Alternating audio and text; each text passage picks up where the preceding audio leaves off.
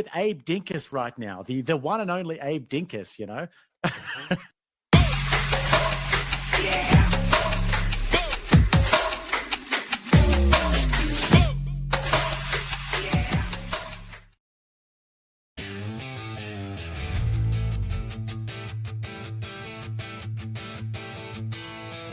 He walks through the dust on a cracked old road. Hat tilted forward, shadows that load. Eyes burn deep like a fire untamed. The nation he loved now barely the same. A voice like thunder, he calls out the lie. Where did the promise go? Why did all die? He holds up the past like a mirror of truth. The ghost of our father screams for our youth. Resurrected Abe with a heart full of rage, turning the tide on this broken age.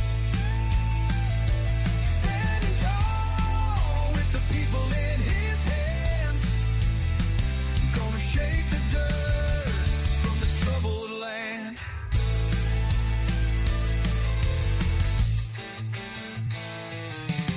He sees the grief. Welcome in, ladies and gentlemen. Welcome in. Dreams shatter wide like a burning coal. Chains of vision All right. tied in fear. Shalom, day 2. Makes it all clear. All right. Well, ladies and gentlemen, I figured let's have some fun tonight. Seems BK got moved to tomorrow night, which it has happened to do off and on recently. Life can get busy, I'm well aware. But what we'll do is I'll go jump onto Confluences for a little bit. I'm going to give this chat a little while. What I will do is we'll do that while the chat builds up, and then we'll hold our own event. And, oh yeah, that reminds me. Thank you again, Nate, for that. Give me 1 second here. I'm going to link some things, and then I'm going to pin the link, but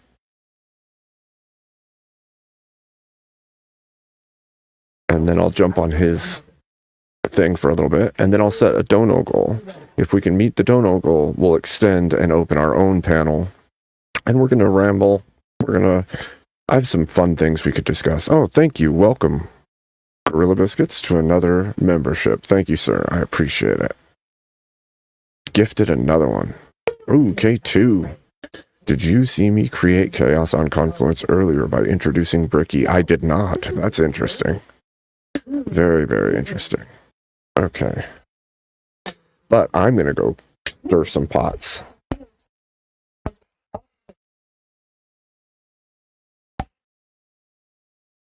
Let's do this. We're going to go. I got to create a space there. There we go. There is my donation links for non-YouTube, which come straight to me, and much less of them are taken by Google. So, anyway, ladies and gentlemen, I'm going to jump over onto Confluences, and we're going to stir the pot some. I'm going to set a goal over here. If we can make this goal, I'll open up the panel after, and we're going to discuss something interesting. I can give you a hint. It has to do with peoples and their personalities, and that'll be the open panel. But we have to first make the dono goal. Now, K2, you already donated 5, and that isn't going to be counted towards this goal, unfortunately. But I'm going to start with a smaller goal, but I'll do this. We're going to give it 1 hour for this first goal. if we can make that, then we'll do the open panel. If not, we're going to come back here and I'm just going to rant for a bit and see if we can make it. Okay.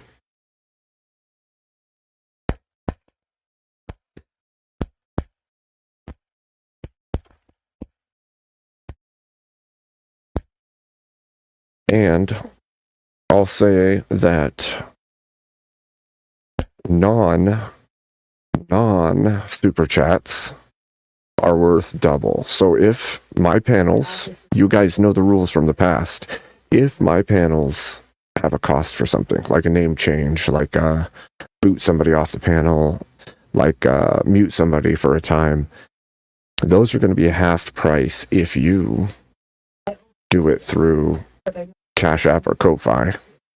If you do them super chat, they'll be the normal price, but that's for right now. Okay.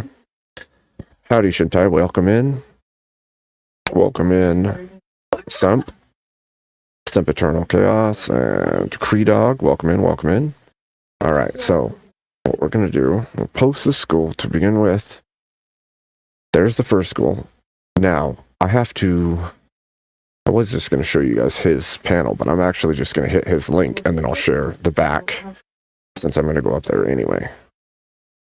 So let me open his StreamYard real quick.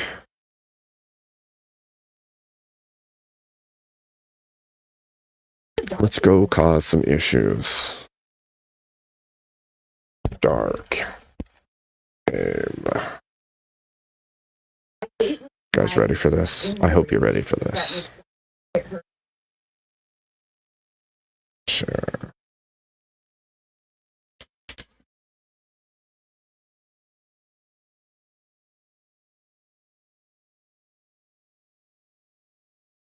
Any of my social media accounts, I don't family, I don't make those connections for them. I just like the only thing that I give is bare minimum. I think is birth date and email address, and down to a T. When I clicked on this thing on Facebook, I navigated to it. It built a profile of me, and it just knows like who I am. It knows my age. It knows because what it does is it's like, oh well, you didn't work at this place, but you're friends with 10 people who did work at this place, so you probably worked at this place, right? And it like the way that the digital profiles are I guess networked together from like people in your life, because even if you're as you know, thank you, what Mixo is saying, even Big if five you're from not Cat. To get it started, you're still participating. Like they build a profile of you, of who you are, and it's extremely accurate, which is the scary part. Doesn't really matter if you're not doing anything like bad. I mean, if you're not doing bad shit, these companies monitoring you and stuff, and the government monitoring you. No, I don't, because I know that's like a common good to thing see you, for like Doom. giving up. Good to see you, Jeremy Ryan. Good to see you, Cat. And privacy rights. Let's have some fun tonight, huh? Get some arguing going. But like, it is one of those things where it's like I understand the logic of like, well, I don't really After have anything this, to hide. we'll open it up on what do my I show. care if who cares if it's the Chinese government or the American government? But for me, it's 100% like the principle of it, because theoretically, I'll do that, like too. this information, if it gets into the hands of like private corporations or who it's sold to, it could be used to like deny you like healthcare coverage, or it could be used to like fuck you over in other ways in your life that you don't even understand. Yeah, so but for me, brief interruption. Abe is not looking at the screen. Abe, if this is actually you, say something in chat so I know it's you. Not in the back chat. Why does everyone talking to? I can't tell. It's you in the back chat. Abe, you use StreamYards too. Back chat means nothing. How am I supposed to know anything? Okay, there we go. Yeah, no, I agree with what you're saying. You know, I was thinking more of a logistics type of thing. There's so many people, and to monitor everybody, kind of to realistically monitor somebody. I mean, there's so many people. You would need. It's crazy. The only way they can like pick you out is if you say keywords, right? But that's what I'm saying. There's no individual that like nobody has their assigned FBI agent. It's like algorithms that are collecting your data and then algorithms that are compiling it and being used to search it. So it's more like, but aren't you lost in billions of people? So aren't you really you definitely have an assigned federal agent, okay? No, because the second you and Marilyn especially, I would say the two of you have there's like multiple people probably follow you guys. The second Good to see you, Abe. How you doing tonight? I'm good. I was going to say on that note, the second that you're flagged, they're going to flag your entirety of your accounts. So the moment that you do have a keyword pop or something that notifies them that you are somebody to look into, they're going to literally track everything about you from that moment on. You are now linked algorithmically into a system that's tracking everything you do. See, if somebody's a terrorist and doing terroristic things, I want them to do that to that terrorist. Where's the guarantee that it's I want my family safe. Well, they're doing it to everybody. Wow. Yeah, So this is what Testy sent. This is true. Google agreed to pay $68 million to settle a lawsuit claiming that its voice-activated assistant spied inappropriately on smartphone users violating their privacy. And this is Reuters. Bingo. Hold on, Damn. wait. Bingo. So when everyone has said that everyone's crazy for thinking this has happened, this has been said for so many years that it's just forever. It's disgusting. everyone has, and everyone's like, no, it's just confirmation bias. You're just looking for it. You think you talked to, and everyone, and that's so annoying. I hate it. I feel like I've been gaslit for like half a to actually fucking decade. sue them to actually get anything done. That's the disgusting Yeah, part. I plugged out my Alex? Alexa. I plugged out my Alexa because it was English, right, for a long time. Then it started being weird, and then it just suddenly turned to an American accent. I was like, I didn't do any of that. Somebody's doing that. I fuck this and plugged it out. Wait, can I? This is it's a little bit of a rabbit hole, but if you'll like humor me for like 2 seconds, have you guys heard of FISA 702? It's Yes. So there was the Patriot Act, which is ironically has been renamed the USA Freedom Act, which is fucking, Oh, well, then I want Hey, to. as a neocon, I love that. So FISA 702 is a specific provision which basically says that any communications that Americans have out of America, so if you're talking to your aunt in Chile or whatever, any of those things can basically be listened on or monitored without a warrant. And which is understandable for kind of what Futoy is saying. I think for certain places, it's like, okay, well, you want to stop terrorists and all these things. Where it gets tricky is that American citizens are then being monitored theoretically without warrants. So I think it's something like 600,000 instances a year are documented, and now they have to report it to Congress and stuff. There's a little bit more transparency, but the interesting part of it is that it's completely warrantless. So that is part of it. There's a little controversial. It's like your Fourth Amendment right is being violated basically every day. If your emails, anything else, and China does the same thing. Any web traffic that goes through an American server is considered to be U.S. property. So it doesn't matter where it's coming from. If it's traveling through any sort of Amazon server or anything that's based in the U.S., it is now subject to like U.S. laws, which kind of makes sense. It's the same shit. But you can. China, You so- can. Yeah. No, I agree Thank you, with you, Nate. Johnson. But Big there's one 5 thing, gifted right? memberships. That Thank you're talking online, and it's, Why are their there's a mics good so chance that what loud? you say online is going to stay online for a long time, if not forever.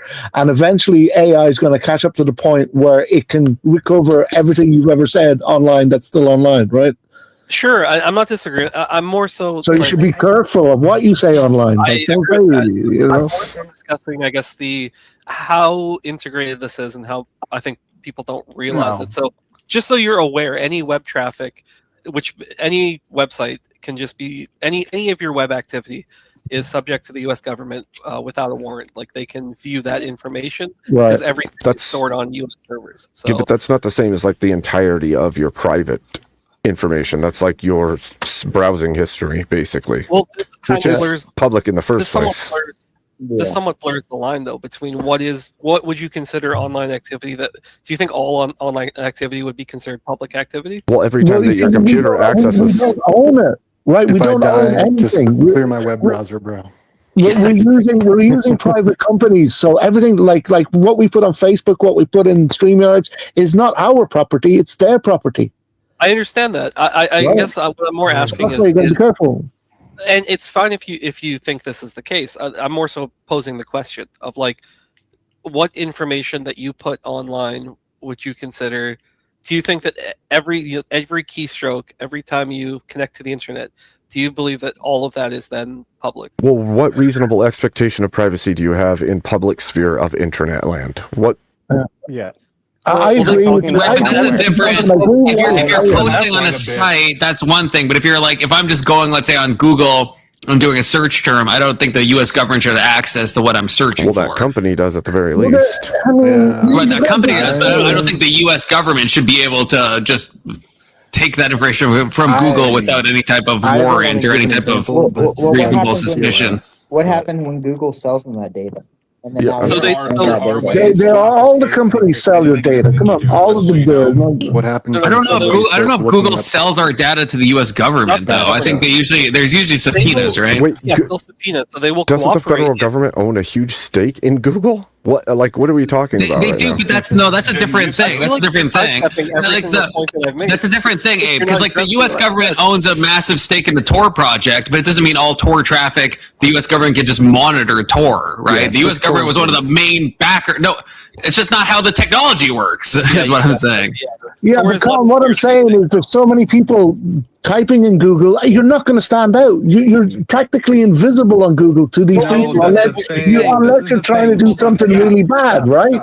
And then keywords. Ace already answered that though. I'm just All okay. you have to do is Can I get a flag direct answer? I want a direct answer. I want. A Alex, direct you're answer. so quiet. I want a direct answer. Fuck you guys. Do you believe that as soon as you connect to the internet, there is therefore public, quote unquote, and that there's no expectation of privacy? In what way? No, like you said, I traffic. don't want it that I way. would say but it's no. Probably, but people are going to get that information. Is what I'm saying. I agree with your point. I agree it should be like that, but I don't think it It's really the Blue is. Jays. Does, does your computer have an IP They're gonna address? get that information. If Does they your really computer want have an to, IP but then address? again, there's Yeah, so many people using the Computer, internet. Abe, computers have MAC addresses, okay? Okay, They is don't it- have IP. Sure. Are you okay? When you navigate through the internet, does your computer, your unique identifier, show up as visiting those sites? Yes. Your Do you think IP, that should right? be private? Your IP? I believe to a large extent, yes. Why? Most IPs dynamic. See, this is where Alex needs to join in. He's an IT guy, but Most Hey, IPs are for the same reason that who you send mail to should be private, and the contents of your mail should be private. And prior to the internet, who you called was private, and the contents of your conversation were private without a warrant. Prior to right? prior to 2001. Understood that Yeah, those no. that was an That's a lot. infringement of your right to search and seizure if the government just took that without a That's a warrant. lot like saying there shouldn't be public apparently, cameras guys- anywhere Guys, because they can see where you've been and where you're That's going. fucking different. There's a Yeah, I agree. there's a presumed right to prevention of unreasonable search and seizure. It's in the Constitution. I thought you liked the Constitution, Dave. Yeah. Are you a Yeah. monarchist like me now? I think that we should. I think that we should suspend I- habeas corpus. I think I you're a do- monarchist like me now. Good. Oh, this is Dark Abe. Oh, fuck. Guys, just a little tip. There's an email provider called Proton Mail, right? And your shit secure there. Trust me, it's secure there. that's Proton true. Mail. Proton Mail has never been Yeah, so busted yet. I'm a fan of end-to-end encryption and all of those types of things. Like there are certain things that even your what do you call it, your telecom, like your provider can't, because telecoms work with the government, right? And sort of what somebody else had said, Facebook, all these companies, if they're provided with a subpoena, if they're provided with a warrant, say, hey, this is a bad, like they will give up that information in a heartbeat. They don't give a fuck. And I think that's generally a good thing, because if the government is asking for specific information on an individual, there's probably a case that's pending against them, and I'm okay with like them accessing that information type of thing. But I'm saying that the expectation that it is just therefore open and that you should just have no expectation at all, like to me that is wild, and it should be more difficult. I don't believe in that, like as soon as you connect to the internet because of an IP address or something, that therefore like that information is just like privy to the government. Yeah, no, I agree with your point. I just think that you know what I mean. Websites are always hacked, and data is always being leaked here, there, and everywhere. And I think there's a company that goes around that. If I may, go ahead, Alex. there's VPNs out there that do not keep your data beyond your connection point. Essentially, once you disconnect, all logs of you connecting are gone. They do have what's it called? What about your internet service provider? Canary pages. Yeah, some internet service Well, I can block that providers out do too. provide Via VPN, your ISP can't do shit. Yeah, but VPN lied to me, your Alex. ISP can't see shit past the VPN. VPN lied to me, Alex. They told me that if I buy the VPN, I'd be able to watch like American Netflix and other countries' Netflix I could do and that. shows that Irish Netflix doesn't have. And You it actually didn't do it. can, Well, then you got a bad VPN, Futoy. But Just hold hold on. I just want to throw this out there. Confluence, your haircut looks very nice. Okay. Thank you. The first person to say that. Wait, Doomerang said that as well. Okay, at least mean- people are willing to lie to me. What do you think I Okay. meant by wood chipper? I mean, in a gay way, but it still looks nice. Dark Abe, don't let Ricky, Thank you. don't let Ricky hear your talking to Confluence like that.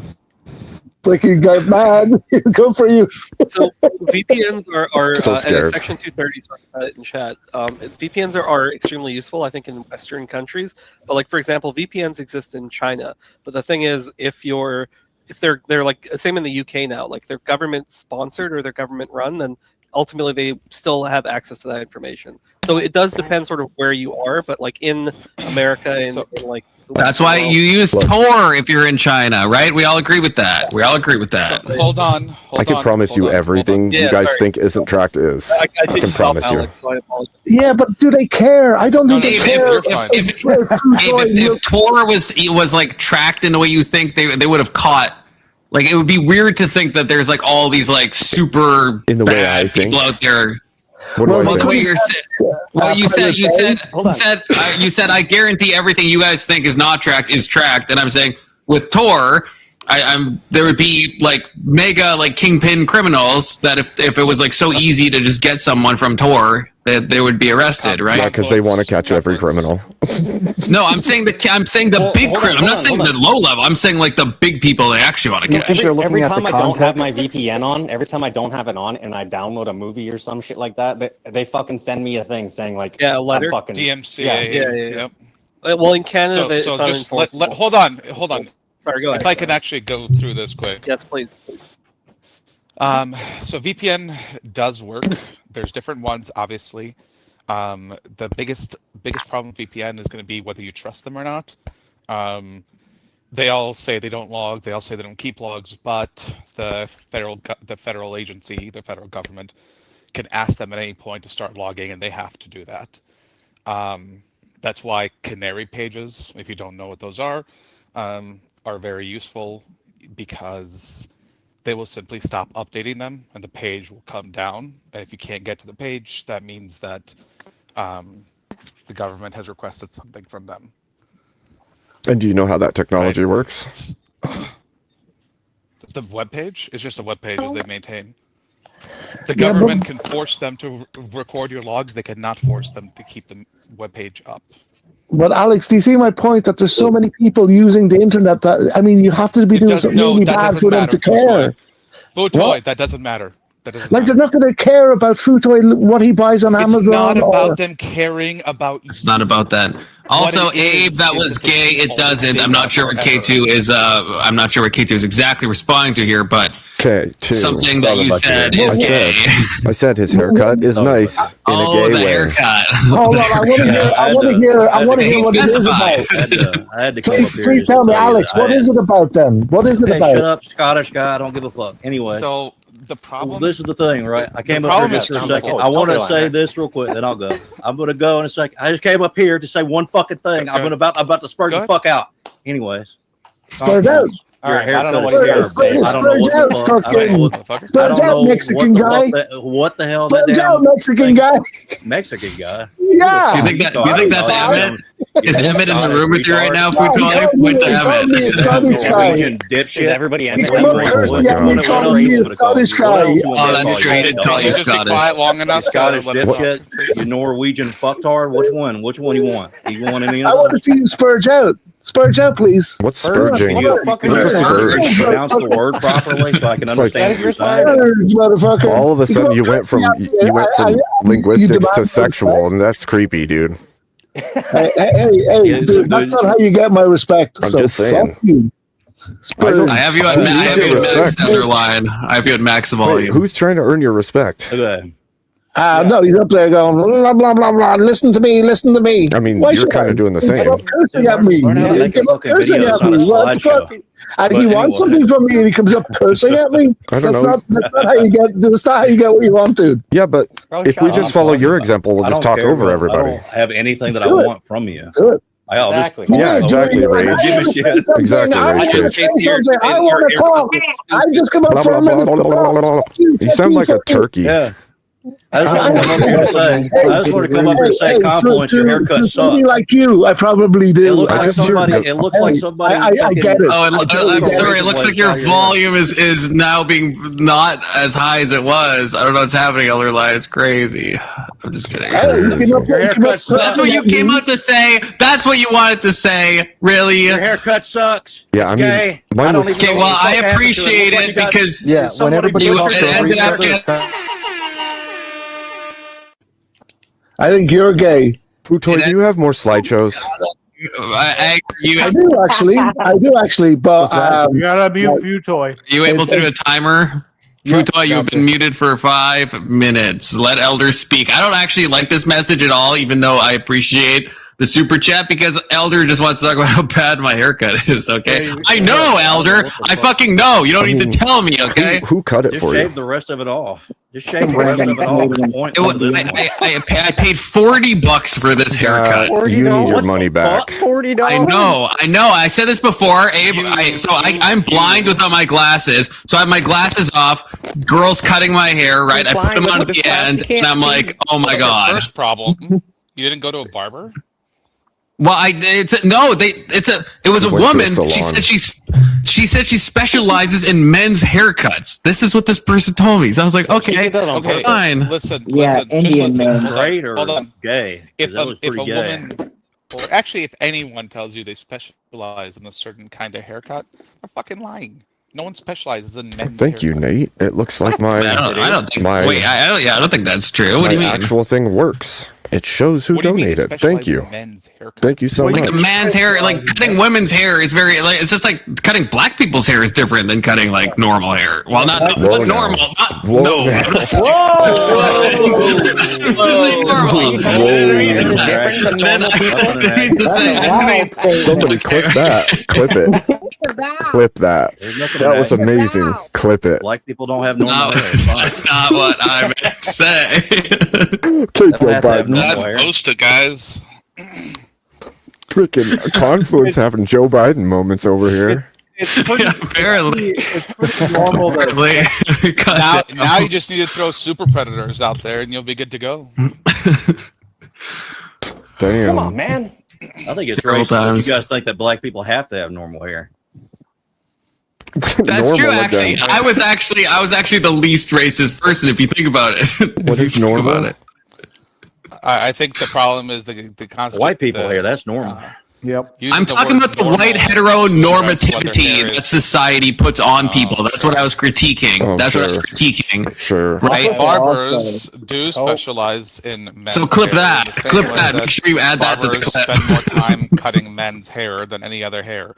To say they specialize, it's not like they fucking study how to do men haircut styles. How do you know? They do, Alex. I've talked to cosmetologists. Okay, I've talked to many cosmetologists. They actually do study. They actually do like specialize in like different types of hair. This stuff. Yeah. Cosmetologists? Yeah. Yeah. Yeah. Are you unfamiliar? Oh, you're an immigrant. That's No, the I'm problem. You're not familiar. Cosmetology. I just never Cosmeto- heard of an actual That's a field of barber study. or They go to a- school. That's person who. That's what. Yeah, they go to cosmetology school. It's a real thing. True.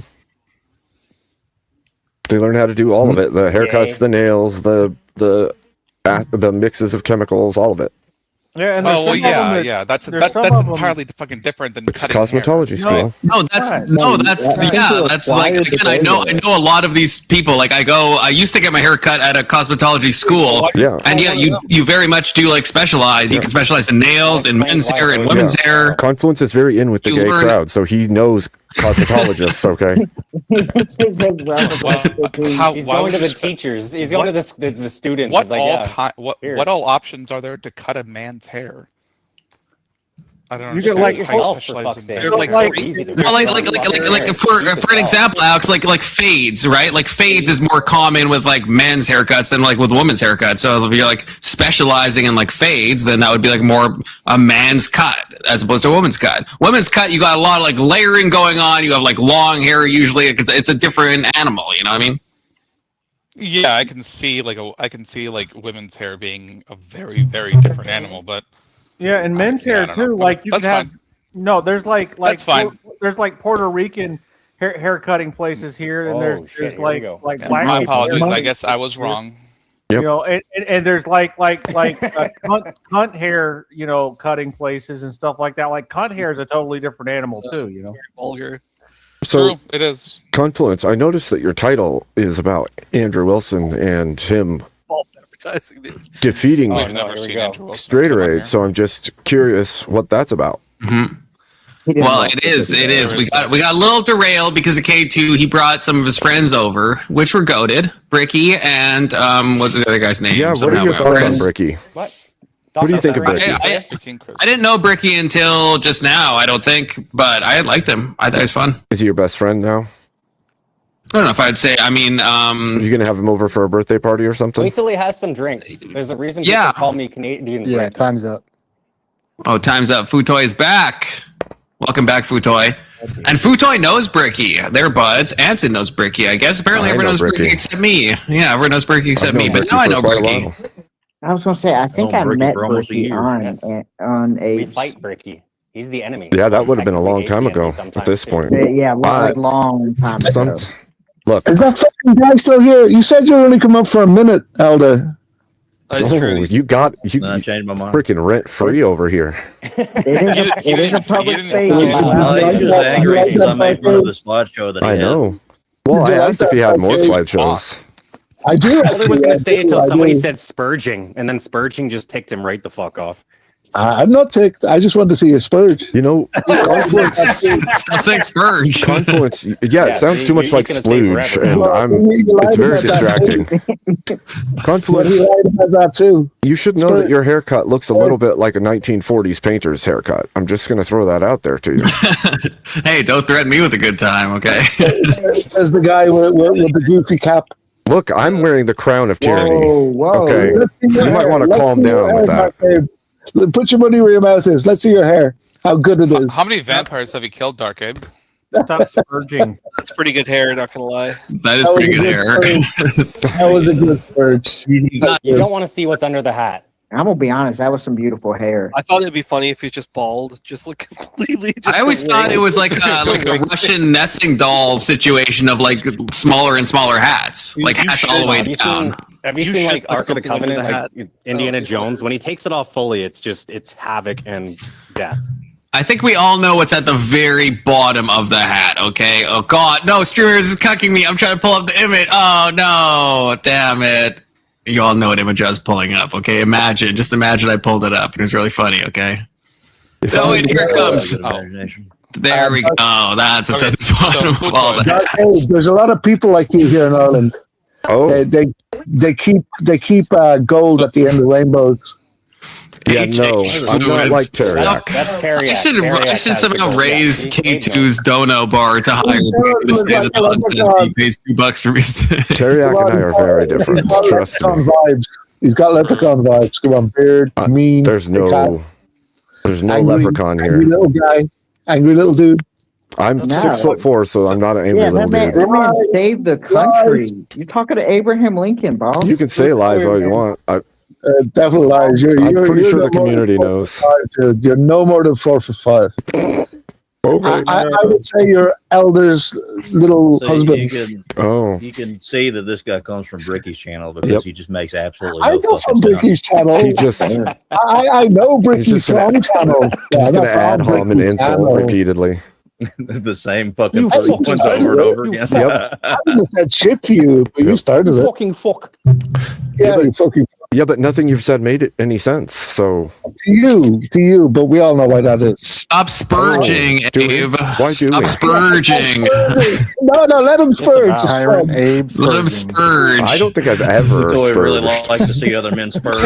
You did. You started simping. You started simping for Elder for some reason. What are you? You started simping. You're out of your mind. W Oxycat. Oh, I Out of your can't. My mind. spirit's so cocked. Oh, there we go. That is a good one. Futoy, It's not Emmett, it's Femmet. I'm Femmet. wondering how. Okay, Confluence Junior can definitely live in my hair. Okay, I paid good money. I paid a fucking like $100 for that freaking verb. Okay, so yeah, he can live in my hair. Absolutely. Evidently, Food Toy doesn't know who I am. Hey, look at my picture there that Rage No, he has doesn't know who you made are. bigger. Uh-huh. I am this panel's eye candy, dude. You're I I what? don't know can't- who you are either. So. You're this panel's looks like anus? some Is that what you other said? Eye candy. Yeah. Yeesh. Rectum like what of you the said. panel. That's all I heard. It's supposed What? to be like in Tampa Don't right say, now. don't say I don't turn you gay. Come on, look at me. You just said that you're the I think panel's are you talking anus. to me? I Like can't I'm. even understand what you're Why saying. Muslims are taking over the UK. I'm like, so they got a whole confused. bunch What of is fucking happening? Gays over there. Oh Jesus God, it Christ. got me. Did you It just got say me. you're the Toys shithole over of the there. panel? I did. Damn. Yeah, hey. I mean, that's a harsh By the way, thing to Abe, admit. you but- kind of have goatsy in your background right now. Okay, I mean, look at that. Yeah. That is a good background, I must say. I do Yes. like the background. The darkness cometh. Oh shit. The Event Horizon. Oh, he's an evil little leprechaun. The Dark The Knight Abyss. Rises. This is Give me your gold, Dark Abe. Leviathan Gotta go. come through. Elder. uh, Elder, you promised me a spurge. God, Already did damn spurge. people. Every time. You really like to see. You really like There's to see no people spurging. spurge, huh? Of all Here. things, he You need to- remembered you need that. to So keep much that talk to about yourself. spurging, I really Food don't- I Boy. really So much don't- spurging talk. He keeps Let me trying. talk or I'm gonna spurge. He keeps trying to urge men to spurge. I don't know what's going on here. Hey, The urge to spurge. he offered the I love spurge. this fun. He offered the spurge. I'm just seeing if it's for real. That's Yeah. all. Oh, I already Boy, did how many spurge. I people have spurged all over the spurged place. it? It's been a You good bit of said, people. if you don't let me Damn. talk, I'm gonna spurge.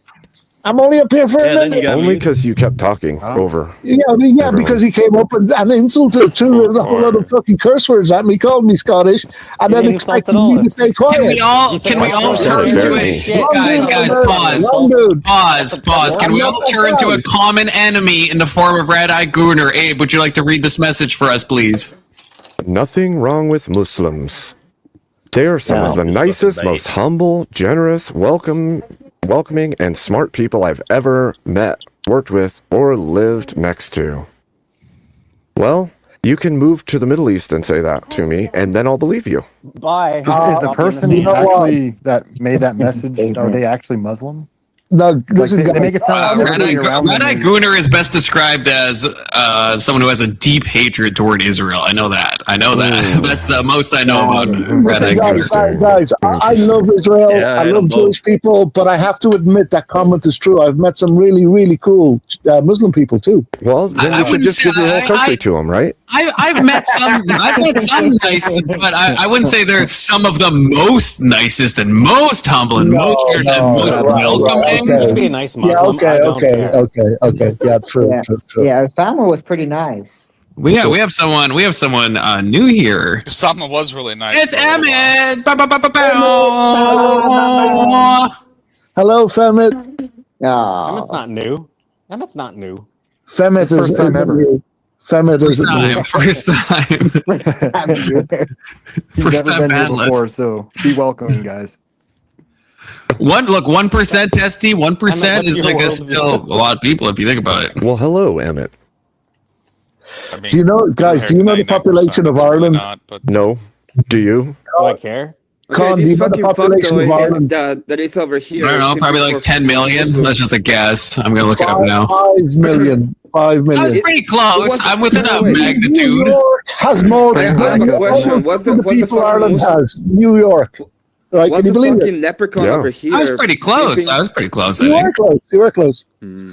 What was the fucking leprechaun over here simping for Muslims? Is that what I heard? Ask No, your not- priest. Yeah, he Wait, I Oh, wasn't he Food Toy. wanted Somebody in to this go chat. rooftop. Ask Yeah, your priest. ask your fucking rooftops because you're gonna be thrown out of Ask one. your fucking Red Eye priest. Gooner was the one who was the most ambitious. You're You, gay. you wish I was gay. Dark You're Emmett gay. has arrived. Hey, Wow. I see how you look at me. This is Dark Emmett right here, okay? And look at his That looks calling like- me Okay, gay. but that's Look at him. Ansem being retarded. That looks like somebody's gonna You die. wish I was gay. I don't want to. That's the last face I'd see before I die, So man. fuck toy. So fuck toy. Yes, retarded. Fermat. Were you the one saying that the Muslims Ask are your cool? priest. Ask It your was you. priest. It was you. Yeah, it was you. What was it, you fucking fucktoy? Fucking priest. Hey, Damn you it. priest. At least I have a priest. What do you have? Your fucking feelings? Those I my am feelings. drunk. This is crazy. This has gotten a I little am bit drunk. fiery. I am drunk, Simon. I There don't you need go, a priest. fucktoy. I There don't it is, need a priest. fucktoy. I think it's Everyone, funny. get up, Egg. Do you have a timer for us? This is crazy because Fukushima. This is Keelan. Keelan's an actual I just started communist. Yeah, he Yeah, wants he to. likes He me wants at to. some That's point, it. I guess. Everyone- everyone mute up, Don't everyone- spread me and want to have actual There's no conversations. I can be Emmett really good at Arnold. There's only conversating with Emmett. people. Put us in the back. You fucking retarded people. This piece of shit, this little piece of shit over here, likes the Muslims. Imagine that. Imagine you have to be so cocked and so gay that you have to like the fucking Muslims. No, Muslims, please don't throw me over a rooftop. I know I'm gay, but please don't throw me off. I like you. I really like you. Oh God, it's the worst. These guys are the worst. This is why when I was debating Manar, by the way, my plug, go ahead and watch that debate so you know how stupid the Muslims are. Okay? This guy over here wants to have more Muslims in their country.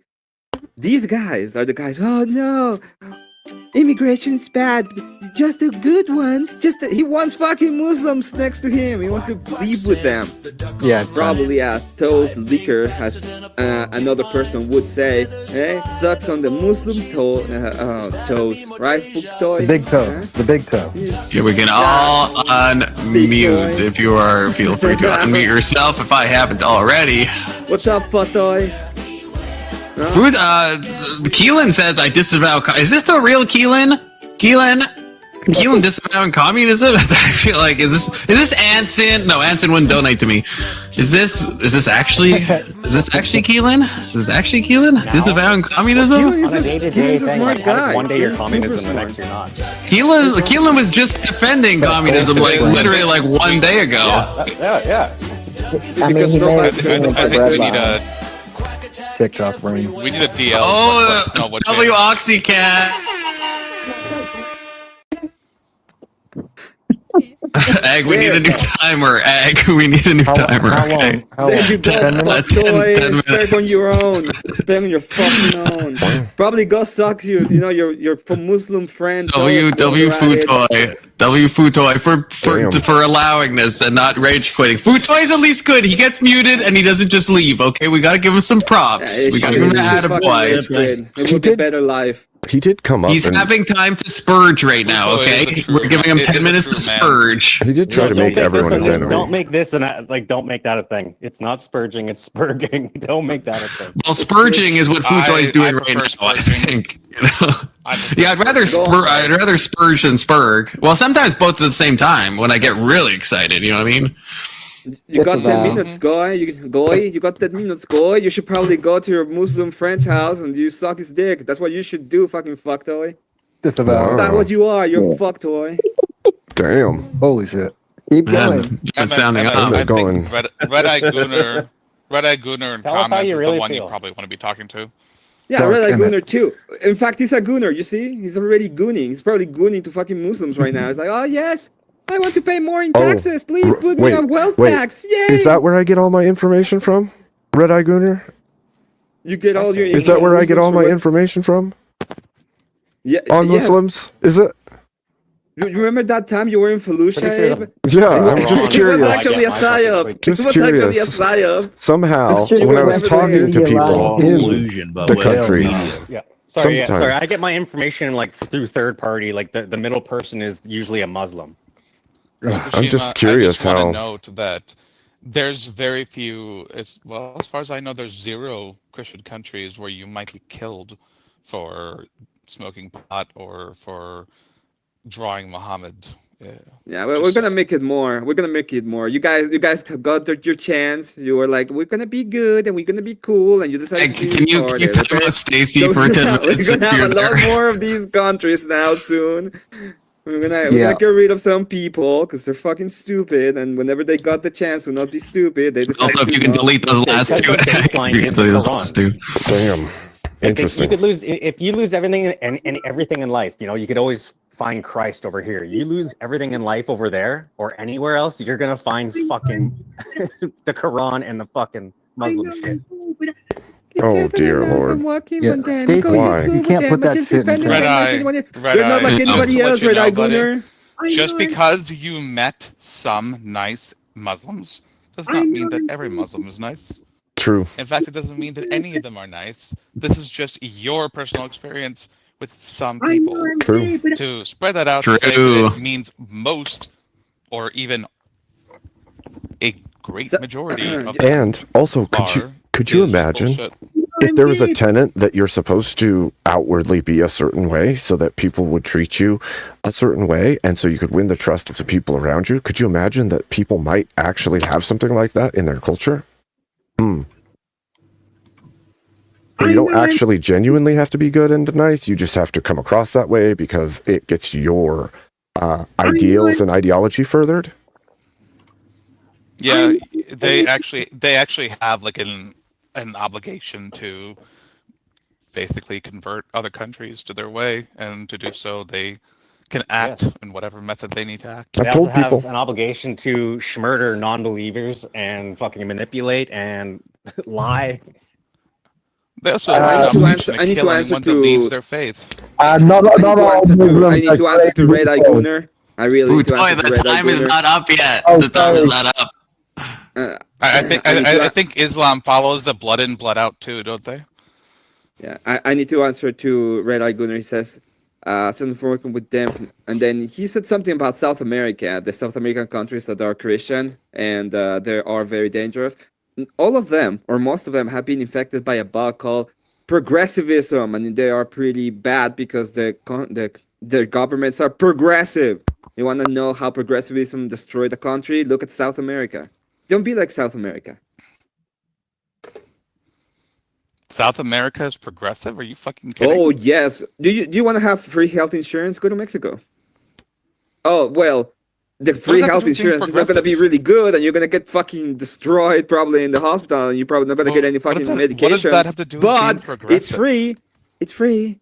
Okay, we have our first female president. By the way, that's a we do. By the way, oy vey goy, but let me tell you, okay, we have it. You know that this is if you have a kid and the kid decides to say that person is a troon as a kid. Who's talking to Dusty soon? Vic, good to see you. If I saw you in the chat. And complains that your I think I saw you in the chat. Father or the mother are not allowing them to be. Welcome in, troons, everybody. Make sure to hit the like and subscribe. Probably going to do a panel right after this panel. This is Confluences, of course, but is that progressive, Alexander? Well, this is what Emmett. This is what I'm thinking. Like, when is that progressive Confluence? Well, no. I just want to ask a question. I need to ask you if that's progressive or not. First of all, can you? I don't know. I missed what you said. Okay, so if you have a kid in Mexico and the kid decides to be a troon and complains to the teacher that the parents are not affirming their new gender troon identity, they will go ahead and get fined, and they can even go to they can lose custody of the child and even go to jail. Is that progressive?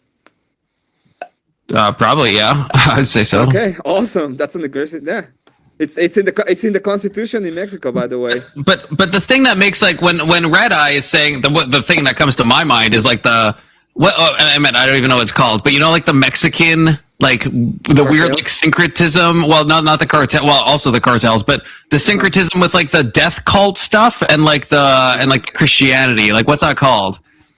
Heresy. Yeah, but it's got like a name, right? It's got like a name. Talking about heresy.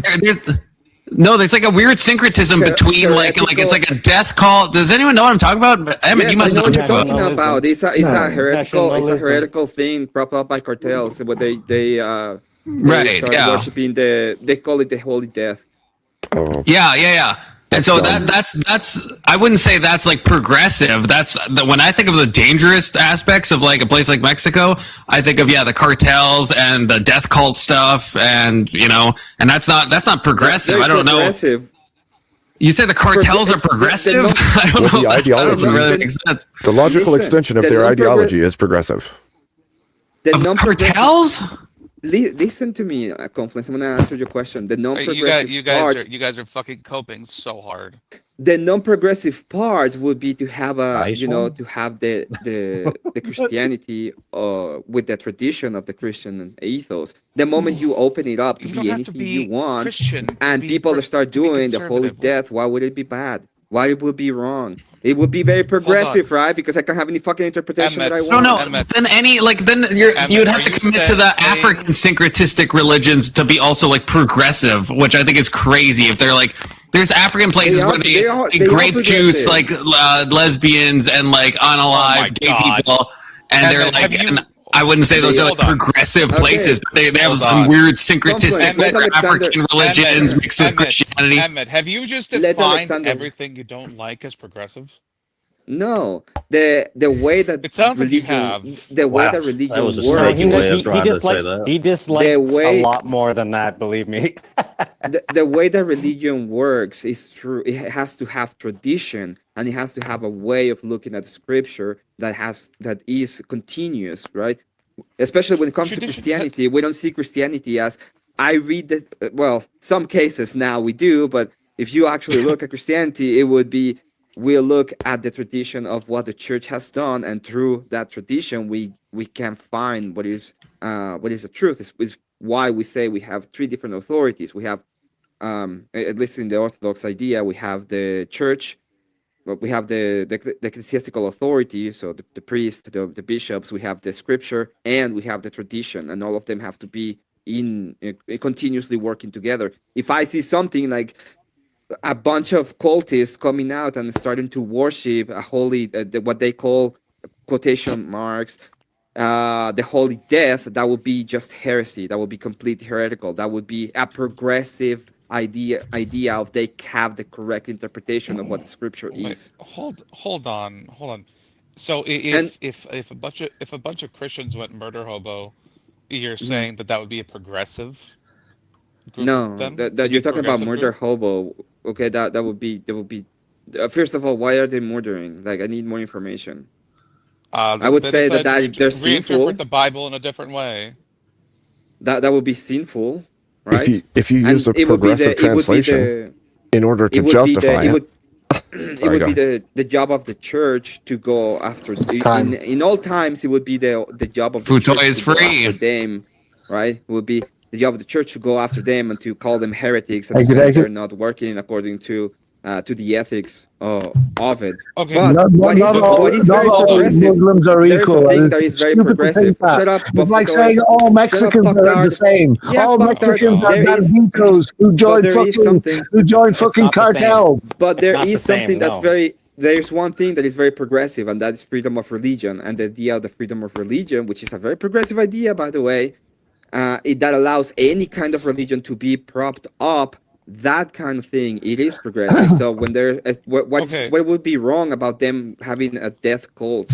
Hold on. Also, why are you acting like he's saying the whole of the existence of the thing is progressive and not the ideology behind this thing? Don't you have the Day of the Dead? I think I saw that on Breaking Bad. You have the Day of the Dead where everybody dress up as skeletons and the Day of the Dead. Yeah, that's a Mexican thing. That's what I was talking about. The weird, No. The Day of the Dead is that's different. That's different. That is a very different. It's a Catholic tradition in which they're giving praise to the dead. What we're talking about is the what they call the holy death, and it's supposed to be like a saint, which this is thing, the Santa Muerta. Yeah. This shit's scary, man. This shit's scary. This is some scary shit. Disavow that. Just for me to understand then, what is the progressive part to the ideology? Just that religion is necessary, or religion can change? Because tradition existed before religion did, right? No, what are you talking about? Yes, but what kind of tradition? What are you talking like? The holy death didn't exist before Christianity, right? It depends on what you mean by that. Well, no. What I'm saying is, at some point, religion was a progressive idea. and now it's not. In right?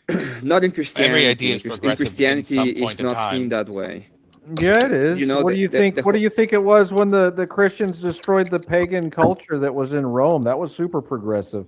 They were That was not basically just like progressive. they were That was basically not just radicals. progressive. They were radical terrorists defacing Yeah, because you statues don't and understand the destroying religion. the You don't understand the culture. justification for the They were religion. So basically that like you the say retarded Antifa. stuff like that. Christians were basically Hey, the Antifa. they're all- of their they're all age, the same to you. destroying, It's like, oh. destroying the scaffolding that had How created did they the destroy civilization it? that What? was- How did what they was destroy Rome. it? This is insane. How We did they fucking destroy built, it, Anson? we fucking built civilizations, How did Anson. they- yeah, we Christianity built is them. inherently degenerate and it destroys good things. that How exist. did we destroy it, Anson? That's an I'm sorry, interesting word choice. You just said inherently Yeah, degenerative. Saying it to make people mad. It's not Wow. even a real Anson. opinion. Can you explain Anson, to me how how did we it's destroy it? inherently degenerative? Yeah, it was designed And- to and destroy. so- It was designed to destroy Judaism. That's why Jesus got the Pharisees so mad. Because Okay, he was, I'm he gonna was ask a you degenerate one Wait. heretic. Hold See, on. Jesus was a Wait. heretic Jew who was basically Hold trying on. to destroy the Jewish Hold on, culture. Emmett. Let me ask Anson, you this Anson, question. Wait. No, hold on. If Who destroyed Judea? I was Who just going to destroyed say, Judea? if Christianity swept Rome and Rome had the power to crush out all of those Judaic beliefs, and they didn't, then how can you justify the claim you're making? So it's like the trans thing, right? It's a social contagion. You know, it basically spread through, and they didn't have any way to stop it because they basically didn't nip it in the bud. Anson, you who said destroyed it's- Judea? The Romans assimilated Christianity. Any idea is like a social Anson. contagion if you're framing it that way. Anson, who destroyed Judea? Well, I don't. Which time? Who destroyed Judea? Which time? No, that's a fair clarifying question. Which time is a good During is a fair question. after Christ. Who destroyed Judea? Wasn't it the Romans? It was the fucking Romans after the Maccabean revolt. Am I right? Emmett? So it wasn't even the Christians, right? Yeah, I know. The Christians destroyed the Romans. The Christians didn't destroy the Yeah, they Romans. did. They replaced the pagan culture that existed, co-opted some of They the didn't- philosophy. they didn't destroy it. and How did they do it? countless How? people to give Oh. up their possessions because they thought How the many- second coming was going to be How like many- any how day many now. they So And it changing your basically religion destroyed destroys the you? will for people to move on with the culture that they had grown up with. It was Well- inherently degenerate. And So changing your religion destroys you immediately, evidently. It used to be the Roman Empire, and the Roman Empire became the Holy Roman Empire, which was condensed down into the Vatican, right? Which is The a Holy Roman separate, Empire is like Oh, no. country to Italy. No, don't do that, Futoy. What are you doing? Well, that's what happened. It's The Holy no, it's so Roman stupid to Empire, even the argue Vatican. against. This is so ridiculous. Where'd you get that history? Oh man. Google it. Grok it. That's where I get all my history. Google it. Grok it. Google it. Yeah, not the same. You get all your history from AI. That's amazing. Priest, he told me. Man, I love these people. Okay, amazing knowledge It's of history fantastic. from all of these That's guys. what happened, guys. That's okay. Right. That's okay, Yeah, I Emmett. know, I know. He The also Roman Empire became the Holy Imagine a Roman fucking Empire, which Mexican knowing more became the history Vatican. about Europe than you. Futoy also Imagine thinks a that fucking Mexican knowing more history about Europe than you. Futoy also thinks that Abe Lincoln. Futoy also thinks that Abe Lincoln was a freaking like Teriak, leprechaun. No, you're a leprechaun. You're not Abe Lincoln, dude. You do realize you're not Abe Lincoln, right? You do realize you're some guy. I mean, obviously, he's Dark Abe. He's Dark Abe, okay? He's not. He's a leprechaun. Maybe you should. pretending to be Dark Abe, Maybe, or Futoy. fantasizing to be Abe Lincoln. Hey, Futoy, maybe you should ask the This is panel what Abe they Lincoln. think. Panel, what do you think? That's fucking Abraham Lincoln. That man saved the Union single-handedly. Lies. True. Can you prove it, Lies. though? Can Lies. you prove it though? True. Hold on. That is Abraham Lincoln. He did save the Union from the vampires. He killed a lot of fucking vampires in his time. Okay. Yeah, and he's the leader of the Holy Yeah. Roman Empire. All He right, has an axe. all right. Abe has his True. vampire killing True. axe. It's smaller than you thought it would be. But All right, I didn't realize you were the actual Abraham Lincoln and not a leprechaun. That's an apologize. American hero. Yeah, I just love the fact that it went from the Roman Empire to the Holy Roman Empire. That's That's what happened. That's that's what news happened. for me. That's That's what news to happened, me. dude. That's what, Woke up on a what happened. Tuesday, Holy There was Roman nothing Empire. in between. It just happened So- one day. so The what Pope happened? So woke tell me up what and was happened like, then. "We're holy It now." actually happened. So where, It actually tell me what happened over the then. course of like 2 hours, and it, Yeah. it took like 2 hours for it to happen. It was Peter. Peter woke up one day in Rome and was like holy, and that was it. No, go on. The Holy Tell me Roman what Empire happened. now. Tell me what happened to the Roman Empire, Abbott. Come on, just spread On your this knowledge. rock, I Don't will keep your build my knowledge to Holy yourself. Roman Empire. Jesus Don't Christ, keep your possibly. knowledge to yourself, Emmett. Explain to us now. You have the floor. Explain to us what happened to the Roman Empire. You have the floor. Jesus Christ, It's a trans possibly. nation. You have On the this floor, rock, Emmett. I will build my Holy Roman Empire, and Peter will be its Pope. Why are you deflecting? Come on. Tell us what happened to the Roman Empire. See, you know everything, right? Go ahead, Emmett. You have the floor. Which part of the Roman I'm Empire? willing to learn, Emmett. Go ahead. Which Hold part on. of the Roman Empire? Which Go part? ahead. Where do you want to go? Tell me. I want you to Do you want tell to talk us about the what Republic? happened, You in want your to talk opinion, about to the Roman the Empire. lower Roman Empire? You want to talk about the higher Roman Empire? You want to talk about the Byzantine Empire? Do you want to talk about the Holy Roman Empire? Stop Which one do you want to talk about? Stop deflecting and tell us what happened to the Roman Stop Empire. It just disappeared one day. It was there on a Monday. Wednesday, it was gone. Yes. No, Yeah, a bunch of I barbarians learned came today in. that A bunch of fucking heathen fucks Fucktoy. came and destroyed the place. Okay, Footboy. Okay, listen. I Yes, learned Thomas. today that Jesus Christ actually was in Rome, and he went to Peter and said, "Rock, I will build my Holy Roman Empire." And on 2 hours, he was built. Right. And it changed from the Roman Empire to the Holy Roman I Empire. rest my case. He Everyone hasn't just got a said clue. I raised my Yet case. he's telling me I that I'm raised my wrong, case. but he doesn't know. I rest my case. Mic drop. I learned Mic drop. today. I learned It's- today from a fucking This is leprechaun. so wild Mic that you drop. I don't think automatically you understand like assume. sarcasm or anything. I don't think like it's actually It's funny because he keeps attributing. What's going on? Yeah, he this keeps hurts my attributing soul. character traits to each of us that like because he doesn't know us, he thinks he knows what we know, so he assumes that he knows what we know. I And then just makes couldn't keep Will Smith's wife's name out of my damn mouth. I just fell off the fucking cliff in the nether and I just lost all my shit. Oh, Rep skill issue. that is a skill issue. What I'm game? trying to What build Should've a been bridge holding across shift. fucking open span. Should've been They have these crossing. fucking What floating game? islands down there. It's stupid as Minecraft. shit. And you gotta get somewhere else. Yeah. Oh, Some first world My wife issues. got me into So- this fucking shit. So did after the Waste- Holy Roman Empire, waste of did it just randomly change into the Ottoman Empire? What? Who are you asking? That was a question for Free Toy. No.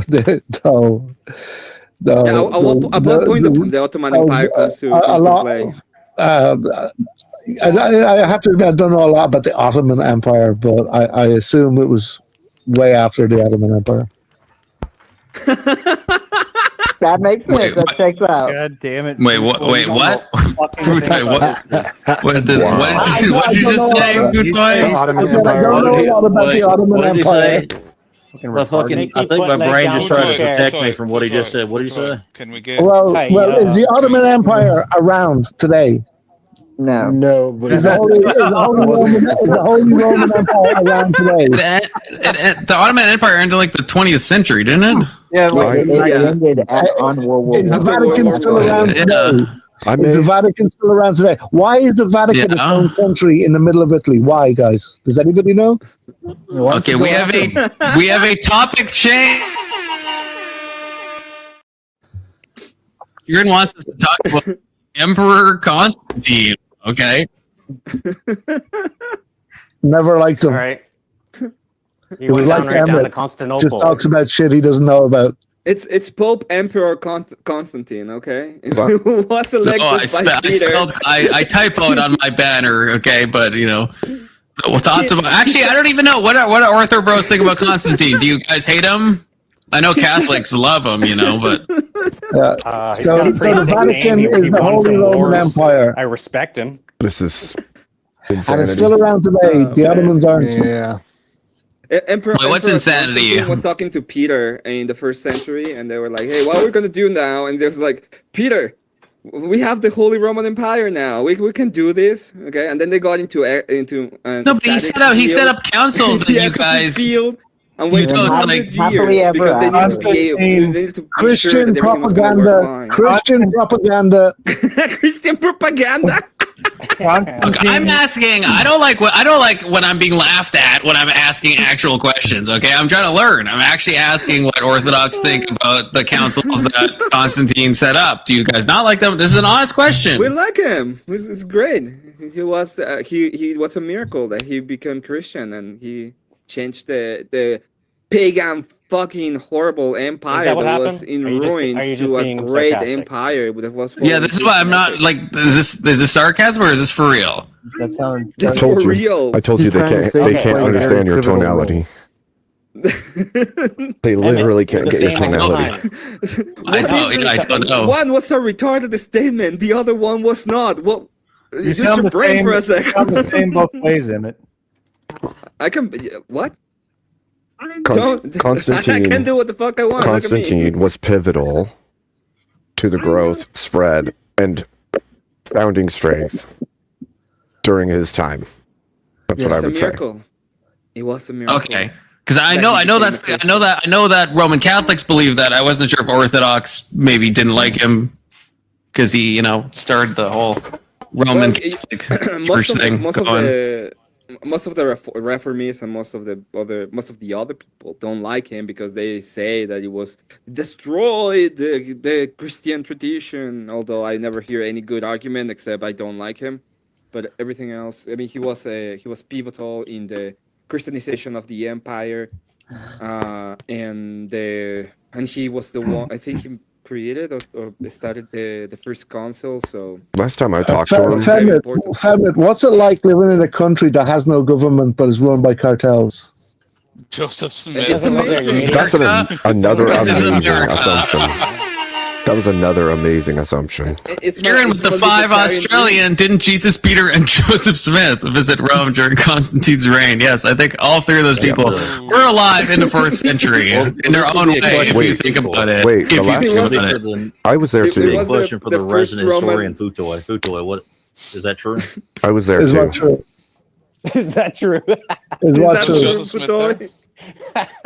Is what true? The super chat. Ask Femit's priest. He'll tell you.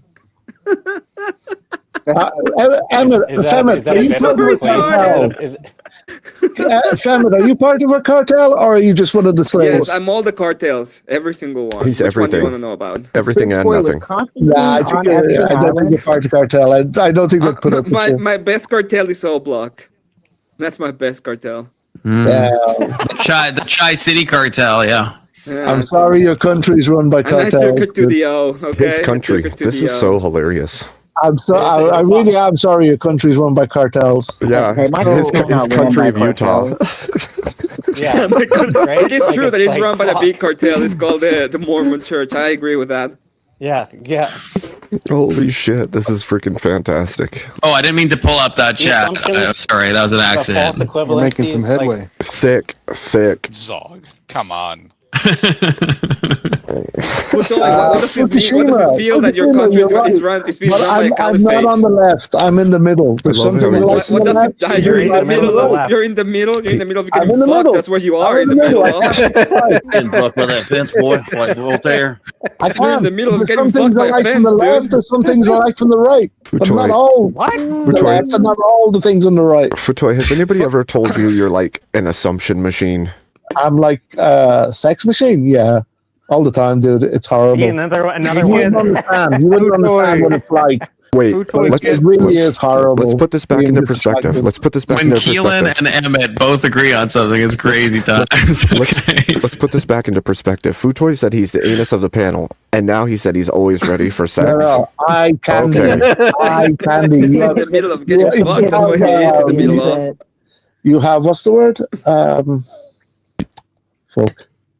I'm so tired, guys. You're a male feminist, Futoy. You're into It's almost pegging. 5 o'clock. Again, Confluence. This is your fault. Are you being don't blame me. What are you talking about? I'm up to Take- 5 take it in on the yourself. morning like Are you going being to the What the You fuck? should stay up even longer, Futoy. You should stay up even longer if you Oh, think about it. man. I got shit Fuck to boy. do during the day.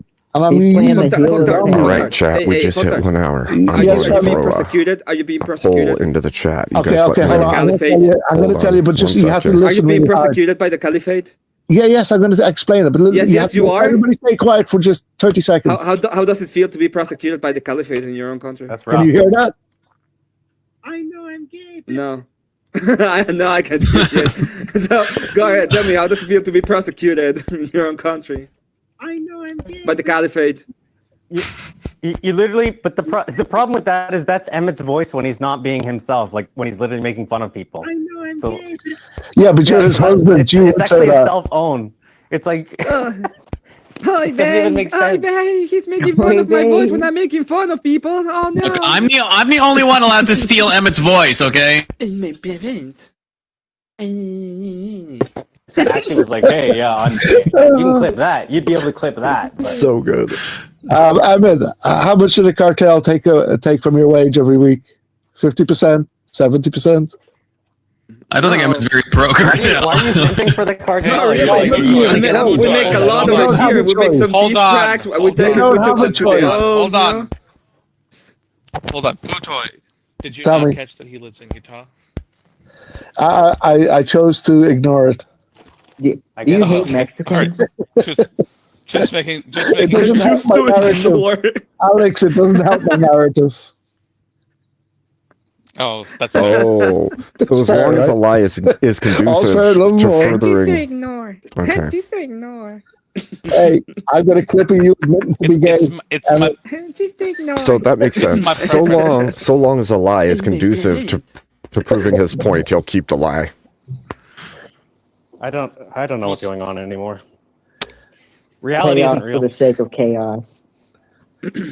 Yeah, I tell you, we live in a simulation. Welcome to the black hole. Yeah, you're. How does it feel that you have to pay a Stupid 2.5% shit like 12 tax every year to the caliphate? Damn.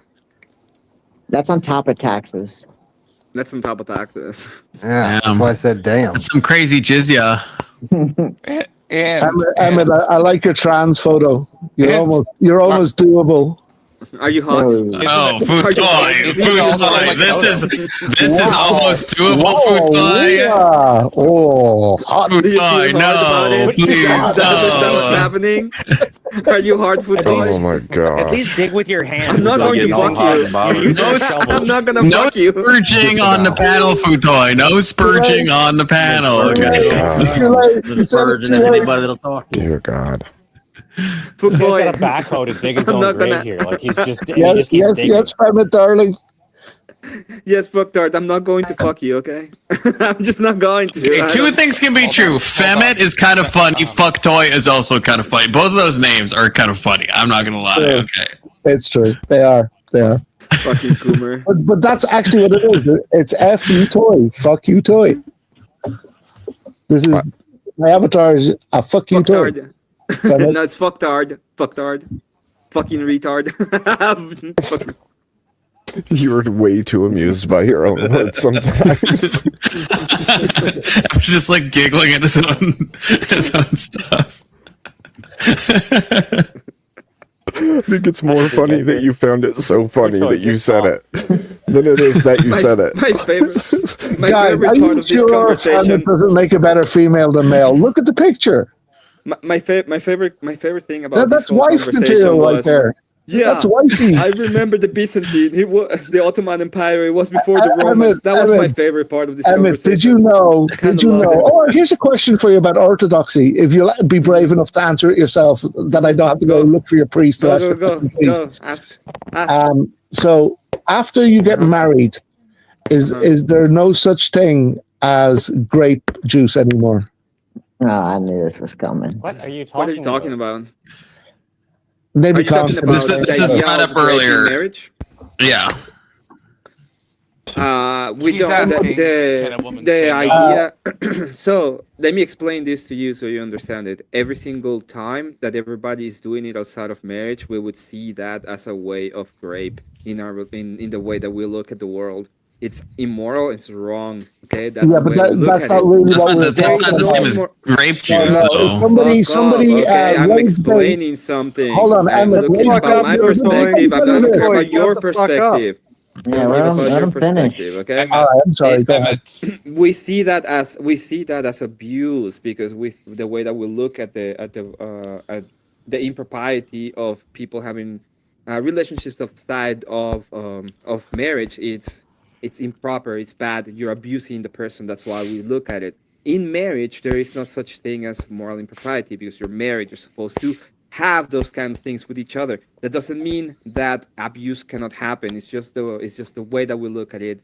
How does abuse is possible. orthodoxy deal with that Abuse is abuse? possible. Sexual impropriety is not possible in marriage. It's not an abuse. It's not actually forcing because the woman is obligated and duty wise supposed to. Oh, and the I don't man like is that. also, by the way, the man is also obligated yes, and is part exactly. of. Yes. No, exactly. in orthodoxy, if a man forces himself on his I wife, need a point of clarification. I need a point of clarification real quick. Okay, can a wife say no, and if he ignores her, would that still be considered rape or no? yeah, that's the question. Yeah, that That's would be the considered abuse. Yeah, obviously. And But what- the question I didn't is say, a I didn't say word concept. abuse. I said the other word. No, it's not. Well, no, yeah, but Again, listen to the words, okay? Sure. There is the way that we look at the way we look at carnal knowledge, okay? Is that in marriage is totally appropriate, okay? That those two people are not doing anything wrong by having relationship. What is wrong is the abuse, okay? It would be that he is not complying to what his moral duty is, and that is grounds for divorce, by the way. That would be absolute grounds. Yeah, for like divorce. my wife not having iron in her fucking Okay, so- chest, so I can just take it and abuse it. Like, what the fuck? So hold on. You're saying that it's not a question of consent with regards to the term in orthodoxy? Oh my fucking god! Are you not paying attention? What the fuck, dude? Well, It's he's not a saying the word problem. abuse. It's not a problem. The sex part is not the problem. The problem is the abuse. Sure. In any other setting, if they're not married, okay, that would be considered rape, okay? In any other setting. In fact, if they're not married, that they're doing it, we see that as abuse. We see that as rape because you're abusing you're taking advantage. You're abusing the other person. Okay, that's the way we look at it. In marriage, you don't have that, but it can be considered abuse. Okay, it would be considered abuse from the part of the husband, or even abuse from the part of the wife. I'm saying typically secular society considers anything that's non-consensual, like the person. Yeah, but consent is a stupid. As that. Consent is a I'm stupid saying metric. in your view, in the view of orthodoxy, that's not how you define that term. No. Right? Well, first off, you have an obligation, as stated in Corinthians 7, No, I know. Your body doesn't belong to you; it belongs to to the husband, and the husband belongs to the wife. This is you are morally obligated to fulfill the needs of the other. This is part of the whole idea of getting married. It's they are. The problem once again in this kind of relationships is not the sex part. The problem is the abuse part. Okay, I got you. It just you orthodoxy sees it or defines it a little differently than most people do. That makes sense then. Well, it defines it differently from the consent way now. But I will never if I were to ask if a kid. What is exactly the reason that you would say that a kid cannot actually consent, for example? I'd probably make the argument of agency. Can you hear me? What is the argument for agency? Yeah, typically it's just their inability to understand what it is they're consenting to. That's Okay, what most people at see it as. 18, do you have a better understanding of what you're consenting to than at 17? Of course. No. Of course you do. Potentially, Not really. potentially you do, but more than likely you don't. But it's a line that we potentially- have to draw somewhere, and that's where people draw the line. So it's just drawing a line that's completely arbitrary as to what. No, it's not arbitrary. It is Well, there's arbitrary. It is arbitrary. I don't think Definitionally so. No, arbitrary. hold Yeah. on, hold on. That's I not- don't think that's it not- is. That's not I think necessarily there's a the lot case. of Okay. Yeah, I don't care growing what to you do think. mentally and I'm physically. talking to Somewhere Alexander. around Okay. that age.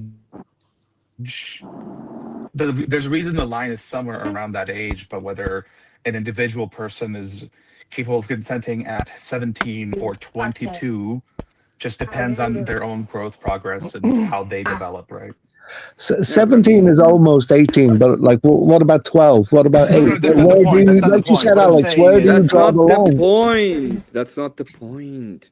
You got to draw the line That's somewhere, the and it's point. not I just. understand what Let's he's I just saying. agree make that it you gotta 18 draw a line for the fun of somewhere it. when you don't have any kind of moral, when you don't have any kind of Oh And my you're saying gosh. that line is specifically, arbitrary because in which you there's have not a really a. Well, that line is even fuzzy outside in the normal world when consent is given. So, like, Yeah, and there's some Let's say really that you- dumb let's say that- bitches that like I don't know if they're like smart enough to consent even when they're fucking adults because there's some really dumb fucking women out there, right? let's say And men dudes too. By the way, too. anyway, Yeah. let's say that Okay. there are two. Let's say that there are two people. Okay, they're both 25. They're both completely drunk. They both decide to go ahead and do it in the moment. Next morning, lady says, "I didn't like it." Makes a complaint. Is that rape?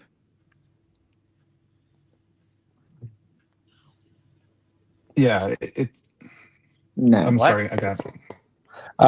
Be more Two No. guys, specific. two She guys, just both of them didn't like it, are it wasn't blackout good drunk. sex, They like- decide to go to 25, both of them. They get blackout drunk. They do the deed. They wake up. The woman Were they decides consenting to go the deed? ahead. They were both consenting, They right? both consented, but Can they you both didn't consent remember. when you're blackout drunk? They're both blackout drunk. They do it. I don't care about the consent in this case. They do it, and then she wakes up, decides that it was Regret. grape. Is Oh, it no. actually grape? Definitely not. No. Assuming that they're at the time they were both, you know. Yeah, if they're equally soft. If then- that's the case, then they But you then can they never raped each prove other. that as a problem, I guess. You would never No, know if that's- someone Well, hold on. That is a Yeah. problem. To blacked be fair, out. at that point, Yeah, you kind so of that's raped why each that's other, where the right? always believe women fucking shit came out. Yeah, which is insane. It's I'll Well, agree. no, this shit's hold on, insane. hold on. Orthodox Hold on. require. Yeah, there's The definitely always believe circumstances. women thing came from the fact that most women were never believed, right? Then people took it out of scope and started applying it to Well, everything. have you met a What woman? are I you mean, there's no talking reason to about? believe what they say. Wait, do you see what I'm talking about? That we have this kind of nebulous stance in this whole idea. This is Wow. what I'm talking Good to about. see you, The way that Mo. we look at the Christian ethics is you have to be married, otherwise it's pretty much abuse. Sure, So, yeah. In but my idea basically what is you're- like all of you. In my idea of how it works, you have to be married in order for you to have a good, to be able to do it the way it's supposed to. Right, because if you're married, you already have consent in the manner that you guys are married and you've agreed to all this. But you can Yes. still abuse somebody if you're trying to do something that they don't want you to do at the time they don't want you to do it. Whereas it's not- it's the- outside of marriage, it is always considered rape because you don't have that pre-existing agreement. So, but it's mutual Which is rape why then. now we need fuzzy lines such as did they consent Grape at juice. every moment of the thing happening, right? So is it It's It's like damned if you do and damned if you don't. Emmett, is it consensual grape juice? Both sides decided to have sex out of marriage. We don't see consent as a value or as a qualifier. We just see They that don't really as care an about abuse from consent. both ends. So did one grape juice the other? Marriage Or is the are consent. They, is the point. Yes, they did. They abused both each did. other. Yeah, Okay, they thank did you. it That to was each other. that was the question. All right. But Well, he I would just say wanted to that- say. he would say that I just wanted to say, he would say that screw you regardless of guys. I'm anything- going home. Hey, good night. fine, go home, Anson. Fair. There's a bad atheist on chat. God bless. As always. Oh. Guys, we might have to explain a few things. Pharma Cat says she didn't understand too much of everything. No, And, Tesco have Johnson, patience. that is She's a not bit what- slow, that's she not the says. thing. Yeah, I kind of got that vibe, Hold on. Pharma. Yeah, we can Dude, explain it she's to you. smarter Hold than on, you. hold on. Okay, she's Like a thousand one of the more. smartest. Hey, ones hey, I've ever Emmett, met. come on. Don't insult me like that. Come on, Jesus Emmett. Christ. Emmett, that's You too don't far. know. You don't Damn. know her. Emmett, You you don't crossed the know. line You don't with know that who insult. that is. You You're crossed the really line too with that retarded. insult, Emmett. Let me That tell was you this. too far. Okay? Come on, man. Let me tell you this. Right, She's not because only she's of not that. only smarter than you. She's Damn. way more Something successful different. than Let me you. explain. Dunning Let me Kruger explain is now. real. Let me explain something to you. people. you're such an unbelievably mouth drooling fucking retard that you can't even understand most of the shit that he literally just said. The Ottoman Empire existed before the first century. You fucking retard. Spooge, Elder, Spooge. No. Now he's just changed it straight to Spooge. What is happening? That's like this is the degeneracy as we see it. What is happening? It went from Spurg to Spurge to Spooge, Confluence. and he's just saying it over and over now. What the fuck? At least it's Where the not fuck are spunk. you, Confluence? This is degeneracy. It's taking things that are good and then degrading them. Well, Okay. no, hold on, Tesco Johnson. I'm Okay. not sweeping for it. I'm saying that their definition is older and used differently than the way we use it today. Okay. On that note, ladies and gentlemen, you have a wonderful night. I'm going to find your rainbow, and I'm going to take that pot of gold. You hear me? There Your are no pot of gold rainbows. is mine. There are An no IQ and I'm going to rainbows. take your pot of gold. It's The mine. pot of gold is in Have the, a good in the night, event Abe. horizon behind You too. Okay? You go enjoy that. You're too stupid, Bogdan. You're just too Farmer stupid. Cat, you I Don't know say why I said that to the Cat, guy. Keep that word out of your mouth. No. You are too. Wow. Just wow. Okay. Well, ladies and gentlemen, it looks like I'm going to invite you guys to come up here and either talk about what we just saw, or we can get into some of the things that I was thinking about talking about in the beginning. So, here we go. Let me send out a link for all y'all folks. Paste. There we go. You are welcome to join and chit-chat about things. I gotta pull up a couple of windows here while you guys decide if you want to come up and chat or not. Are you a hater or a lover? Well, I don't hate people, and I'm commanded to love my neighbor, so I would imagine that would make me a lover in the respect that I love humanity. But I would say that I have kind regards and a friendly outlook toward Andrew, for sure. I don't hate him. I don't know if I agree with everything that he talks about, but I do agree with a decent amount, enough that it's substantial. So, substantive, I guess you could say. Oh, looky. Nate, good to see you. Hey, good evening. Good evening. How is good. everybody tonight? Oh, I hope they're good. That was fun. Good. You sounded like you were having fun. You walked in there ready to throw down, bro. That was awesome. Yeah, I thought it would be fun to just stir things because there's some dumbness. I don't know. Yeah, how well, it's was that the infamous Anson? That's the first time I've heard a voice put to that name. So Futoy is the loud, annoying one, but Anson was the one that kept mimicking Emmett's pictures. Well, and he mimicked yours too for a bit. That's true. That's true. My stern look. Yes. That was funny. So yeah, I just I had never actually heard his voice, just ever seen him. I've heard people talk about him, but I've never heard his voice. So he used to come up on my panels, and he used to be on grids like every week. But he kind of took a break, and now that he's come back around, he's hopping on panels some again. So I'm sure you'll see more of him.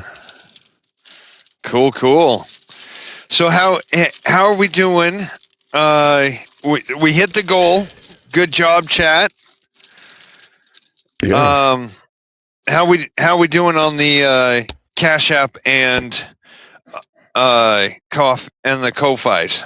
Well, I received a Ko-Fi from you, but I haven't received any other donations outside of YouTube. Now, I definitely appreciate the YouTube donations, ladies and gentlemen, but if we open this panel, I'm going to put the moves list at the bottom again, like we used to have, and any moves on the move list that you do through Cash App or Ko-Fi are going to be half price compared to the YouTube donation. So, just for this show, you can get your moves in for half price if you use Cash App or Ko-Fi. If we get enough people up here. Well, because I tend to lag once people come up, I'll stay down in the chat and keep everybody going. But yeah, So I'll just throw out some stuff here because that's what I like to do. The recovery process has taken a lot longer for Abe and the family financially. The YouTube stuff is really good, but it takes 45 days to pay out. From the day you donate it, it takes 45 days for him to have access to that. That's why I'm helping him push the Ko-Fi and the Cash App so that everybody who wants to actually help him can be helping him now. It doesn't mean that we have to completely ignore the YouTube because maintaining that helps keep him in the algorithm. But big helps should probably go through the Ko-Fi so that you get more work. You're able to throw in more words for the chat and be more detailed that way. I know on Cash App you get like 50 characters is all. So, but yeah, there are those ideas. So I'm going to jump back down. Anybody else coming up? Let's get in here. Let's get it going. Come on up, ladies and gentlemen. Let's have a good discussion. We could talk about what we were just talking about, some of those concepts, or the other concept that I thought about talking about tonight was cults of personality. Is our country in a cult of personality? Is anybody you can think of leading a cult of personality? And one of the questions I've been asked before is, does Andrew Wilson lead a cult of personality? What are your takes? Let's discuss. If you want to come up, the link is out. I can throw it out again if you would like. You guys are more than welcome to come up. We can talk about whatever you want. You could even ask me questions if you want, or debate with me.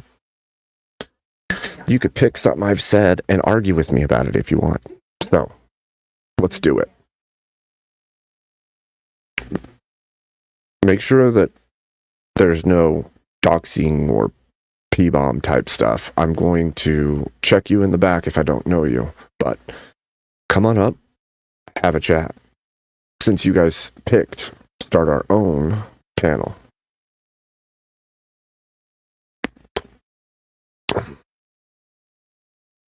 We can talk about all kinds of things. In the meantime, I could read to you this because it's something I just brought up.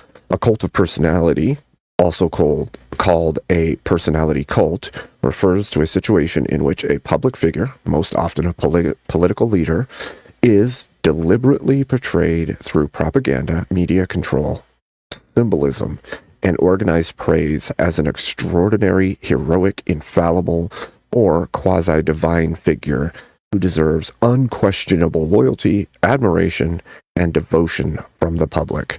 The term is almost always used critically or pejoratively. It describes an artificial, exaggerated elevation of one's person above others, often to consolidate power, suppress dissidents, and legitimize authoritarian rule. While strong personal popularity or admiration for a leader isn't automatically a cult of personality, the key distinction lies in the systematic, state or movement-driven effort to create a larger-than-life image, frequently involving mass indoctrination and the suppression of criticism. So there we have it. Why don't you guys jump up here? We can have a discussion. Heck, you could even argue with it if I'm a cult of personality or not. I don't mind. Whatever we want to do, let's do it.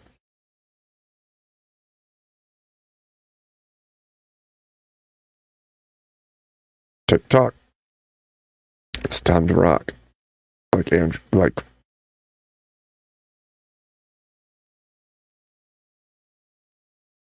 Come on, you guys. You voted to start our own. If nobody jumps up, then I'll just join another panel. Because I don't want to sit here and do nothing.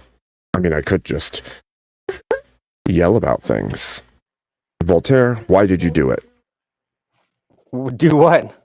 Exactly. Oh, no, you can't. You just can't just have me grounded when I come in. How are you? I'm good. I'm good. How are you doing? I'm well. I'm well. Good to hear. What would you like to talk about? Oh fuck. Well, didn't you have? Did you just have "Let's Talk" on as your the title? Actually, I think the title of this one specifically is Andrew Wilson, Haters and Lovers Alike. Oh. And one of the comments I just read the definition of cult of personality, and I asked chat if they wanted to come up and discuss stuff from the other panel, or ask me questions, or debate me on something they disagree with me about, or talk about cults of personality, and whether or not the US is one, any public figures we know are one, Andrew Wilson, and the Crucible being one, or myself even being one. So all of those things are open. I'd like to say, well, I guess can we get like a definition, like a regular definition of cult of personality? Yeah, so that's what I read a minute ago. I'll scroll back up. A cult of personality, also called a personality cult, refers to a situation in which a public figure, most often a political leader, is deliberately portrayed through propaganda, media control, symbolism, and organized praise as an extraordinary, heroic, infallible, or even quasi-divine figure who deserves unquestioning loyalty, admiration, and devotion from the public. The term is almost always used critically or pejoratively. It describes an artificial, exaggerated elevation of one person above others, often to consolidate power, suppress dissidents, and legitimize authoritarian rule. Okay, all right. The only thing that I can think of, okay, we'll start from the very top, I guess. Americans, I don't think that they're a cult of personality, like, or America, I should say, like you said. But it's kind of a good correlation with how they should be thought of, I guess, through certain people's lens. But to me, the only cult of personality kind of thing going on right now in society is like the transgenderism and stuff like that, where it's just like, no, you have to, like, it has no leader basically, but it's much the same as a cult of personality, where it's the idea basically. You cannot be against the idea. You have to be for the idea and for the culture and for that. Like it's raised as something that's higher than normal. Right. But I don't know. I'm open to discuss it. Cool. Well, hopefully more people join as well if we're going to discuss cults of personality. What about my community? Is this a cult of personality, Voltaire? No, because there's it's basically unrealistic devotion towards something, and there's very logical reasons to follow Andrew Wilson or any of the people that we enjoy sharing this space with. All right. Hold on. It sounds like I have a telegraph coming in. Hold on. President Dinkus, sir. Urgent message from Motorpool. It reads, President Dinkus, please help, sir. Department of Super Chats is stating 45-day delay on funds. Stop. We are short of fan belts and grease. Stop. I have no idea what I just listened to. I see. I see. Well, sounds like Department of Super Chat says get in some more donations because the motor pool is short on funding. Sorry, that was terrible. You are roboting, my friend. A lot. You sound like a Terminator's trying to get you. Well, how does it feel when the robot talks to you, Abe? I don't know. Robots have never tried to get me. They usually just do what I say. So yeah, let's get back to cult of personality. Okay. Sounds good. Fuck. I don't know where I was at. I think. Well, you were saying that more people should join the panel. Yeah, I'd like to hear anybody else's fucking opinion. What do you think of this one? I voted for Trump 3 times, but I think some of the ultra-MAGA who are incapable of criticizing Trump are a cult of personality. The Q crowd, for example. Yeah, well, fair enough, but okay. Yeah, there's going to always in any movement, any organization, there's always going to be a cult of personality towards it. Even in like something like brands, like buying like the Coca-Cola or something. Like you're always going to get, even though it might be one or like, you know, just the thought of it. It's still possible, and it's still a very real thing that people do. Like, yeah, I don't know, it's crazy. It's crazy to have just completely be devoted to something that is even beyond reason. Well, it's like placing that person in an honored position, right? Like a position where a god belongs, or where God himself belongs, right? It's like saying this person is infallible. I can't. Even God is realistic. You know what I mean? Like it's to me, it's beyond that. It's like praising Satan, basically, at that point. Well, yeah. I mean, if the group is going to destroy you over your disagreement on a political person or party or idea, and they've also pushed to make sure everybody is adhering to the exact same belief set, the exact same political through line, the exact same everything, and it's all centered around a person, not yeah. That's why I believe that that this feminism and what all this fucking wokeism is dying out, because it's just they had a good run, they had a hard push, but the reasonable people in life just said, no, this is fucking stupid. And once the diehard reasonable people were like, no, we drew a line with our kids, and you fucking crossed that line, and now it's just pushed back. And I feel like these people cannot continue. Yes, liberalism will always exist, but it's not at this point, because, well, fuck. Then I can think about the schooling system, but beyond everything else, it seems like we're pushing back, and we're finally getting rid of that. Yeah, I don't. So chat's kind of discussing this as well. I think that people will support him because enough of his Trump, right, MAGA, because enough of what he is pushing aligns with what they want to see for the future. They don't have to agree with 100%. Shit, I don't believe I agree with 100%, and I don't much like him in all regards as a person, and so no, I'm the same way. That's well, fine, to me, because no one else is going to do the things that need done, and that's why the best perspective I have from this is a former complete never Trump and fucking hate Trump motherfucker, like JD Vance. I think I trust the fuck out of him, because through my own life experiences, I was basically brainwashed through TV and everything, and you just get called the worst people, racist, all this stuff. So I was like, no, fuck, like I'm not none of this stuff, because you don't want to be labeled that. But then when it went far as when Trump to me said his most ridiculous thing was that it's all fake news, and I'm like, what? It's impossible. There's no such thing as fake news. I didn't know, and like the wife was sitting here with me, and she remembers, and it's like I just laughed out loud. And then the things he said, fake news to a media. Like a conference or something, that he had said something in full context, and the media had clipped it that like just manipulated it. Yep. And so I looked. I'm like, when I heard the fake news things, I'm like, this is ridiculous. Like this guy's hilarious. All right, let's go see what the supposed fake news is. Turned it on, and it's like, oh shit, no, he's actually right.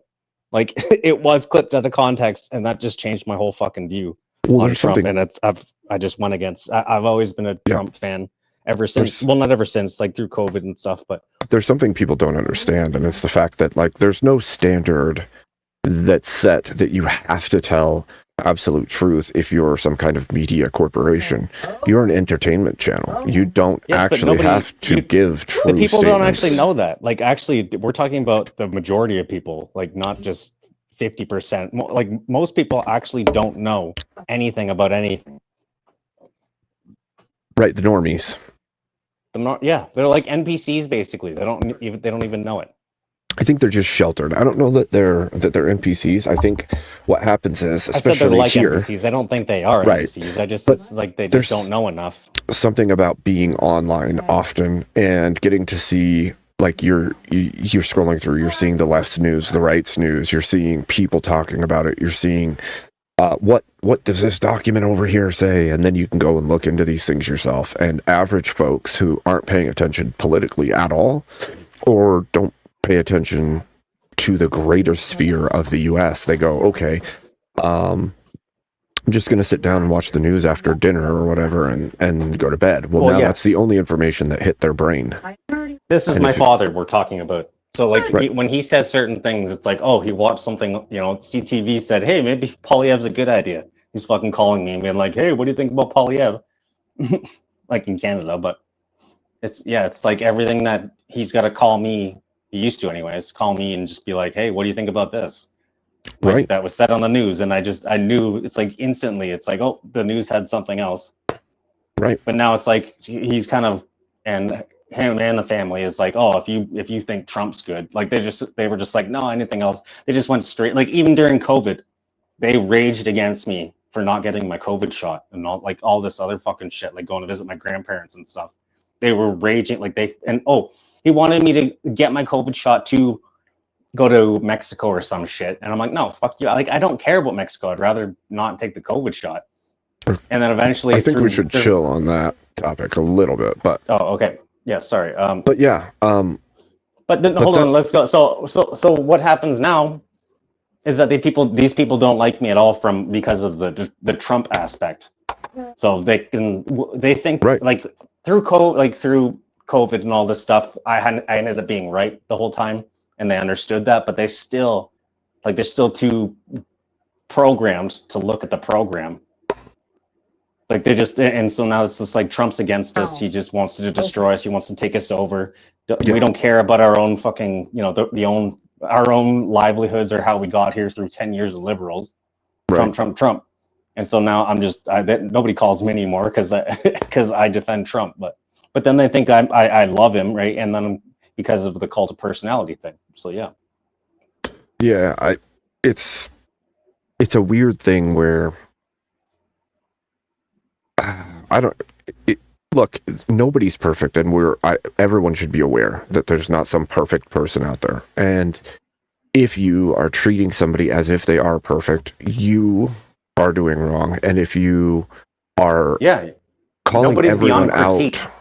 Right, and if you're calling everyone out who is trusting someone as if they're doing that without knowing, then you're also in the wrong. And what we see with TDS is like no willingness to look further, no willingness to even check whether or not their preconceived ideas are what they believe them to be. And what that does is it blinds them to truthful things, right? Like if you go, for instance, go to the Epstein files that were just released recently, and you look at what's in them, those are, according to, at least on the Trump aspect, those are anonymous tips or statements made by people that are not verified, not under any kind of swearing in process. There's no actual reporting, like police style reporting to them. And they're hell bent on fucking just shaming Trump. And so what you have is people who have just made these statements about it, And then they were put into this report, and now people are reporting it as if this is a police report, this is an FBI report. This is a line that they called into and made these claims or statements without any evidence, without any backing to anything that they're saying. Now, that's not to say that in the Epstein files there isn't tons of stuff with corroborating evidence attached to it, right? Like the emails that are sent back and forth between people about events and about things that happened. Those actually corroborate something. But on the Trump one, there wasn't those kinds of things. These are just anonymous tips about situations, and those can't be trusted any further than any other random anonymous tip you get. Even like if we go through like the trust scale, like we could trust the emails a lot more than the fucking these fucking second-hand, third-hand accounts, or even like the first-hand accounts, which have no evidence to support them whatsoever. Like, and there's no, like, to me, it even says like like if something this bad happened to me, you think I would fucking pick up the phone when they called back, or like it's just well, that's exactly it. It'd be like me getting on here and getting a big crowd of people listening and telling them some guy told me this thing. It's absolutely true because somebody told me it. Yeah. Well, who's the guy? Oh, I don't know who he is, but he told me. Okay, but how does he know? I don't know, but he told me. Yeah. All right, we'll take down your statement and we'll call you back for a follow-up. All right, they call it back for a follow-up. They call twice and it's like nothing, nobody answers. It's like, well, then what does it matter to you? And you don't call back? You don't even call back? If it's so true, you don't call back. Yep, exactly. I just don't like,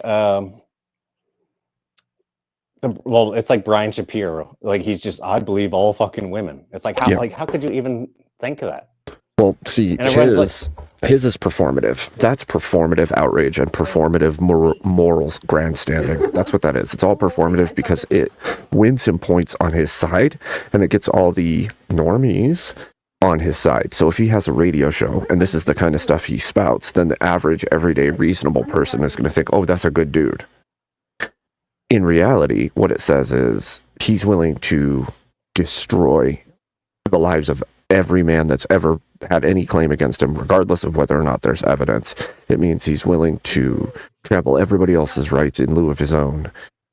He's basically like the mouthpiece or the starting point that you would put out into the public to guide them towards a more socialist or communist utopian future. Yeah. That's what he's doing. But like, just to get back, sorry, I hear you, but to get back to it, like, just the people are just too dumb. They need something else in their life that actually teaches them what is actually going on. Like I said, like my father, like it's always just, oh, I'm just going to use CTV, CBC just after a day of work, and then like there's no looking it up yourself. There's not even a care to think that, and like they don't even know that the people are lying to them. So that's kind of why me talking about Trump, that's why it was a huge thing for me, because it's like, okay, wait, the news, like as soon as you realize the news is actually lying to you, then everything kind of makes sense and everything is seen in a different perspective. It makes more sense, right? It's like, oh, wait a minute. And then you go and you look and you're like, oh, wait, the laws that prevented straight out propaganda on news stations got repealed? When? What? And so there's nothing nothing illegal about flat out lying on the news? What? And yeah, so this happened like about, I guess, the year of COVID, like when it was COVID-19. Yeah, 2019. So, and then after that, it was the trucker convoy, where it's like in Canada, where the news was saying these people were violent people. They were stealing from food banks. They were like setting fires to buildings and stuff like this. And it's like, no, that was just that was the normal crime, because I was watching it, the 24-hour live everywhere. And then it turned out, yeah, no, that was just the normal crime that had nothing to do with the convoy. But the media would just say whatever the fuck they wanted. And then the government of Canada would use what the media said. It's like, see, they're saying this stuff, but what the media took from the government. So it was just this circle of information where everybody was like, oh, it must be true because the government's saying the same thing as the media. Yeah, it's craziness. Like, yeah, because they were, one said it and the other one would say it, and then they just repeat it through each other. because most media is is government funded. Well, that's in something. Canada. Let me. Well, that's actually terrifying. The fact that somebody would sit down in Canada and think that the state-led media is going to tell me the truth, and I can actually go there and just trust what's being said. The state's going to guide the minds of everyone in that case.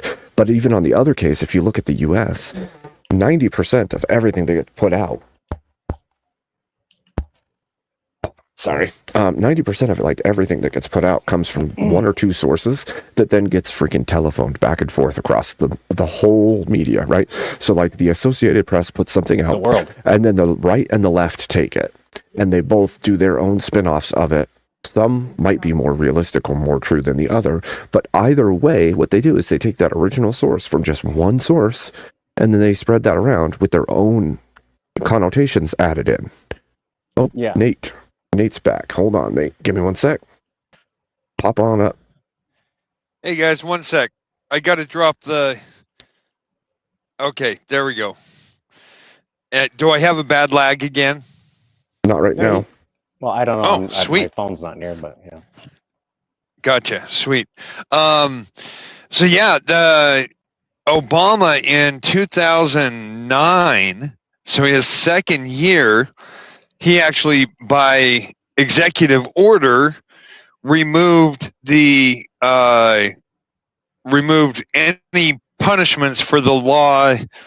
I had it in my head, and then it took me too long to get back the name of it. But the law that in the U.S. outlawed the government from propagandizing for one party or the other. Yep. And at that time, you had your cable news networks that were a little more left. You had your major you had your local broadcasting that was more central, and then you had your Fox News network at that time that was the only right-leaning one, right? But was it the Smith-Mudd Act? Yes, the Smith-Mudd Act. Obama removed it by executive order, which means Trump could just remove that executive order, and it would be punishable to knowingly lie to the public for political reasons. Right? Now, don't you think, Nate, don't you think that... But no! Don't you think that the government agencies like the CIA and others would take full use of that, considering they already had things like Project Monarch and all these other programs that were designed to create propaganda and control media? I honestly feel like it was removed specifically to avoid any prosecution of any of those that were found. Does that make sense? Yep. So that's the way I've seen it. I mean, it's been. I don't know. We have not had in my lifetime, as I go back and look at it and find out the details of things that were going on through the Carter and then Carter and then Reagan and then the Bushes and all that. Just in my lifetime, in the last 50 years, we have not had a legitimately open and honest government, and it has just become continuously worse. It's not even close as it should be. Well, but no, Trump is still not really open. Like, Trump tells you what he's going to do and what he's going to push, right? Well, hold on. But he is really quiet about anything that's off to the side. Just like, I mean, you have to think about it. Okay. So people been annoyed on a lot of places where I've been putting up that Starched Manning is my best friend when I put that in the chat and in super chats, right? But the whole point of that is everybody is jumping on the fact that Epstein once told a news reporter that Trump was his best friend. Not that he was Trump's best friend, but that Trump was his best friend. Okay, Donald Trump was his best friend. Okay, wow. Well, but at that time, he knew he was being investigated by the state of Florida. It was just a year before he was convicted, so he knew he was being investigated. All those emails and everything that in the Epstein files that were released, where it says, "Who's the dog that's not barking? Who is it that's not yelling and screaming about being surveilled and this and that and the other?" It was Trump. So they already had an idea that maybe he was cooperating with the federal government on that state charge, right? Maybe. So what better way to poison the well in the future than to say, hey, Trump's my best friend. Trump has a lot of friends as long as they serve him. There has never been one person in my 50 years of recollection that I can even find Trump saying was his best friend. It's fair. He has friends that serve him, and the more they serve him, the better friends they are. He does not claim to have a best friend. So I do believe that when Epstein said that, it was poisoning the well, specifically to be able to drag Trump in on anything that goes on and have more suspicion on him than what he actually would have had, right? I mean, it was only a year. It was only a year before the official opening. It was only a year before the official opening of the investigation in Florida on the Epstein network that Trump kicked him out of Mar-a-Lago, banned him from Mar-a-Lago. If you really put it into perspective, Nate, what you'll see is that as a hardcore business personality, he sees the world in very transactional means, and because of that, I think that plays hugely into how he views friendships and relationships. Even he sees the world for what it is, not for anything else. That's deeper for what I was saying. That's how I would have defended that. Yeah. Well, he sees the world through a business transaction. Everything is business transaction. Well, yeah, we see the world for what relationships we can build throughout a network. That's metaphysical. That's like not. I'm saying like that's not. To me, it's like not real. Like it's not. Yeah, but he doesn't have other metaphysical. than someone who chooses to I guess it's not metaphysical. He chooses not to see the world in the same way that we do, where there's benefits and other things. He sees it beneficial through the world lens of gain and. Well, I don't protection. know that that's even the case, because if you think about it, he does do under the cover donations and helping people and things like that he doesn't put out into the world.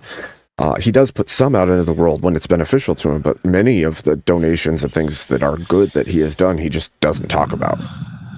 So there's some level. And Rev Russ, welcome up. Well, he doesn't talk about him. He doesn't talk about him publicly, but he definitely does use them for tax deductions. I'm saying it is transactional. Obviously, he's not 100% one way, but I'm saying like through his understanding, it's business central. Well, like you can still have good genes, but that's why I'm saying he's kind of being a realist, like, and which is good. Like that's why I like him. Yeah. Well, he's very pragmatic, which is what I would prefer to have over ideological in the White House. Yeah, there's a certain level of you realize how the world itself works, and regardless of what you believe, there's still an is to the world outside of the ought of your actions, right? And so, like, yes, I should behave upright and morally, but I do know how the world works. And as much as I want to help people, I know that if I do it incorrectly, it's going to come back on me and others. Yeah, that's kind of how I see Trump. Yeah, Anyway. there's a practicality to it for sure. Right. I think at the end of the day, All right, what, well, it sounds Trump is doing is he's trying to build himself a legacy. He wants That to be is true. remembered. Sure. And he doesn't want to go down as like the worst president in history, and he certainly doesn't want to go down as the president that sank the ship either.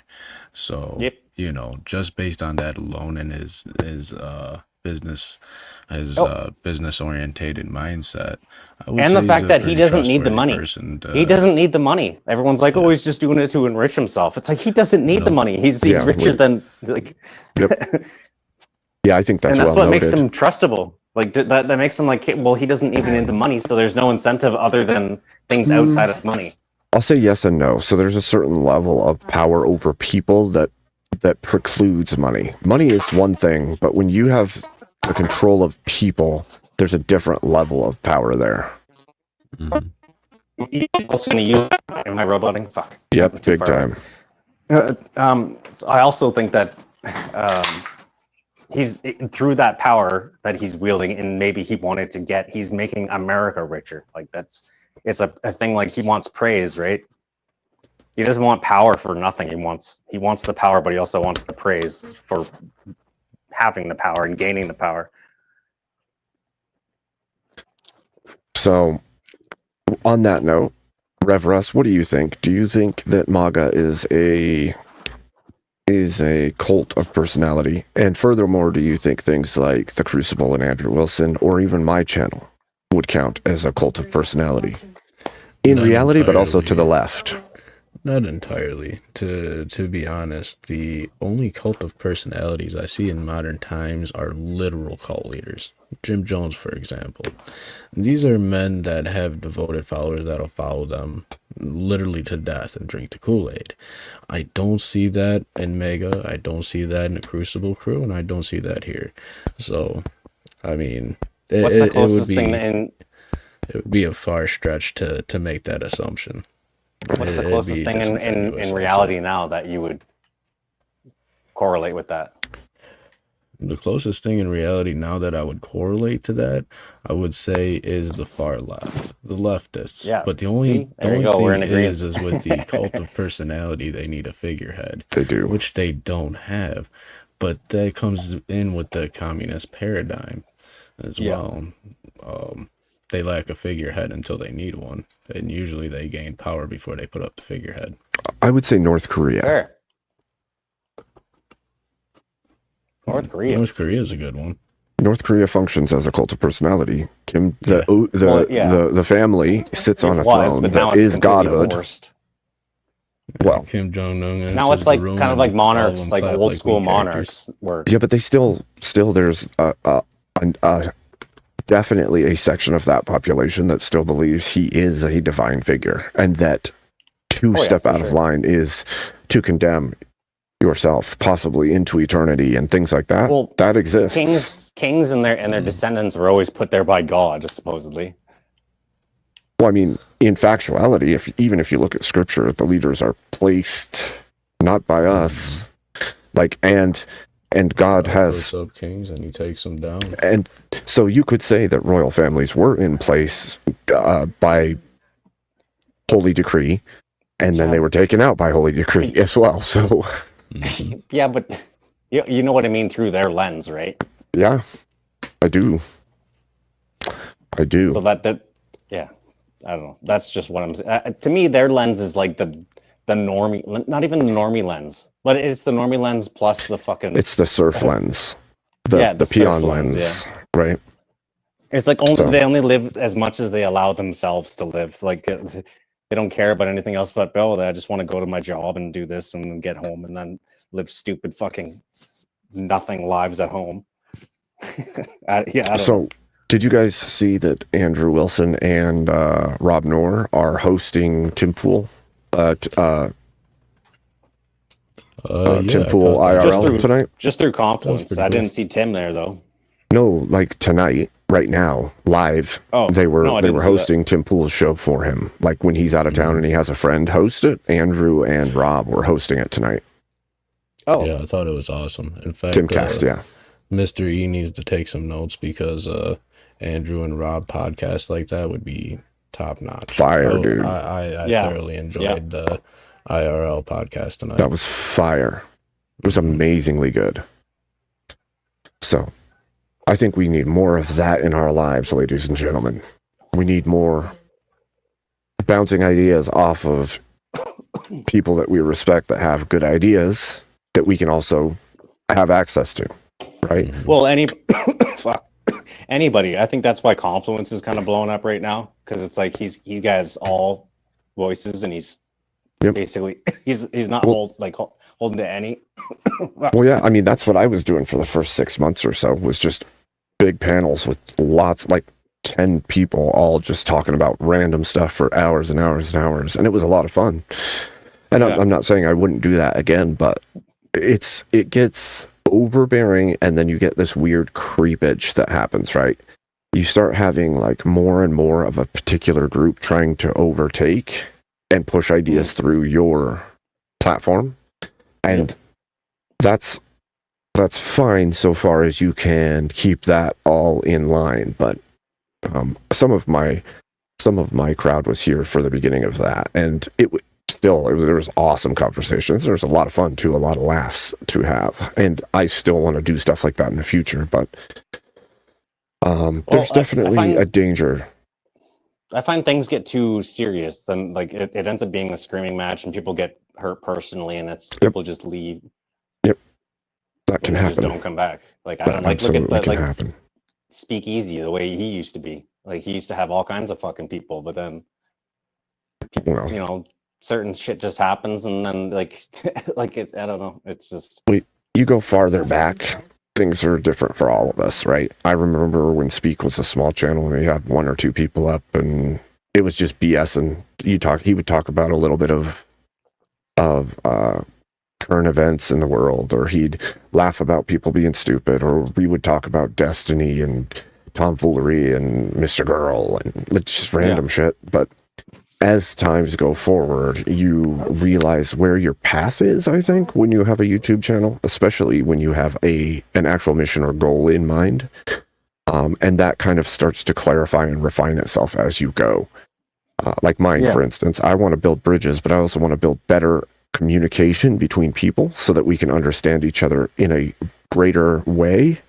And I want to push that family making and Christianity are the true right way for us to move through the world. And in order to do that, I have to first be able to communicate that. I have to have other people capable of communicating that. And we also have to be able to, in a way, I could say, cast down the things that exalt themselves against the knowledge of Christ. We have to be able to come in here and contend with people. And yes, you could go straight scriptural. Yes, you could go biblical. You could go to the church fathers. But how about just from the world perspective, right? Because plenty of people coming in here have no connection to anything religious, and they're going to not trust anything religious right off the bat. So in that way, you have to first make them see the value in even looking that direction. Mm-hmm. Yep, that's very important. That's also why I'm a bivocational preacher. The prosperity guys gave preachers a very bad name, especially among the Protestants. So I'm bivocational. I work full time and I support my own ministry. I don't take donations or take money from the churches that I preach at. So that's, I always say, Peter was a fisherman, Paul made tents, and, I do my thing. So yep, I write code. Yep. So even from the Protestant perspective, there's a lot of navigating, and it's treacherous waters for us because there's a lot of progressive movements in American Christianity and even in Europe as well. Just the other day, I saw a video on X, and it was a Presbyterian preacher, and I'll use that title lightly for this woman because I do not, I reject her ordination and the presbytery that ordinated her. But she tried to add abortion to the Beatitudes, saying that that's crazy. If Christ were here today, he would say, blessed are they that end their pregnancies. And, oh my gosh. Yeah. That's disgusting. Yeah. So we've got abominations like that being propped up, even in branches of Presbyterianism, such as like the PCUSA, and I call them the politically correct USA. But yeah, that's a whole presbytery that's been given over to LGBTQ ideology. They ordinate women, and they fall into this transgender ideology as well. And those are the kind of communions that, you know, preachers like me need to stand up against in the Protestant Absolutely. domain. Absolutely. Well, and to the point of that, even if we look at the rules of the natural world, right? Like just straight nature, you want to go materialistic for a moment. It is how a society or a population grows is through the right pairing, right? Male and female together make children. Those children make children. Those children continue within a framework. It does. I think that it ought be Christianity, but if the framework is morality, and obviously that's going to lead us back to Christ, that's going to lead us back to God. But the truth is that if you have the following of natural law that we see in the world with a framework of morality, you get the best possible outcome, right? You get a strong,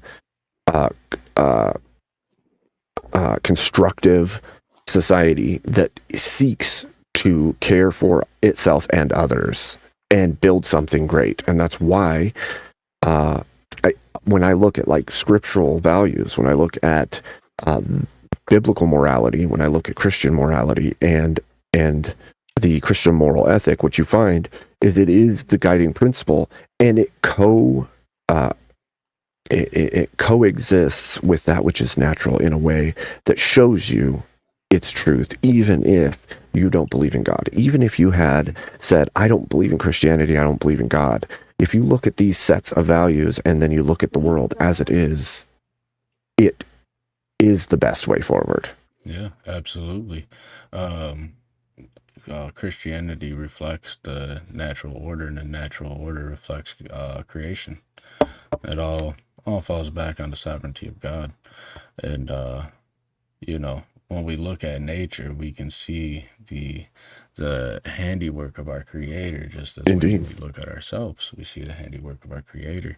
Indeed. And even in Romans 1, it says that there's a pre-knowledge of God that is set in the things that are seen, things that are unseen, and even in creation itself.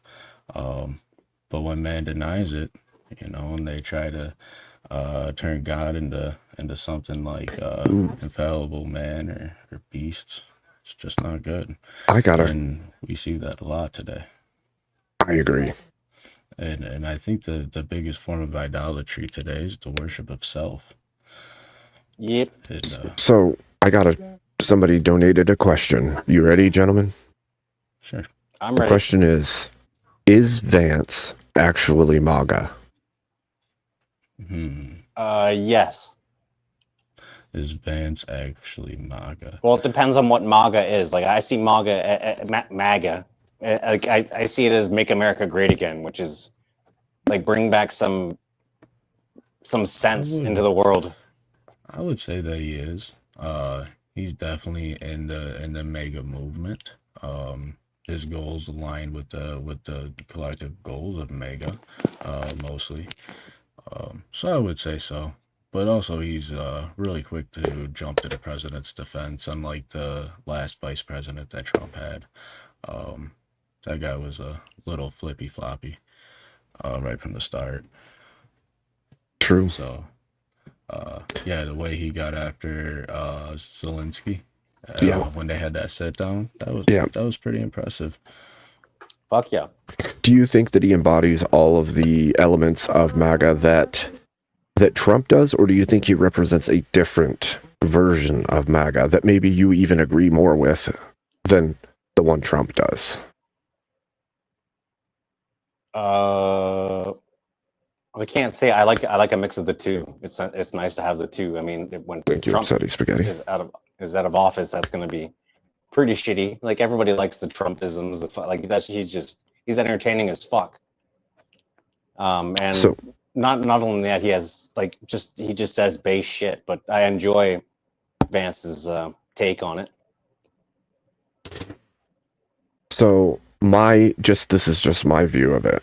I think that there's a chance that Vance is better as far as MAGA goes. And the reason I would say this is, as much as Trump has done great strides for the things that we agree with, he isn't as devout in his Christianity as it stands. I don't even know where he stands in his Christian values.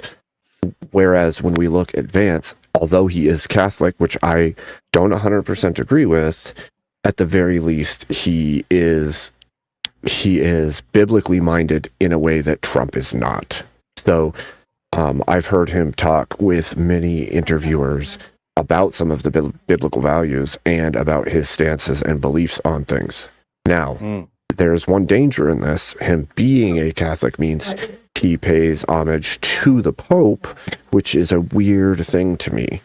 But regardless of all of that, I think that he has a stronger Christian foundation than Trump does. I always currently. forget about the Pope. Like it's just strange. Even when I was like raised Catholic, that always seems strange to me. Like the Pope driving around his fucking Pope mobile. There's no. Yeah, I think that's something that the Protestants and Orthodox agree with is no Pope. Is Ramaswamy MAGA? Ramaswamy. No, Vivek? I don't know. I think he was an opportunist. I like him, but He seems like an opportunist to me. He was brought up by Obama. He was I think so, right? One of Obama's boys. Seems Well, like. Vivek- I'm not sure. And then Vivek I think- kind of jumped into the Republican Party.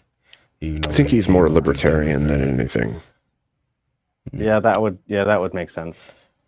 I Somewhat. think he stands way closer to like the libertarian center than he does MAGA. Although I've heard him speak on things like immigration, but he has a support for the H-1B visa, I think, that is odd to me. Oh, welcome in. I don't trust JD Vance. He's too shifty. Really? Yeah, it's too shifty. He was you go back and look at his record, he was a Hated never Trump. Trumper, Mhm. hated Trump. On top of that, he has connections to Peter Thiel, Palantir. That's a bad possibility. It could go sideways.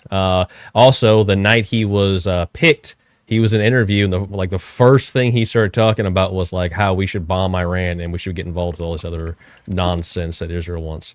So Okay, is there I a think better he pick? just moves with he shifts with like whatever he thinks the current popular thing is. So Okay. no, I don't trust him. I don't trust him at all. Is there a better pick in your estimation currently? Well, for the movement itself. No. No, but Damned if you do, here's the damned thing. if you I don't. don't.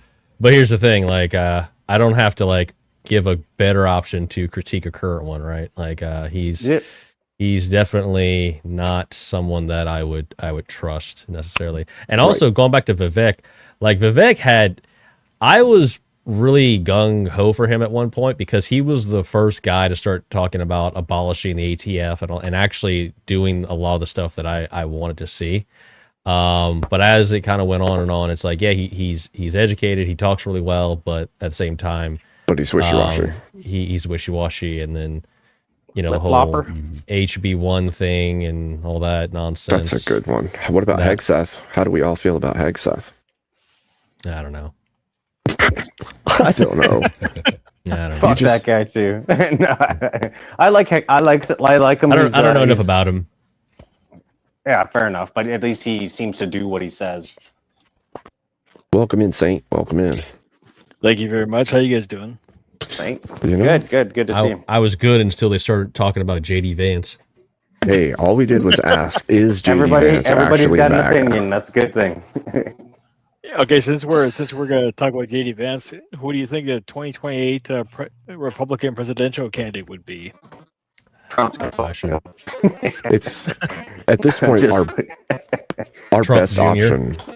Okay. Okay, wait. So you're talking about Don Jr.? Yeah, well, yeah, it would be. No, I wasn't saying It would Don, be no, but- Baron. He's too young. You know, that's future emperor. I'd pick Baron over Don That's Jr. future emperor at this point. Yeah. But seems like yeah. Seems Well, like that what's kid might be pretty based. We'll see. What's the age limit to be president? Isn't it like 35. It's 35. Yeah. It's Yeah, I think, 35. I know because I didn't thought about didn't running credit, again. Didn't they credit Barron for like pushing his dad to be more on like, you know, Joe Rogan and Yep. all his other like Oh, yeah. podcasts? Like they credit him for being like, hey, you need to really take Yep. advantage of this. He made This him is a drill mistake. in. Teach to the kids. Yeah.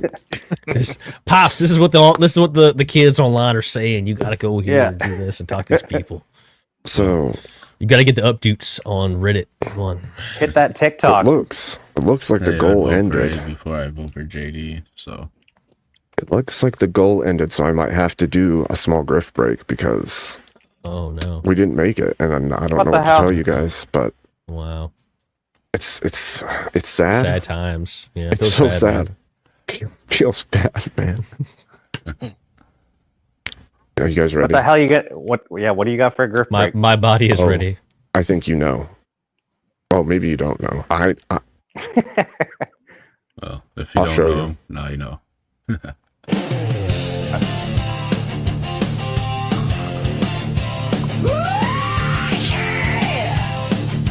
Excuse me while I have an epileptic seizure.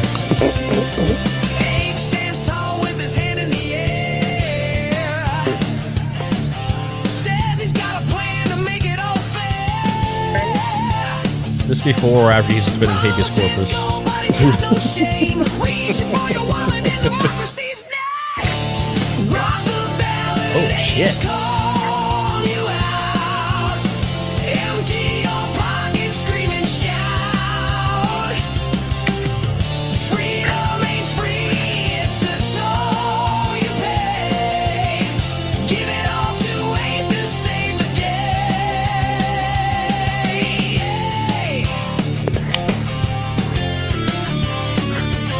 He's got a top hat and a hungry grin. Says the only way forward is the cash within. Lives of hope on a broken string while the choir of the desperate begins to sing. Rock the ballad, Abe's calling you out.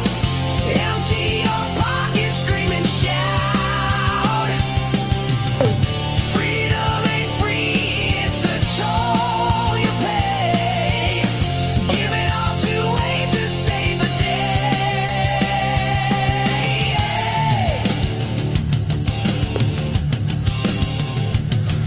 Streams been sharp like the lies he tells. Echoes of promises ringing like bells. Solo soars like a scream in the night. Abe's revolution understated our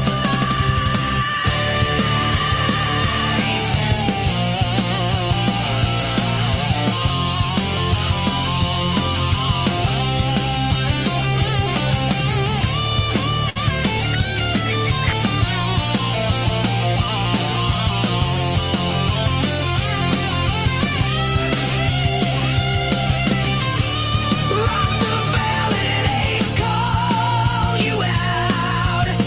Empty your pockets, scream and shout. Freedom ain't free, it's a toll you pay. Give it all to Abe to save the day.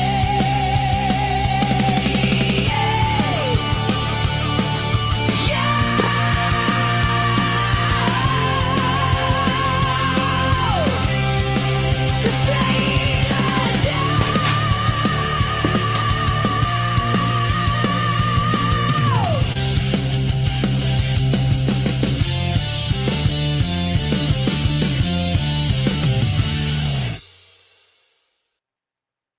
Must be pretty handy to have a bill you can point to with your face on it.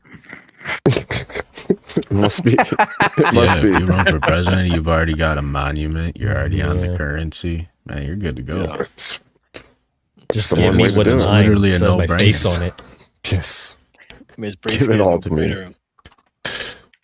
Oh, this is hilarious. Okay, I just got sent this. I gotta share it because it's something else.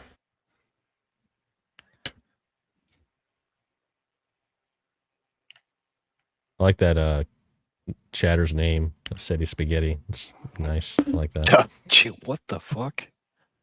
I'm back, but different. Yeah, what are they gonna say? What are they gonna do? Oh shit. That's hilarious, dude. The sequel. Oh, that's good stuff. Oh, thank you, Nate. For the And that was kind of a Ko-Fi joke for a donation. while there. Trump should at some point come out and say he's a woman, and then he claimed the first woman presidency. Right? Yeah. If they don't vote pretty for him, clever. if they don't vote for him, then it shows how hypocritical they really truly are. Mm-hmm. They're anti everything that they say they stand for. Exactly. He'd be the first transgender president. It's true. You're not wrong. All right. Let's see. What do we got? Is there? Oh. So, is there any interest in a Hegseth Holman ticket for president? I never look into Holman for Hegseth. president. Holman for president. On a actually, side note, it would be HH for the, for the presidency. Well, purely for the memes, boys. Purely for the memes. I mean, I was actually curious. I looked up just kind of a quick search to see what the candidates are out there. It's like JD, Ron DeSantis, Nikki Haley, like a bunch of other people, Marco Rubio potentially. Yeah, and all of this seems terrible, honestly. Yeah. Like Ron DeSantis just like I don't know what. I feel like Ron's like autistic, man. Like he the way he handled that whole thing and just his reputation took a big hit. Like it was bad. He could have just coasted, man. He just had to like just chill out, just coast. Yep. You got it, man. Just chill. Everyone likes you. You're doing base things in Florida. Just chill, man. You got it. You He got thought he could spurred take out. the big man. He shouldn't. Well, he have did spurred what out he's over done. it too. Yeah. So, we're all here. Yeah. And like I just said, Andrew and Rob just hosted Timcast. Yeah, I gotta go back and watch that. I missed it. Is wild, Heard it by was the good. way. Because Heard it was really generally good. speaking, I don't know how many of you are from the Timcast world. Because I remember when Yeah, Timcast was I like watch it. Tim and Adam. Oh, and yeah. they were like nothing, this teeny little small channel. And I didn't take like all of my views or anything from it, but it was interesting to get like a view from the center or leftist-ish side. And I watched him move from there to like more and more like center, more libertarian-ish. And now he's like coming closer and closer and closer to where we are over time. And now he's a father, and that will drive you right so fast. I don't care who you are, by the way. Yeah, definitely will. I watched him a little bit, but I was never like really into like, him or his show. I think the reason for me is because he always felt like the fence sitter, right? Forever, and he would talk about topics in the news, but he never really like took a stance on things, and that I found that annoying. So that's been I the kind of, like, lost criticism, interest. right? That's been the criticism of him for a long time. Is he's the fence sitter? Tim's a fence Yeah. sitter, but he's not Lost now. interest.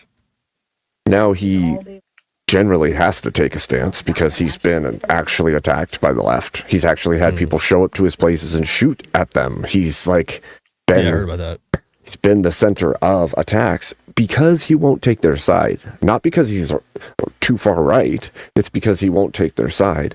And he used to be on their side, much like Joe Rogan, right? Which is funny. So we've seen Tim go on Joe Rogan's, and Joe Rogan continually trend rightward. We see Tim go on there and then get big. There was that shift like in the presidential election where it was like, I wish we had our own Tim Pool and Joe Rogan. Yep. It's like, no, you fucking idiots, you did. You shoved him. You Yeah. shoved him to the right. And then so now you have Andrew doing the same thing. Andrew's been on Tim Pool's, he's been on Joe Rogan.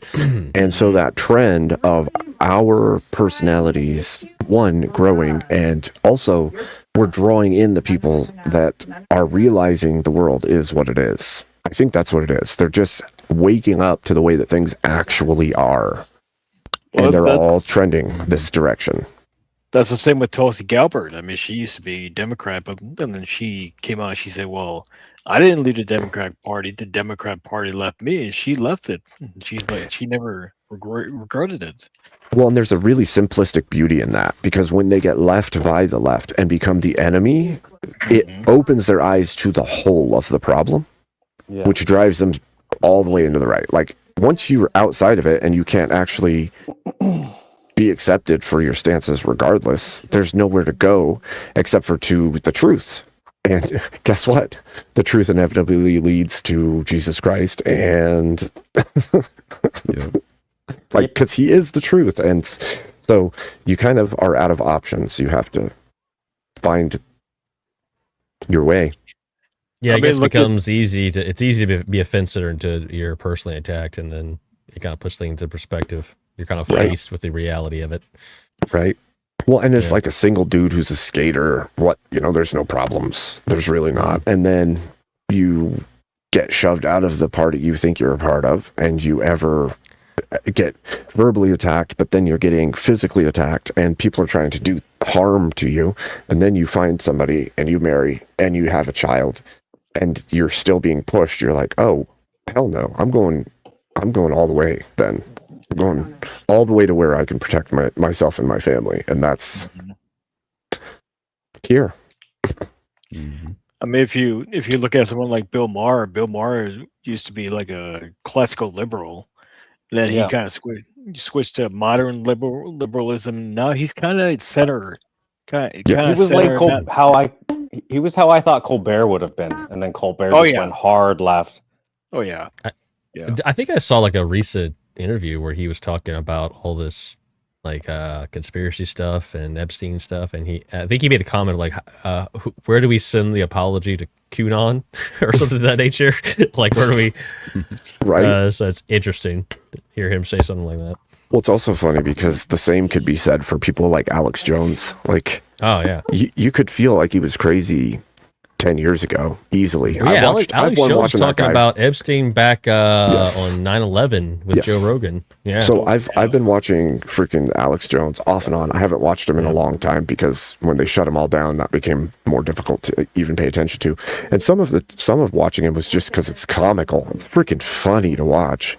But like some of the stuff for myself as like a combat vet, during that era, I was a combat vet, right? And so I was watching him like, yeah, he's kind of roasting, man. Like, he's pretty right about some of this stuff.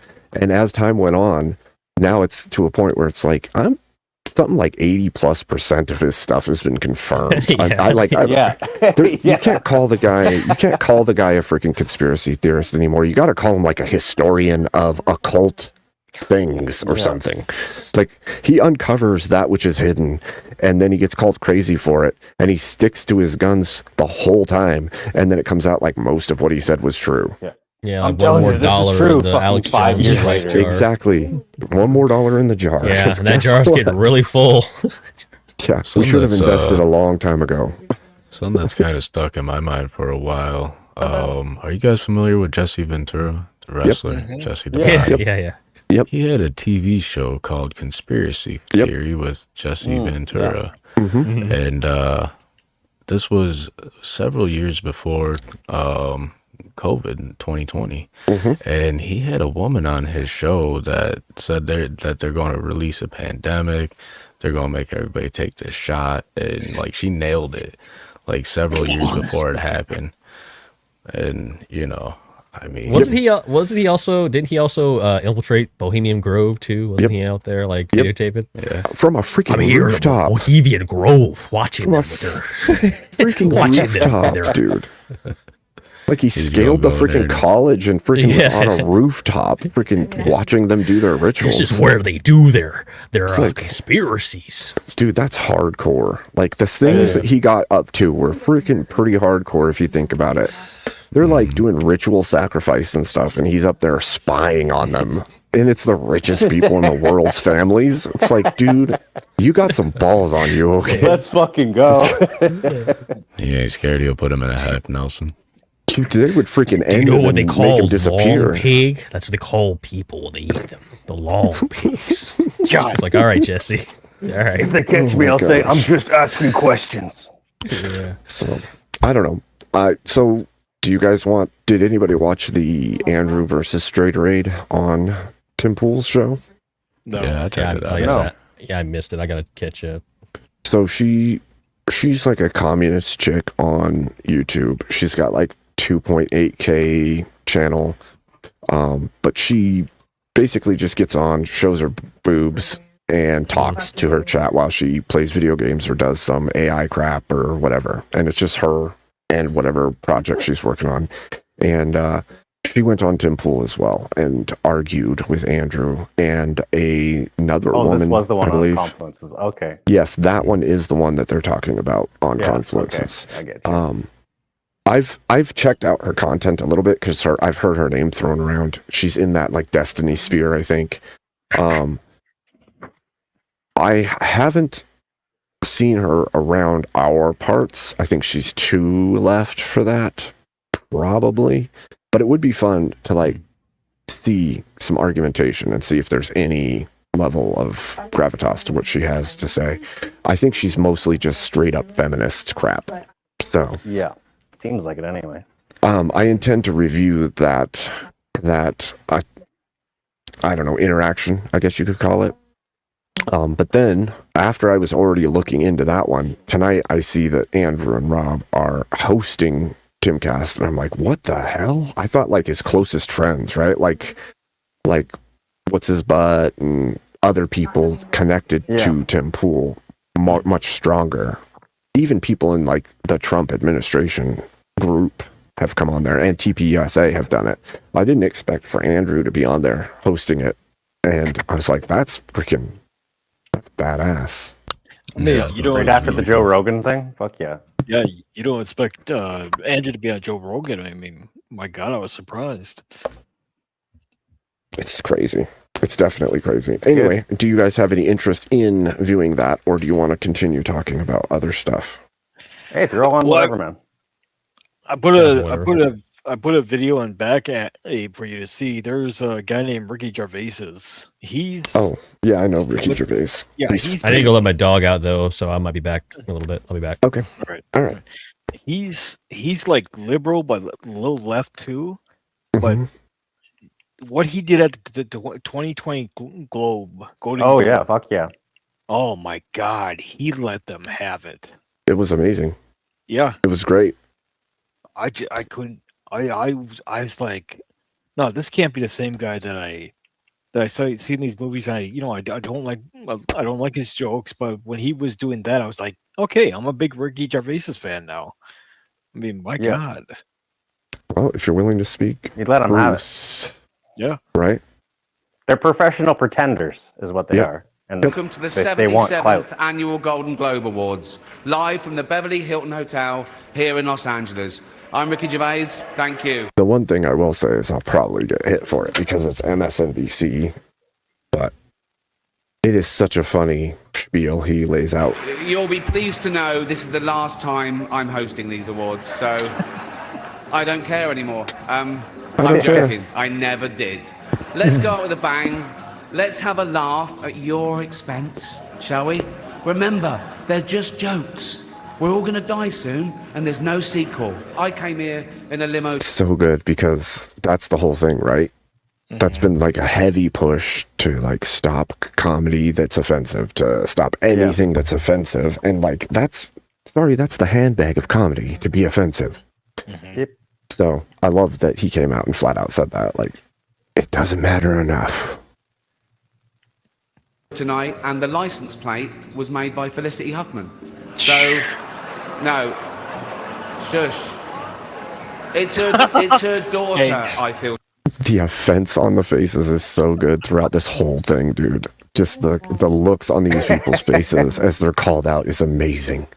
The Epstein joke and the Oh man, so good. Sorry for, okay? That must be the most embarrassing thing that's ever happened to her. And her dad was in Wild Hogs. No one cares about movies anymore. No one goes to the cinema. No one really watches network TV. Everyone's watching Netflix. This show should... We're watching Netflix. I don't even know if that's the case anymore. Now it's more like everybody is watching some online media source like YouTube or TikTok or Twitch or something. Or downloading it myself.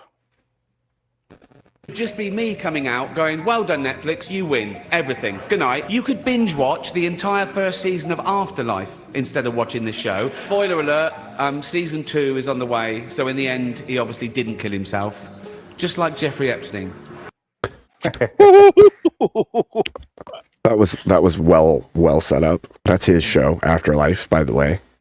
And so he set up his own show and then turned around and made that claim, which is amazing. Nice. Oh, exactly. Hold on, Nate.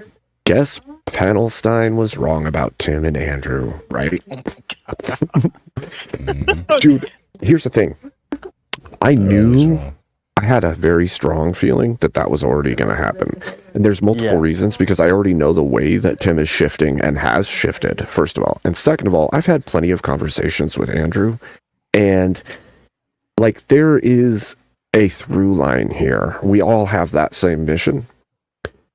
If you think that Andrew is getting on to things and just acting like a dick just to be a dick, you're wrong. There is a very specific way that Andrew argues, and it's very, very effective at either forcing you to admit where you're wrong or breaking your worldview so that you can start re-examining it. And people can't see that from the outside because they're too stuck in their TDS level of Andrew hatred. That's what it is. They can't see that offensiveness that is being used is to break bonds in your head that are incorrect. Yep. And Tim caught it. You can watch it when he was arguing with Tim and Tim got really heated. I guarantee you off camera there was more conversations that allowed Andrew to really dig into things and help him understand it. But for the sensationalization of entertainment, you're going to push the parts that are harsh and crazy and where the flare-ups of the argument happen. That makes all the sense in the world to me. But that argumentation is important because in our current world, you can't break through if you don't have some way to get them off of their weird armored ideology that is unable to even see truth. They can't even see it. They can't allow themselves to even think outside of what they've been told. And that's why he breaks it. And he does that. Andrew's really good at exposing weak points in their armor. Yeah, he does that really. And once they're exposed, we can get at them. So he does that really well when he does his TikTok invasions. You know, he gets he you know, he'll listen to him. He'll be really nice, and he'll be, you know, really cordial with them. Yep. He'll ask him about the topic and all that, and he won't even, you know, he won't start up yet until they start up. When they start up, then he switches to another level. Yeah, it's energy matching. Yeah, exactly. It's the best way to go about it. There's no reason to be super aggressive unless they're going to be aggressive with you. And that's something too, is like, if you've watched him, he will be cordial. He will be chill about things. And you may disagree with his language, but he's trying to fracture the ego you've built around a belief that is obviously flawed. But beyond that, he's very chill until you push. You push the wrong thing, and he's going to come back. So, yeah. So, and how funny is this, right? He says, you know, newsflash, he didn't kill himself, and neither did Jeffrey Epstein. And then we have stuff coming out saying that that's probably true. Now, 6 years later, which obviously we were all saying it then anyway, but now it's like documented things coming out.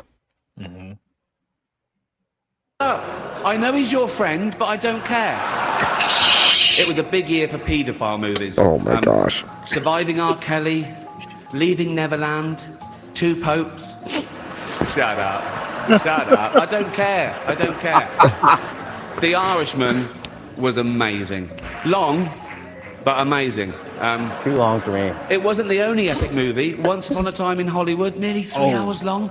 Leonardo DiCaprio attended the premiere, and by the end, his date was too old for him. So, I love that shit. Just call out. Because if you didn't know, to the audience, to the chat, Leonardo DiCaprio has said he won't date a woman over 25. And if his date goes over 25, he'll find a new woman. So this is a pretty funny joke. Yep. many talented people of colour were snubbed in major categories. Unfortunately, there's nothing we can do about that. The Hollywood foreign press are all very, very racist. So we were going to do an in memoriam this year, but when I saw the list of people that had died, it wasn't diverse enough. It just, no. Wouldn't allow it.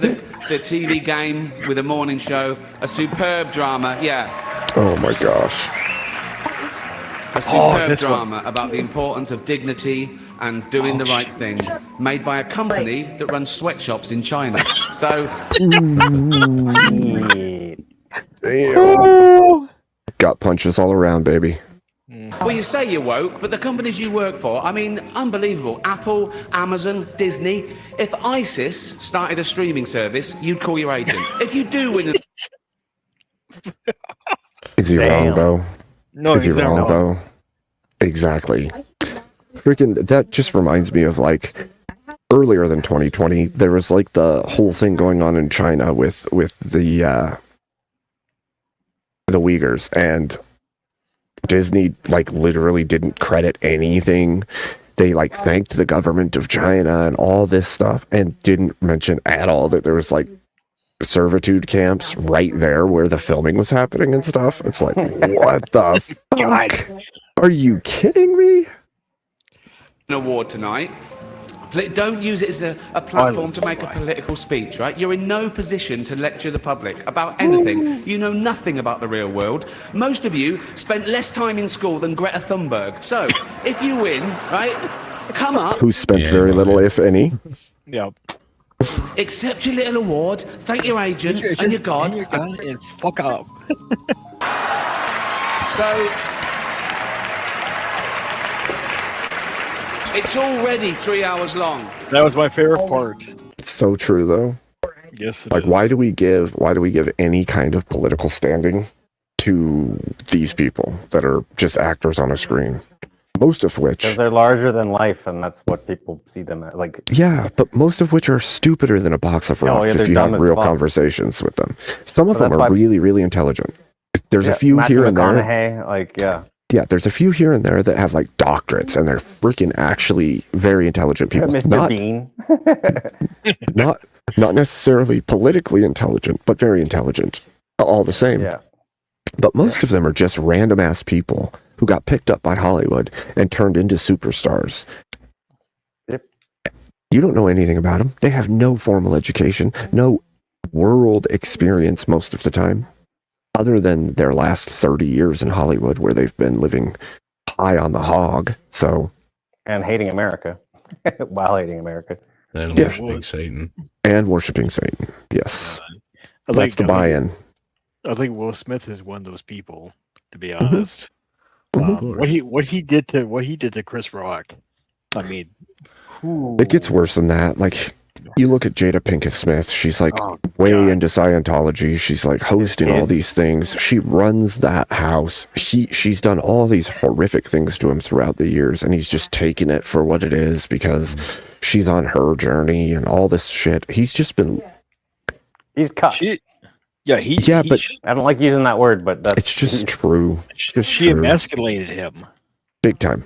big time. And you can see it in the way that she functions, both on the screen, but also in every interview and every interaction that woman has. She is, I am dominant, I am queen, she is the actual epitome of what Marilyn talks about if it was actually taken to its full extension. Like, she is the goddess in her household, in her life. If she's in a role in a movie, she better get paid as much as the highest person in that movie, even if she doesn't have a good part in it, or she's it's crazy to me, dude. Yeah, I It's thought sickening. it was kind of odd when Chris Rock made the joke. Will Smith was laughing along with it. Yep. No problem until Jada looked at him, and that changed his whole disposition. And then he felt compelled to go and strike somebody over a joke. Well, yeah, he wanted to go prove his manhood. That's what he wanted to do. You know? Well, it just shows how much control she has over him. Yeah, just yeah. a single look could push the man to violence. Yep.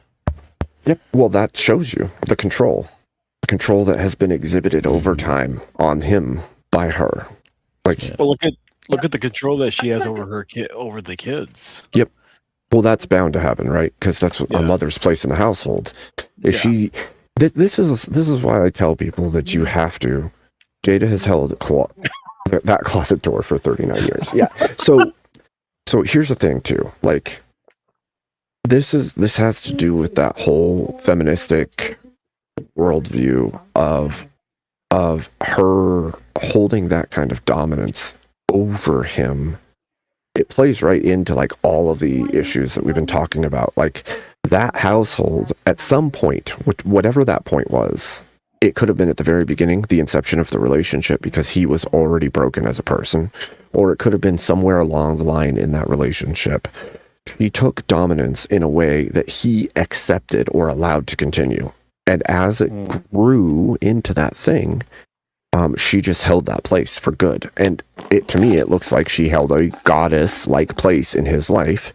And because of the traditional way that families work, the woman raises the children in the household, especially in their early years. Voltaire, are you digging in a tunnel? What? Are you digging in a tunnel? It might be. Okay. I can hear it. So her position as a mother in that household gives her the position that is given to mothers to raise their children in the moral, right way of acting and doing things. And so if she's put into that position and she already sees herself as a goddess, and the relationship is you worship me and everything I say goes, and then her children are raised to believe that, no wonder her boy child is seeking to become a female, because he watched his mom be a goddess and rule the household. So that's the thing he's going to try to emulate. He's not going to emulate a bitch-made father who just bows to every whim of his mother. No, he's seen women be the strong thing that he wants to be. And so that fracturing of the traditional household is deadly to a functioning society, as we see in all of these movements where boys are seeking to become female. It's either because they've been outcast in some weird way, raised by single mothers, or the system has failed to give them a traditional route to understanding what it is to be a man in the world. And that family is a perfect case study for that. And then here you are in the future, she's into Scientology and all these things where, what does that teach? Teaches that you can be gods, right? Teaches like an even crazier form of Mormonism, where you can be a god and you have to learn all these things about your internal freaking emotional states and connect them to things, and there's connections to space and all this. It's like she was looking for a reason she could claim that she's a goddess on top of already acting like one. Yeah, and I think Beyonce's fallen in the same line too, as well. I hear don't a lot of doubt that. talk of her trying to emulate a certain pagan idol or something like that. Yep. But I think it just goes with the territory with Hollywood. Hollywood women, yep, and men, but But the goddess Because, part for Hollywood women, absolutely, Russ. Oh yeah. Abe, I posted another video. This is Marlon Wayne's take on what happened between Will Smith and Chris Rock and Jada Pinkett and the relationship and all that. Okay, while I get that, go ahead, Russ. Oh yeah. So with the way Hollywood is, it seems that they openly worship these idols and they try to make idols of themselves. And that's why the term is often applied to celebrities, idols. Well, they're point of worship, it seems, especially for those who are outside the Christian faith, mostly atheists, are the ones that go bananas over these so-called idols. Right. So anybody who hasn't heard this before, I'm going to break your brain for a second. And you're getting a little bit fuzzy, Rev Russ. I'm going to break people's brains for a second here. We call them stars, right? Or superstars, or music stars, or movie stars. Biblically, stars are used to reference things like angels, things above mankind, things like, and ancient cultures worship the stars as gods. And so when you see the terminology that have been attributed in modern day to all of these things, make no bones about it, these are terms that are fairly Luciferian. They are meant to say this person is above you in a way that makes them into some level of godhood, and that they should be idolized or worshipped. And it's gross. And that's the origins and meanings of these words. And they teach them to the kids with these fucking these teen magazines. Yep. So when did we go from calling them actors and actresses to calling them stars? Good question. Bet you it was at the advent of feminism. Close to it. It was the silver screen era, I believe. I'm not entirely mistaken. The golden era? Maybe? Oh, the silver screen era, when everything was in black and white. Ah, okay. 50s? 40s? 40s, Yeah, somewhere around there. And when did women gain the right to vote? 50s? 40s? 50s? What was it? 1920? Wait. Now I gotta look these up, these actual dates, because that's an interesting preposition, actually. Women got the right to vote in 1920. Okay. Interesting. The golden age of TV was between 1920 and 1950. And when was civil rights? 1964? 1964, yeah. That's still considered the golden age of TV was in the 60s too. And it was Interesting. the post-World tiny War hat II people. era that the major push for abortion as reproductive rights happened in the United States. Prior to that, it was considered a form of eugenics and outlawed in all 50 states. So it's funny you bring that up, Rev Russ, because that reminds me of Rachel Wilson's book, because we've been on the topic of Andrew some, but Rachel's book talks about how like the Planned Parenthood and all of that was in conception prior to that through the feminist movement. And there was a whole lot of things going on that were completely illegal by feminists who basically abandoned their families, made pamphlets, sent them out. Their families, their children actually got sick while their husbands continued to work and try to take care of them. And their children passed away in like group homes or asylums. Like these things that happened all happened around that same time period where we watched a huge shift happen, not only in our public and in our government, but also we saw the shift happen on our television screens, in our churches. A whole bunch of new Protestant branches of churches sprung up because of these movements, because the women came in and started teaching like secret truths, things like the Seventh-day Adventists and Theosophy, and everything else came in and started all these new branches that pulled people away from Christ, away from the truth, and towards this new degenerative version. Yep, for sure. And I got to get a copy of Rachel's book for my wife. So it's freaking good, Rev Russ. It's really good. That's definitely next on my list. that just throwing it out there to the chat. If you haven't read Occult Feminism by Rachel Wilson. Read it. It's worth the read. Even if you just buy the cheap one on freaking Audible or whatever, get it because it's worth it. It's going to give you some kind of insights about like the feminist movement from its inception in the US and how it's affected everything. It's not what people tell us. They uplift these certain women as these heroes of suffrage and the feminist movement, but in reality, when we look at their lives, they are horrors upon everyone around them. They are in the beds of all these different famous wealthy men in order to get the donations, even to the point of the men dying while attached to this woman and then taking everything he has and putting it into movements to destroy the lives of men and children and degrade society and crush the church from the inside out. So worth the read, I promise you. Okay, let's play this here.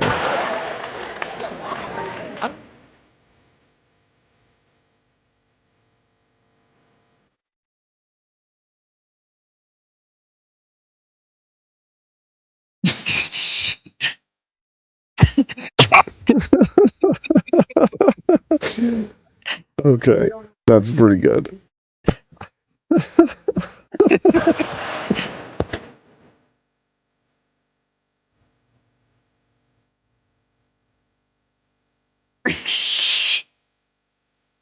True. Not too far from the truth, is it? She had a.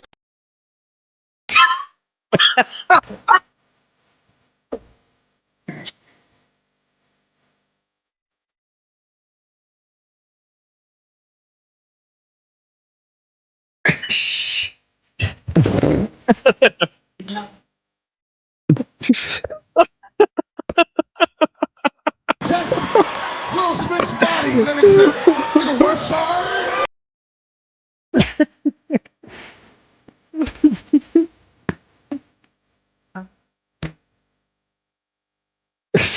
It was a different walk too. It was. He's not even kidding.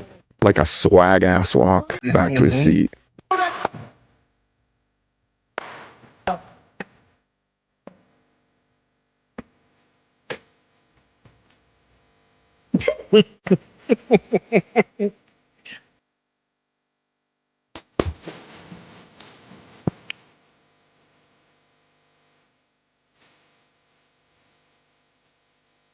Mm-hmm.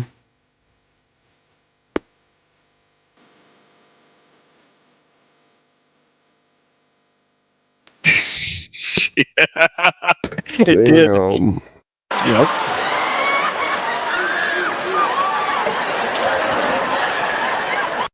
Oh, I bet you.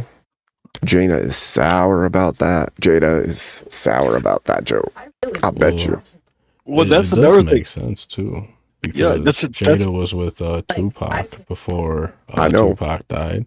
I And know. then Will Smith swept in and picked her up. I'm pretty And- sure she has lorded Tupac over his head this entire relationship. Look, we all know that I'm not red pill here, but that is some alpha widow shit, right? Mm-hmm. Like you're with freaking Tupac Shakur. He dies. You get with Will Smith, and Will Smith is your manservant for the rest of his life. Yeah. That's alpha widow stuff. Mhm. It's like I already had that high, powerful person that's in the minds of so many, and you can never live up to that. And so then you have Will working his ass off his entire life to live up to that while bowing to her every whim. Mhm. And this is how you end up in the position we're in today.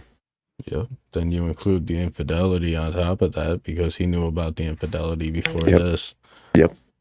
So Yep, now he which feels builds rage. demasculated Mhm. and probably every argument that they got in, she threw Tupac at him. Yep. I guarantee it. I guarantee it.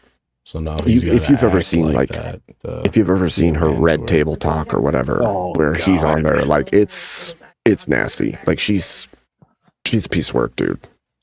It's like In he my wants, opinion. It's like he wants to say something, but he knows he if he if he said something, she could take him. She could take him for half his money, anyways. Well, you not know. just that. Not just that. She will. It's not even that. Look, she could take him for half his stuff and walk away, and he'd be okay, right? she could destroy him on every possible level. And a person like that probably would probably destroy everything in his entire life, drag him through the mud by word and by bond until the world hates him forever. He'd ruin his legacy for good. Well, when he slapped Chris Rock, did you guys see who all jumped up and came over there and tried to mitigate the situation? It was Denzel.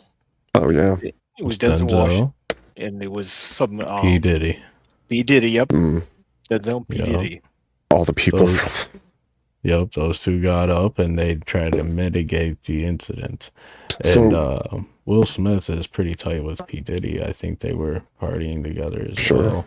I'm sure. I'm sure they were doing more See, than just partying. that's sad to me too, because Denzel always kind of felt more based to me than that group. But I don't know that. I think they have a clique going on. Oh, I I'm sure. remember seeing a speech by P. Diddy to this group of influential men. And yeah, it seems like they have like a little bit of a Hollywood cabal going on. That would make sense. That would make all the sense. Well, isn't that the whole thing? Isn't that the whole thing of like the black stock market and like they want to build their own industries and their own powerhouses, and that would make sense that they would be doing that. That's what Diddy's whole thing was, like him and Jay-Z and all of them building their own media houses and producing all of their own stuff to get into their own, to create one that's just for them. I mean, Yeah, I think Ice Cube came out and said that more or less that there's a clique and he's not a part of it. He's on the outside of it. And more or less that it's pretty much a bad situation. And I think with the Diddy arrest and the documentary that 50 Cent released, we can kind of see how bad it really is just in that little section of Hollywood. Yeah. But then also, you got to think of who else is all connected to this, because it wasn't only musicians. You also had actors and politicians and all kinds of other people intertwined into this. And I think if you follow the networking pattern, it all goes like the ties with Diddy and the other Hollywood elites. I think it all goes right back to Epstein, just like what we saw. That guy said, hey, you know, I know he's a lot of your guys' friends. And, I think that's kind of true. The more things come out.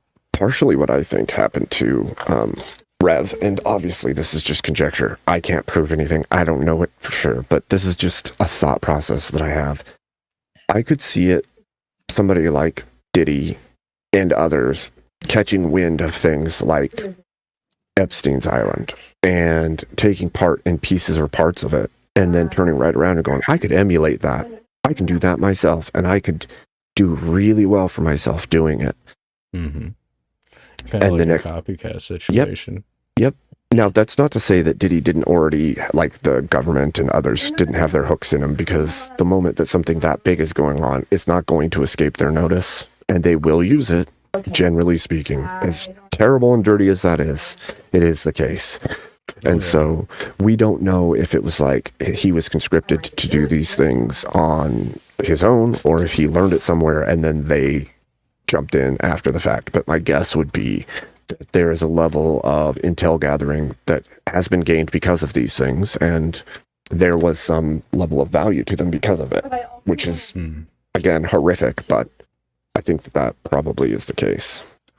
Yeah. And the cases are quite comparable. And even if you compare somebody else like R. Kelly, his situation is very comparable to that of Epstein and Diddy as well. He was keeping women captive in his house, For sure.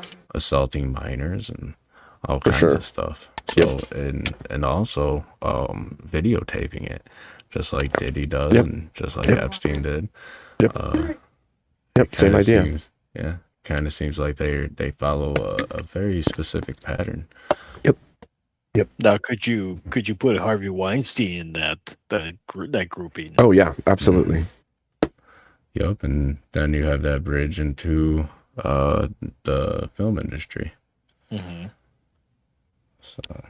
Yeah, I think that it's all connected. And I think when people have, well, this is something I was talking about earlier, actually, when you hit a certain level with money, and obviously I'm not wealthy, so I can't tell you this for sure, but I've heard this before, that when you hit a certain level of wealth, the next thing after that becomes control of people, because people are now free working things in the world, and there's a different level of thrill when that level of power comes into the scenario. And so you see these extremely wealthy people get to a point where they have way beyond what they'll ever need in their lifetime, and they either start doing things for the benefit of others, they build really amazing things, or they turn to controlling other human beings and using them as toys, pawns in the world. And I'm sorry, but I think that humans tend towards the second more than the first, right? They want that control of others. And so what happens is things like Diddy, things like Epstein, things, because that kind of power is crazy. When you can start commanding swaths of the population, you can dictate policy in a nation. Things like that are really crazy. And we could even jump to things like Soros. As much as people, as much as that's become a hokey thing in the world today, he, like, as far as I know, he crashed the Russian stock market at one point. He pays to get people into DA positions all across the country. Like, there's crazy things going on. That level of power is different than just having the money, because you could have all that money and you could just give to the poor. You could create programs that help people across the planet. Instead, you're dictating the policies of a land to change it into something you want. And that's a whole new thing, a whole different level. Mm-hmm. And I think that that's a different level of addiction to power. Yeah, it's definitely strange the way that some of the people do it. I don't know. They're of the world, and the world loves their own. That's true. And you know, if you don't see a higher power, then in your worldview, you are that higher power. And then we end up with people who try to play God. And we see that a lot, and they try to do it with their money. But, you know, like the book says, you can't bring nothing in the world with you, and you can't take nothing out. Yeah, true. They'll find out eventually. Can't take it with you. Mm-hmm. It's just a sad state of affairs when you really stop and think about it. Well, it comes back to the garden, I think, for me, in my mind. The promises or the lies told in the garden, right? The three premier lies of the serpent. And it seems that those who exhibit those in spades are those who turn out like that, right? They have bought into the belief that they will be as God. They buy into they will not surely die. And they buy into they can have whatever they want. And when they take those into account, because they've already gotten to a certain level, they just behave as though they are a god on the planet in every possible way. And they're not serving God. So in that way, there's no responsibility in their mind to be an honest moral entity within the world. Instead, they can play with their toys, so to speak. Do you think, because I just read, I remember this family, do you think the Duggar family was like that? Who? The Duggar family. The Duggar family. They had 19 kids, but the controversy was that Josh, one of their kids, molested the girls when they were younger, and they covered it up because of the, you know, because of the famous the power that they had. They were able to cover it up, and Josh later on got married, and then he got caught with child pornography, but they were trying to cover that up too. Wow. I didn't know that. I don't know. Yeah. It's possible. Yeah. I mean, Hold on. Got another one. Sorry to cut you off. It's okay. But no, that's completely possible. We know.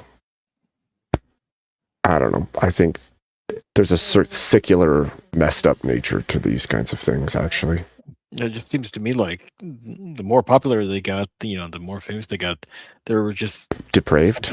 depraved. Yeah, and there was another family, Josh. There was a blonde. I can't think of their. They had 8 twins. They had like John and Kate plus 8, I think it was called. Yep. And the power of the kids. The kids. They if you listen to what the kids had, if you listen to what the kids have to say today, they never want to go through that. Their lives changed so much because of the shows and all that. Yep, I'm sure. They never want to go. They never want to go through that. Okay, that's too close, Abe. We can see your wrinkles. Look.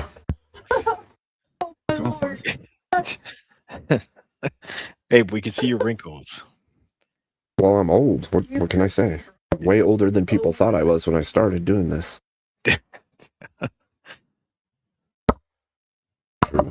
It's true. Everybody thinks I'm like, they kept saying, oh, you don't look that old.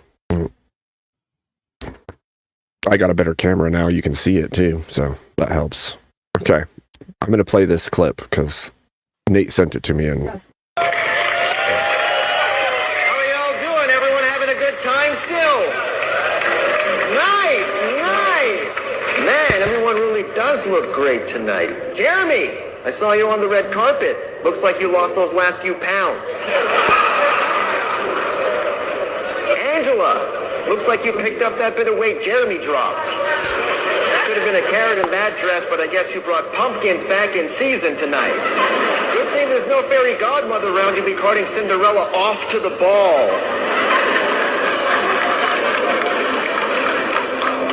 Oh, what's this?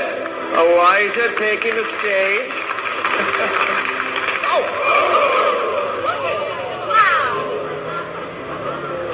Wow. Elijah Lewis just slapped the heck out of me. Don't you ever talk about my wife that way. Relax, my friend. It was just a joke. I'm a comedian, Elijah. You know how it is. No disrespect, Angela. You're gorgeous. I said keep my wife's name out your mouth, boy. Honey, calm down. We're on live TV. Wow. This may be the greatest night in television. Am I right, folks? damn. Well, that's awesome interesting. That's a fun parody. They did a couple parodies like the Will Smith slap. But is that old or is that not no, old? It's new. That's made to look old. Okay. Very interesting. Very interesting. Well, now what should we do, Rev Russ? Do you want to break down some videos of Andrew going and arguing with that feminist, or what do you want to do? I opened the panel, but we're not getting as many panelists tonight, which is kind of crazy. You know how my panels used to be. Oh yeah. Well, it's your show. If you want to check out some Andrew Wilson, we totally can. Okay. Let's see. I was planning on doing VK tonight. Were you? Oh yeah. What the heck? Let's see. Okay, hold on. I gotta pick this up here.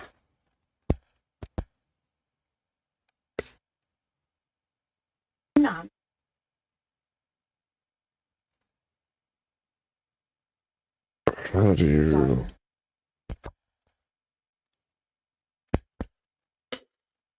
Okay.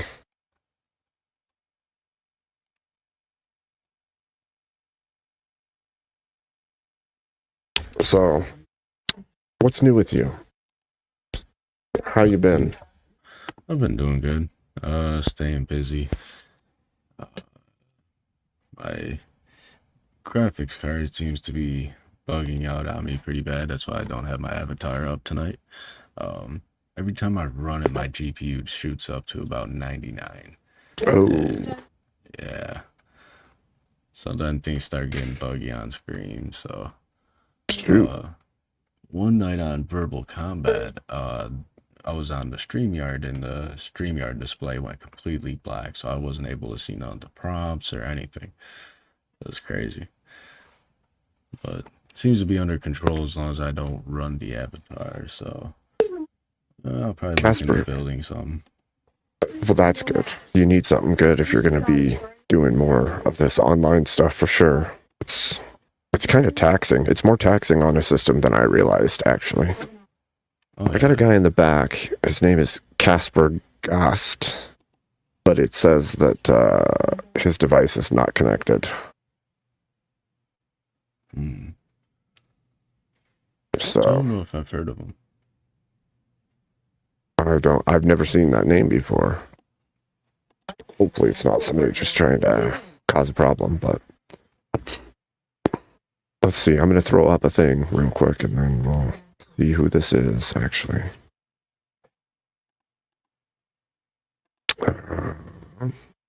Overlays. Okay. You there, Casper? Yeah, can you hear me? Yep. Barely. Hold on.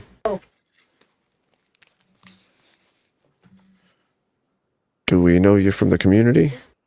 No, but I saw something about Andrew Wilson, so I just started getting in on live streams and stuff, and people like debating and whatnot. So Okay. And you're not gonna cause an issue, right? I know it sucks to be asked that, but no, not at all. okay. No, are you guys Andrew fans or are you guys anti-Andrew? I wouldn't say anti-Andrew. And as far as fans go, I think that he's got good argumentation, and I believe that Christianity is the best way forward for the country. Word. I am also a Christian. So, I think that his tack is a little harsh for some people, but sometimes you have to have some harshness. So, For sure.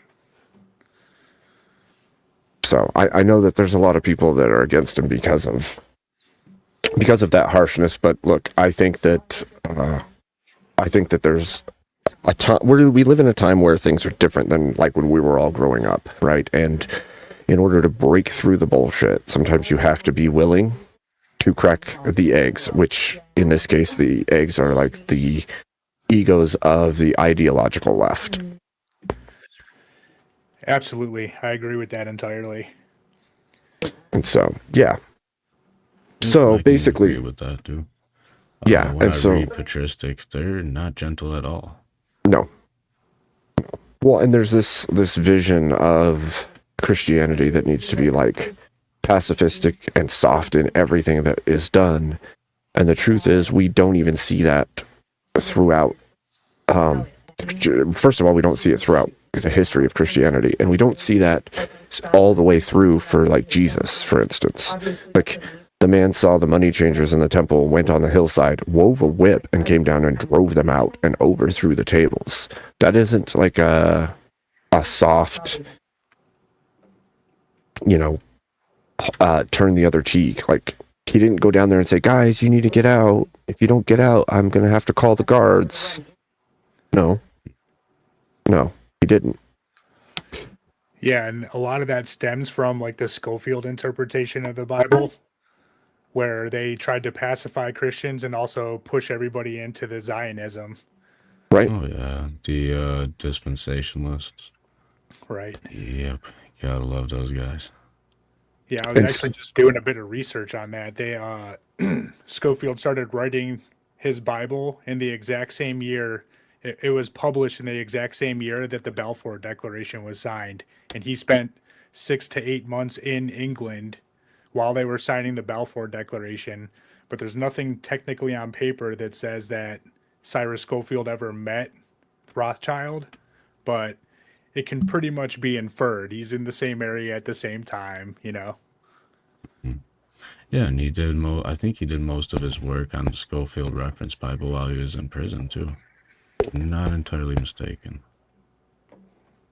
Yeah, he spent a lot of years abroad. And I know right around the time, about the same year he was getting it published. I didn't know about the prison thing. That's actually pretty interesting. But I know right in the years he was getting it published, he was in England. Thank you, Nate. Have a good night. So that's part of it for me. It's like see, even for myself, there's a level of crassness where I'm like, that's a little bit, because for me, right? And you can speak for me, Rev, because you've been around me enough. I agree with Andrew, but for myself, I have a different tack. I have a different way of arguing the way through. And I think that he is like the frontline type guy as far as argumentation goes. He's out there like breaking the eggshells that need broken. And I'm like back here, like, let me explain to you what's going on with this, because it seems to me that his argumentation is going over your head. And because of that, you're seeing the crassness, not getting the argument, and thinking he's just a total piece of crap or an asshole. And in reality, he's trying to fracture the existing armor that has been built onto the ideas you're carrying, so that you can get out of them, or so that the audience who also believes like you do can break out of them. And absent what he's doing, you're just going to keep holding to these things, because a softer, gentler argumentation is just going to slide right off that armor. You've heard that your whole life. You've heard the soft argumentation. You've heard the soft ideas. You've never actually been pressed hard on what you think and what you believe in a way that makes you flustered enough to actually break out of that thought process. And so for me, I'm trying to just like build bridges of understanding, and I'll also cast down bad ideas. I don't have that kind of gusto generally, although I have gotten fiery from time to time, and that's like the Dark Abe stuff that I will do. But I think that he's invaluable in that. And so is like Rob Noor. Rob Noor's also becoming more fiery with time, as I've seen. And his argumentation is more political in nature, but also needed. We need to break through the shells of people who have all these crazy misconceptions when it comes to philosophy and religion and politics. And both of them are instrumental at this point. Yeah, absolutely. Yeah, I definitely agree. I've never gotten much into the whole politics thing. Never much been my thing. Theology and all that's basically my aisle. So, but you know, we all have our own spots, I think, in this culture war. Right. And if we don't stand up and do something about it, and if we don't start changing minds, and you know, then it's just going to keep progressively getting worse until the land of the free is no longer the land of the free. Right. And I dare say that like not everyone should be like Andrew. And that's not the call. The call isn't everyone be like this. The call is this guy's showing you the cracks in the ideas and the bad stuff in the things he's arguing against. It's not a call to everybody act or be or argue this way. It's just so that things are clarified, broken down, so that people can live. If you talk to just everyday people, they're not like that. But also he's arguing against people who are online, like we are right now. And the people online, I've noticed, are like some weird level of trend setting happens here, right? You hear these arguments going around our circles for a while, and then the mainstream starts picking them up. So he's trying to nip in the bud or crack them here so that they don't proliferate into the world without some resistance, or break them down and destroy them before they ever get out. Yeah, that does make sense. I'm new to the whole online space in this capacity with streaming YouTube and panels and stuff like that. So, you know, I'm just your normal 3-point sermon kind of preacher, small town, little congregation. But, you know, I've got to learn and get used to debating and stuff like that. So I see a lot of progressive leaning going on in Christian culture in the United States, and we really need to get that in line because that kind of drift is bad. When we start seeing that kind of drift in the church, it reminds me of the passage in 2 Thessalonians, which says there'd be a falling away. And I think it's the duty of good preachers, good pastors who are confessionally reformed, stick to the scripture, and stick to the old ways, to really get a foothold and get this back on track, especially for us Protestants. Abe, I dropped you a link on Discord too, if you want to check that out. Sure. Yeah, I think Okay. because I used to be, I don't think I would classify myself as an atheist, but I was anti-theist, I guess. I wasn't, I didn't like the idea of a structured church, and I thought, it was more of a control device, but that was 7-8 years ago now. I've been a Christian for, 7-8 years, and I actually went through Protestantism and kind of non-denominational. And the more I started researching, I started asking these questions like, well, how do we even have our Bible, And that's kind of what led me. I'm not in an Eastern Orthodox church yet, but I'm leaning heavily that way just based on the tradition and, the apostolic succession and all that. It just makes far more sense to me. And the longer I spend in these spaces, it's seeming to be like that's going to be my home. And I have a really good Orthodox church not far from me, and I think I'm going to go in there. And I come into these conversations with my atheist background, but also with from a science background where I loved science. I studied the hell out of science, and what I started noticing within the science space is it actually depends quite heavily on faith, the same as religion does. Yep. So that's what kind of like broke me out of my atheism, was like, wait a minute, this is also a religion. These guys are priests, but they're in lab coats. That's the only difference.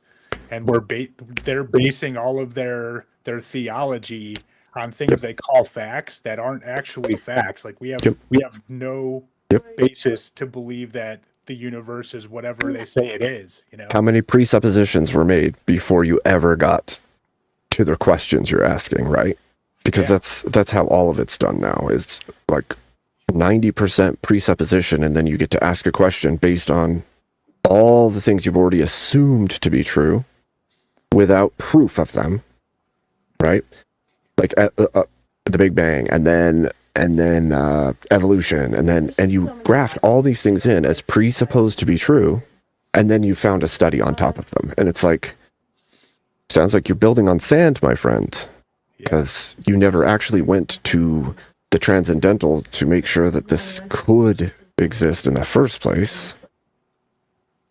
I agree with you too. Like for myself, I've been a Christian basically the whole of my life. And if we go from my childhood to my adulthood, there is a wild level of strife and disconnection and all kinds of stuff. Okay, we'll leave it at there. But into my teen to adult years, I got very, very into the church, not Orthodox, Protestant churches, and then I got more into ministry, and then I was in the military as a Marine, and I served overseas in 2004, and then during that time, I was a lay leader, which means I would pray with troops before they went out, but I'd also go on mission with them. But it was that I had enough knowledge scripturally and such to guide people in their times of need while on missions. And then I got out, and I actually ended up doing a lot of study for a bunch of different things. I went to college for a while and jumped around through that, and then I ended up with getting a pastorate, and then now here I am 2 decades later, and I'm like, I don't know, I'm trending towards orthodoxy as well, but not completely, because there's still things that I don't yet fully get.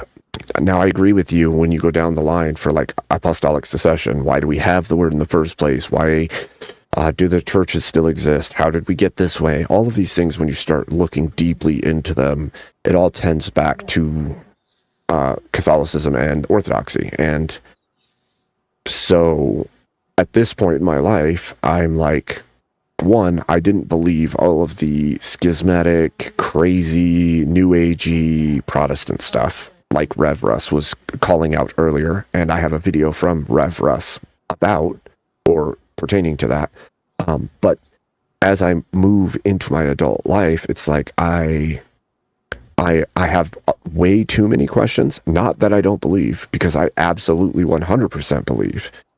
But now it's to a point where there's like Orthodoxy, and I like to make a joke that I'm like the Protestant that's the closest I could be to Orthodoxy without becoming Orthodox, because at this point it's becoming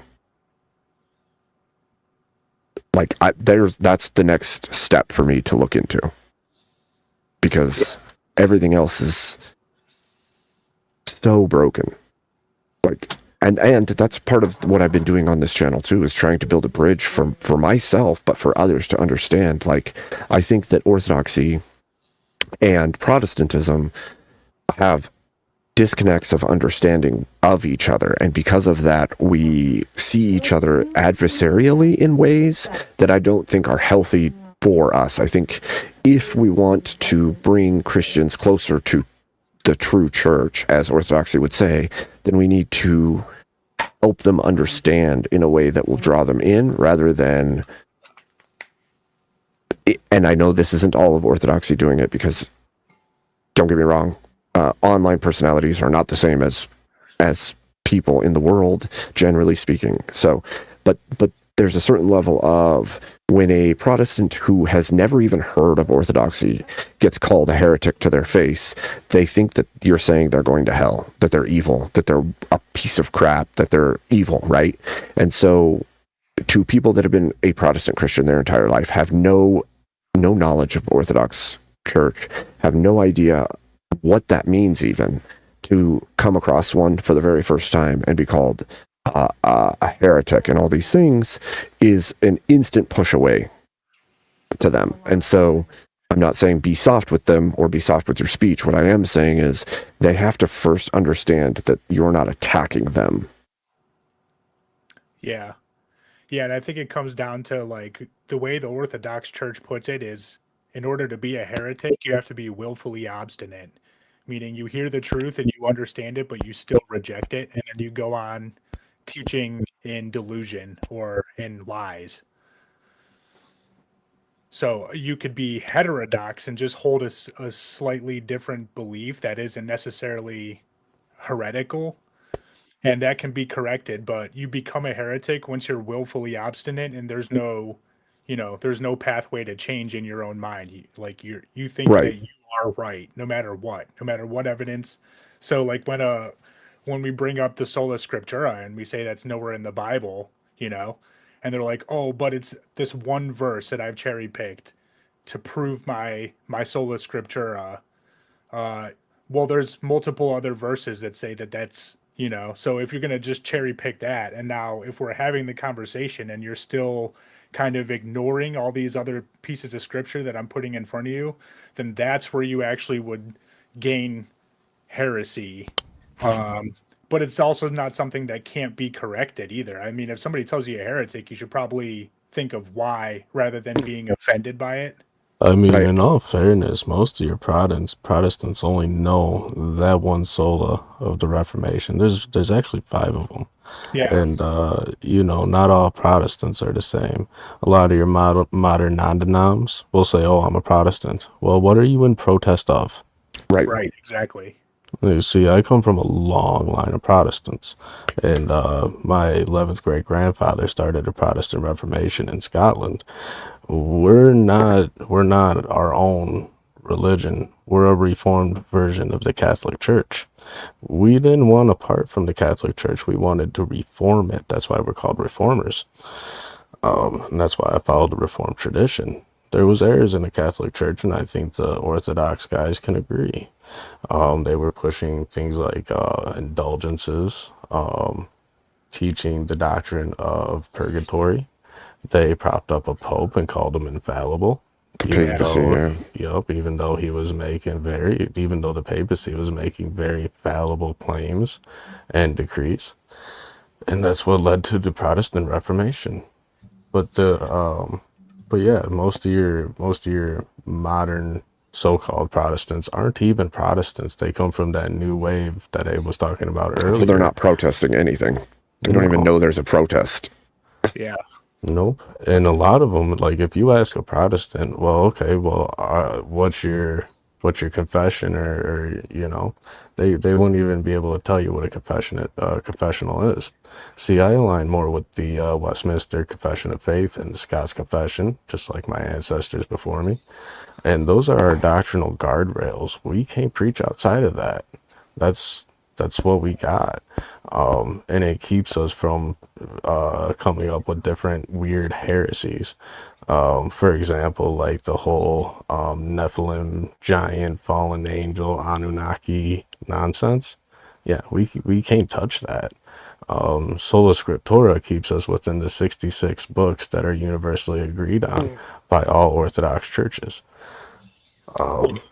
Not to correct you, but the Orthodox hold to 76 books. They keep the Deuterocanon too. Mm-hmm. Yeah, well, we do have Deuterocanon, but we don't consider it like authoritative, as like, for example, the Gospels would be considered authoritative scripture. The Deuterocanon, even the patristics said they're good for education and good for edification, but they never considered them scripture. See, so that's partially what I'm saying too. And on the note you said earlier, Casper, about like they need to understand maybe there's something wrong if they're being called a heretic. I don't disagree with you at all, but that's taken me time to understand in greater detail what is being said. Like, as a for instance, say I'm a 40-year-old man and I've been a Protestant, even though I'm not protesting anything, right? There's never been any protest against other churches for me. But say you're a 40-year-old man who's been a Protestant since the day he was born. He was raised in it. He believes it wholeheartedly. And he comes into a space where there's somebody calling themselves an Orthodox Christian. And orthodoxy means the one true way, the one true church. And they're like, okay, what is that even? Like, I've never even heard of that. And then they get into a conversation and they're like, yeah, they agree that Jesus Christ is God, that he's the way, the truth, and the life. There's no way to the Father except through him. They agree on all these things. And then they're just in talking, and the Orthodox says, but you're a heretic, or you're heretical. Well, first of all, he's never heard of that in his church going, because that's not generally how it's used. You would just say you're in sin, or that's incorrect. And so what happens is, in all of his life, only things he's seen heresy or heretic as is when they put people to death, when there's like movies where the heretics are evil and need to be put down, or all of that is attached to that terminology. And so, especially in the West, if you've been raised and you have no idea what any of that means, this person's coming in claiming to be the one true church and that you're the enemy of me. And it's not even about offense at that point. That person's like, holy shit, I'm not trying to be your enemy. Like, if we agree on Jesus Christ being God, he's the only way to heaven, he's the way, the truth, and the life, why am I your enemy? I don't understand what's happening right now, right? And then the next thing you do is, of course, as we all know, the Protestant churches have pushed this real purity culture type thing where, like, you have to be very catered in your speech. You have to be, like, well-mannered always. And so then they come into the space and they see people like Andrew Wilson or Jim Bob, and they're like cussing, right? Not cursing, cussing. And they're really crass about things in argumentation. And they're like, what is even happening? How can you call yourself a Christian? Because, of course, 40 years experience has showed them that's not what Christianity is. And they've never come across Orthodox Christianity. They don't know what the terminology means. They don't know that cussing and cursing are not analogous. They're not the same thing. And so what happens is they're like, how are you an example of what people who follow Christ ought to be? And And then that person who's cussing then turns and calls them a heretic, and they're like, that to me is a pushing away, maybe not intentional in any way, right? But to the person who is communicating and doesn't understand why this is happening, they feel like, oh, okay, fine, I'm walk away from that right quick. Yeah, I agree with that totally. And I know exactly what you mean. And I don't think Jim Bob or Andrew are necessarily always on the front of representing orthodoxy. Right. They're going against a bad ideology. Absolutely. So it takes a completely different starting point to get to that. If you're arguing against an atheist against, about feminism or Black Lives Matter or anything like that, you're not coming from a theological perspective. Nope. You're coming from an ideological perspective, and you have to battle and show these people why their ideology is broken. Right. But then doesn't that create a disconnect, right? Because even more so, that what we don't see in Orthodoxy, but we do see in bountiful amounts in Protestant styles of Christianity, is like they really take to heart the spreading the gospel, the telling people about the reason that they believe what they believe, and trying to bring people into the church, and like actually just out trying to tell people about salvation, right? And that's not the same in the Orthodox Church. So again, the term Christian to them is going to mean something in line with, you're supposed to be an example to the world. You're supposed to be bringing people to Christ, although obviously God chooses you, but regardless, all of that, right? They think they're supposed to be fishers of men. They're supposed to go out and bring people to God. And then they see Jim Bob or Andrew, and they're like, is that bringing people to God? Because see, it's a complete disconnect between the two. And I can see it so clearly because I'm like, I've been Protestant my whole life, or most of my life. And then now here I am seeing the difference and how Orthodoxy's got a point. And I'm like, oh, I see this disconnect. Like, I really clearly see this disconnect. Why people are pushed away. Why this weird secondary, I guess, schisming is happening currently to like the Protestants who are being called the sewing circle Christians. But in reality, they legitimately don't understand the disconnect that's happening. And I think some of Orthodoxy is also not getting that disconnect that's happening. Now, the people that are Orthodox who were Protestant and became Orthodox may get it. But I think if you were raised Orthodox, you probably don't get it. And if you're raised Protestant and never came across Orthodox, you don't get it. Yeah. Yeah. I think there's some bridges that can be built with Reformed Protestantism and the Orthodox Church. Keep in mind, when the Reformation happened, the Orthodox Church had literally zero presence in Western Europe. So there was a chasm there between the Reformers and the Orthodox Church. And if I'm not mistaken, I believe it was the only one that actually tried to make contact with the Orthodox Church was Martin Luther. And the Orthodox Church called him a heretic right out. Well, but also Martin Luther has his issues too, right? Yeah. If we're being fair. Yeah, of course. Lutheranism is So with what you're saying, I agree with you, and I get that. I mean, I followed the notion, or well, the reality that all men are fallible to a degree, and that's why I don't prop up Pope.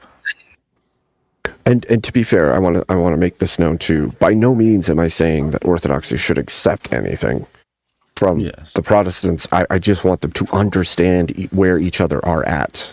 Mm-hmm. Better. Yeah, there's a foundation. That something I just wanted to correct real quick. Yes, I've read all the letters between Luther and the Orthodox Church. They didn't immediately call him a heretic. They actually came and tried to reconcile the differences. And Luther said, no, you're wrong, and there's no way you can really change my mind. And he left, so they were branded as a heretical church. And that's what happened. Abstinence right there. Nice. I'd like to see those letters. I haven't gotten a chance to really dive into that subject, but I know that The way that I found them he was tried through to make contact. what's his name? Josiah Trenum. I think he wrote a book. I think there's letters in that book. I have to remember what book it is though. Yeah, pop that over to me on Discord. I'd love to check that one out. Like I'm a book nerd, so I've got a big shelf of all kinds of stuff. I've got every creed, confession, catechism. I've got most of the patristics. Yeah, so big time book collector. So yeah, I think there's a foundation that we can build on, and that foundation is Jesus Christ. And you know, whether you're Orthodox, Catholic, or Protestant, I think right now the most important thing is getting an upper hand in this culture war. I mean, this is the last stand for freedom, and if we give it over, then we're in bad shape. So let me give a slight hypothetical though, because I think it's we shouldn't be infighting. I agree to that 100%, but I also think that it's important that we're not going to be like bringing people in to something if it's not true or it's not holding up to the scripture. You know what I mean? Yes. So if say orthodoxy is true, but we got people teaching that the Eucharist means nothing, and then nobody's ever taking part in that true presence, but they're still claiming they have like the Holy Spirit in these things. Isn't that kind of dangerous spiritually? Yes. I would agree. And in my Reformed tradition, we don't think the Eucharist or communion is nothing. It's the true spiritual presence of Christ. Right. And even as a Protestant, I've been taught that as well. But there's a whole different level of I'm learning this, right? But like I was raised to believe that you couldn't take of communion unless you were baptized, but the baptism process is completely different for the Orthodox Church. Of course, I haven't been in that. I have no idea, but again, that is a disconnect that most Protestants wouldn't understand either. They would think, yes, I was baptized in the church. I do take communion. I don't understand what you're saying, that I don't get it or that I'm wrong. So it's not.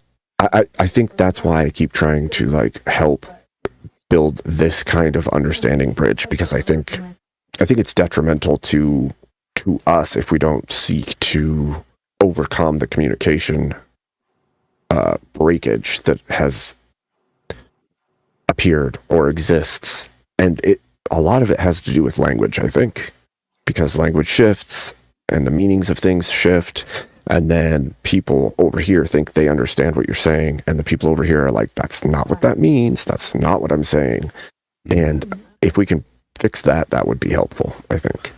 Yes, and we saw that early on in church history as well. That caused just the language barrier alone caused some rift.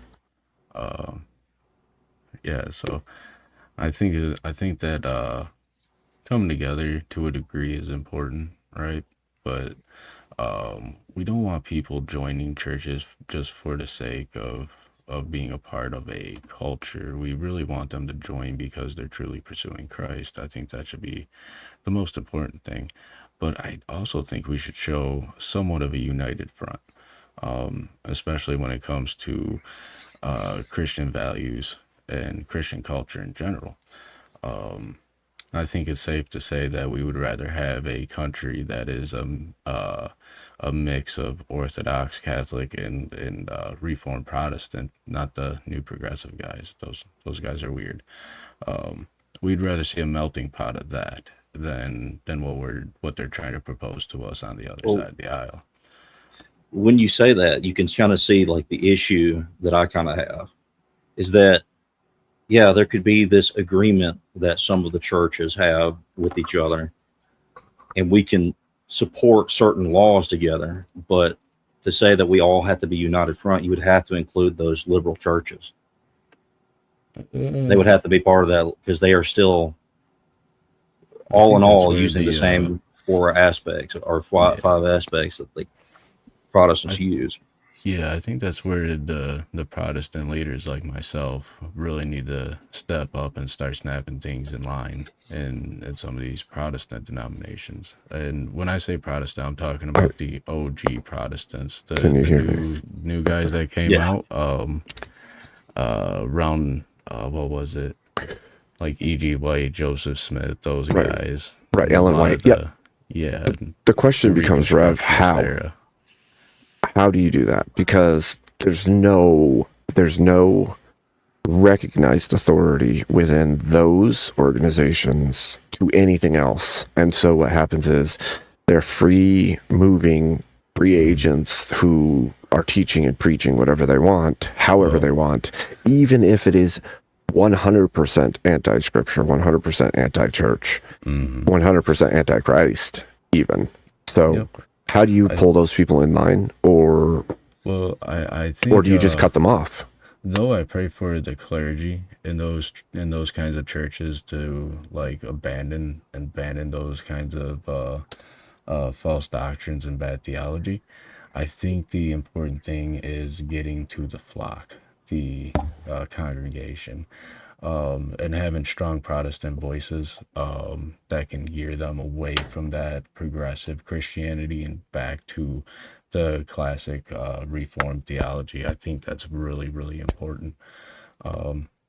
Because like the book says, a leopard can't change its spots. So I think there's Protestants that are going to be Protestants. There's no swaying them to orthodoxy or Catholicism, just like there's orthodoxes that you can't really sway them to Protestantism. So that's why I don't try to war too much with Orthodox brothers in this space, because I want to build that bridge. Well, the thing is, when it comes to that, it's not as if I'm choosing to try to be a Orthodox or trying to get into the Orthodox Church just based on that's just the way I feel or whatever. It's because they've provided the best arguments and they give the most consistent holistic view that I know of as Christianity. They are the most consistent. They're the most holistic. They give the greatest view. Oh yeah, and that's understandable. And like I'm not here to try to sway anybody away from their conscience or where they. But what I'm saying is, if somebody else could provide me a better one, that I could see it, and I could be convinced by that. But they don't. No Protestant church really provides that to me. Have you checked out the Westminster Confession of Faith? Yes, and I found a bunch of contradictions in the first few pages.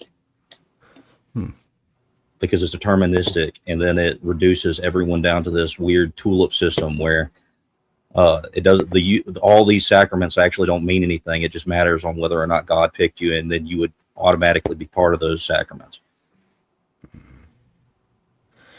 The problem that's too, a little bit more of the Calvinist leaning area. I was going to say there's a certain level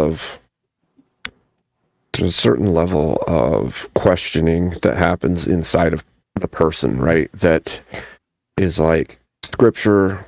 Okay, especially from the Protestant side, scripture is like where I would go to gain some kind of insight or understanding. And yes, there are things that seem to be plainly written. And so I would look at it and I would say, I don't think, and of course this is me thinking, right? But that there's a bunch of interpretation needed for this passage right here. And then there would come the claim that's sola scriptura. And so there's a level inside of me that's like, if things are plainly spoken, plainly written, and they seem to be, that's the case, then you fault the person for interpreting it a certain way, when in reality, if they're reading it plainly to them, they're not interpreting anything. That's what it says. And so with what you're saying right now, Elder Lion, you find contradictions in Protestantism that I think Protestantism would say, yes, I understand you're coming from historical statements and historical value and the church fathers. And they're going to say, well, even biblically, there's a level of metaphysics here. And where is my connection?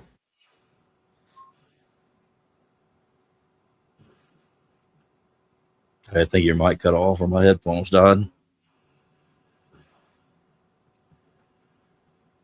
Yeah, I think you're muted. So hello. I can hear Now you. you're real button. So,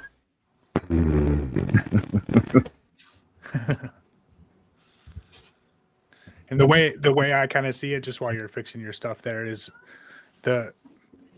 Christ says the church is my body.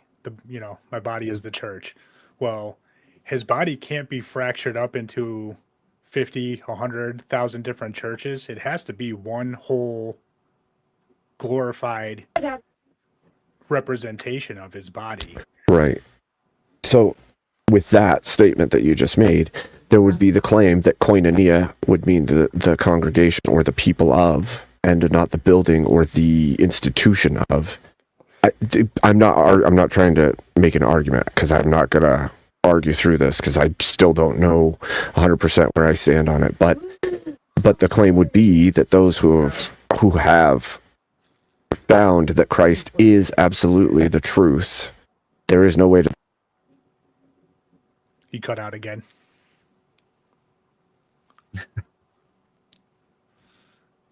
Dang technology. They just doesn't want me to say this, I guess. There's a certain level of, because these people are seeking Christ, knowing he is the truth, that he is God in the flesh, is what brings them into the church. And that's the disconnect, again, is the Orthodox Church is saying this is the established church of Christ, moving from Christ till today. And the Protestants, so to speak, will say that scripturally we see that it's using the terms koinonia, it's using terminology that is about the people and not about the institution or the organization of the church. And I can see why there's a breakage between the two. And that's really hard to overcome from the outside when you see in fairly plain reading, and obviously it's translated and all of that, so it makes it less so. But do you see where I'm coming from when I say that? Like, there's a level of the people are the church. Absent people, there is no church. And so, but how do you bridge that with people's minds? Because that's the thing that's breaking it, is their understanding is lacking. And so then they're like, yeah, and koinonia, meaning communion or joint participation. That's exactly why even in the Eastern Orthodox, like the Oriental Orthodox Church isn't in communion, because they teach a completely different, part of the doctrine.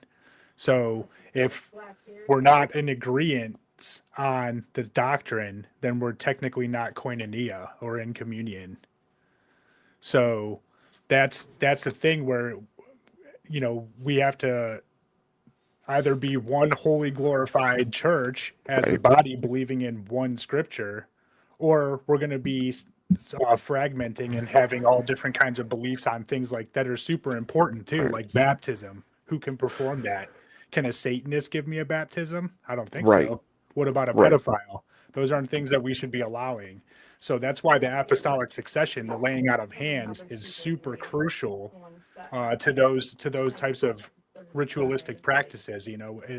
Something like baptism. I even just read a report a few years ago where a Catholic priest had been saying the wrong thing during a baptism for like 30 years, and all those baptisms were null and void.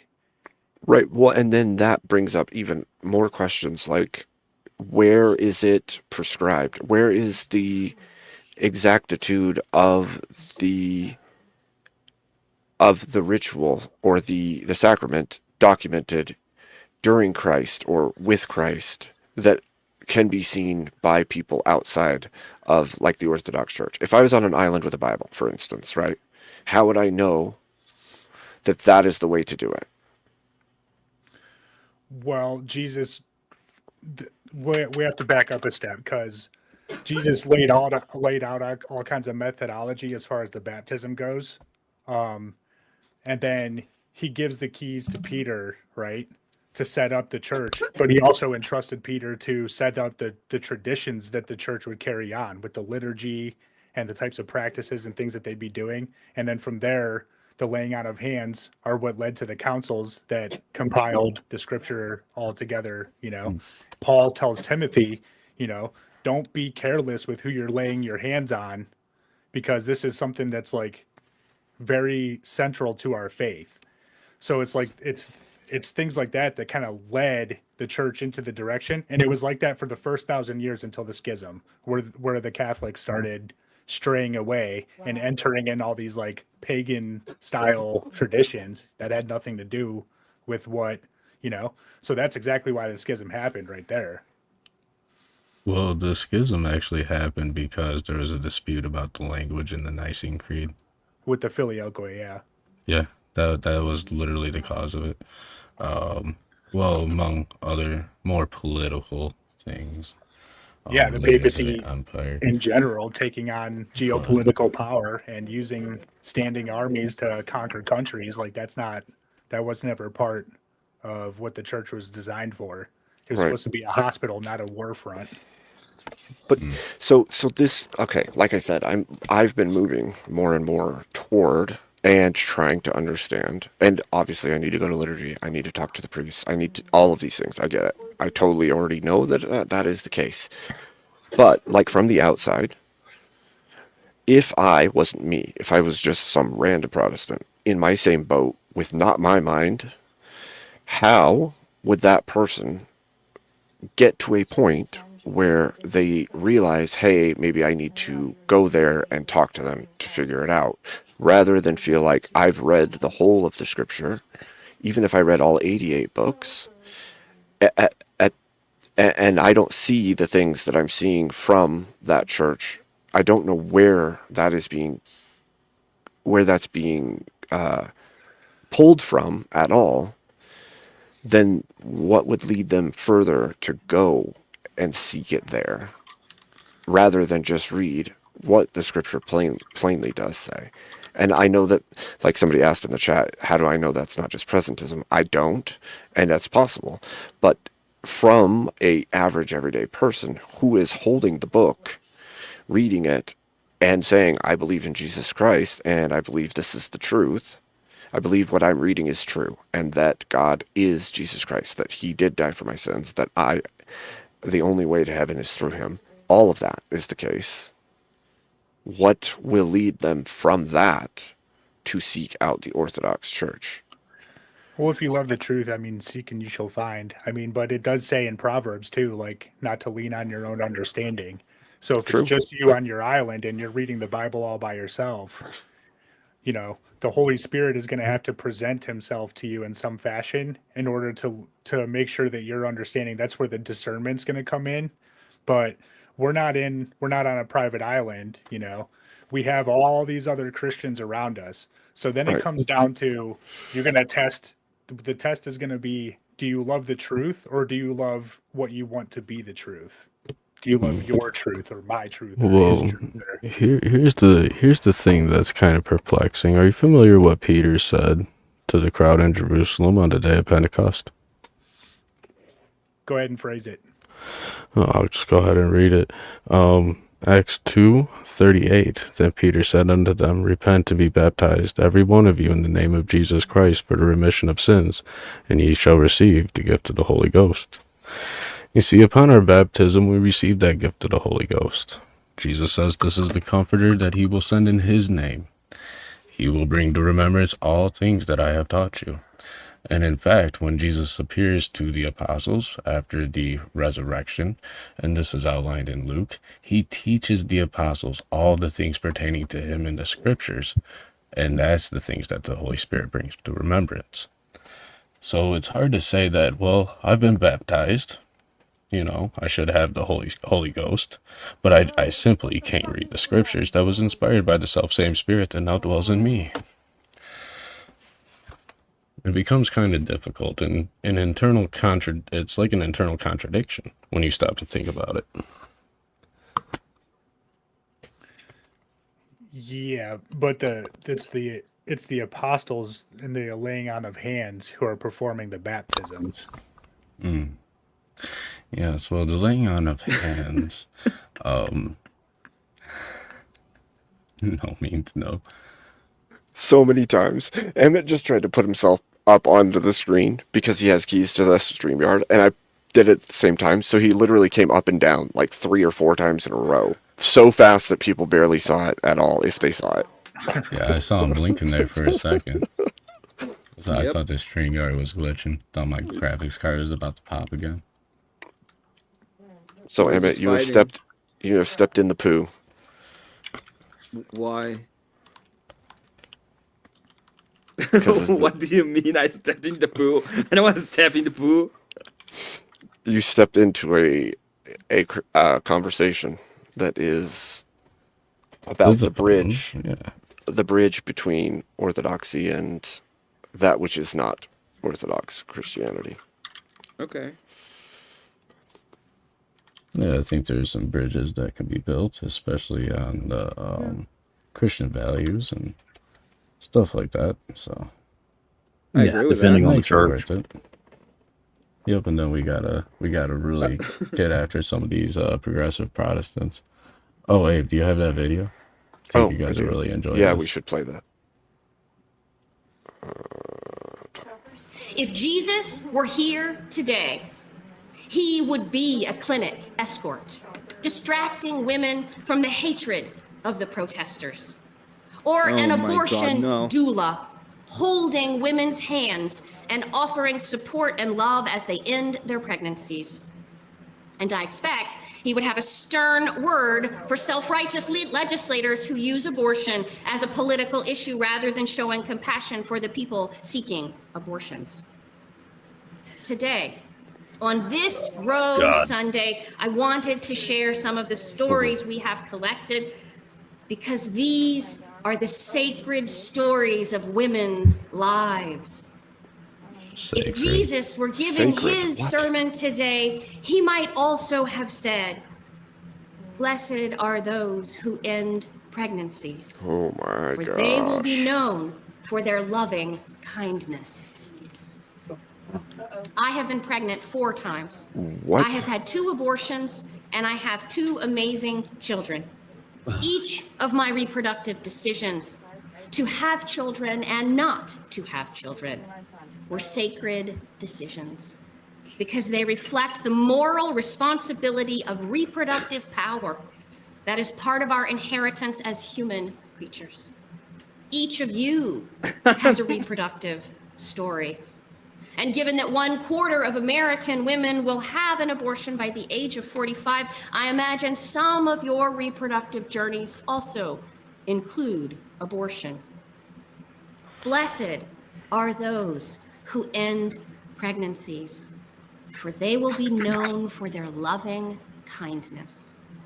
Reimagining our theological understanding of abortion is essential to addressing the violence that is being done to people across the country in the name of Christianity. In the face of the rampant reproductive injustice in our society, what does God require of us? Amen. It seems to me that she got all the wrong memos. Yeah, that's the kind of people that I want to debate with. Those are the kind of people I want to argue with. My grandfather wrote a book called "The First Trumpet Blast Against the Monstrous Regimen of Women," and let me tell you, gentlemen, apple does not far fall from the tree. I reject that woman's ordination and the presbytery that decided to prop that up. That's an abomination against God. And that's my main concern. That's the kind of stuff that I need to snap back in line as a Protestant. Yeah, I just had a big debate with some atheists the other night, and let me tell you, it was degenerate. Dear Lord. But you see, that's the kind of rot that has creeped in because we've softened things, I believe. Now that's not a confessional reformed presbytery. That's PCUSA. They're very, very left leaning, very progressive.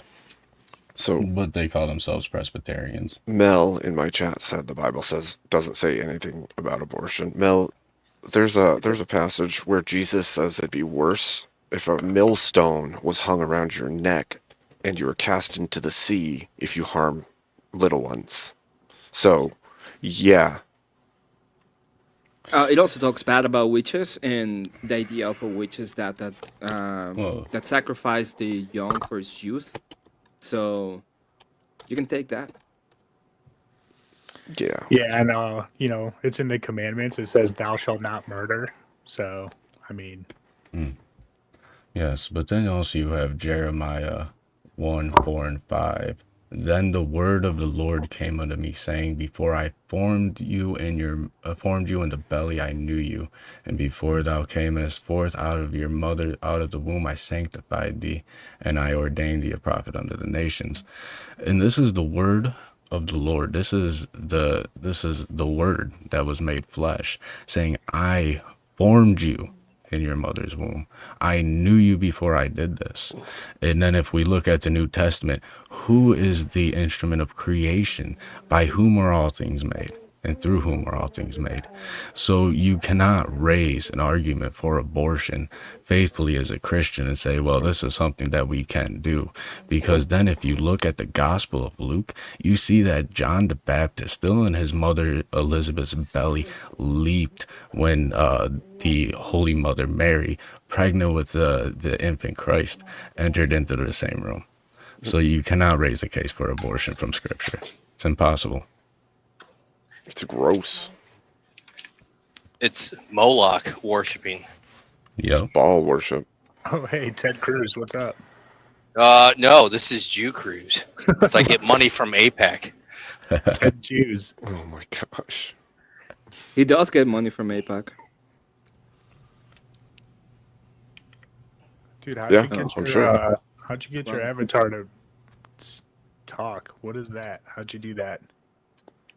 How do I do my avatar to talk? You hold on. You can pay Emmett to do it to make that pixel art, and you can use the promo code when you message him. Confluence is gay, GHEY, and you can get 10% off. Yep. True. You can also become Abe. I mean, you can become me. Sometimes. You can. Other people can. When I want to be grounded. I can. I can do it. I can talk to you all. Just when I want to be grounded. How dare you? My mouth won't stop moving, evidently. How dare you? How dare you? Outbound equipment. Interesting.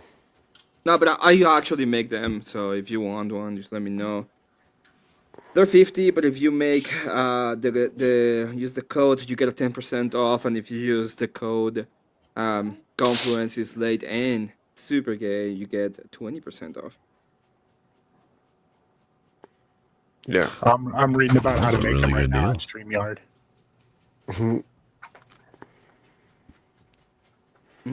They're pretty good.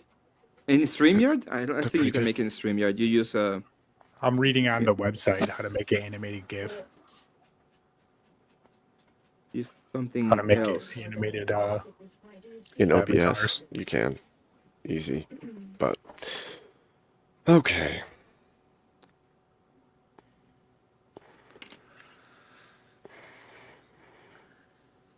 Yeah, exactly. That is so wild to me. Mm-hmm. I wouldn't have been born if my mom didn't born. Okay.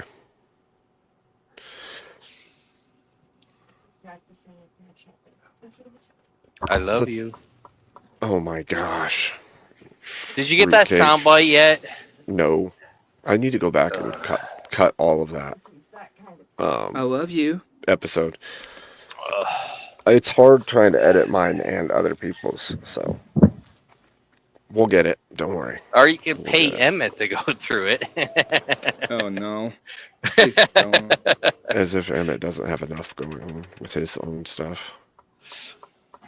Plus, Emmett and I have Hey, a bunch of he's a Mexican. He works for cheap. yeah. What? Emmett and I have a bunch of future projects we got to start working on again anyway. But I just started making YouTube videos. well, that's awesome. I only said that because I know Emmett hates doing that for Grid. He hates editing. I know. That's what I was saying. Hates editing. What do you guys use for editing? Nothing. Because I'm just your average panel that comes up and says some pretty racist shit in code. So nothing gets TOS'd. And I just say racist shit constantly. I don't code it. Are you making some on minis? YouTube?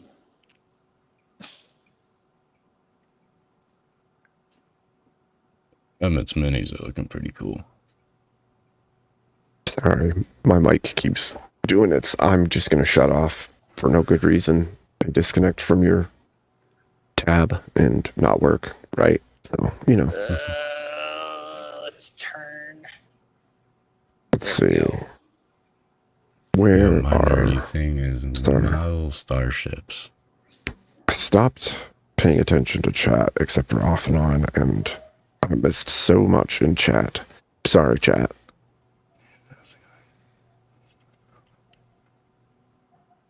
Did somebody... I know people have been getting timed out off and on for crazy speak, but did anybody... Did I miss anything here? Sorry.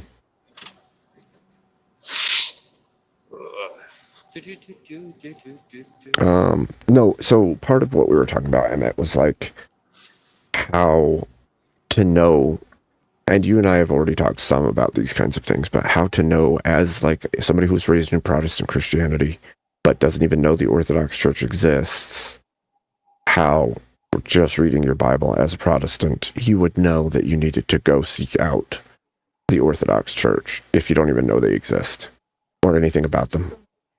Sorry. Okay, Sneezy, you're muted. Emmett. My bad. So there's levels to that question, and it's always grace given. Like if you don't have the fullness of the truth near you, doesn't mean that you're doing anything wrong by not going or not going to it. Obviously, if you don't know of it, that's not going to be over your head. The question is what you do when you know of it, and at that point, you have to be able to understand why is it. You have to be able to contend to the arguments, right? It's like, well, when we talk about the Holy Ghost and how the church is not going to be corrupted and all of the different ideas when it comes to that part of the church and church history, you have to contend with that as an argument and be able to be on to talk about those kind of issues honestly. Is it because is it because of you, or is it because of something else? And that is that's like the question. It's like, I get it that you have a full on doctrine in your head about what is the correct idea of Jesus Christ. Now, let's be honest with that worldview and put it to the fire, and then be honest with you about what you're doing. You cannot just be like, oh well, I'm gonna go ahead and try to defeat the orthobro in this idea of God, because that doesn't get you anywhere. Some of the times when I argue with people that I just go on and start fighting them, it's not for them to come to me. It's just to put up the argument out so that people can figure them out on their own, right? Yeah, the amount of times I hear somebody say "judge not lest he be judged" when I'm trying to make a case for orthodoxy is mildly infuriating. It's infuriating when I hear that as a gag order in general. Because when people use that, they use that in a way to where it's like, well, you know what? If you don't judge, then you can elude the judgment throne. And that's not right. Because if all I had to do in this world is not be judgmental toward anybody, and I can slip right into heaven, then as my brother Paul said, Christ is dead in vain. So I hate that too. So the idea is, yes, we want you to come. We want everybody to come to the church, right? That's the point of the church, to be there for people. But we're not gonna, like, if there's a person that doesn't know of it, like, it's not gonna be taken. I don't think it's taken over their head, the fact that they don't know. If it's not my place to tell that person that it's gonna go to hell or anything like that. I don't even know. But if we took it one step further, right? Say the same scenario is true. That somebody who is a Protestant their entire life, they don't know anything. They don't know the Orthodox Church exists. They only have Scripture and the churches they've been to throughout their life. And they come across an Orthodox person for the first time.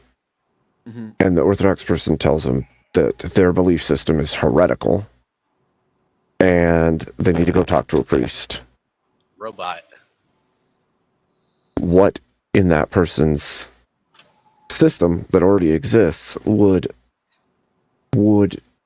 from that interaction make them actually do that thing, do you think? Well, it depends on the conversation, right? If I'm telling you you're heretical, it's probably because you said some kind of heresy. Like, if you come to me and you're like, oh, I'm a Christian and I believe in ecumenism, right? We all worship the same God. I'll be like, well, that's heretical. And then if I say, hey, you probably should go to a priest, is me saying, hey, you probably should get you should probably get doctrine that it's gonna help you.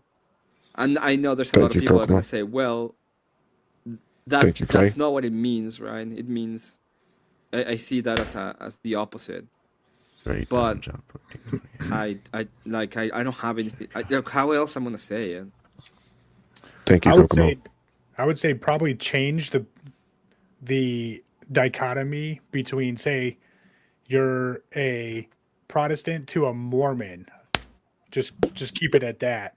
Would you say that the Mormon are heretical from? Yes, the Mormons are heretical. From the Protestant, they are, yeah. Yeah, so and you from the do have Orthodox this position too, they're definitely heretics. Yeah, More so than like a Trinitarian Protestant. But prior, they affirm the Trinity. So you use your same thought process where you can say this Mormon is a heretic, and now just transfer yourself into Orthodoxy and then look at the Protestants. Mm-hmm.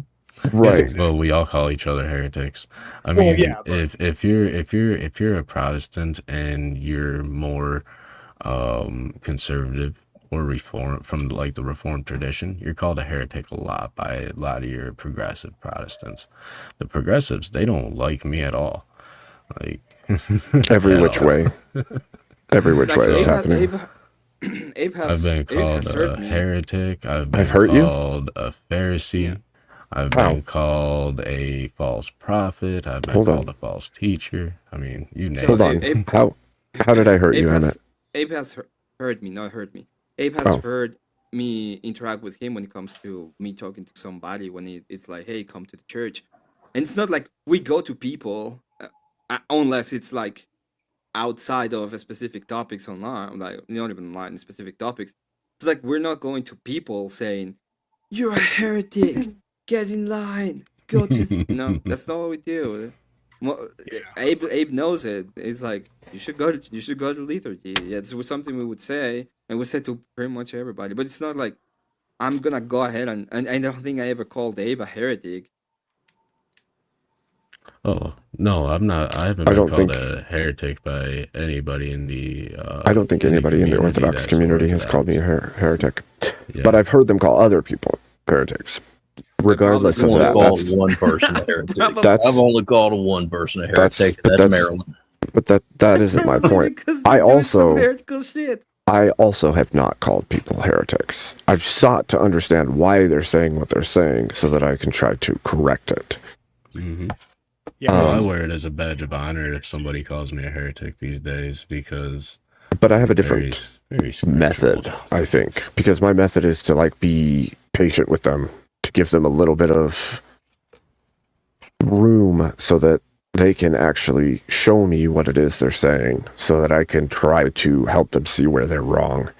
And if I can't, right, then I'll say, then you should talk to somebody beyond me that has a greater understanding of what's happening. But the point I'm trying to make is that like there's a level, and I agree with you, Casper, if you say like take it from like a Protestant to a Mormon, are they heretical? Yes. Now, I wouldn't have said heretical. I would have just said wrong most of my life. They're just wrong. They're not following the same Jesus. They're not following the same God, right? But when I turn the other way, then I would see that then you would say, okay, a Protestant or Orthodox would look at a Christian and say this thing that they're doing is heretical, or that teaching is heretical. But the same would be true for the Protestants. They would say, well, I see icons and that seems just like this thing or that thing, and that's weird. And then the prayer thing, that's weird how that works because you're only supposed to, like there's all these weird interactions. And so when a Protestant is talking to somebody who is Orthodox and the Orthodox person says to talk to a priest or go to liturgy, there has to be a reason for that Protestant to believe that is like how they would seek truth, and not that it's just some other person they're interacting with, because that's like a trust me bro. Yeah, and it's humility, like if Right. you're confronted with information that's conflicting with your current worldview, you should have the humility to say, maybe I am wrong, rather than I know I'm right. Right, but would you do that with a Mormon? If the Mormon said, just come to our service. I wouldn't, because I've already examined the Mormon doctrine to know that it doesn't hold any water. And No, right. Where's those emerald tablets, Mr. Smith? In fact, you would. The idea is you would listen to what they have to say, and then you have the reason why we have doctrine is to be able to reprove, to foolproof it. But even if that's not the case, even if it's just, I would still go, and then if I have a problem with anything I hear and I don't know and I don't know the actual answer to it, I would go to my priest. That's what they're for. And they would be like, well, they say this about Jesus. Like, is there any reason not to believe them? And then, what would be a litmus test is if they say, oh, I don't know. If they would say, I don't know. If they would say something that is a contradiction with the church, or what they even say in the canons or something like that, and that's the reason why you shouldn't believe the Joseph Smithians, then that would be a problem in our church, right? Or if it's something illogical. But when we see the doctrine from the Mormon's perspective, it cannot hold water. So we actually go ahead and have engaged with those kind of things to the point of we say this is wrong and we have the reasons why they're wrong. Yeah, my old roommate was like into Mormonism, and he used to have these Mormon girls come over and like explain it to us, and they gave me a Book of Mormon, and I read probably half of it, and I was like, this is crazy stuff, Oh, you didn't even have to read it. All you had to do was watch the South Park episode. It breaks it down. Well, yeah, that's I didn't want that to be the basis of my knowledge of Mormon theology, so. But so I guess what I'm getting at is like the disconnect. Exactly. The disconnect isn't even like, for many, it's not even about not wanting to know the truth. It's about the confusion that exists within the world that's trying to pull you every direction all the time. And so even if you come against or you come into a conversation with somebody who may have the right answer, it's very hard for you to know that. And it doesn't even take pride at that point for that person to say, I've been taught these things. and I see no contradiction. And if the person in front of me can't show me the contradiction, and they're just telling me to go talk to their priest at their church, why if I can have a full argument on this topic and show them why I believe what I believe, but they can't tell me why I'm wrong, and they're telling me to go to somebody else to tell me why I'm wrong, why should I do that thing? You see, and I agree with you that they should. But the claim of why should I, if I've been raised in it, I've talked to theologians in it, I've all these things, why are you telling me to go talk to a whole different person at a different place who believes a different thing when I don't see truth in what you're saying to me right now? Well, that's something that should be taken up with the Holy Spirit. I mean, like I went through all the different kind of Protestant denominations, and I was like, well, I have questions about this, I have questions about that. I love the truth at my own expense. So it's never about self-preservation. Right. And that's what it should come down to. If you're truly a lover of the truth, there's sacrifice in it. And there's going to be some conflicting moments where you're going to have some cognitive dissonance, and you're going to have to overcome that if you actually still love the truth. So that's going to be different for every person. But for me, it wasn't as difficult to see where I was erring in my understanding, and to look to outward sources and dig into topics and read the scripture again and again and again, and then listen to 5 other pastors and 2 priests, and multiple, talking to my one buddy's dad is like a super Catholic, and I talked to him about, I call churches and be like, hey, I want to have a talk with the priest. And this is what kind of formed my Christian worldview, to be like, well, I don't really think it's in these like general non-denomination, Protestant churches, because there's things that are in scripture that they're like totally contradicting. And it kept pushing me further and further. And I almost joined Catholicism, but I was like, what about the papacy though? And then that's where I learned about Orthodoxy. And I was like, oh, wait a minute. This is the way that the church was designed in the first 1,000 years, So why wouldn't I want to be in the church that Jesus designed and gave the keys to Peter to set up, and instilled all these beautiful traditions in the liturgy? And go ahead, I'm rambling.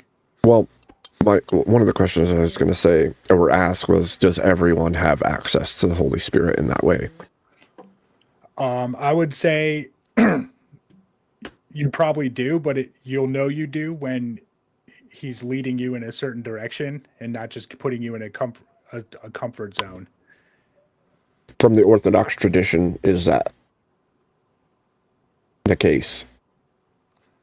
Rephrase the question. Would Orthodoxy agree that prayer and beseeching would allow discernment through the Holy Spirit for every individual person? I think to a degree. I think if you're seeking, you'll find, and the Holy Spirit's going to lead you to the truth. Would you agree with that, Lion and Emmett? I mean, I'm not Orthodox at all, so I can't talk about that at all, I don't think.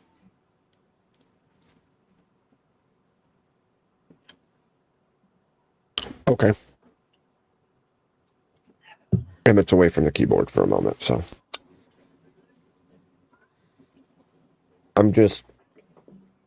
those are some of the things that are like, I don't know, because I'm not in, and so. Yeah, I'm not technically a part of a Orthodox church either. I'm still, I guess what you would say, inquiring. I have a couple different churches around me that I plan on going to. But something that also kind of pushed me more towards Orthodoxy is, like we're talking about the Holy Spirit, is if the Pentecostals say they have the Holy Spirit, the Baptists say they have it, these guys say they have it, how do we tell if they're all teaching slightly different things? Because there's only one truth, right? So how can all these people have the Holy Spirit but be having all different truths?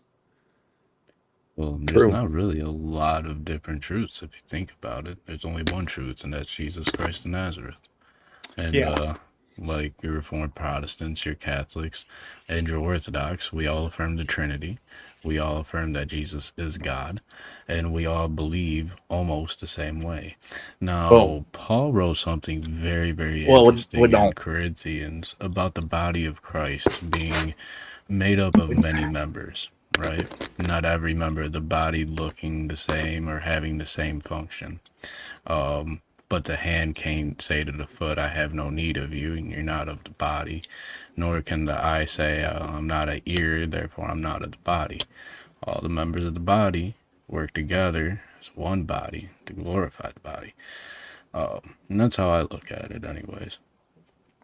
Yeah, I Because think I agree with the if we were scripture. if we were to look at the history of Christianity objectively from the outside looking in, and you see the divisions or the perceived divisions that started almost immediately. I mean, you had heretics right from the start. The apostles were dealing with them. You know, they even wrote they went out from us because they were not of us, made manifest. So, you know, we can't really say that there's only one real true church and that everybody else who calls on the name of the Lord, they ain't saved. That's going to be very difficult to present even to atheists. For example, it's like the bank analogy that I use sometimes to explain this kind of disconnect that we have and why we see our numbers just dwindling away. It's because the people who aren't converted to Christianity or born into Christianity, but they feel an inkling to come to Christianity, well, now they've got all these different churches, right? They don't know what church to go to, who's the real church, because every single church says the exact same thing. We're the real church, and every other church is a fake church, right? Not the real church. So imagine you live in a town and there's about 5 or 6 banks in that town.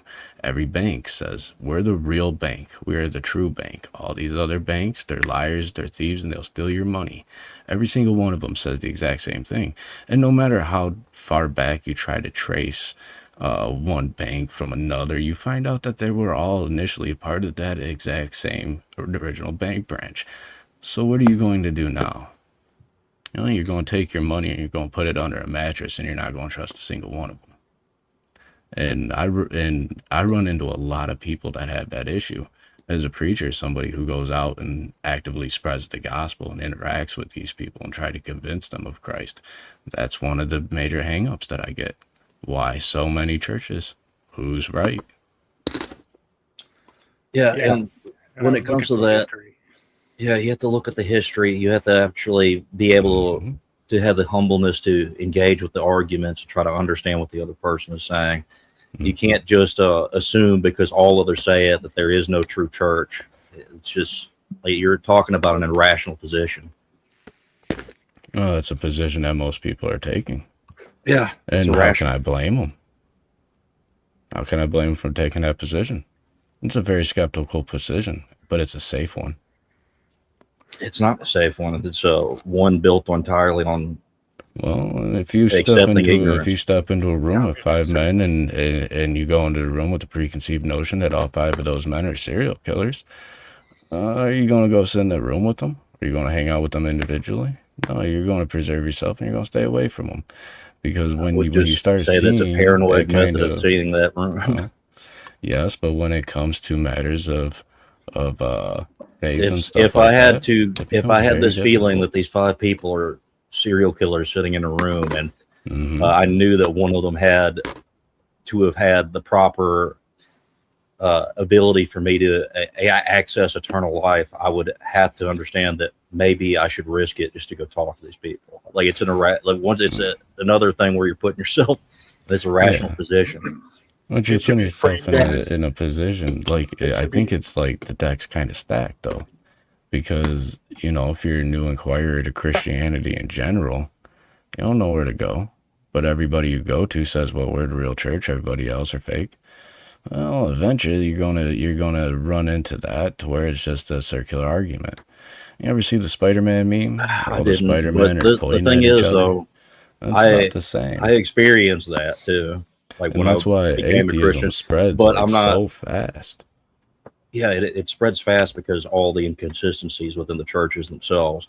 And then what happened to me is the only way that I could be converted at that point was a literal interaction with God. And then I tried to seek the truth myself. And as I went through all of these things and I accepted and I tried to understand the arguments, the holistic views of each of the churches, the one that kept drawing me closer as I kept learning more and more about it was Orthodox because of the arguments. The more time I spent in false churches actually started pushing me further away from God in that own regard, where I was like, man, this just feels like so empty, and like these things are, you know, contradictory within itself, and you know, these people don't seem spiritual. Like one of the churches I went to, the dude spent 20 minutes talking about the Browns game, and he says, oh, if you heard me on Sundays, you wouldn't be able to tell that I was a pastor. And then he basically went on this 30-minute diatribe about football and NFL, and then they played this insane rock music for another 20 minutes, and then they like went over scripture for 5 minutes, and it was out the door. And it just seemed like so empty, and like I didn't feel God's presence in that church like at all. So what denomination was that? Well, there was the first sign of him talking about the Browns. Cleveland sucks. No kidding. So Their only like, good team in Cleveland is the Monsters. The Lake. Oh wait, not the Lake Erie Monsters anymore. The Cleveland Monsters. I don't even follow sports, so I don't even know. AHL team. I They're don't follow affiliated sports with the either. Columbus Blue Jackets. I think sports are cool and people should do them, but I don't like all I the was just pomp shitting on circumstance attached to making millions of dollars playing sports. It feels weird to me. Yeah, and they like Same actively help like child trafficking, and like Mhm. there's so much cynical, like sinister stuff that goes on around football. That's not just the bread and circuses. It's far deeper than that. Well, football is gay and boring to watch. So I'm trying to see what church that was. I had another one though, like, and I get being, you know, there's some politics in it, but you know, we went to another one where he was pointing out scripture and how it relates to Donald Trump, and I'm like, dude, this is a there's things that I won't let bleed into the pulpit. Politics is one of them. That I keep out of the pulpit. When I do my sermons are Christ-centered. They always point to the cross. That's the main focus. That is the primary focus of every single one of my sermons. And I always, when I get close to the end, I'm giving people prescriptions on how to make the sermon that I'm preaching applicable in their life. And also it's literally pointing them to Christ and to walk in the Christian values and lead a Christian life and to lean on Christ for their salvation. Yeah, you won't hear me talking no politics or football or any of that weird stuff for sure. So the way I normally do service is we'll start off with hymnals. So we all sing the hymns. Then we go through a stage of confession. This isn't like a public confession where everybody gets up like an AA meeting and say, hi, my name's Russ, and you know, I'm a recovering alcoholic, and this is all the bad things I've did and air our dirty laundry to the congregation. No, the period of confession is to where we come together as a congregation and confess our sins to God, straight to Christ, and seek forgiveness for them. Once that's done, then I get into the sermon, and I try to keep my sermons within 45 minutes, but I usually go into an hour and a half. I I try to keep it short because, you know, sometimes I've had the little old ladies in the front row. I start hitting that 48, 49-minute mark, and they start looking at me like, "Hey, dude, we want to get to Denny's." So it's time for breakfast. yeah, so I've got to keep I gotta make sure that when I do my sermons that I don't get too long-winded with it. After sermons, we do another set of hymns, and then we're done. There's no point where we're doing like rock bands and weird stuff. No laser shows, no fog. It's very, very simple and modest kind of service. And it's all Christ-centered. Like, there's no making a spectacle out of it, I should say. Yeah. So I looked up this church, and all it says as their statement of faith is, "We accept the scriptures as authority in matters of faith and practice, and adopt the following statement of faith as our interpretation of biblical doctrine." So it's a non-denominational. Yeah, that explains it, because most of your non-denominationals nowadays, they try to focus more on that entertainment aspect than actually delivering. Oh yeah, the guy thought he was Randy when he was playing the guitar. So for me, I was raised just as a Bible believing Christian, like straight up the Bible is the long and short of it. And obviously there was teachings and stuff from early church fathers that were the guiding principles, but the Bible itself was what I knew was where Christianity and everything was derived, right? Like, obviously, Christ Jesus was a man on earth, lived, died, was resurrected, right? But, and obviously his disciples went on to continue teaching, and then there was the early church, but it was still the words or the teachings of the scripture that was passed, that was continued, that was carried. And so, again, looking back, it's hard to say what or how I thought about certain things, because I've learned way more in the last couple of years than I thought even existed, to be fair. But it was always, the Bible is the predominant thing, and then everything is off of that, right? Like, comes after. And that's what, for me, gave the Bible that authoritative position as that. And then, like, I would look at things like Islam and say, okay, they have their Quran, but then they have all these hadiths changing things down the line, and Christianity is not like that. And so then I was like, as time goes on, once I learned of Orthodoxy, then I was trying to figure out how the oh my gosh, I'm retarded. The apostolic succession works down the line. Flip that. And how it's created, or it's connected to Christ and his apostles all the way till today. And so there's a bunch that I've had to re-examine over time because of it. So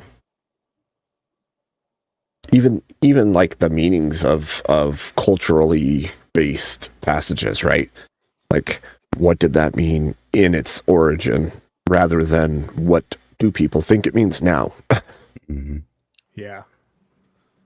I think that's why Bible study is really important, and a lot of Protestants have abandoned that kind of community to where they sit down and actually learn about the scriptures, learn about the history. And then, of course, a lot of preachers just neglect that, because most seminaries nowadays, it's more about the institution making money. If you go and look up like seminary costs right now for like certain degrees within a seminary program, just to be a preacher, it's insane. You're talking six figures. If you want to go to an accredited one and you want to get into a denomination that's actually worth its salt, like the PCA, the Presbyterian Church of America, very, very conservative.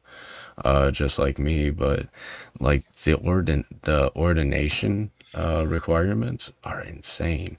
You've got to have the seminary degree. It's going to cost you 6 figures right off the top. So that's going to weed out anybody who just comes up and says, hey, you know what? I think I'm going to be a preacher one day, and decides to do it. They literally got to put their money where their mouth is. But then they also have the ordination process through the presbytery. It's like grueling. I'm thinking about going through it, but man, I cannot afford one of those really expensive seminary degrees that they'd like me to have. Now, I've had seminary training, but it was private seminary through the church that I was ordained through. But PCA doesn't recognize it, so that's always fun.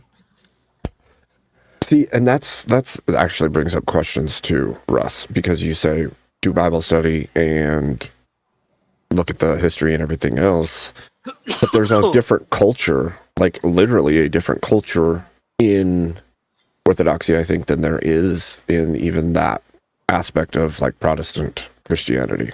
Mm-hmm. So, see, it's just, and it's just like I it's don't up know to where the all the priest differences. to teach, to kind of teach and to convey the doctrine and to convey the scriptures. It's equally responsibility of preachers and pastors and the Protestant tradition to do the exact same thing. But the only problem with the Protestant tradition nowadays is a lot of the preachers, they're laxing. They don't know much. Did you guys catch the debate that Andrew Wilson had with that Gabe, Pastor Gabe guy? Gabriel, I think his name is. Really skinny white dude. Yeah, the Protestant. Yeah, I saw that. Yeah. So he even admitted himself he knows very little about patristics, doesn't know original language, none of that. But he somehow, hey, you know, he's a pastor of a Baptist church. Yeah, and I don't know, I just can't wrap my head around that, because when I went through my ordination process, we learned patristics, we learned early Christian history, we learned apologetics, we learned sermon craft, and like just a lot of stuff that was packed into this one seminary program that we had. But then I look at guys like Gabe, who can't even tell you that cursing in the Bible doesn't mean like a swear word in modern terms, and that he's projecting modern social norms onto scripture and onto first century society. So stuff like that. And I think that's where Protestantism tends to slide, is because you get preachers like that or pastors like that just aren't trained. They don't have the education for it. But because they thought, hey, this is something I want to do, they just go ahead and do it. It's that would also imply that they don't have the. I don't want to talk about you directly, but that would also imply that you don't have a tradition, right? Yeah, and you see some of that in your modern denominations. Gabe is like a modern dude, so he has no confessional. He has no declaration of faith. I'm pretty sure if you found his website, there's not much on there as far as what doctrines they hold or what beliefs they have. So, I mean, that's why I like the PCA, because they're very strict, high church, and we have like very strict doctrinal guardrails in those kinds of traditions. So.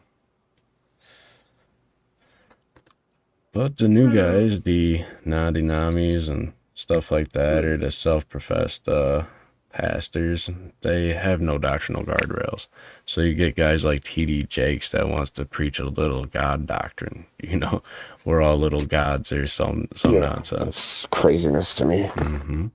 That was a crazy line too, because if you watch Jakes from his inception till current, you see the shifting ever so slightly until he became what he is now, teaching what he does now.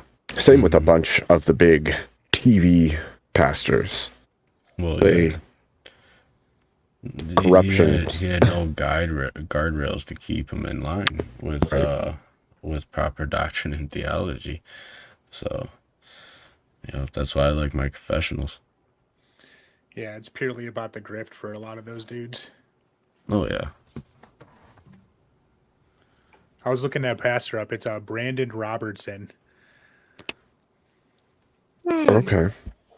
And it's right in the beginning of the debate. Andrew Wilson brings up the 7 fundamental tenets of Satanism, and he asks them one by one, and he agrees with all of them. It's hilarious. Oh my gosh, that's amazing. That's amazing. Yeah. I actually read the LaVeyan Satanic Bible when I was a teenager, and I used to go through the 9 statements and read them to Christians and say, "Hey, do you agree with this?" And they're like, "Oh yeah, that sounds good." And I'm like, "Oh well, you agree with the Satanic Bible, so maybe you should shore up your Christianity a little bit."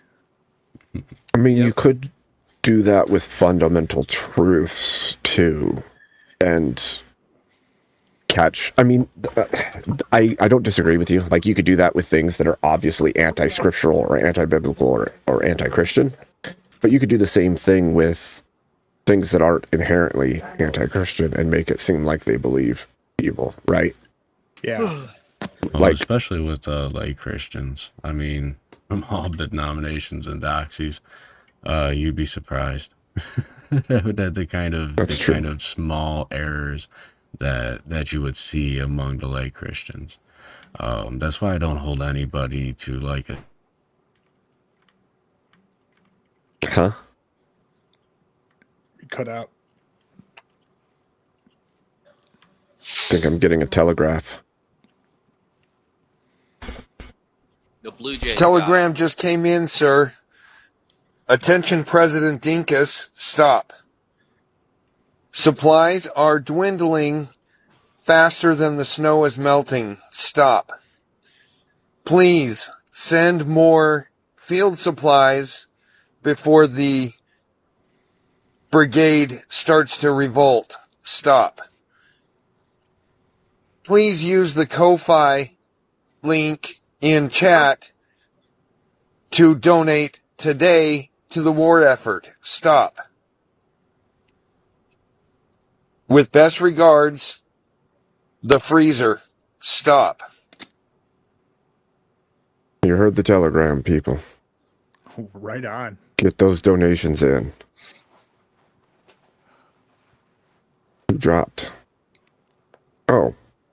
He froze and then dropped. So that makes me wonder if Rev Russ's computer had a problem. I know He was saying something about his GPU or something. Yeah, his computer's giving him a lot of trouble. Oh my gosh. I just got a brand new GPU a couple weeks ago, so.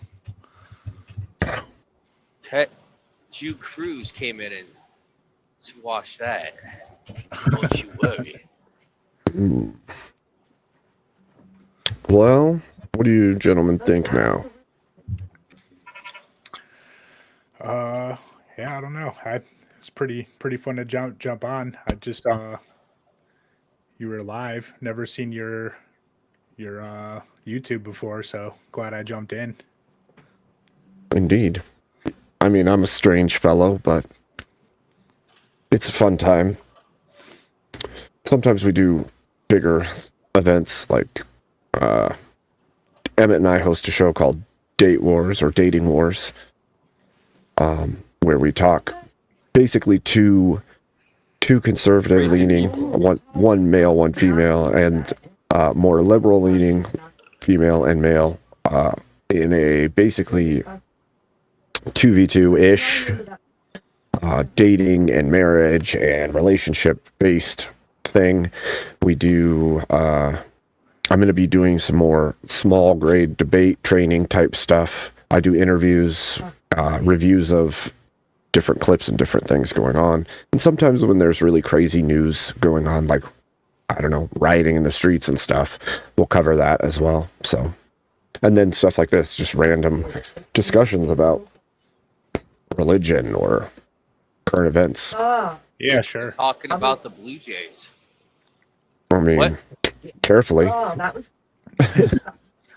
Well, I mean, I just started a YouTube channel, and I will share a link to the one video I just made. This is the kind of content that I'll be. Yeah, throw it in the back chat. Yeah. This first video I did is called Theological Scientism: How anti-theism became its own godless religion. Ooh, dang. That's something I've been talking about a lot lately, is that there's this atheist movement that seems to put self in the God position and act like they're godless, but they're actually just worshiping themselves in every way. Oh yeah, for sure. The way I put it is they worship their own intellect. True. And once you've placed that in place, it's do as thou wilt is the whole of the law, and then you see every society that does it degrade into complete degradation. Yeah.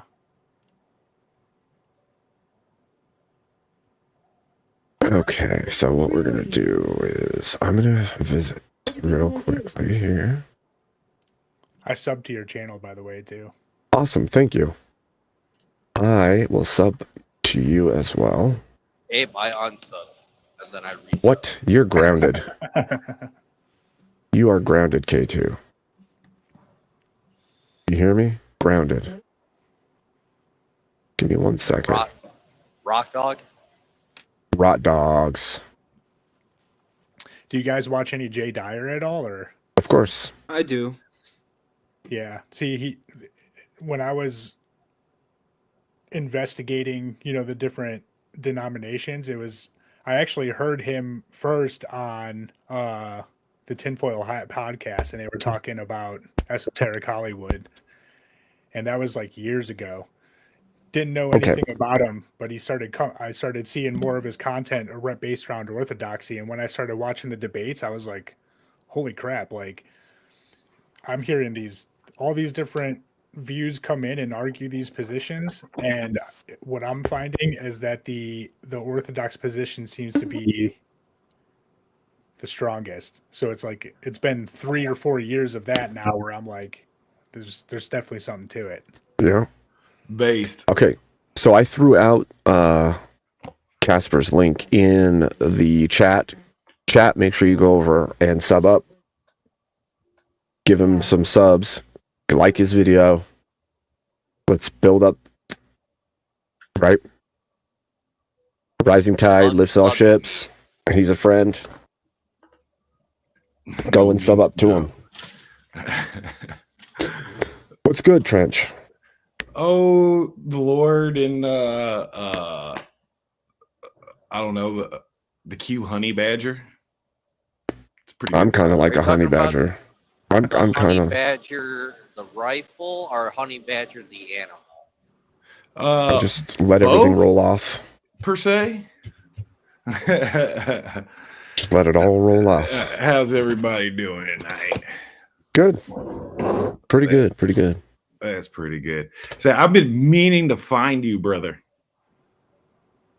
I have a question for you without any back context or anything like that, or subversion from anybody. Cool. In your Well, military, that's hard for me to do. in your military experience, were you ever told it was against military protocol to open fire on enemy paratroopers or to directly engage anybody with a Modus 50 cal? That you could engage perhaps their gear, but not the individual directly? No. You didn't have that? No. Okay. Fair enough. No. But if we're being 100% fair, my time in action was Fallujah 04. So that's like. Well, that's the shit. So the restraint didn't come till like almost the end of the deployment, and that was No, like I'm talking fire like- until fired upon. I'm talking like TRADOC stuff, like in garrison being told, no, you can't open fire on. I don't think so. You don't think so? Me and Confluence are trying to suss out. It happened because of a thing with Easy, but we're trying to suss out veterans that have an experience of hearing that, and we're trying to like source where it comes from, because I heard it from like several different units. I never heard it. Ask Avarice. Avarice said where that came from, I think. Oh, if someone did ask Avarice, he was next on my checklist of veterans that I know. He mentioned it not long ago. In the circle, I know that me and Grumple Stillskin have the similar experience of hearing that. Odd.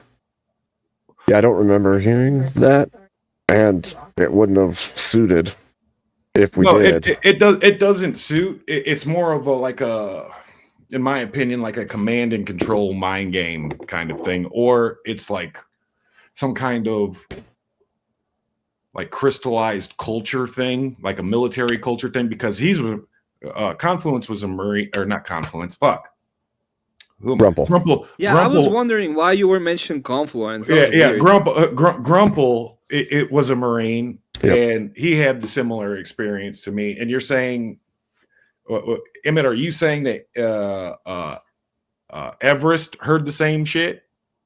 Avarice mentioned it in a stream. How long ago was this? Not long. Okay. I'll have to ask him.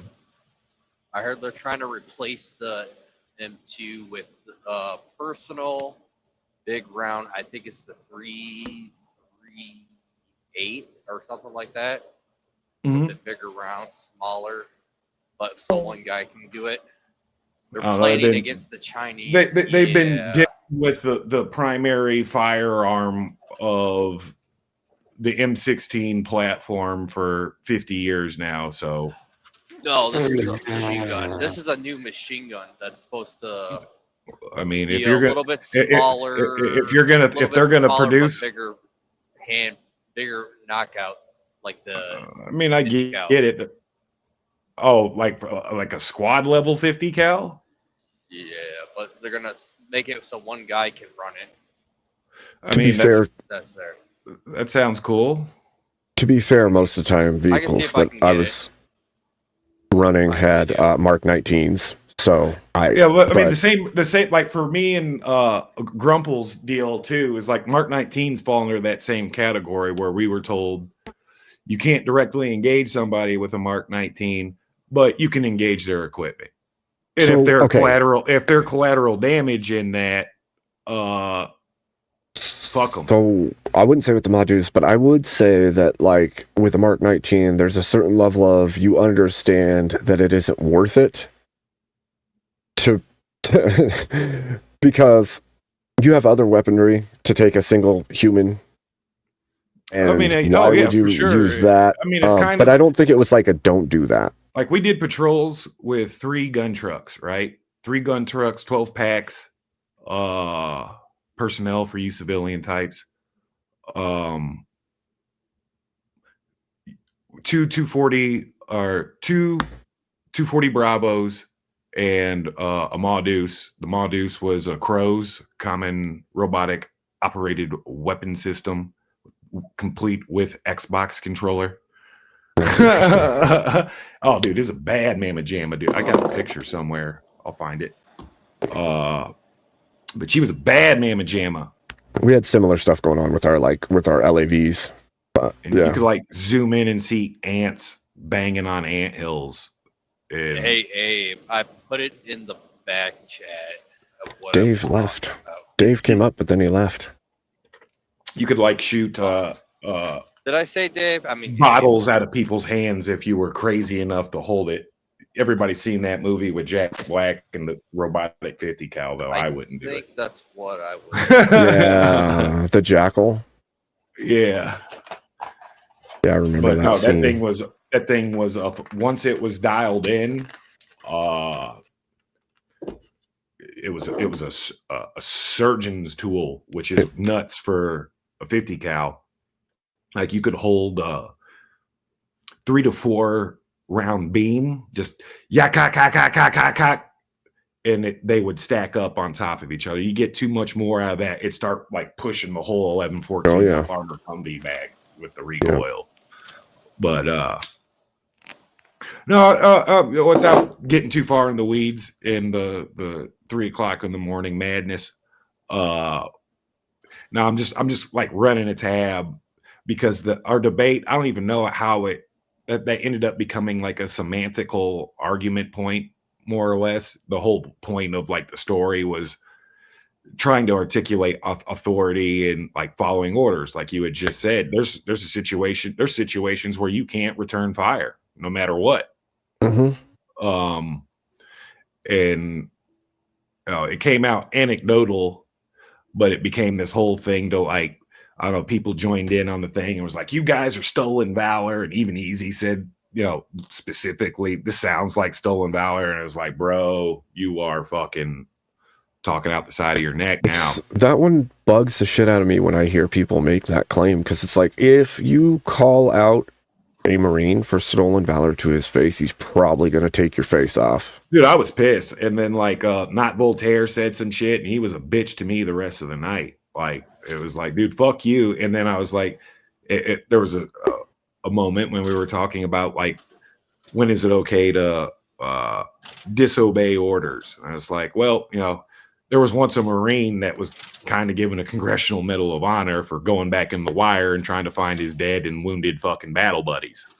And there's endless stories, of awards like this, whether they're posthumously awarded, which is the bulk of the Congressional Medal of Honor, or whether they're dudes that, came back, left, broke, didn't follow orders, went out, smacked the enemy in the face, got their buddies back dead or alive, and went home to kiss their wife. Yep. It doesn't matter. The point was not leaving your fucking your buddy bleeding in the fucking street. What they always want to argue is like, well, by what morals? How are you going to say that it's an unlawful or illegal order based on your preferences? And it's like, well, here's the thing. In the moment, you're going to make a judgment call. And if that judgment call is that this is against the law or against what is right, and you don't make that action, yeah, you might suffer for it, but you still can say no. If you're being told to do some evil shit and you say no, you're making a judgment call, and you could say that's on your preferences, but the truth of the matter is you're obligated to not take unlawful orders. Rumpel had made that point. Rumpel had like hammered that point in that no, you can't follow, like there's a whole general order set of not following unlawful orders. Mm-hmm. And it became just like this whole bullshit semantical argument over, what constitutes a lawful or an unlawful order. And it's because none of that matters. It was, now that I've had a few days to fucking like digest it. Yeah. What was really going on was that there was two parallel arguments happening at the same time. Whether people ought submit to authority, like authority of government, authority of religion, specifically like orthodoxy, or and then like me and Rumpel's point, like the authority of the military. Like if you're in the military, there's this authority that you're going to follow with a very clear chain of command. Well, and arguing the semantics of the language of the orders is kind of silly, because when you're in, you know the difference. Oh yeah, you have to know the difference. And like Geneva Convention isn't like it's like Geneva suggestion, right? Yeah, you're not going to do anything. It's a fan, yeah. You're not going to do what that. It doesn't matter what Geneva Convention is or states. You're going to do what your line commanders say do, regardless if they give you a lawful or unlawful order. Like that's up to you to now that let me put a clarifier on that. It's up to you to deny an unlawful order. Otherwise, you're going to be going. Otherwise, you're going to be going to Leavenworth with them niggas as a war criminal. And you also know that there could be a consequence for denying the order too, right? So either way, you're screwed. But either way, you're let's screwed, take the not heinous one. But there are certain things that are black and white that are a no brainer. Nobody, you're not going to be put in red handcuffs. That's what we had for fucking UCMJ violators. You're not gonna be put in red handcuffs for denying, graping a village of women. Right. It's just not going to happen. Right. Good luck writing that up. Yeah. Versus, what would you like, for forward observation for being an FO? Are you going to get written up for not dropping a 155 millimeter shell on a mosque? Fuck no, I'm denying that order too. You fucking finger fuck the map and figure it out. I'm not mathing that up for y'all. Well, yeah, it's good luck writing that NJP up because I don't think they're going to write that up. Exactly. You know they're not. Exactly. You know they're not. And but this is stuff you only know if you're in. It's seriously only. And like I tried to explain certain anecdotes, like we had a commander that came in and like removed all the AK-47s out of every trunk of every Humvee. Mm-hmm. If you know what I'm talking about there. I do. Because we weren't too shot. We weren't too far behind. I deployed in 2005, not too far after the recapture of Fallujah by the 101st. And yes, the Marine Corps. I know the Marine Corps. It's like the Rakkasans are proud. The fucking the Marines are proud. They didn't lose Fallujah. They didn't need nobody's help. Just like the 101st didn't need nobody's help in the Battle of the Bulge. But you got to realize too, we're a tiny force in comparison. Mm-hmm. Like well, we had and in 2-1. greater context, this is also the time period where they have fucking DevGru and Chris Kyle running around as a death squad. That's how fucked up the shit was at that point in time. Well, Blackwater, all the shit, man. They all happened when I was there. Like all the motherfuckers, and then later on, like it's like, man, why am I not a part of Blackwater? Them motherfuckers getting paid, and they got Gucci gear, and they can wear fucking Ray-Bans and shit. Until you're fucking captured, hanging from bridges. Exactly. Dude, that was a wild time. And he was asking me about like what experience it, because like a Black Hawk Down scenario came and it got semantical again. I was like, well, Shakar and Gordon weren't ordered in to clean up the fucking battlefield and to rescue the pilot, but somebody along the chain of command made the executive decision that okay, and obviously it has to be a pilot to land the helicopter. They didn't fucking air assault in. But that's if I'm the competent field commander or the battle captain or whoever on the other side of the fucking radio, like counting the beans and moving the chess pieces on the battle map, I'm not letting Shakard and Gordon fucking deploy as two snipers to try to rescue a fucking one pilot against hundreds of Somali local nationals armed to the fucking tooth. No. Granted, they stack bodies like G's. Yeah. But there's I don't know, man. Sometimes you question the things that have been done. But after the fact, I get the combat high too, and I get the suicidal combat high of like, yeah, our boys are out there fucking getting their shit pushed in. I'm gonna go fucking either kick some ass or get my shit pushed in and die with them. I get that. Like, I would expect the same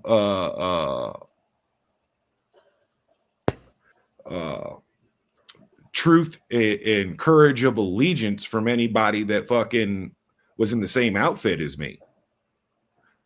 Like, and there's a lot of people that go into these frontline outfits. Yeah. Not everybody is allowed out of the wire.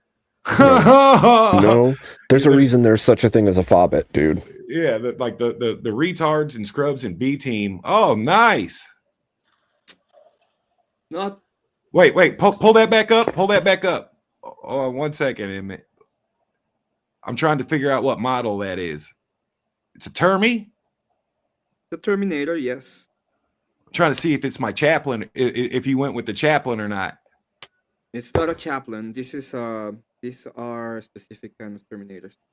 Okay, It's well, not. It doesn't want to. let me tell you, you earned it from your debate. You need to get you the Termi chaplain. Shit, I might even have one around here. Half built. I fucking mail it to you.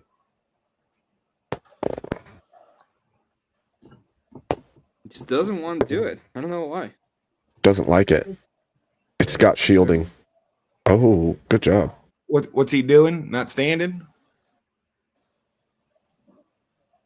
So you can see it better. Okay, did you added some fucking I can't see what's going antennae. You can't see what's going on, then you're grounded. It's not done. That's a fucking an unforgiven fucking knight. A knight of the inner circle. A Deathwing Knight. It's a Deathwing Knight. It's just a Termi Knight. Well, It's the not- Deathwing, it's not an inner singer.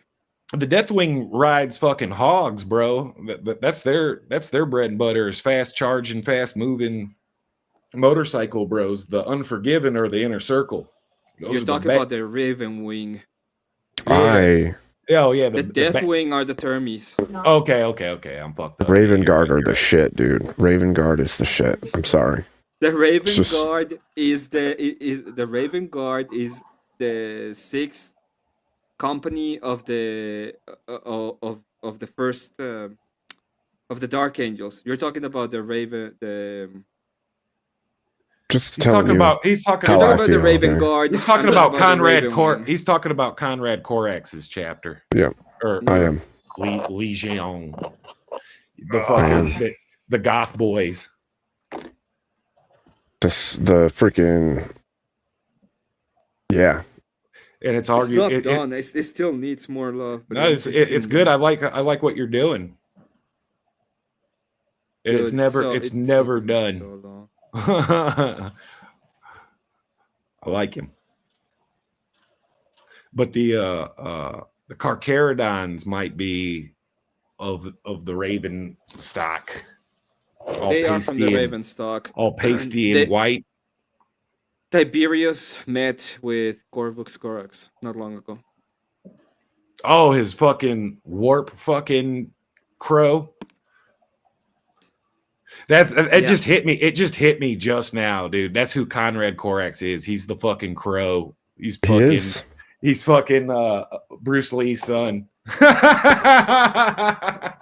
Well, and everything's about like silent retribution from nowhere. Like they're like the I can just imagine him having those cheesy like crow one-liners too with like the bad makeup. definitely. No, babe. You know that's The how it's god. going. He's the god. You know it. You know that's how he rolls. You know it. His fucking Ravens there, fucking smoking unfiltered Marlboros and shit. Can I tell you a story that I thought it was pretty fucking funny? Sure. So the other day, I don't want to give Confluence W's, but this is a Confluence W. So the other Yeah, I don't day, like giving him Confluence- W's either until he the submits other to day, Christ. Confluence was talking to Melvin. Melvin goes on and it's like, "Oh, you can. There's studies of you know that show that people in the womb they already have like a gender identity," and Confluence is like, I don't think that is the case.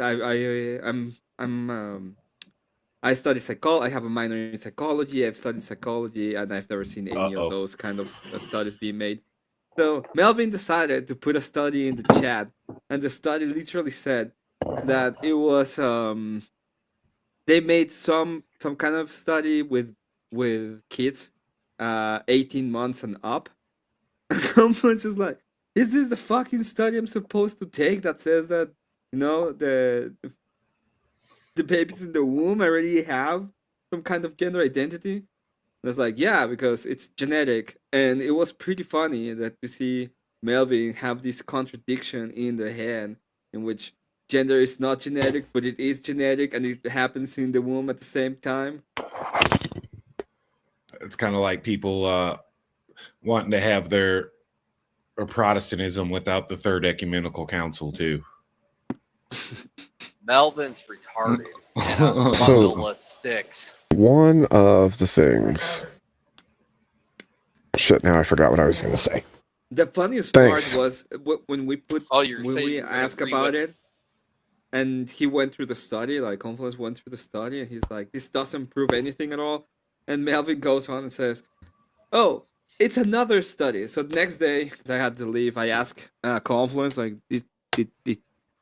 Did Melvin provide any study? An actual study? It's like, nope. Nope. None of the studies prove whatever the point this guy was trying to make. Is a bundle of sticks.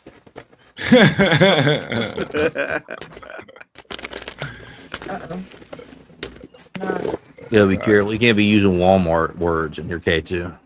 Yeah, we can just say Walmart. K2, I'm starting to think you're a tad bit autistic, my friend. Hey, there's nothing Maybe. wrong with that. And you were a jarhead. You should not be mad at fellow crown eaters. Look, I'm not judging. I'm just saying I think it's the case. I got a little bit of card. not Okay? judging, I get it. But if I could, I'm not the most brilliant light bulb. I get it. Are you saying I'm on If the there spectrum? if there wasn't any hair on it, I wouldn't even know what hole to stick it in. So I get it myself. Oh my god. Are you saying I'm on the spectrum? yes. I'm saying that's what they said. Oh no. you're goofy. You're a funky dude. I mean, But have I you love you. ever? It's like K2. Like, have you ever smoked K2? Have I had a cigarette before? Yes. Have I smoked weed? I can't. Neither can I No, I anymore. No, he can't because he loses his job. He's been in jail for a long time. Well, apparently I'll lose my grace. So because of pharmaceutica. But will you lose your mind? Oh, no, That's mushrooms. They're not too hip on the Before cheaper. you answer that, we got evidence of that. It's called Steel Man. We do have evidence of that. To be fair, I haven't done any drugs ever. Dude, I did all the drugs in my past. Oh yeah, I was a filthy degenerate. Trying to fill that hole where Jesus is supposed to be. It's one thing. It's one thing I can't claim. To be a filthy degenerate? Is that what you're saying? Yeah, it's Honest Abe, dude. He fuck being a degenerate. Let me throw this. Let me put this into perspective. I waited till I was married. I did not party or do drugs. I joined the military, got out, got married, and to be fair, I have a failed marriage from before, but that was 18 years ago. And I've been married 18 years since my wife. Pretty based. So, yeah, I didn't do a bunch of bad stuff. I drank. That's about it. Yeah, but I no. never did anything else. So, Well, I guess that's something we have in common, then, at least with the marriage part. I've smoked a lot of weed, done a lot of fucking DMT, and I drank a shitload. DMT was pretty cool. Take a 5-time but it's break, like Melvin. Come back the when you DMT. calm down. It's like you're not. Oh, is Melvin here? You're a bundle of sticks. I just want to tell you that. DMT's is you're crashing into the other realm, and you're not properly dressed. You know you're hitting rock bottom when you're taking acid and hitting DMT out of a nitrous balloon right after you do lines of K. We call that Hold special on. education. Mel's going after Scott. Time Melvin out. I Time already him out. timed Melvin out. Oh. I told Melvin to take a 5-minute break and came back when he calmed down. It's funny. I used to back in my an hour. back in my hippy dippy days. I used to always have this shaman mentality of yeah, psychedelics are cool. You can shortcut into the thing, but you're kind of trespassing. And my spiritual father just gave a little anecdote last Wednesday about a dude who had eaten a bunch of mushrooms, and he had an experience where he had visions of heaven and was in heaven, but nobody would acknowledge him. Everybody was flabbergasted and offended that he was there, and that was that kind of reflects more of the point of like what I'm talking about. You can take the shortcuts if you want to have a real like full-on psychedelic experience that's meaningful. Fucking fast for a couple of days and then go on like a Cambodian death march out in the middle of nowhere, and then find somewhere nice and quiet and pray and meditate. And I promise you'll start fucking candy flipping harder than you've ever flipped in your life. But it'll be different in the sense of you'll have a visa. You won't be a trespasser. You'll have a visa card. And I don't even know what you're saying right now. it's like hard work. Like when you exhaust the body and the mind, you'll enter that same state. Especially if you do it away from everybody. Northbound, Monroe County Sheriff on the right shoulder. Across the line. This nigga's trafficking. He's calling out fucking hot spots.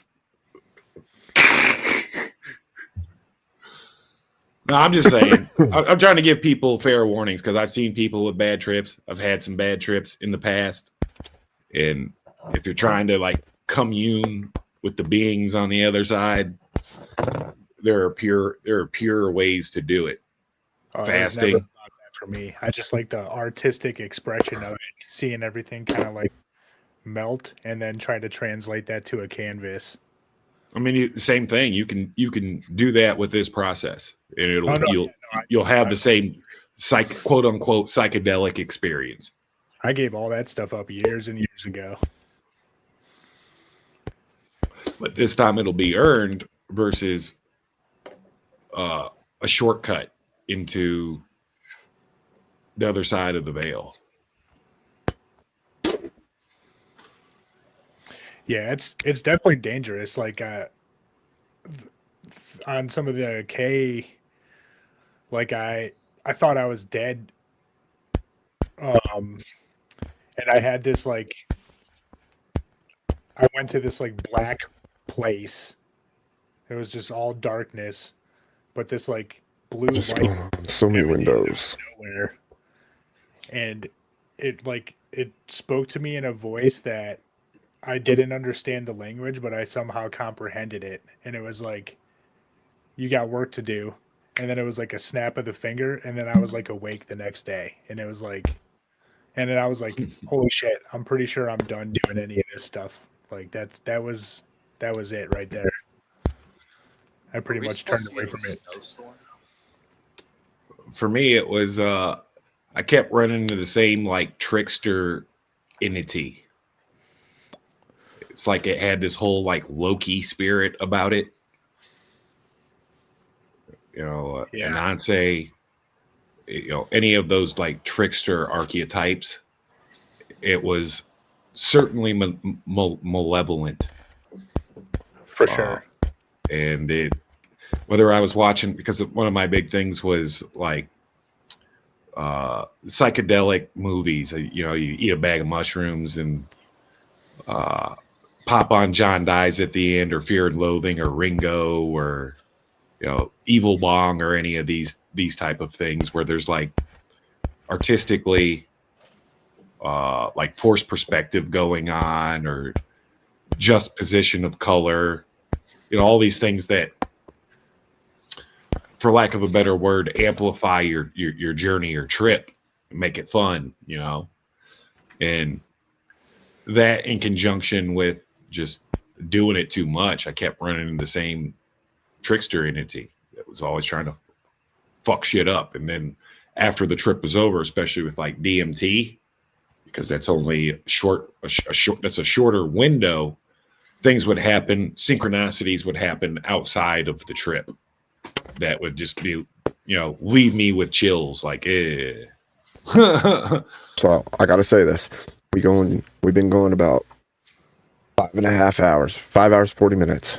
So now I gotta play something. I gotta play Let the some dogs out. magic.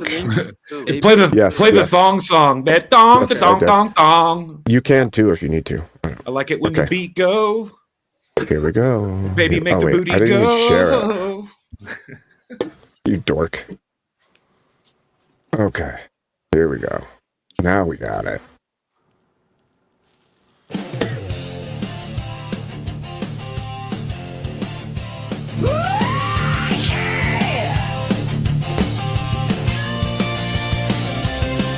Abe stands tall with his hand in the air. Says he's got a plan to make it all fair. Promises gold, but he's got no shame. Reaching for your wallet in democracy's name. Rock the ballad, Abe's call you out. Empty your pockets, scream and shout. Freedom ain't free, it's a toll you pay. Give it all to Abe to save the day. Fucking pass me, then you fucking slow down, you piece of shit. He's got a top hat and a hungry grin. Says the only way forward is the cash within. Wrists of hope on a broken string while the choir of the desperate begins to sing.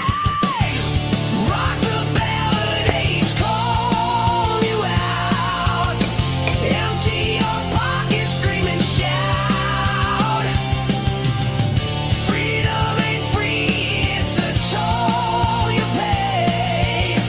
Give it all to Abe to save the day.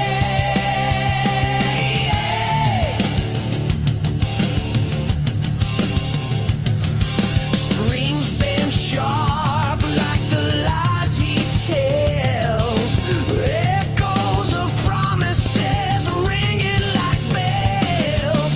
Sono soars like a scream in the night. Abe's revolution understated your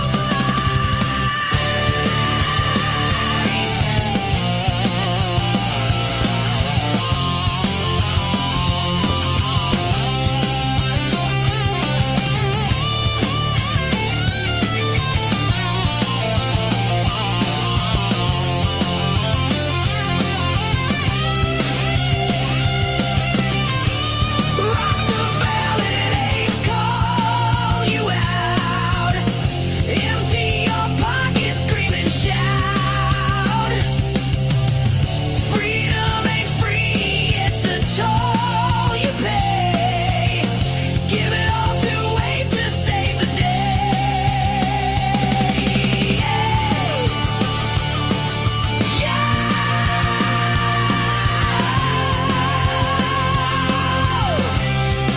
To save the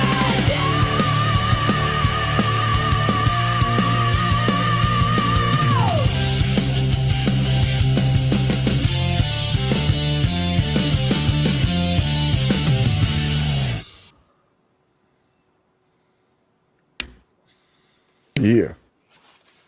Oh, look, I'm blurry. Dope. My name's not Blurry Face. Well, hello. Shalom, Goyams. We just had to have a commercial, you know.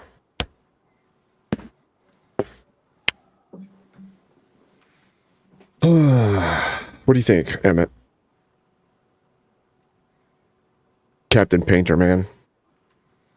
You're mute. I think you forgot to You're turn on his muted. mic.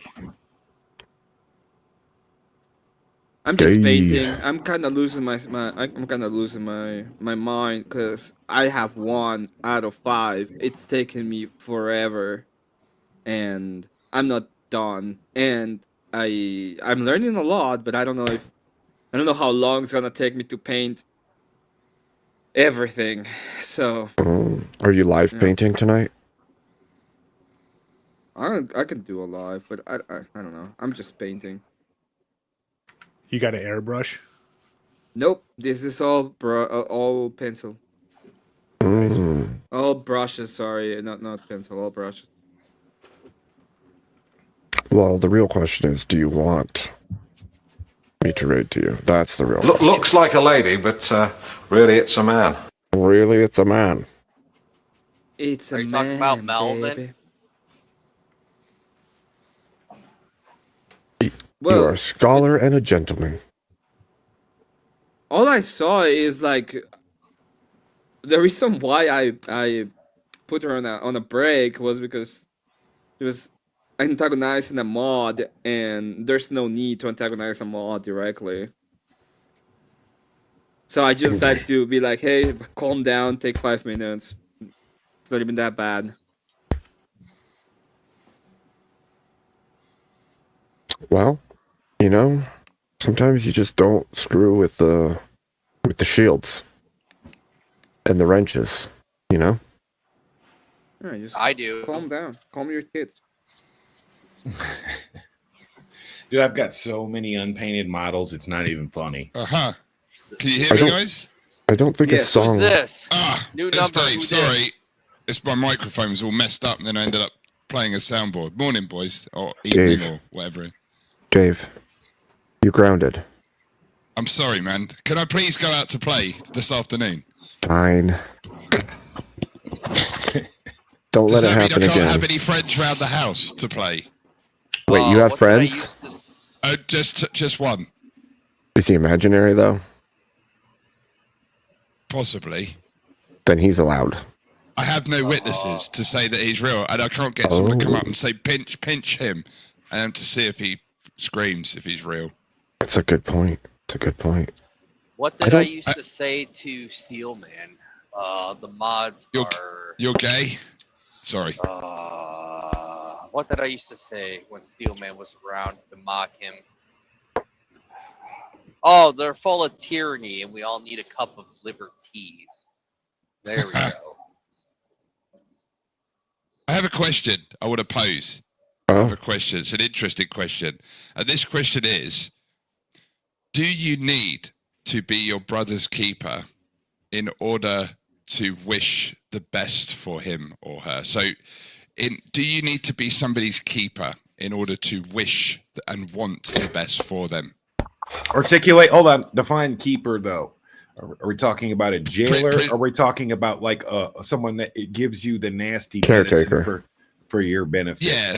So, like, in terms, if somebody were to say, "I am not my brother's keeper," and I'm assuming that is that biblical? I can't remember where I've read it, but yeah. Yeah, that's Cain and Abel. It's certainly biblical.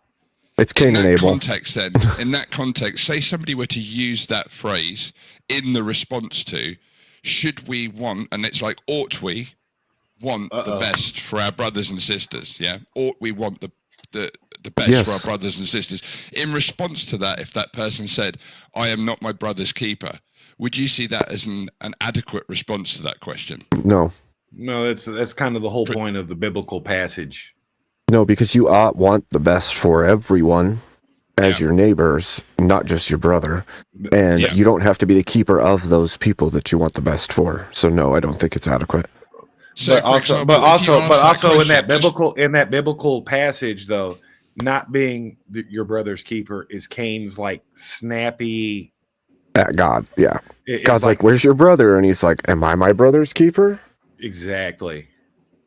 So, like, if you were to ask someone a question and it were a yes or no question, and you were to say to someone, "Yes or no, ought we want the best for our brother," so to speak, if they repeatedly answered with that, would you have stated that would you say that they have answered that direct question or they haven't answered it?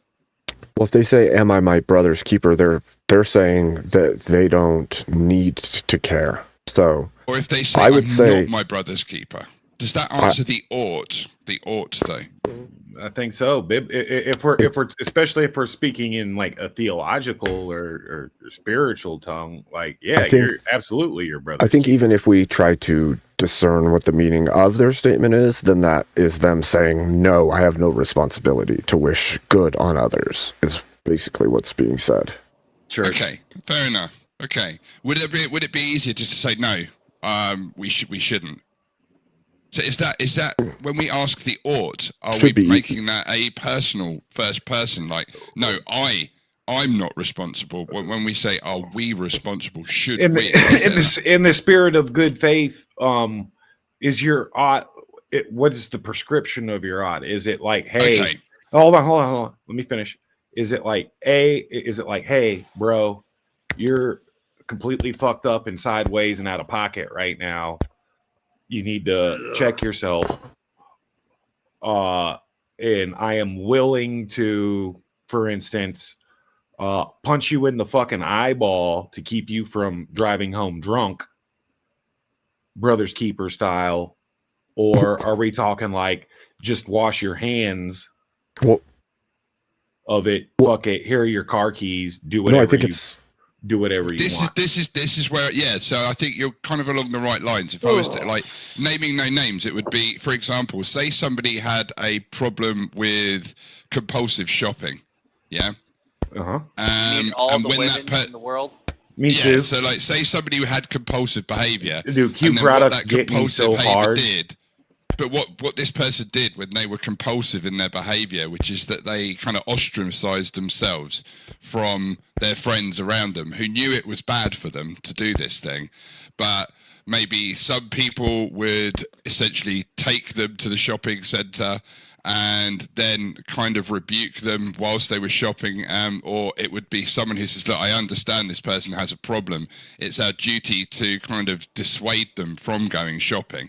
So that would be, or wanting the best for that person would be the best possible outcome. Abe, I'm not the best to answer this question because I just spent like $180 on a rifle sling.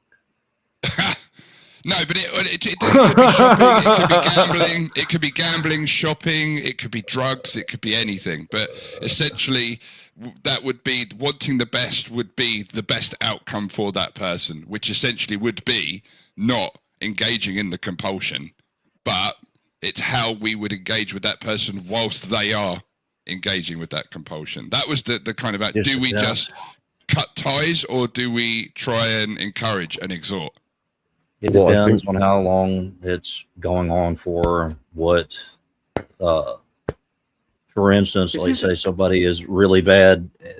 This person's shopping and it's gotten out of control. And you've tried to have a personal one-on-one conversation with them about it, and then they keep going, and then you happen to see them out shopping. Then I would say shame the fuck out of that person shopping publicly. Like, it's just levels of shit. It just builds up.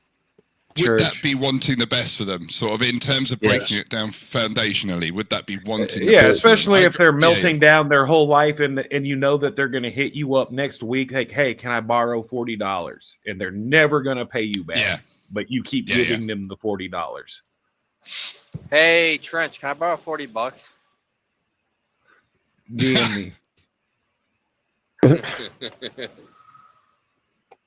No, I will send some goons after you to get I my don't money. know. It's a weird question in the first place. I would say if you're just going baseline conversation, then I would say the person saying, I'm not my brother's keeper or am I my brother's keeper? Either one of those is just a flat denial of it's a flat denial of the ought, that there is an importance to wish the best for others or want the best for others. Taking action goes beyond just wanting the best for others. That would be an actual action that I would say tends towards like a loving action for someone that is cared about, which we probably should do for all people. In the scenario where it's like an aggressive or progressive action, they're just doing it over and over and over again, there has to be lines set, like boundaries. So basically you would say, I'm going to help you this time, but there is no more help coming and you need to fix your behavior or I can no longer help you, and you'll be left to your own devices. Church. Yeah, I got you. Like, example, I had a friend who was a heroin addict and a crack addict. Kept it really quiet for a very, very long time. Sounds and then when I found out about it, and I found out there are all these issues, I said to him, I can't let you into my house, because you might steal something, but I will meet you. I will be your friend. I am here for you, but you are not. I will never lend you money. I will not do this. and you're not allowed into my house. You can't come into my house until you're clean, until we know you're clean. And aside, but I'm still your friend. So that essentially is disabusing the person from disrupting and destroying that relationship. Right. I still care about you, but your wrong action has made me have to put up a boundary. And until you fix that behavior, that boundary must persist, basically. Yeah. Yeah, I agree with that. I agree with that. I have a song I have to play because somebody paid me to play it. So, are you ready? Hey guys, thanks for having me on. I'm about to dip out though. Have a good one. It was good to meet you. Yeah, you as well. I'll see you. Nice meeting you. That wasn't Trench. Oh, no, it's Casper. Dude, sorry, my apologies. Dude, take it easy. Have a good day, man. Guys, I'm going to post Casper's link in the chat one more time. Everybody go over and sub up, check out his stuff, and welcome him to the community. Thanks, guys. Appreciate you. I'll see you around. Yep. Glad he's gone. Oh, you're funny. I subbed, but then I unsubbed, and then I resubbed. It's amazing. Tell me now, my and then I unsubbed, and then I resubbed. The Wigger Brethren! Why do you say my book's been changed? I used to be a Rasta. This hurts. Something don't add up. They say the Quran straight from above, every word from the mouth of God's love. But then it tells me the gospel is light, and to judge by what's in it, that's right. So I open it up and read what it says. Jesus died and he rose from the dead, but your book says no, he never died. So which one's true? Somebody lied. Who told you to judge by if it's broken? Why call it light, then claim it was stolen? You can't play both sides with one story. Your claim crashes down in all its glory. Surah 5 says to follow the word given to Christians straight from the Lord. Surah 10 says if you're unsure, ask the people who knew it before. But our gospel says Jesus is Lord, crucified, risen, that's what's stored. And our scriptures older than yours, written down long before Muhammad's tours. So tell me, friend, what do you choose? If you pick both, then both you lose. If the gospel is true, the Quran is wrong. If it's false, then why does it play along? And if God's word can never be changed, who corrupted it and who arranged? And why does your book lean on mine while calling its heart a faulty sign? Who told you to judge by it if it's broken? Why call it light, then claim it was stolen? You can't praise the map, then toss out the way. You build on the rock, then dig it away. Now some say only part is true, but your book never said which part to view. Is it Matthew or is it John? Tell me which verse to lean upon. But truth ain't served by picking and choosing. That's not faith, that's just confusing. You either believe it or say it's a lie, but you can't stand in both camps and try. What are you saying? It's a trap, and the prophet got it all mismatched, and the message built on contradiction, and the claim lacks solid conviction. Who told you to judge by it if it's broken? Why call it light, then claim it was stolen? Can't hold a sword and preach about peace. Can't affirm the word, then call it deceased. It's either from God or it's a fraud. The house won't stand if the walls are flawed. So tell me now, what will you choose? Truth doesn't lose when it's under review. Our word stood firm through fire and storm, while your book, well, it can't stay warm.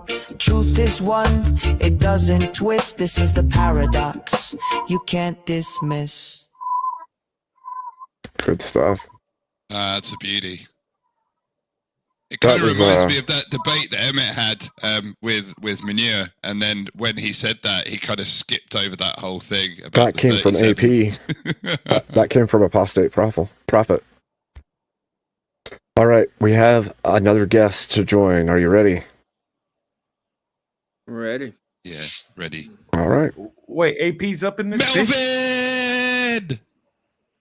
Looks like a lady, but really it's a man. And you sound like a smart person, but then you actually open your mouth. Oh, and dirty woman. It's the fucking British accent. Oh, thank you, Tredge, because most people just think I'm Australian, and they tar me with the same brush that Kieran has, and That's I don't true. want that. Nobody wants that. No, I've you heard don't it many have times.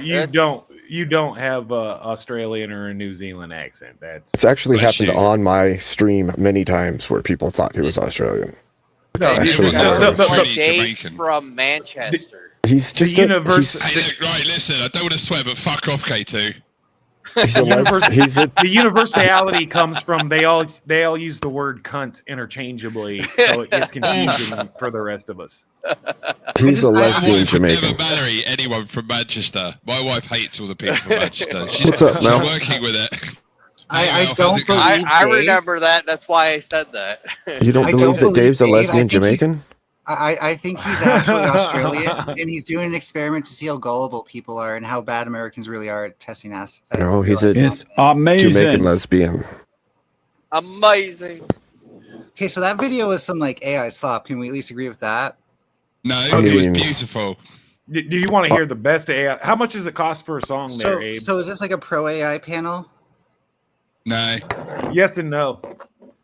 I Only when mean, it says what you want to hear. Got it. I've been converting my depends. AI. My AI, as far as it's concerned, is a deacon of the Orthodox Church. So am I allowed to do that too? Am I allowed to only like AI when it's like feminism And it AI fucking that tells me it what I want checks to my hear? bullshit before I like fucking Well, I do mean- anything. It's always screening for heresy. it depends on the grade of AI and Calm what it's down. doing. We prefer Gronk because it's Mecha H Dog.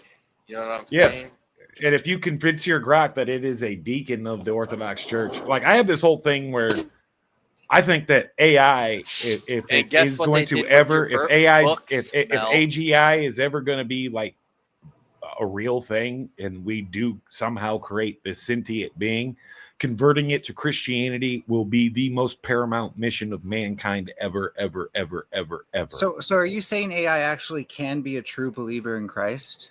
I don't Doesn't know. that That sort of cheapen that doesn't what being a believer matter. means? That doesn't I think it matter. follows.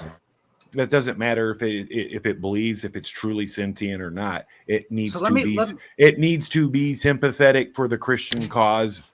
Full stop. The end. I want to be humble, because I don't know if this applies to all Christianity, but isn't it at least a part of some Christianity that like you want to be a witness of Christ? You claim to have witnessed His glory.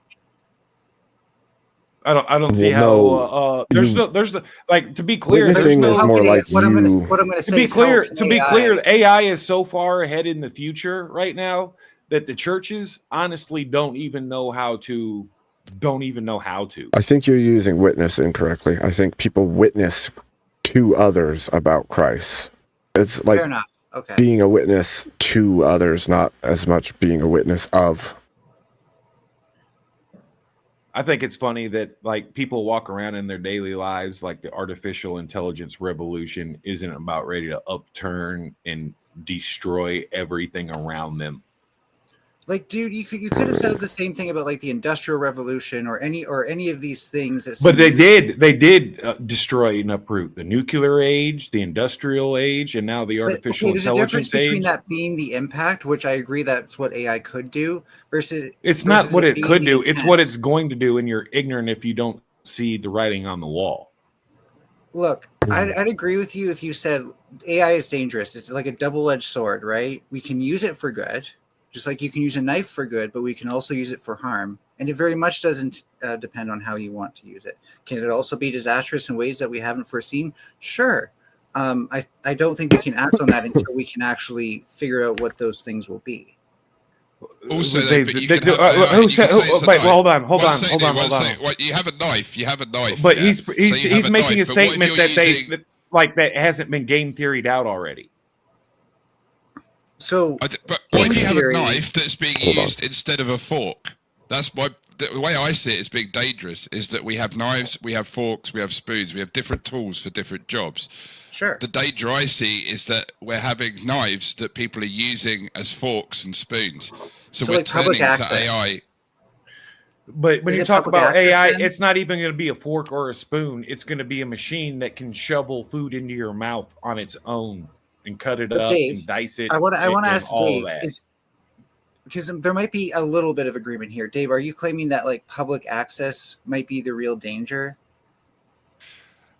I would say to a point, yeah, and I'm seeing it, and you can see it on Facebook. But I would argue. I would argue Dude, the opposite. Dude, without you're having the arguing when public someone just access. asked me a question. So just pipe down I'm for a sorry, second, and I'm I'll shut sorry, up and let you I'm speak. sorry, Yeah, I'm sorry, cool. I'm sorry. But like, it's a very brief one. It's like just an example on Facebook is when you start to see it's so easy to spot an AI response to things when you see the long hyphens. Really easy example.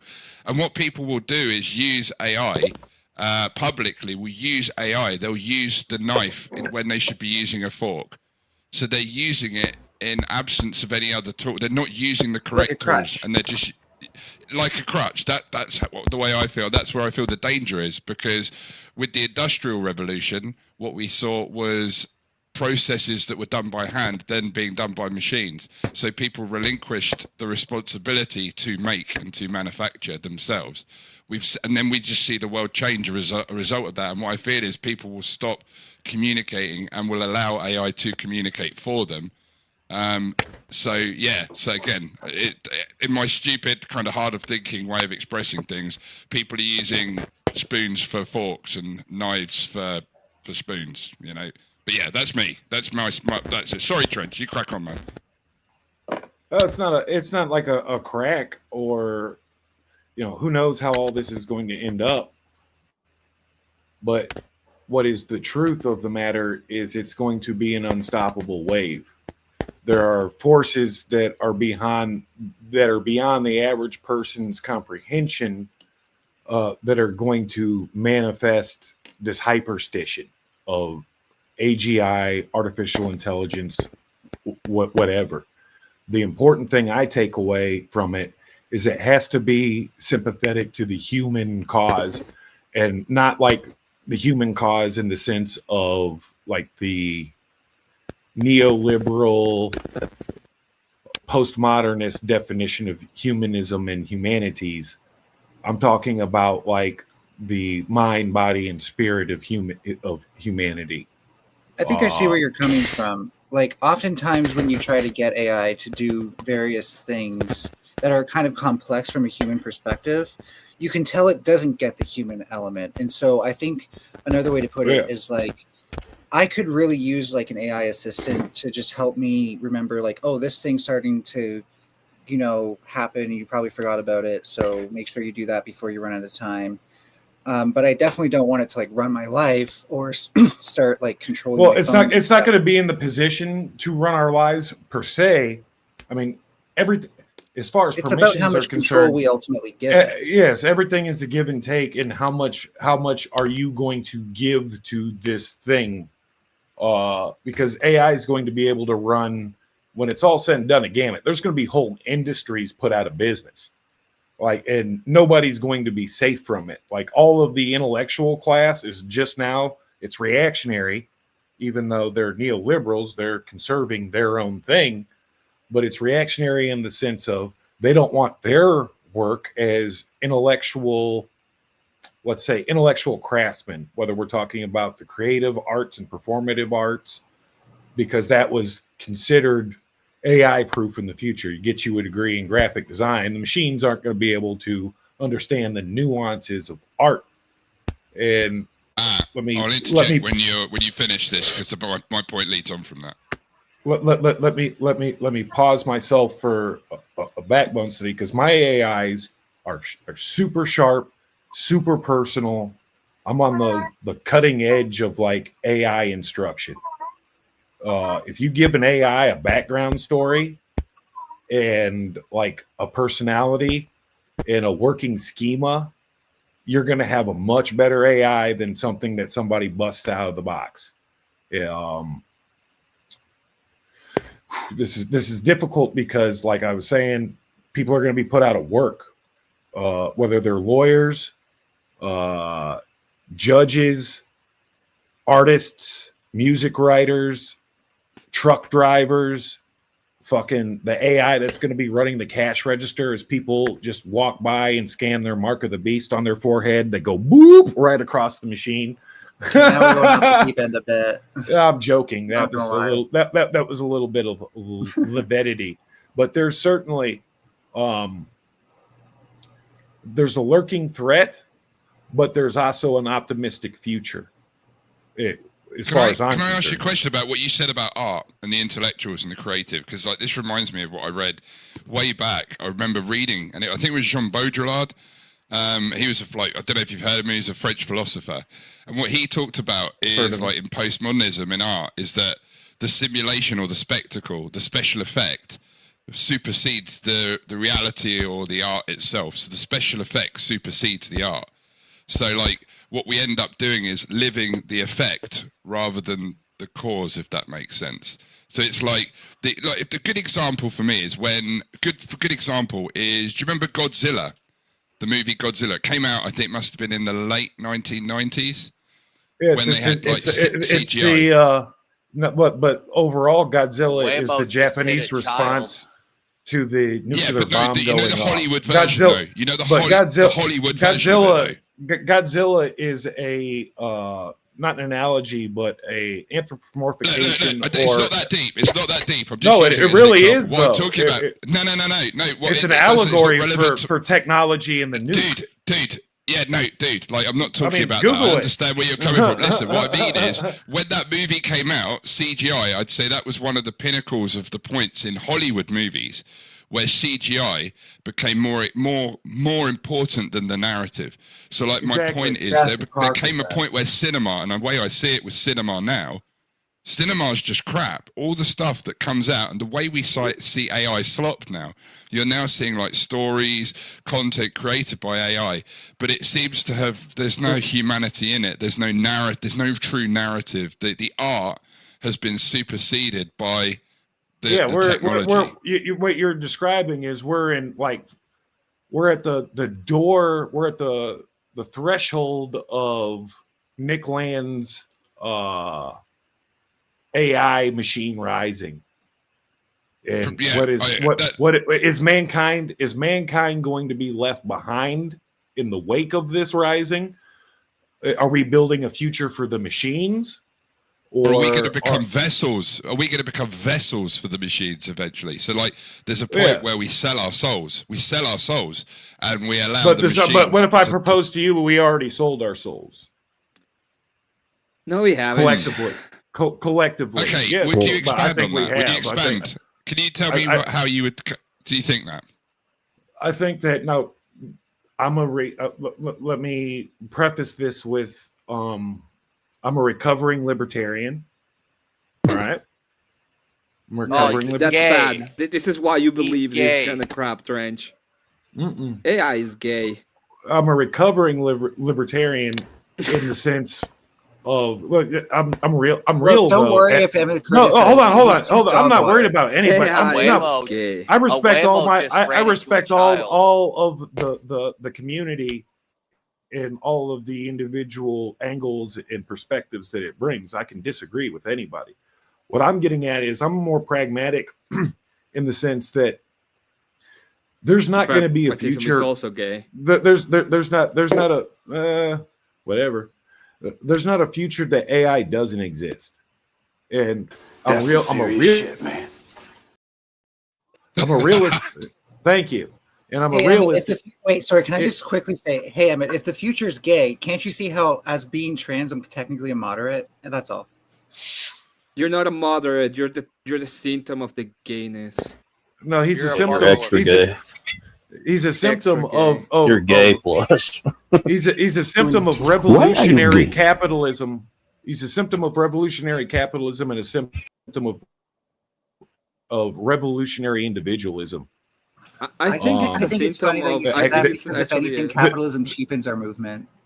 I think it's not actually. Well, that. that's I the think that's it's the funny part. As if you truly are transgender, that's the funny part, because only a capitalist system can A, deliver the culture in which you could be accepted, and B, deliver you the physical technologies to make the whole biological transformation possible. That's You should why we read. need to bring You should back- read. that's Hold why we on, need to hold on, bring hold on, back the hold on. big He should male read. movement.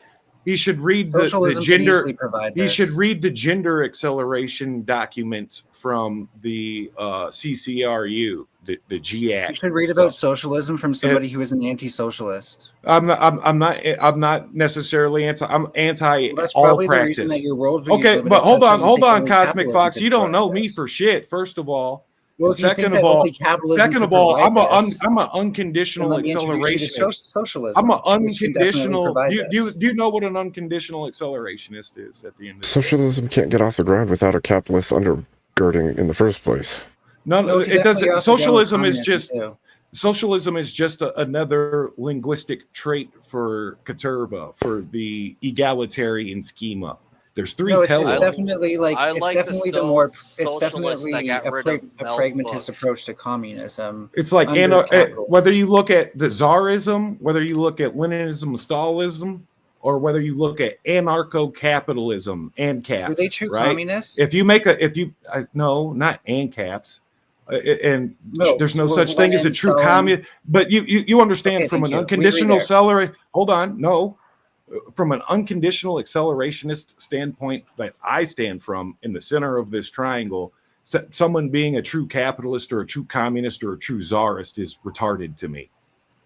So can I ask you Okay. a question very briefly? So what I was just saying about the special effects superseding the art, are you saying that like the capitalism rather has allowed, say for example, for transgender people, it has allowed the technology to Yes, and the culture. More supersede importantly, the underlying culture. reality. To the communists, in which on Earth most communist states are hyper, what we would call hyper hegemonic culturally, biologically, spiritually, etc.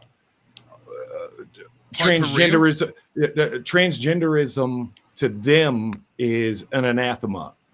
Yeah, that's all very It's loose association. The reality of it's it not a is loose that we need- association. It's Here, considered can I- to these let me people, point to the something out real quick. Chinese, to the Russians, to all of the surviving Chinese or socialist Russians don't blocks. care if I'm trans, bro. They do though. That's not happening there. That's not. But in reality, that's not happening there. Right? So in What do you reality, actually- you're saying what that do in I China, you actually can go to need? China right now, and there's going to be an abundance in the same No, they American got rid of all the demographic. femboys. It's not Hey, happening can there. I explain something to you, please?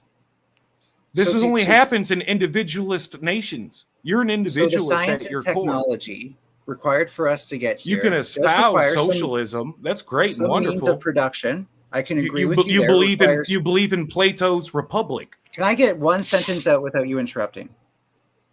The Soviets So let them all the come out technology and we then need put for 'em in the I'll gulag. agree with you that the technology we need for me to be trans and for everyone who wants to be trans does require some amount of production. But What it doesn't about culture? The culture can be that's irregardless of capitalism. We don't need capitalism. as No, culture. you're not. But yes, there's cultures. Yeah, you can have cultures Irregardless outside of of culture, capitalism, too. outside of culture capitalism, yes, there's cultures, and none of these Just say other something, cultures, fine. especially the hyper socialist, egalitarian ones, don't view transgenderism as a tool of the proletariat. They view it as a degenerate capitalist, as a degenerate capitalist experience and product. So again, I'm going to try to finish what I'm saying here because it's pretty. I know, but I've got to be real with you. The culture is irregardless here. If you have the science and technology for people to transition, then they can transition, medically speaking.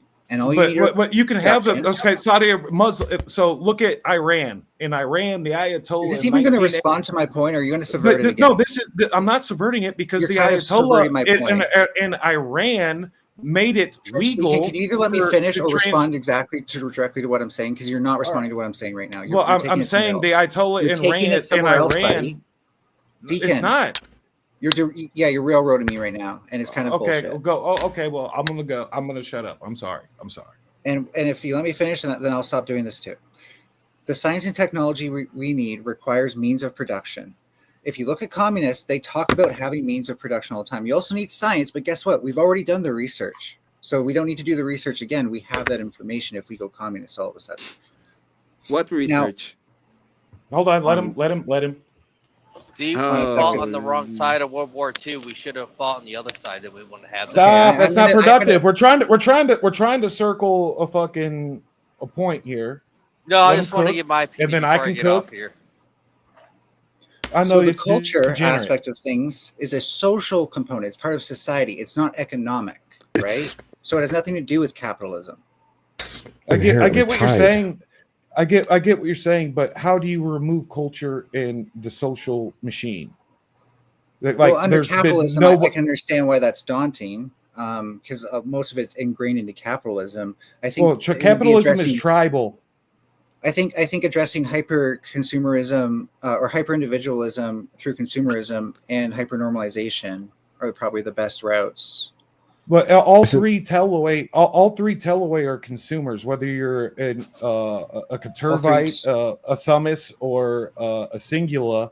I'm not using. Sorry, I don't know what school of thought you're using. It's not familiar to me, so I don't know what you meant. Okay, whether you're an individualist, a collectivist, or an absolutist, you're still a consumer.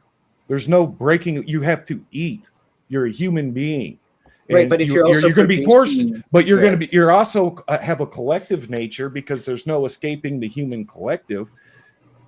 You can't do this on your own. Wouldn't you agree? And some may say this is an overcorrection. I might agree that a stateless, moneyless, I'll jump on a stateless, moneyless, and classless society would. I mean, I get all that. You don't need to because that's the different teloy of that is the anarcho-capitalist thing, which also doesn't require a state.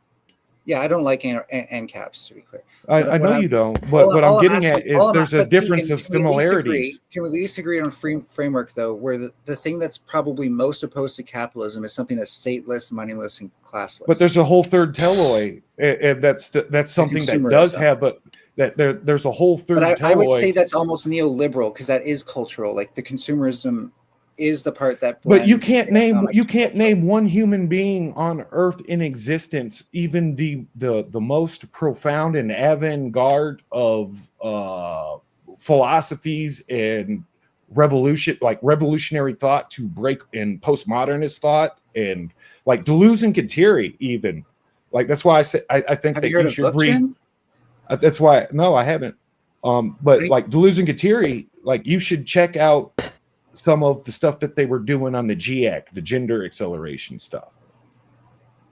I mean, I have sure if you want to link something, I'll look into it. Because from their perspective, the gender acceleration was a way to trick capitalism against itself.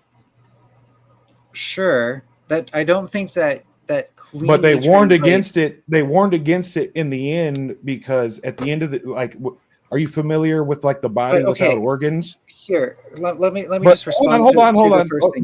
I'm sure you know Deleuze and Guattari and anti-psychology from someone. No, not necessarily. But I want to address something you said. Gender acceleration sounds to me like gender norms are accelerated. Boys act more like boys. And girls act like girls.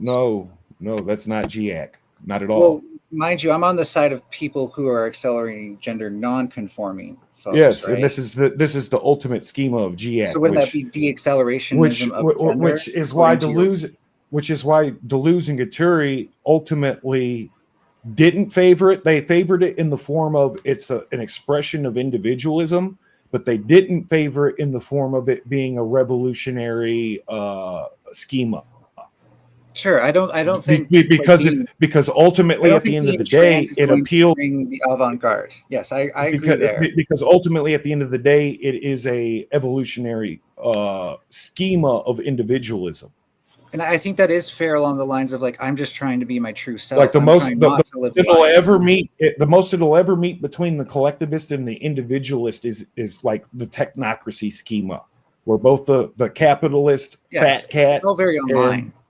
and the socialist technocrat, easiest way to say it. Points. And I don't see the trans thing as being a revolution. I think no, it can't be. Even Zizek. Trench. I think you're getting distracted because my point wasn't about being trans. My point was that communism, just on its own, is at least a valid response to capitalism because it addresses the states. Well, that's fair. I would concede that ground to you. What I'm getting at is there are three telloi in the nation states throughout the histories that seem to prosper and bring, I guess, in modern tongue, what we would call a happiness index to people, like a positive happiness index, would be nations that balance all three telloids: the collectivist,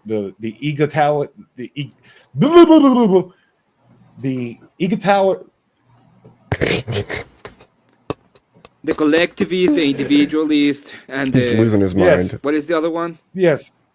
The authoritarians? The collectivist, the individualist, and the absolutist. When you have all three of these totally balanced, you have a productive nation state. You have most importantly, what I would consider a high trust or high social, like social credit, is a high trust country versus a low trust country. It's why the Middle East sucks. It's why a lot of places suck. Because of low trust, everybody has their doors locked. Versus that's a place because no, Trench, you're missing the point here. The Middle East sucks because they fuck their cousins. Okay, let's be honest here. That's like one of 1,000 reasons. To be fair, that's the main reason.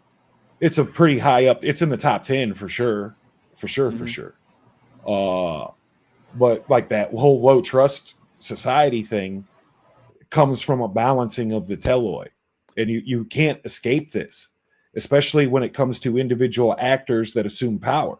That was the genius of like the let's say the Nazi party. Even you have Hitler, the absolutist, you have Goring, who is in charge of the individualist telloi, and then you have Goebbels, who's in charge of the collectivist telloi. And I could, in so many ways, break it down psychologically by personality, by the function of these men, by the functions of the institutions that they ran. I don't know how robust personality tests are. So if you're going to break it down by personality, I might take it with a grain of salt. I keep it simple, stupid. I use a basic ocean model, and I map that across. With that, but it's not Myers-Briggs, so it's probably more complicated. Yeah, Myers-Briggs is like the zodiac wheel. And to be fair, for me, I don't even like psychology and personality. I just speak the language because it's relatable. I get it. I understand it. It's like Kabbalah, but for me, it's Kabbalah. I mean, it's a soft science, so it can certainly turn into that by people who take it wrong. And it was like by the people that made it, like Kabbalah turned into a science. Like you're talking to someone who heavily disagrees with Jordan Peterson, but also acknowledges he does have his PhD in clinical psychology. So exactly, and you're talking to someone that agrees with what you just said, but I also understand the truth that like the modern clinical science of psychology is scientized Kabbalah, literally from juice boxes. No, I think there's like a degree to which you can definitely test things and be empirical. Well, yeah, I mean, I'm not. That's also why we shouldn't. Well, I mean, Kabbalah was like not taught to every Jew. Like you had to be worthy to learn it. Oh no, all this Because science stuff, like you can find there's like dark shit that people can do with it, like having a. So if you like, one of my favorite Jordan Peterson like quotes or rants or whatever you would call it is he's talking about fucking over somebody with wisdom, right? You're gonna fuck over a doctorate in clinical psychology. Say you're a teenager and you're going to bang this doctorate of clinical psychology's wife on the side, and you're going to. Do you think that he's going to be in the position to destroy you? Hell of a metaphor. But do you think that guy is going to be in the position to destroy you? Wait, what? You're an 18-year-old. You're an 18-year-old kid. Not unless they're your doctor. Or maybe if like the doctor of someone you know, but like in a big city, that falls apart real fast. You probably don't know anybody who he's a doctor for in a big city. Why would he have to be your doctor to destroy your life and use like his intelligence to do it? Well, because all you like, if you just bang his wife, then fuck off, and he can't really like interfere in any way that's not criminal. Well, say you work at say you work at like, I don't know. Like you're talking about using, like I'm just throwing out bullshit here at you, but follow me, please. Say you work at some like slummy deli, and you're this 18-year-old kid, and you're working at some slummy deli that's disgusting. It's never going to pass code, and all of a sudden, you know, the clinical psychologist figures out who you are, and you've been banging his wife. Do you think how hard would it be for him to get you fired? Not really. How hard would it be for him to get I don't give a shit. How hard would it be for him to get the place shut down and start disrupting? Not really, or very. Sorry, I said the opposite of what I meant. No, it would be very hard. Like he doesn't really have the authority to shut the place down. That's for sure. And he certainly but you don't think that if this place, you don't think that he can't call the authorities and be like, yeah, this place serves moldy bread. And if that's true, then yes, for the sake of this mental experiment, wait. I didn't say that. Wait, I said I specifically used the word slummy fucking. Why would a psychologist be better at reporting a restaurant with moldy food than anybody else who would be angry at that kid? They're not just going to look into that, though, right? That call alone is going to make them start looking into all kinds of stuff. Somebody that graduates from psychology is Okay, generally. Abe, by the way, inspectors- I'm gonna make a Can I broad respond to the statement to host? answer your He question. can. First, I'm going to You need answer to your try to have a question. linear First, I'm going to conversation, answer right? your question so that you understand Why would a the psychologist be authority. upset with revenge instead of keeping their wife in the first Because he's a fucking human being. Okay, so he doesn't have like grants to apply for and other shit to do that obsess over getting revenge on some person. Have you ever met? And why wouldn't he just win his Have you wife ever back ta- or whatever? have you ever He's such a talked good to guy and he's got all his clinical money being a psychologists psychologist. before? Why wouldn't he use his wisdom to solve the problem in the most direct way, which is winning his wife back? So this is And the funny probably what thing. he's I'm equipped to do is Orthodox, right? psychology to So do check it. this out. He's probably I'm better at Orthodox. getting his wife back So check using this out. psychology than So he check is this at out. using authority against someone. He's Can I not answer taught. your question, or are you gonna just grandstand? Yeah, go ahead. So I'm Orthodox, right? And we're under no delusion that the priesthood is not infallible. That the priesthood is constituted of men, some of them of higher virtue than others. Being a priest doesn't make you, for lack of a better word, Jesus. So automatically, this doesn't first really and answer the foremost, question. no, but he's just assuming that a clinical psychologist doesn't going to have like an I'm idea assuming that or he's a got schema the of skills vengeance. to win his wife back, not the authority to go screw people over. He's not in a position of high authority. to go mess with people. Okay, here's a mental scenario the for you. food He's a inspector clinical in your psychologist example. that He's not a understands cop. human behavior, and that the path of least resistance for him to resolve his marriage is going to be to destroy this dude.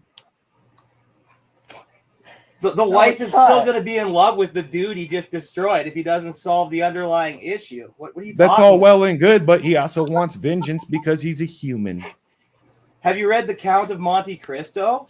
Well, okay, the so Count of Monte automatically Cristo, you're the in moral bad of that faith because you're story not will answer your entertaining question. the Go watch idea. the movie if you You're can't creating read all the book. kinds of Count of extras, Monte Cristo, it's a classic. You should and you're already read assuming that a clinical psychologist walks on water the and whole isn't moral going of the to. Count of Monte No, Cristo is you've that the guy just spent the proven. whole time I've getting already revenge on the conceded guy who that stole a his priest, wife, that the very and own then he priesthood loses that his I wife appeal because to he's a for fucking idiot. He shouldn't be morality concentrating on is flawed and pleasing his full of wife wicked instead of humans concentrating on that are getting revenge sinful. on some fucking guy. But you assume that a clinical psychologist is just Oh. going to automatically take the higher ground and not do the human thing because you're busy fighting a semantic instead of Nobody's trying to get assuming to. that, by the way. We're just saying No, that but it'd be what you easier wouldn't to if make you were us trying to souls be and good stuff faith, like you would that, entertain the mental experiment instead of fucking creating semantics. I also think a Which psychologist is the most you've likely done, person. which is why I If they conceded repair their ground to you in relationship, saying well, that if their hey, the psychology priesthood research isn't in lots of infallible, grants, but that's what's apparently I'm important to dealing them, with not an just infallible evidence. clinical. Yes, I'm dealing with an infallible fucking clinical psychologist, so I absolutely understand the religion of They're clinical not infallible. I psychology. didn't say he was You worship. infallible. Well, you I'm already, saying he probably but you're not understands entertaining the human fucking. psychology Okay, so enough you not understand to that now. obsess with revenge. But then Like, he would've read why the the Count of Monte semantic? Cristo. Why the semantic? Jordan Peterson would be like, "Oh, like, we've read the Count I'm not of Monte talking about Cristo. You should learn Jordan from the Count. Peterson. The Count focused on This is revenge. just and it this is ruined his just life. another It ruined this is everyone just around another him. semantic. I don't Is think everyone? that Jesus Christ. Wait. Is everyone capable? Is everyone capable of being the Count of Monte Cristo? I think that's an Exactly. unrealistic expectation. Because in the movie, because in the Count of Monte Cristo, before he is redeemed and receives the grace of the implied Lord Jesus Christ, I want to ask. in the Count of Monte Cristo, he says, "I will destroy 1,000 rotten wretches. I will bury them all." And then the abbey comes to him and says, "The treasure I'm going to give to you, you're not worthy of right now because you are a spiteful, vengeful thing." So Like, no, even if you wanna go we to don't the even. Bible, the Bible says that. No, I'm using Count of Monte Cristo, guy. Stop God will see that you're obfuscating. focused on trying to spite No, this you're person, just he'll feel bad for them, and he'll busy actually Wait. obfuscating. And haven't you? And you don't wait, even haven't know you- my whole total Hold on. position because I'm Hold not a on. conservative. I'm not a I just made a liberal, realization. and I'm not an absolutist. The Count of Monte Cristo is a movie. The Count of Montiato is the original book. I'm pretty sure. And Correct. I think that's Correct. a weird conflation being made because Don't they're conflate actually because they quite haven't read the different. book. They have not read the book. Okay, Abe, are you like? Is it really that wild to assume we can't just learn a moral lesson from a movie? I didn't say that. No, Well, that's but all- I'm that's all- I'm that's all calling my it. I partner's called out the saying. movie It's the same because I story. called out the movie. I called out the movie aspect of the whole Abbey, which is why I went through the whole monologue of 1,000 rotten wrenches. And you were saying that like we need culture to conform. Because I've seen the like, new movies, and more importantly, I've seen the black and white movie, which So is you the clearly think we is learn from culture. So this is a cultural example. well, you just admitted that I you. mean, Wait, stop, hold on. I We got to that. pause now because you were just appealing earlier that the culture is not needed. But here you are making an appeal to a cultural movie built on Christianity. I'm just saying you're the one. who So put all I'm the weight completely on lost culture because as- this is the as problem something that I have we use. with the collectivist But that mindset, culture's and not which I do needed. consider you a collectivist. Everything you've espoused to me is collectivist, besides the trans stuff, which Look, comes so from the you're talking to individualist. both me and A my partner, by the libertarian, way. and a libertarian will sell you a Confederate flag, a Nazi flag, a rainbow flag, a pirate flag, a Gatsby, a fucking Israel flag. A libertarian will sell you all these things at his kiosk. Okay, so Deacon, I just want to separate. Sometimes my partner's talking. I thought you should maybe our voices are different enough that you could tell. Sometimes I it's can me. tell. The thing I said about culture. I knew I was being talking to irrelevant- two people right there. You both are chiming in. The thing I said about culture being irrelevant was about in relation to trans people, because trans people have always existed.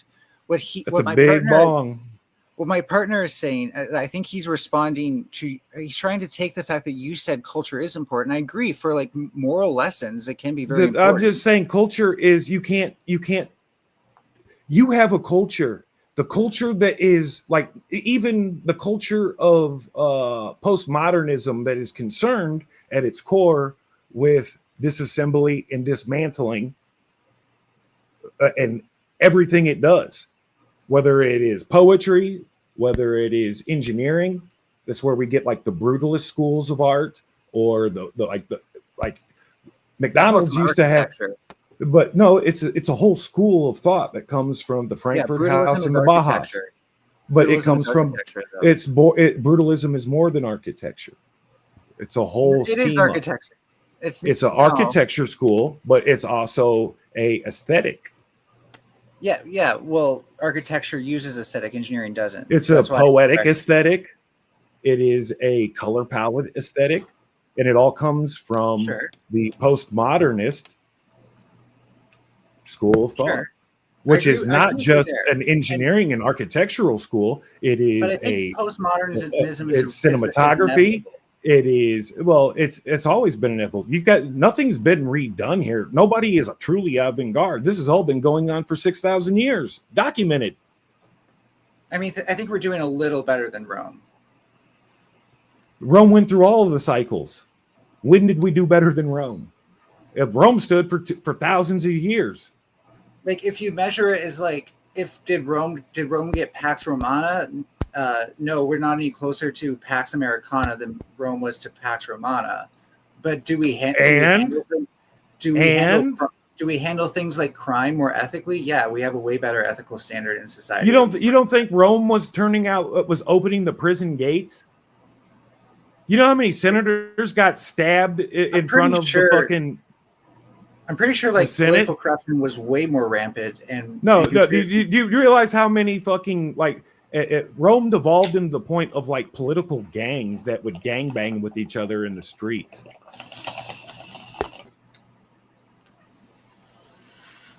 That's what I'm saying. Is like we're not doing that now. I mean, and then what do you mean like intersectionality? You think America is? Why do you care what people do behind doors, dude? Nobody cares. I'm saying it's the same difference. Where people care is where it affects the greater symbiotic whole. Abe, it just saddens me that you don't think that like consenting mature adults can just. Do you think anybody cared? Do you think anybody cared about trans? Hold on. Do you think anybody cared about trans people before, let's say, 2017? I think the people who weren't trans, the people who were trans before people cared about trans people cared a lot. No, I'm saying like, as far as live and let live. If you want to fucking do all that, definitely go for it. That was my mentality before 2017. Exactly. So why do you think things have accelerated to where they have? It's not acceleration because it's become a culture war issue. I'm an unconditional accelerationist. Don't lie to me. I have no praxis. You're talking to the guy with no praxis at the end of the day outside of Jesus. The right wing is taking a nothing burger, turning it into something that they want you to be scared and afraid of, so that way you're distracted from real political. You think Donald Trump? Do you honestly believe Donald Trump gained power just because of a right wing? Not just because of a right wing. No, there's the economic moves he made. There's his father, Fred Trump. No, I'm talking about at the human level of voter. Don't be dumb. Sure. Do I think he won the elections because he exploited populism within the right wing base? Yeah. Stupid. No, that's exactly stupid what happened. cope. That's stupid cope, and that's what anybody who was paying attention would say happened. You're talking to a guy who sits out. You're talking to a guy that sits out of general elections. What did I say that was coping? That only the brainwashed right wing voted for Trump, and he managed to brainwash so many people into voting for evil Trump. How did he do? How did I say he did it? You really believe your neighbor is that fucking stupid? I believe popularism has shown itself time and time again to be popular with fascists. I'm sure we're going to disagree on everything what you just said a fascist is. Wait, so are you saying fascists actually use cogent rhetoric? I'm saying that there are real fascists, but I don't think that you can articulate what a real fascist is. Hitler, and not as a serious person. Do we agree? What Hitler is it? Not. I will give you Hitler. I will give you. Okay. I will give Trench, you Hitler. Trench, and that's Trench. it. That's that was all not I'm the gonna Trench. give him. That was not the question. That was not the question. The question is, I what is don't it? care. Not who I'm is all it. about giving people a life raft. What is it, not who is it? But I will give this caveat. Why are you with giving a warning. that? That's not, that's not an answer to the question. Stop for a second, Emmett. That's not the answer to the fucking question. Christ, I like to help people. Oh yes. Dude, can you tell me? Hitler is Can you left tell me of what is? Mussolini. Can you tell me what is a human? Yeah, I'm going to Is be the answer real Emmett? with you there. Hitler is a fascist, but Hitler is left of Mussolini. Can we agree that Hitler used populist rhetoric to ignite the masses? So did Stalin. Define populist. Rhetoric that isn't necessarily real politicking, but meant to incite the masses against another group or cause. You mean politicking? No, real politicking involves like budgeting, economics. I'm going to give you an adult fucking government. statement right now that politicians make outlandish, ridiculous claims from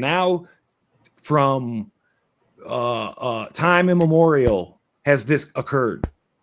That's not the same thing as popularism, where you just tell people No, what it's they want to popular. hear, and that It's their views are popular. justified. Then what is Stalin a populist? I haven't thought of him that way. Of course you so haven't. I just have I'm to go gonna back go take over. a piss. I'll be right back. That was discouraging, by the way. I'm just not an expert in Stalin, so I'd have to go back over what he said. It's really quick. But you're a socialist. Well, I'm actually post-communist. I'm a social ecologist, like Murray Bookchin. How do you know the story of communism then? Well, because I still think communism is an okay response to capitalism, but it would be more of a That stepping has stone. nothing to do with my question. Why don't you know anything about the history of what you're supposed to be? Because I'm really bad with history. I have like a little bit of a learning disability with storing That and explains recalling a lot. Then why would I dates, names, why and would places. I engage with you if you're just a retard? Well, if like this is how you find a reason not to engage with me, then I just don't think you're Yes, capable of it's very responding to simple. I anything I have a learning said. disability. I don't know shit. I Why think would I you're engage the one you? with the skills issue here, and just I agree. I have a to skill what I issue. said. I don't go around. They have and paid pretend to mute use you. them as my Okay, shield. can I respond to Emmett real quick? Because he also Real likes quick? to talk behind my back. What you said about Behind your conflict back, I'm just here, proves fucking that you're stupid bitch. gullible. I posted here, 2 other bitch. links, and both of those links drove the point home. And Confluence is just too afraid to admit that. So that admits that he's at He best wasn't a worm, afraid to and admit you're, shit. and you're Okay, gullible. I know Confluence. Thank you, Abe. He might be dumb at sometimes, but he's not afraid of. He's absolutely not afraid of admitting anything. Did he drop? He'd love what? What? No, they're muted. They're muted. I had to put they're them in the muted. back. Yeah, Okay. because Shazzy paid to mute, so I have to set the I timer. thought for a moment that he dropped. See how you are? He's So Emmett, what is fascism? Or do you want to wait and ask Mel what fascism means? Or what is well, fascism? They don't know what it is. Right now, it's just a rhetorical attack on whatever they think is right wing. The fascism is a historical movement. It was a political idea. It was created by gruntled socialists that thought that the socialist movements of Russia were not doing enough to get them to what it was supposed to be, the communist utopia. And what it does is it has an authoritative system like the communist systems, and they try to utilize the state as a moving force. They don't destroy the whole of the market. What they try to do is control it instead. It's a very like everything has to go through the state. It's a very authoritative, very socialist idea. So, but I find it very interesting that person is like, oh, I am these, and then you ask them about the person, the movements of the past, and they don't know anything about them. That's disheartening, because it's even like more fucked up. Like I say, there's 3 different telloi. So to say it's just disgruntled socialists, yeah, of course. this is also happening like now in America. It explains the phenomena of people floating into the Orthodox Church, for example.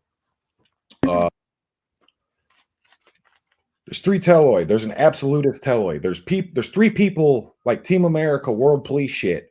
There's dicks, pussies, and assholes. There's collectivists, individualists, and absolutists. And if you get to know somebody, like truly get to know them, and if you truly know what these three words mean, especially in worldview, politics, and like general morality, and moral schemas, then you'll be able to easily diagnose somebody as a individualist, collectivist, or absolutist. Trench, can I ask you quickly, when you say teloi, what do you mean by teloi? I've never heard that word before. Well, can you explain that to me, please? Thank you. So there's different telos. A purpose, a different telos, purpose right? of the Okay, system. okay, cool. Yes, cool, gotcha. it's epistemic. It's ontological.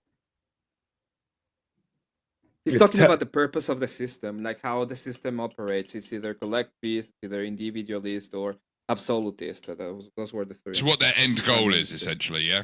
Exactly. And all three teloi Right, okay. believe that they can fucking provide heaven on earth. And if you were to give the football to any of these three teloi and fucking blow a hole open for them to pound it into the end zone to Utopiaville, it's going to be hell on earth. The ultimate schema for anarcho-capitalism is distributing child prawns and human chattel slavery and crack at McDonald's. The in-game teloi for the collectivist is Leninism, Marxism, breadlines, and gulag. If you fucking have wrong think and go against Big Mother. The in-game teloi for the absolutist is if you say the wrong thing and get out of line of the human organism, then the death squad shows up at your house and wipes out you and your family, as an example to others.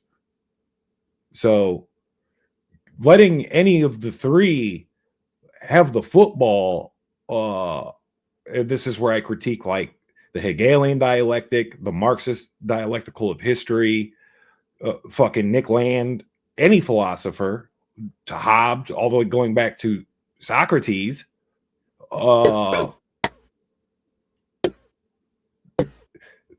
your side can't win in the overall schema, because once your side gets the football and It's going to crash itself. and dominates the other two AI.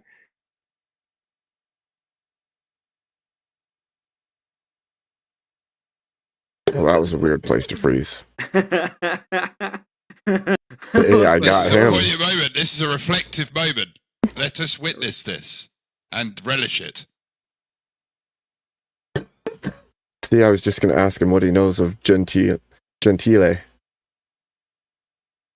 We didn't even get there.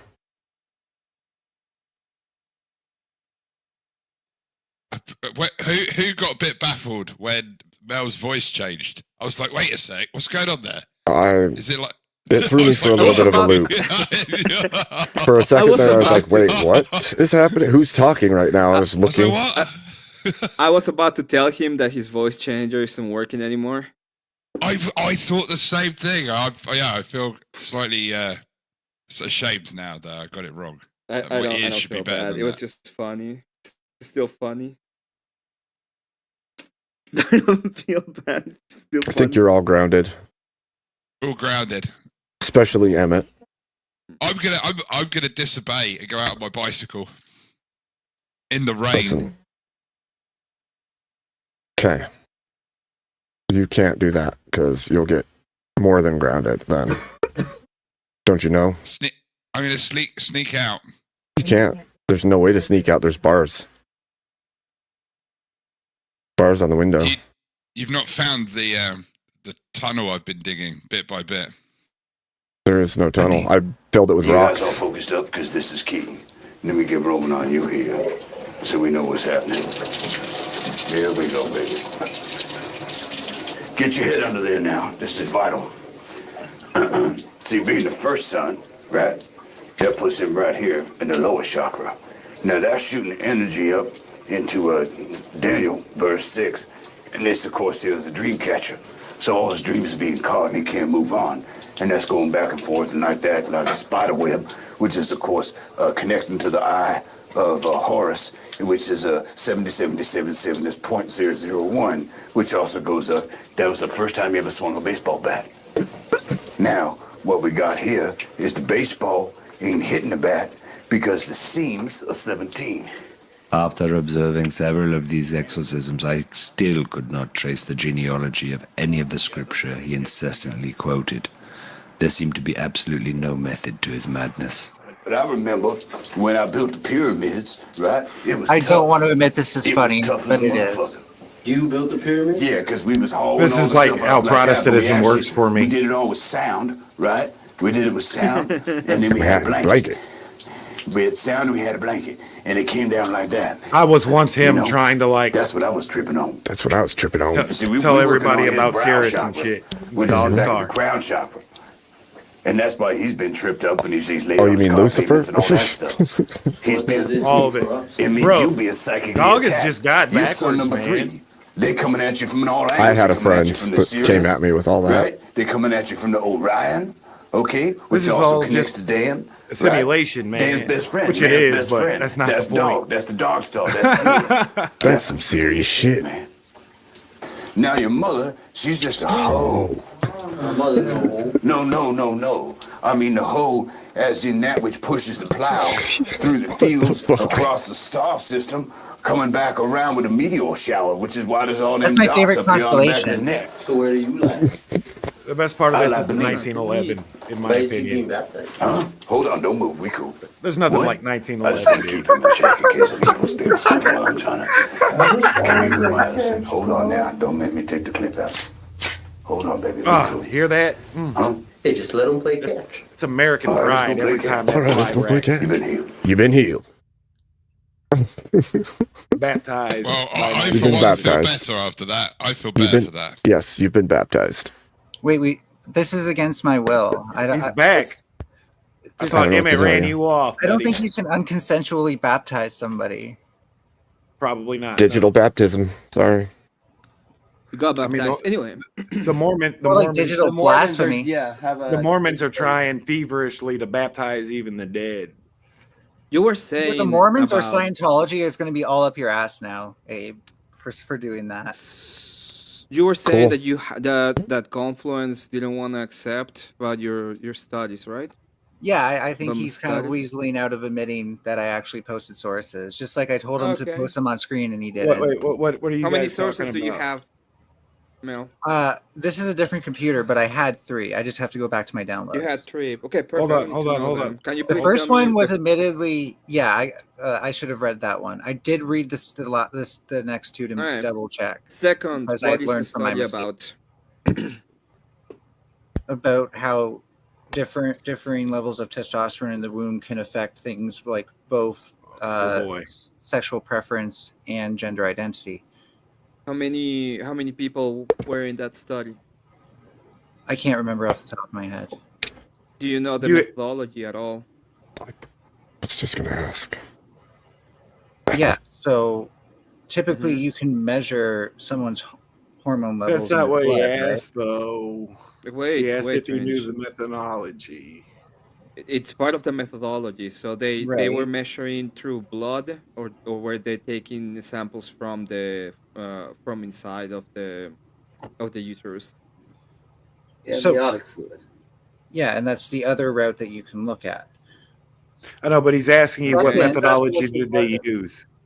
This it's easier for me to remember the third because it was a literature review, and the one thing it pointed out is that some studies did A and some studies did B, and the better studies were the ones that did B because some Is did the, okay. The third one is what? a literature review. Of these So studies. it's an overview of all of the studies. Is what we're saying? Yes, How many studies? including the one that the study was in. Okay. How many? I don't recall offhand. Look, But if you you want to see set how up like a that- 1v1, I'd love to have A posted if he's down or wants to be involved in some way. but we can go over Do you this. realize that the first thing I'm going to do is I will send verify Emmett. I will be all in of good the faith. questions that I'm I will asking send you right the now, links right? when I can get them. Emmett, I will be in good faith. I will send you links. We can get them. We can come to the table, and everything we've sent each other back and forth is what we will talk about. Can do it. I mean, If you want to this do guy it, I doesn't can know do that it. I'm It's fine. not I can do conservative. it. I will be in the negative here. This will be an And I'm not saying this is review. settled science. I'm saying that there is some evidence, and it's worth looking into. Have you looked at anything in the Okay. counter though, to like break up any cognitive dissonance or just to know what the opposition is saying? Well, when we do look for the counter, like say, like what if we just influence kids to do a certain type of play? Like, for example, when kids don't conform to our expectations, what happens then? And it seems to lead more to behavioral problems and internal mental health distress than actually them. No, I mean, no shit. That can go for both norms. But when we think, if I would grant you that transgenderism is a norm, when we think if gender identity is impressionable, that we should be able to see people's behavior change with internal coherence, even just from peer pressure alone. but that's not so. Like I asked you specifically, have you seen any studies that are in like contradiction as far as like outcome? Ones that look at like the review of conversion therapy, for example, when people have been forced to live conformally. That's not what I'm saying, because that's like to your position. I'm talking the opposition. Have you seen any? I'm pretty clear when I keep saying opposition, but you keep describing more pro your stance. Studies by people that disagree with your point of view. No, I get that. What I'm saying is, like, what would that evidence look like to you? Because to me, the evidence I think that you're smarter than this. I think it would be something like the correlation does not connect to the causation strongly enough to indicate that there's any finding. Well, the only reason that we can't draw causation is because we can't open up the fetus's mind. I'm not even talking about that. I'm talking like post-op people. Like, have you seen studies of like happiness index of post-op people? Let me explain specific claim. my thinking. We're talking about specific claim. This is I just threw him a bone because I like to be in good faith. I want to keep this dialogue going, and I don't want him to feel like he's getting dogpiled because I am in a central spot. By all means, dogpile me. I'm a fox anyway, so it doesn't work on me.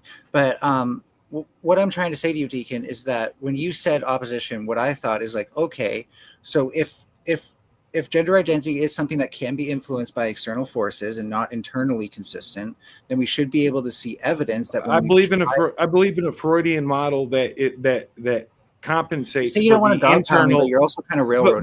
But I'm also trying to give you context. Like, I believe in the internal forces that you mentioned, but I also believe in the external forces, nature and nurture together. What do you think about the idea that psychology has been wrong in the past about looking at like the ideal human? So are you saying that psychology, and we can go through multiple schools of psychology, whether it's like a Freudian model or more of a, why don't I finish my sentence and maybe you'll have a better idea of what I'm saying. It's kind of, I think it might be actually kind of postmodern, not exactly postmodern, but part of that era. Where it's like a Jungian model of archetype, because that's where I believe a lot of the transgender stuff like roots itself in. I think it came from Judith Butler. Well, Judith Butler has to be inspired by a Jungian model. Does she? I mean, I would say absolutely yes. Do you disagree with Jung then? I don't disagree with Jung, and I don't disagree with Freud. Well, I think people who I think they both can be right. Overly agree with Jung also tend to have their worldview colored by Jung, which is a bad way to see the world, just in my opinion.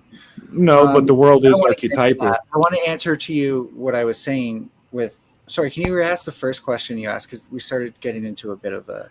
But the point I'm trying to get to is like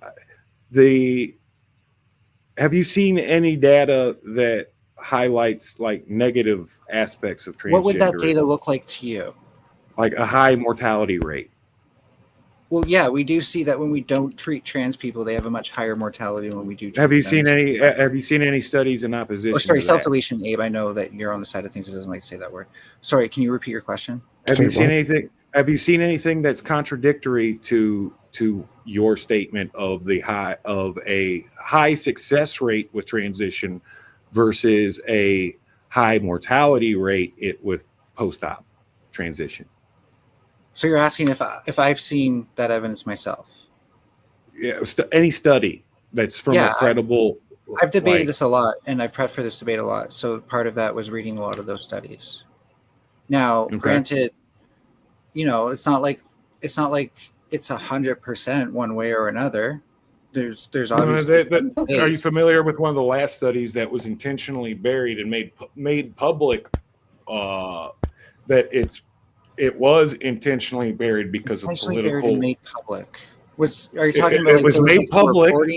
On it being buried? It was made public by reporting, and then once it was made, hold on, and then once the study was made public, it was announced from the progenitors of the study that they kept it hush hush because they didn't want to influence public policy and the public at large.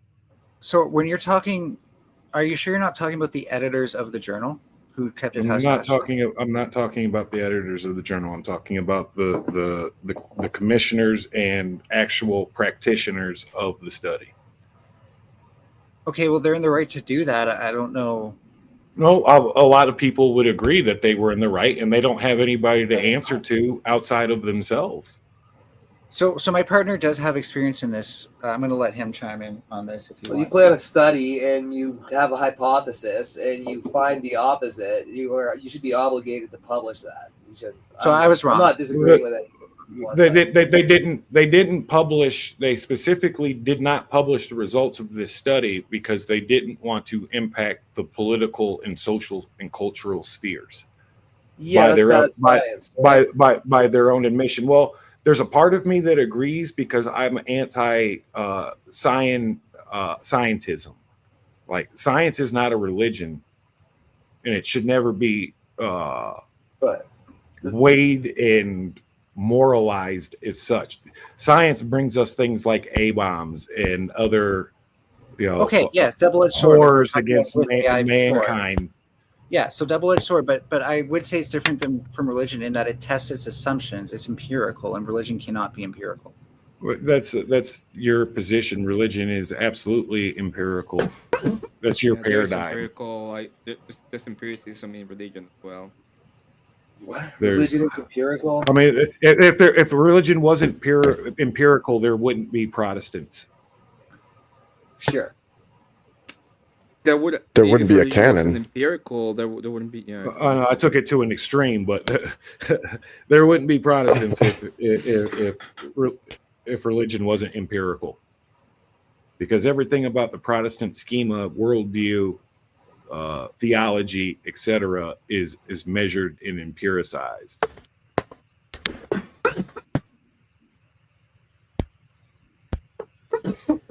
Any rebuttals? Protestants have an extremely empirical worldview now, or they're extremely materialistic. They're the people that created transgenderism. Protestants? That's not true. No, it existed before that. Yeah, trans people have always existed. Like, first of all, we don't have archaeological evidence one way or the other. Yes, we do. We have historical. And this is part of the scientism of like digging up bones in archaeology and seeing. Sorry, when I say always existed, some Scandinavian ruin of some Scandinavian princess buried with a sword, and then assuming, oh, she was trans. This is a transgender woman. I think you're hyper focusing on maybe. No, this is an actual article that's published. I'm not disagreeing that has been published, but just because one bad science has happened does not make all science bad, right? But you're making outlandish claims, and the jury isn't even settled on a man's soul being placed, like whatever force creates put a wrong soul into a wrong body. What I think is outlandish, because at the end of the day, this is your metaphysical claim.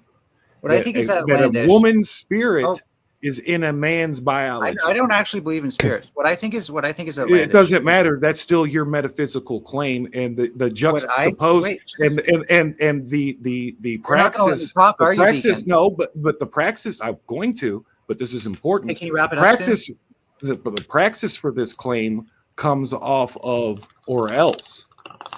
This female soul is trapped in this male biology, and someone ought to do something about it, or else this person will self-delete. No, and I think that's a particularly sinister thing to believe. No, 'cause the but dead this can't is the number testify. one argument. This is The the dead number one can't argument. testify, Then and why so- do we need to transition children? And so this is a particularly sinister thing to believe because the dead can't. And you give me a gishgalop, so you got to give me time to respond to everything you've said. It's not a gishgalop. I spoke plainly, clearly, calmly, and rationally. But you And gave me many intentionally points to respond to that didn't I gave you necessarily follow point, one man another. soul, female body, or Do you vice want to hear versa. my response or not? Or are you just going to talk over me? I'm not going to talk over you, but I'm not going to be misspoken. Am I a fool for letting you finish? Nobody has to be a fool, but both can be true Okay. at the same time. Well, at least at this point, I'm going to start telling you when you say something wrong and cutting you off. First of all, it is not the case that we transition children. Second of all, it is not the case that anyone's being held hostage in any way. Because guess what? That's Trans not my people- claim. Neither of trans those are people- my claim. Trans people can still And the report children these thing is a lie. experiences There wouldn't be a need even for it then. before there was ever any social change accepting trans people. Thirdly, sorry, I forgot my third point, so whatever. I'm just going to drop it. It's probably not that important. It still doesn't answer the question. You've just I guess attacked the low-hanging fruit of children, the pathos. Okay. Well, you Take the sort of went take first. the children out. Take the children out because I have I will grant you I have a predisposition to believing.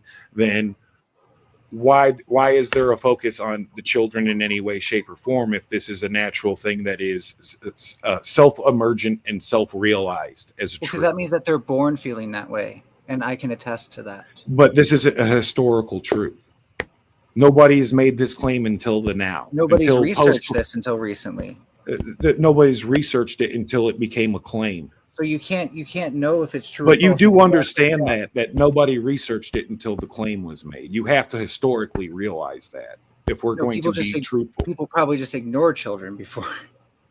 My mom certainly But the ignored point, me. That was but definitely the social okay, norm so at the more to time. my point, because you're dancing around it still, then the claim, my position is the ought. We ought transition these children or adults or whoever because of self-deletion. This No. is the number one claim for it. Yes, it is a loaded gun to everybody's head, and to deny you're it is to oversimplifying. just be. You want? Can I tell you how you're wrong, or do you want to just keep on embellishing yourself? So please. What we believe is that there's a standard of care where when we can help people under reasonable terms, then we should help them. Okay, And help people what? Not What die. if we don't? What if die from what? Things that may cause people to die. Like what? A tumor? Like Sure. if we don't transition Yeah. a child, they're going to get a tumor I that think that takes they're- their I life. think that they're- This I think hasn't. This is how I know in you're terms not of being medical serious and you're ethics- being an ideologue though in right terms now. of And I'm medical trying ethics- to sympathize with you, and I'm trying In to bridge a terms middle. of medical ethics, it's wrong not to That's treat not. somebody That's with a not tumor the medical if you ethic. The have medical the means ethos to is do do so. no harm. But that's what his The point. medical- That's disanalogous. Yeah, right? the medical ethos is do no harm, and the latest surveys we have. Would you is like me to frame my argument that way, has then? a higher I can frame my argument mortality rate around that than those ethos, who then. receive psychotherapy. But do you Okay, understand? I full can stop frame it what I around do just no said? harm too. There's more than one ethos in medicine. But No, there's not. Oh, okay. So if you want me to frame it around do no harm, that's fine too. We were doing harm by forcing people to conform and telling them, no, you're crazy. Just Then prove the harm. Where's the claim? keep Where's the mass making it so you suicide? make it. Then prove your claim. Hold on, please. Then prove your claim.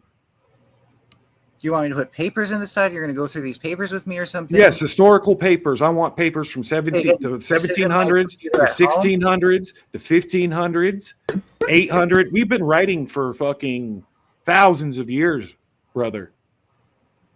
So you just have to hear me out. This is my computer at home. I have the files that I need to have on hand readily in folders. That way I don't have to deal with my bookmarks. I can go through my bookmarks and try to find the right one. It's going to take. I've met serious trans people before. Oh. You're not being serious right now, historically. Oh, okay.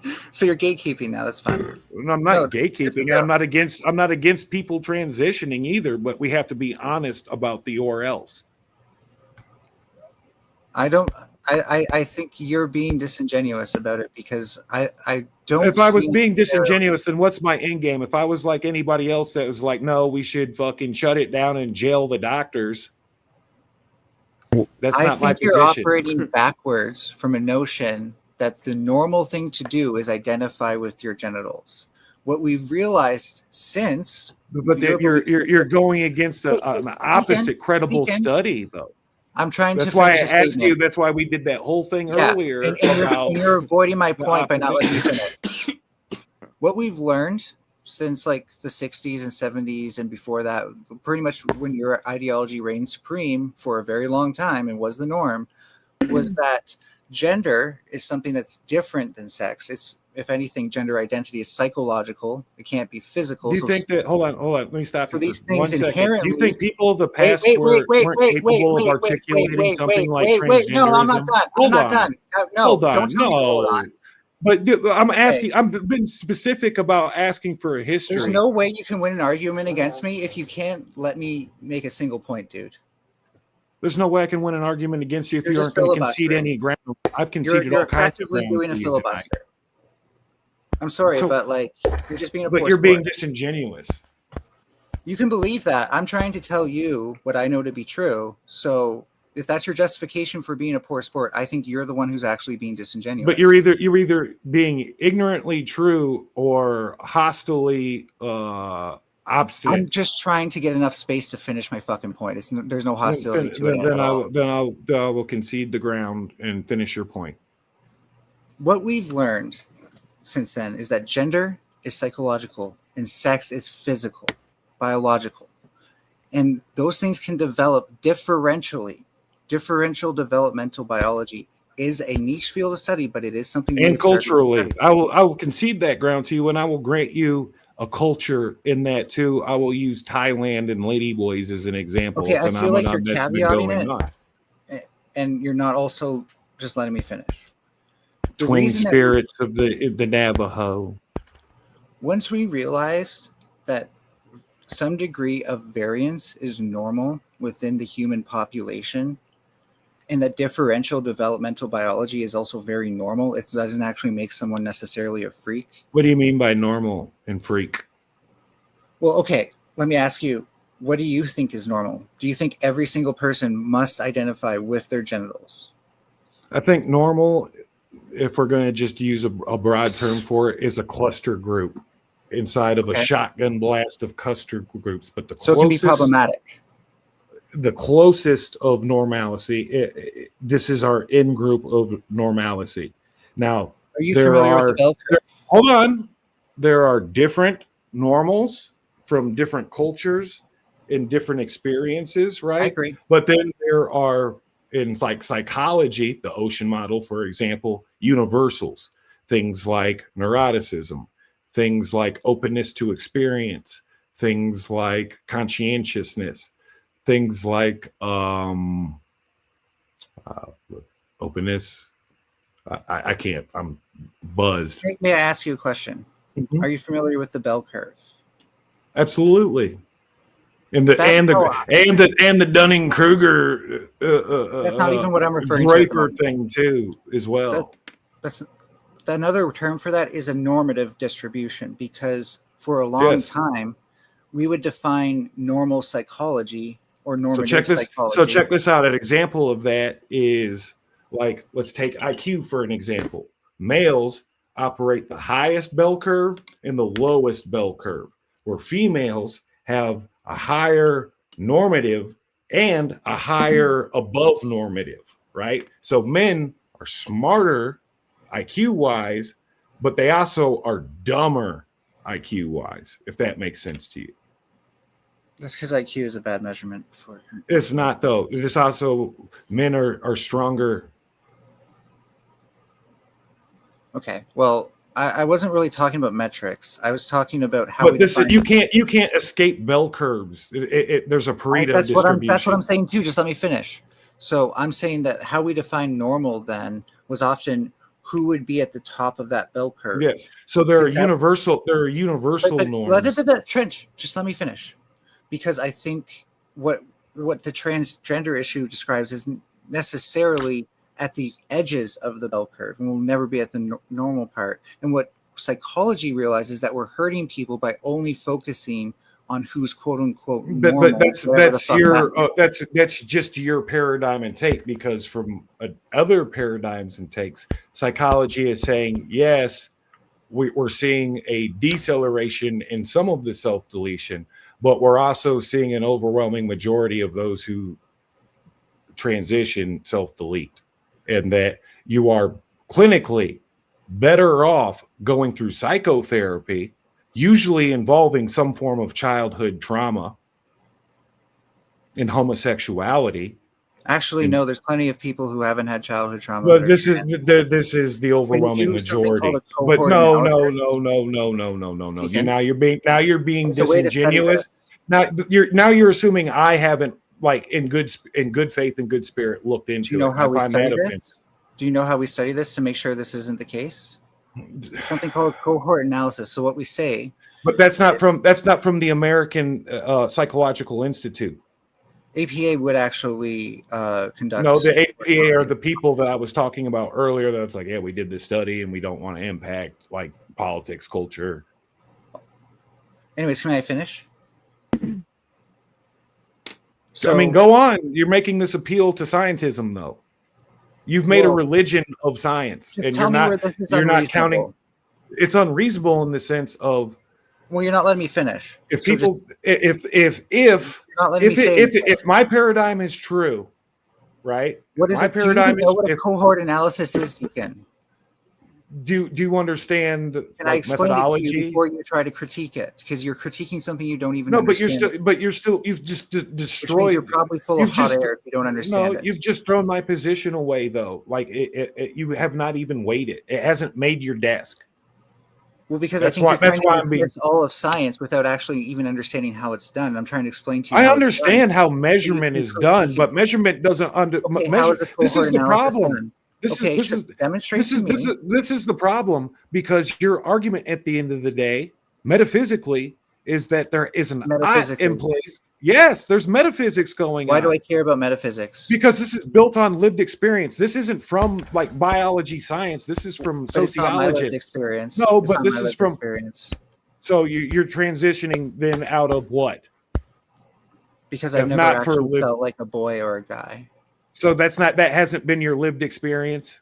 No. That's boys and men have always felt alien to me. And you understand how, like, even I'm very specifically using the language. Can I just? And you're very specifically being disingenuous. Can I explain? Because to everybody else, I know what I'm being lied to, because I know to everybody else you specifically I don't have use to lie the words. To you.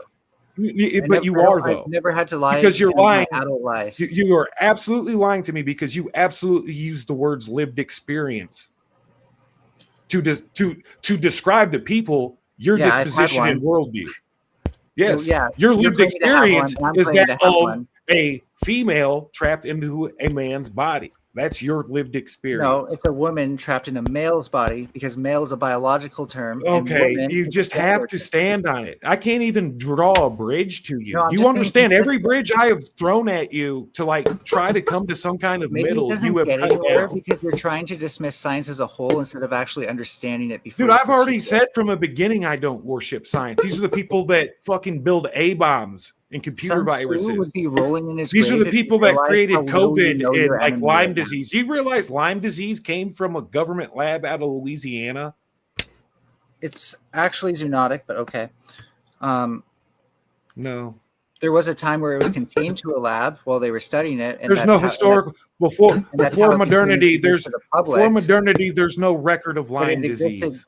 Before modernity, there's no. They would have called it Lyme disease then. The studies or, by the lab or that we it would have was in. continued to call it by some other So, name. hey, do you want to keep and it would have been distracting? attached to some other So, genius. TK, you've Not when you're avoided not learning using anything logic. new. You are proving yourself to be bad faith, sir. You're not critiquing anything. You haven't critiqued I've science. critiqued your morality and your bad faith. There's a because reason that I Sun can't even Tzu- build a bridge to you right now. There's a reason that Sun Tzu said, "Know your enemy." And it's not. Yes, and I that know you'll him right agree now. with It's them. that of a disingenuous person. It's not. That's that not you'll serious. agree with them. Sir, you It's are that not serious. Gosh. I have had talks with serious you're just transgender taking people. shots in the dark at something you don't like. Yeah, no, I've had serious discussions with serious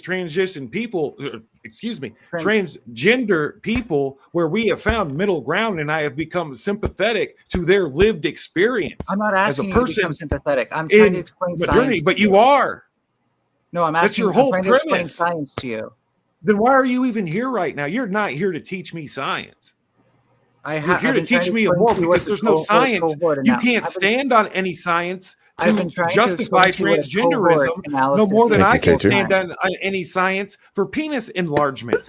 I've been trying to explain to you what a cohort analysis is this entire time. I would feel better as a man if I had a 12-inch schlong.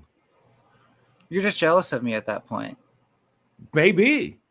And I've definitely shown bigger dick energies than you have today because I'm not Perhaps afraid of you science, nor am I afraid of your If you ideology. had bigger dick, can you listen wouldn't to be you. a chick acting like a chick.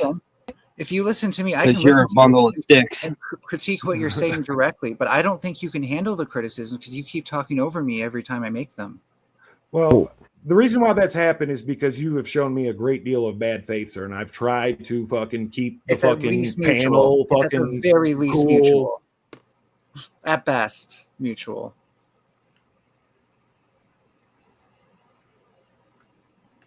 Then I am disingenuous, sir.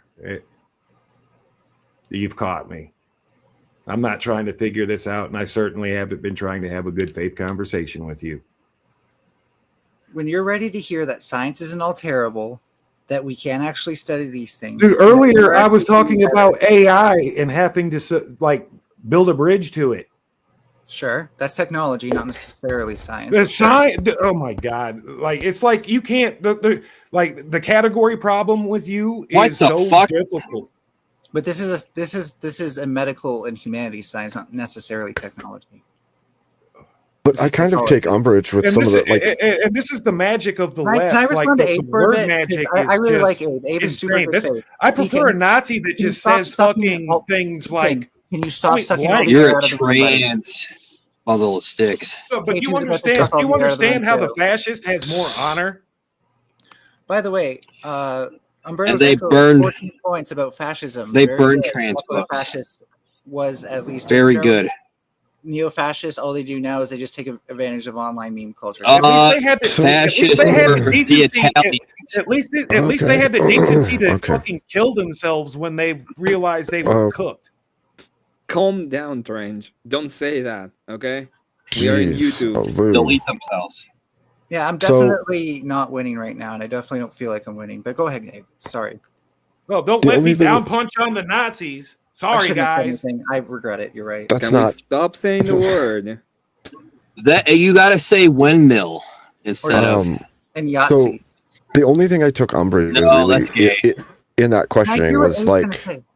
there's a certain level of like you were equating harm reduction to do no harm, and I think that's a disingenuous connection.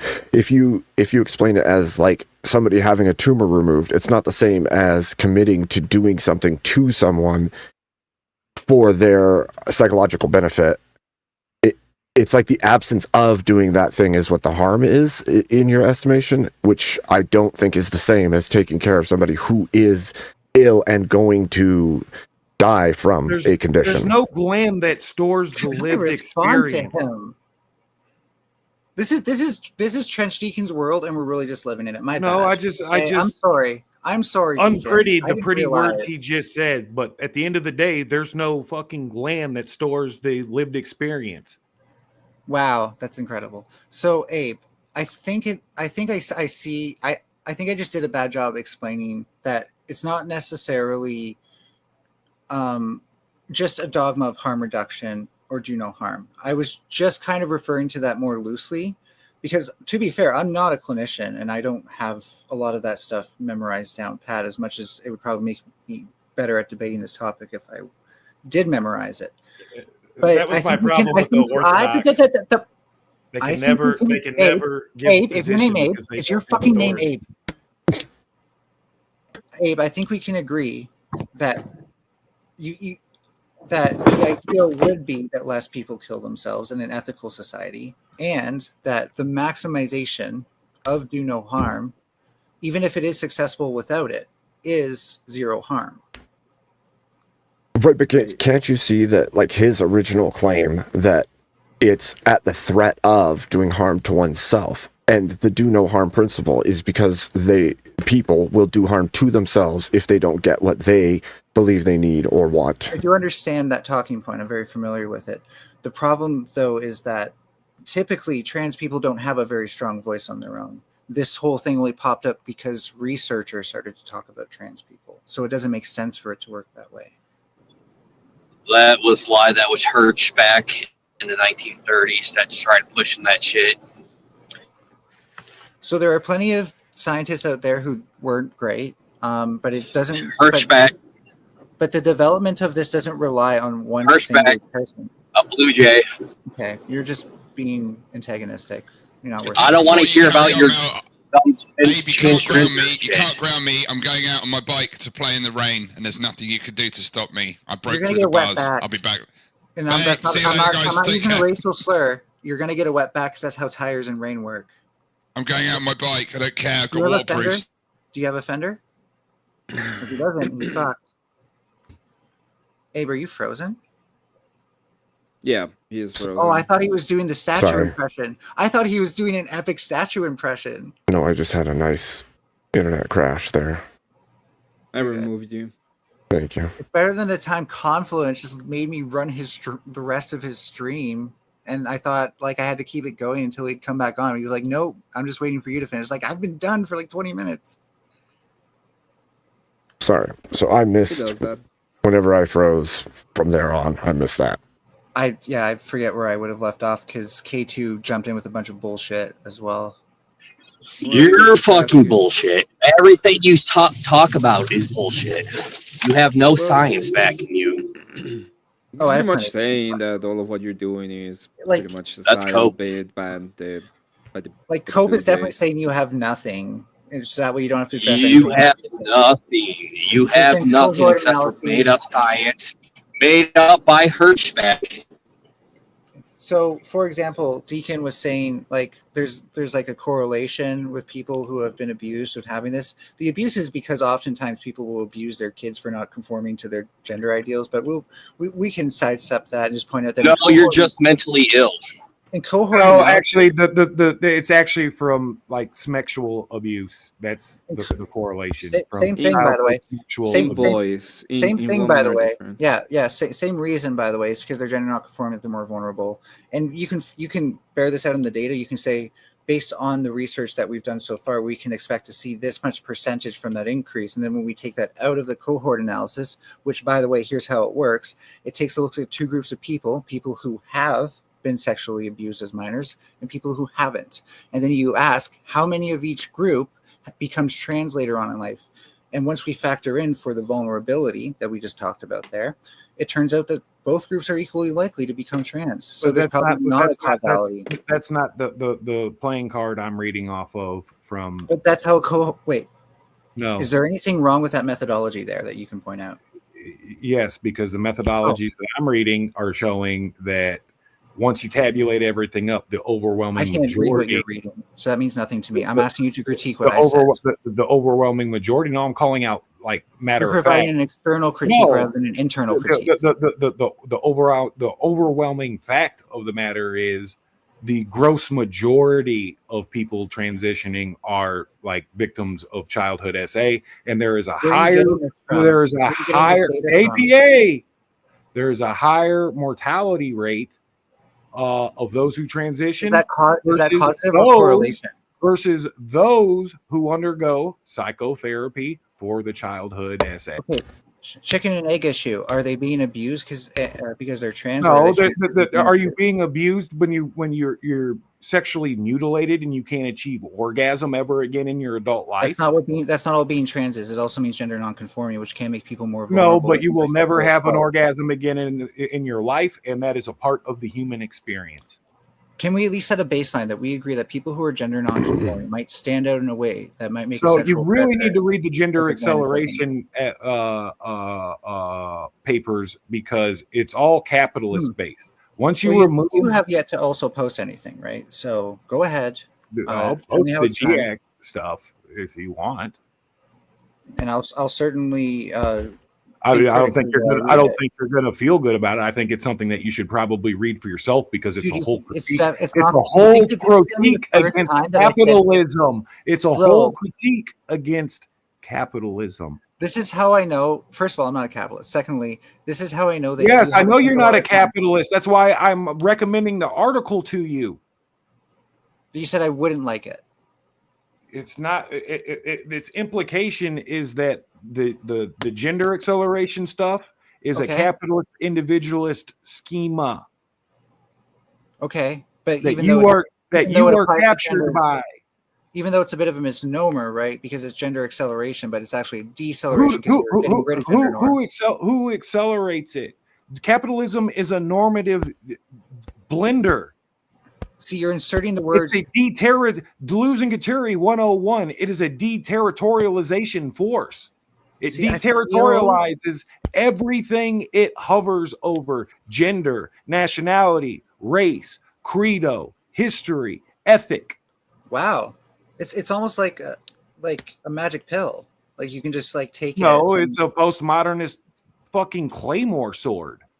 It's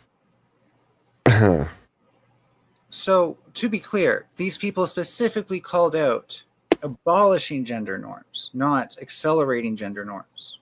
Yes, accelerating. It's called accelerationism, accelerating gender theory, accelerating the unnormative, folded into radical feminism, brought to you by the same people. Are you mad that we accelerated physics and the theory of physics?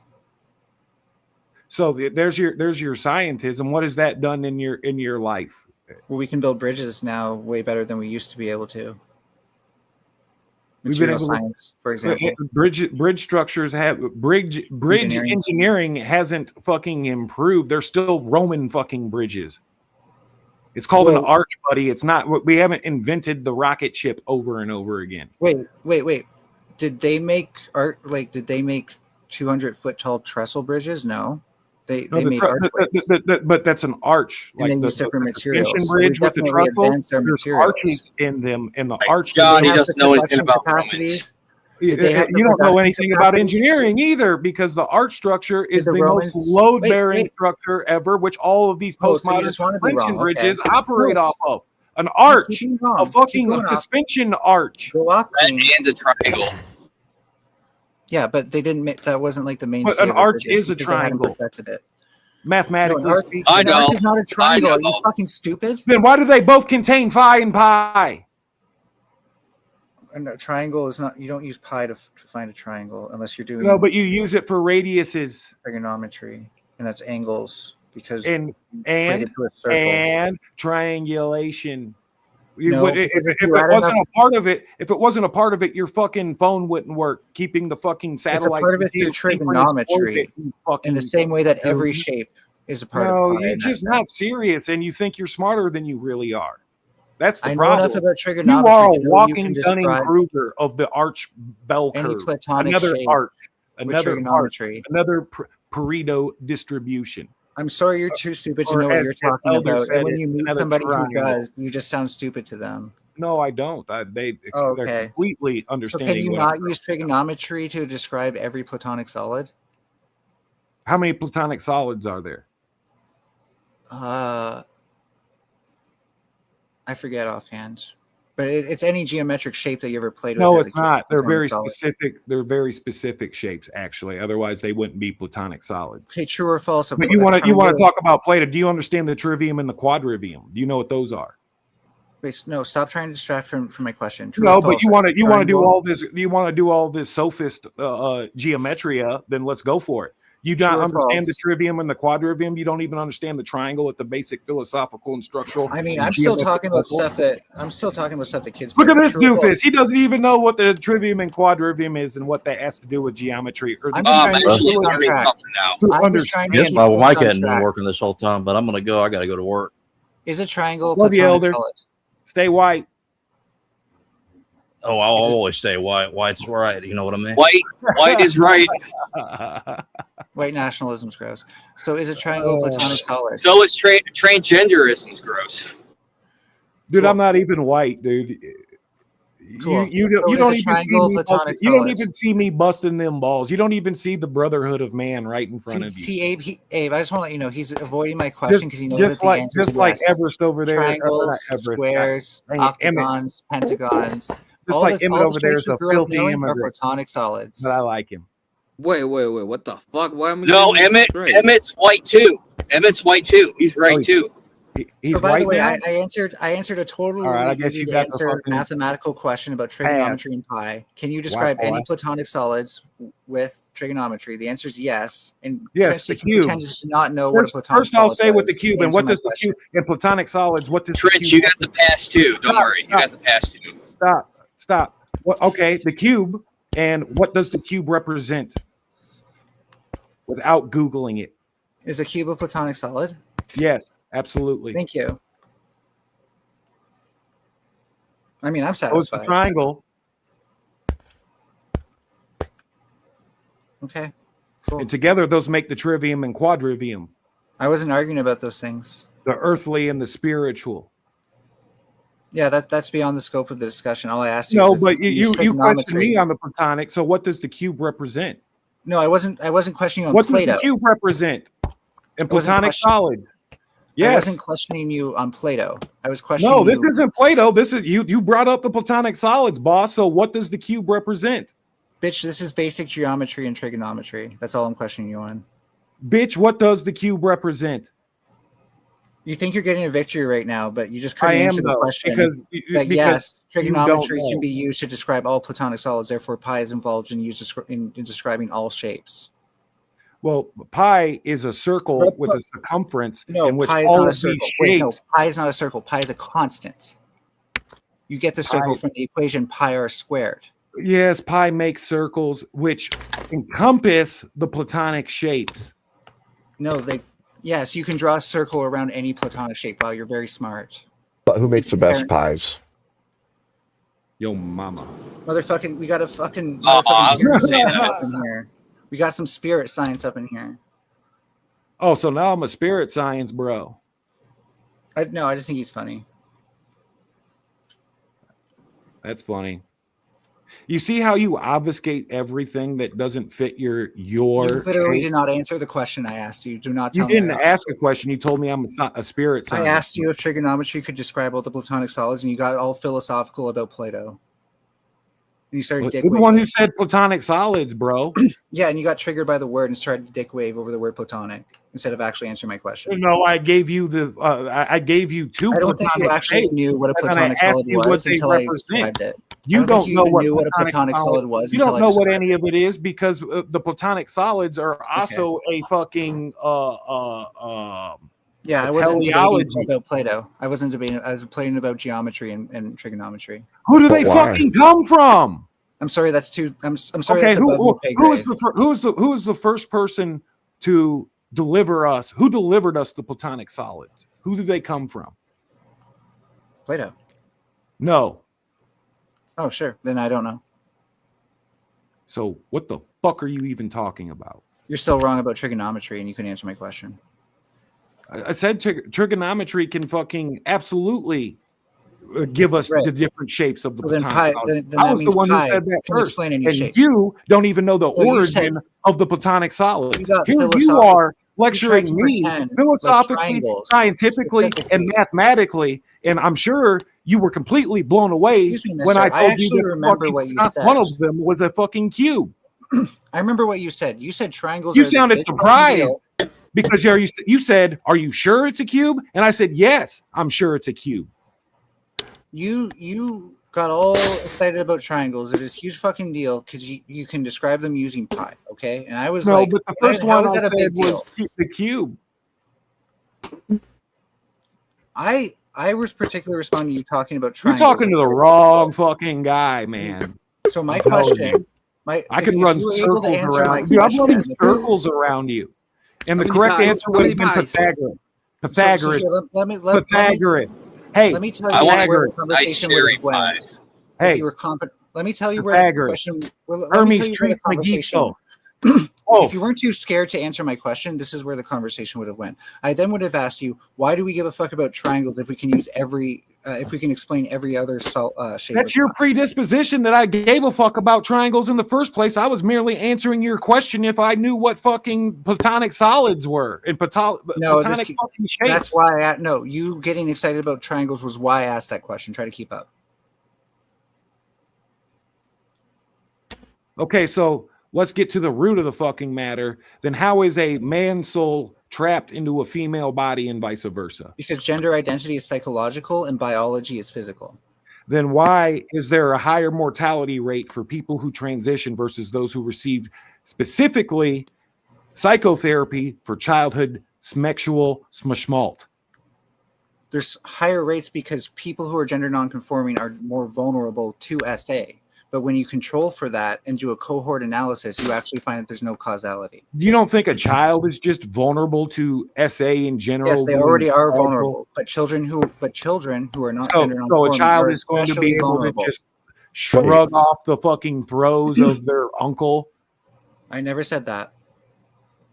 Because this is what's really going on here on Earth. Can you in argue in good reality. faith instead of putting words in my mouth? Because I never argued that. Yes, I am here in good faith, not putting words in your mouth, telling you that this phenomena stems from creepy fucking uncles, teachers, and other friends of the family who snuck into a child's bedroom or I had wanna a know- position of trust. And the rabbis.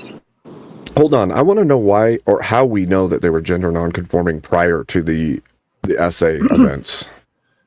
You don't think tomboys existed before we? No, I want to know how we know that Yes, they're. but That's not the same. That is a specific That's not the same. category. Gender nonconforming. No, That's not that the is same. not. That's not. It's its own category. That's So not you the would say same. they're gender conforming? My Not wife the was same. literally a First freaking right. tomboy growing up. they're It's not been an gender ancient conforming, but they're archetype not since time gender immemorial. What the fuck are you But talking there's not. about? That's so weird. It's just a tough girl. Like, Yeah, it was And they gender get married and they nonconforming have before we had that babies. word Hey, for it. hey, here's the caveat to that. no, They like that dudes. still doesn't tell me how they measured whether See, or with not the they were word gender gender nonconforming nonconforming, prior. So we didn't measure their gender nonconformingness. Then how do we know that they there were gender wasn't a need nonconforming because prior they to the were SA having event? babies. So there's First two fact. styles, right? You can rate people on how much they do conform, right? And they did that Just having prior? babies conforming Yeah, to you we've is been having doing stuff babies. like that. As No, So, no, hold on, no, hold no, on. no. Since the Stop. 1930s. Trench, Hey, this is you're not important. helping me. This- Stop. No, but this is important for definition. He can't help himself. Conforming is having babies, correct? I want to talk to Abe, dude. Yeah, you don't want to answer my question. You've had like an hour of me answering your questions. That's because they're sizzlers. I'm asking, how do we know with the specific children in these studies, did we know that they were gender nonconforming prior to their SA event? So there's two ways again. So we can measure how gender conforming they are based on us asking them, how much do you feel like you need to do this gender type behavior versus how much do you, right? And Right. earlier on, there's other types of play. Now there's another way. There's two components to this, right? We can also just ask them directly. Yes, but how do we know the children specifically affected by SA events were gender nonconforming prior to their SA event? You take, so again, so you take a sample that's already a part of like an essay study, and you get them to ask on their questionnaire, would you say you sometimes struggle with gender identity or question your gender? And that would be after the event, right? And I'm trying to phrase that in a way that I think would And have then been ask them kind if of they in believe in between Santa Claus. where we're at now and where we were when we started, if that makes sense. I just don't understand how you would know that they were. Hold I on. just Do you don't- think children are impressionable and that we put certain safety blocks in place as a society to protect children from I even? already explained how if it were impressionable, we can test for that, and the evidence doesn't bear that out. I want to talk to Abe. My biggest contention is I don't understand how we would know that prior to the SA event, because nothing is yet reported, how those specific children were gender nonconforming. You could say there's a certain level of children out there that are gender nonconforming by numbers, but you could not say that this child that we only know after the event was gender nonconforming prior to the event. And if the event can create gender nonconformity in the children, then it may have happened at the event and not prior. Well, So there's no again, way to look at them after the fact and say that this is the truth. there's no reason for most people who feel this way to say, for the whole time that we've studied gender nonconforming people, that I've always felt this way as early as I can You remember. don't think that having there's thoughts a about you what don't think that gender there's am. clout Am I a in boy or a involved girl? in being transgender? Like, you have Yeah, to but realize. we also know that traumatic events actually block there's memory. no reason And for somebody to. But not- gender doesn't come from memory, Abe. This is why I've pointed out that these studies. Well, hold on. about- You said that there's no reason for nobody to. I'm talking not. to Abe, dude. Is your name Abe? I know, but you don't want to fuck. Hey, You can't that's my help question. yourself. Can you just push the mute button and leave it muted for 5 minutes? I'm challenging you Because to it because I there's don't think things you can. I I don't think you can stay like muted for 5 minutes on your own anorexia, volition. bulimia.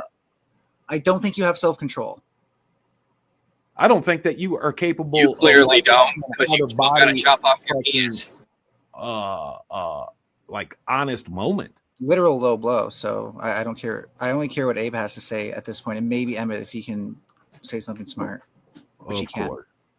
I just don't understand how Nothing I've said even has been smart. even addressing that they, since they can remember, you don't know when the time frame of that is. So you still don't give yourself a solid foundation of they were gender nonconforming prior to the event. So what At you're best, you're describing- saying, Sorry, I didn't mean to cut you off. I thought you were done. Genuinely. Well, what you're I'm describing saying- is Yeah, something go that ahead. has come up in the literature, and then what those researchers did was ask, well, does the evidence show that these things can be impressionable, or does it show that these people are kind of born feeling this way?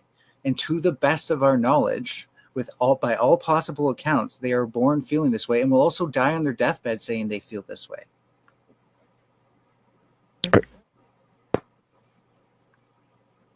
Then why are there fucking detransitioners?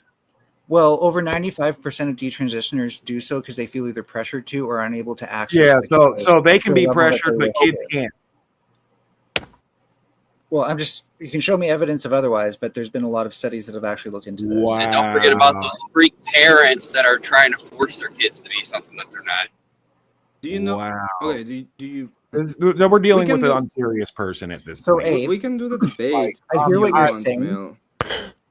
I think the debate's a good that would idea. To the, And when Abe, it what you're comes to saying the would make studies. more sense if as far as I can tell, the best evidence is that people are born feeling this way, and that is also just letting you know my experience.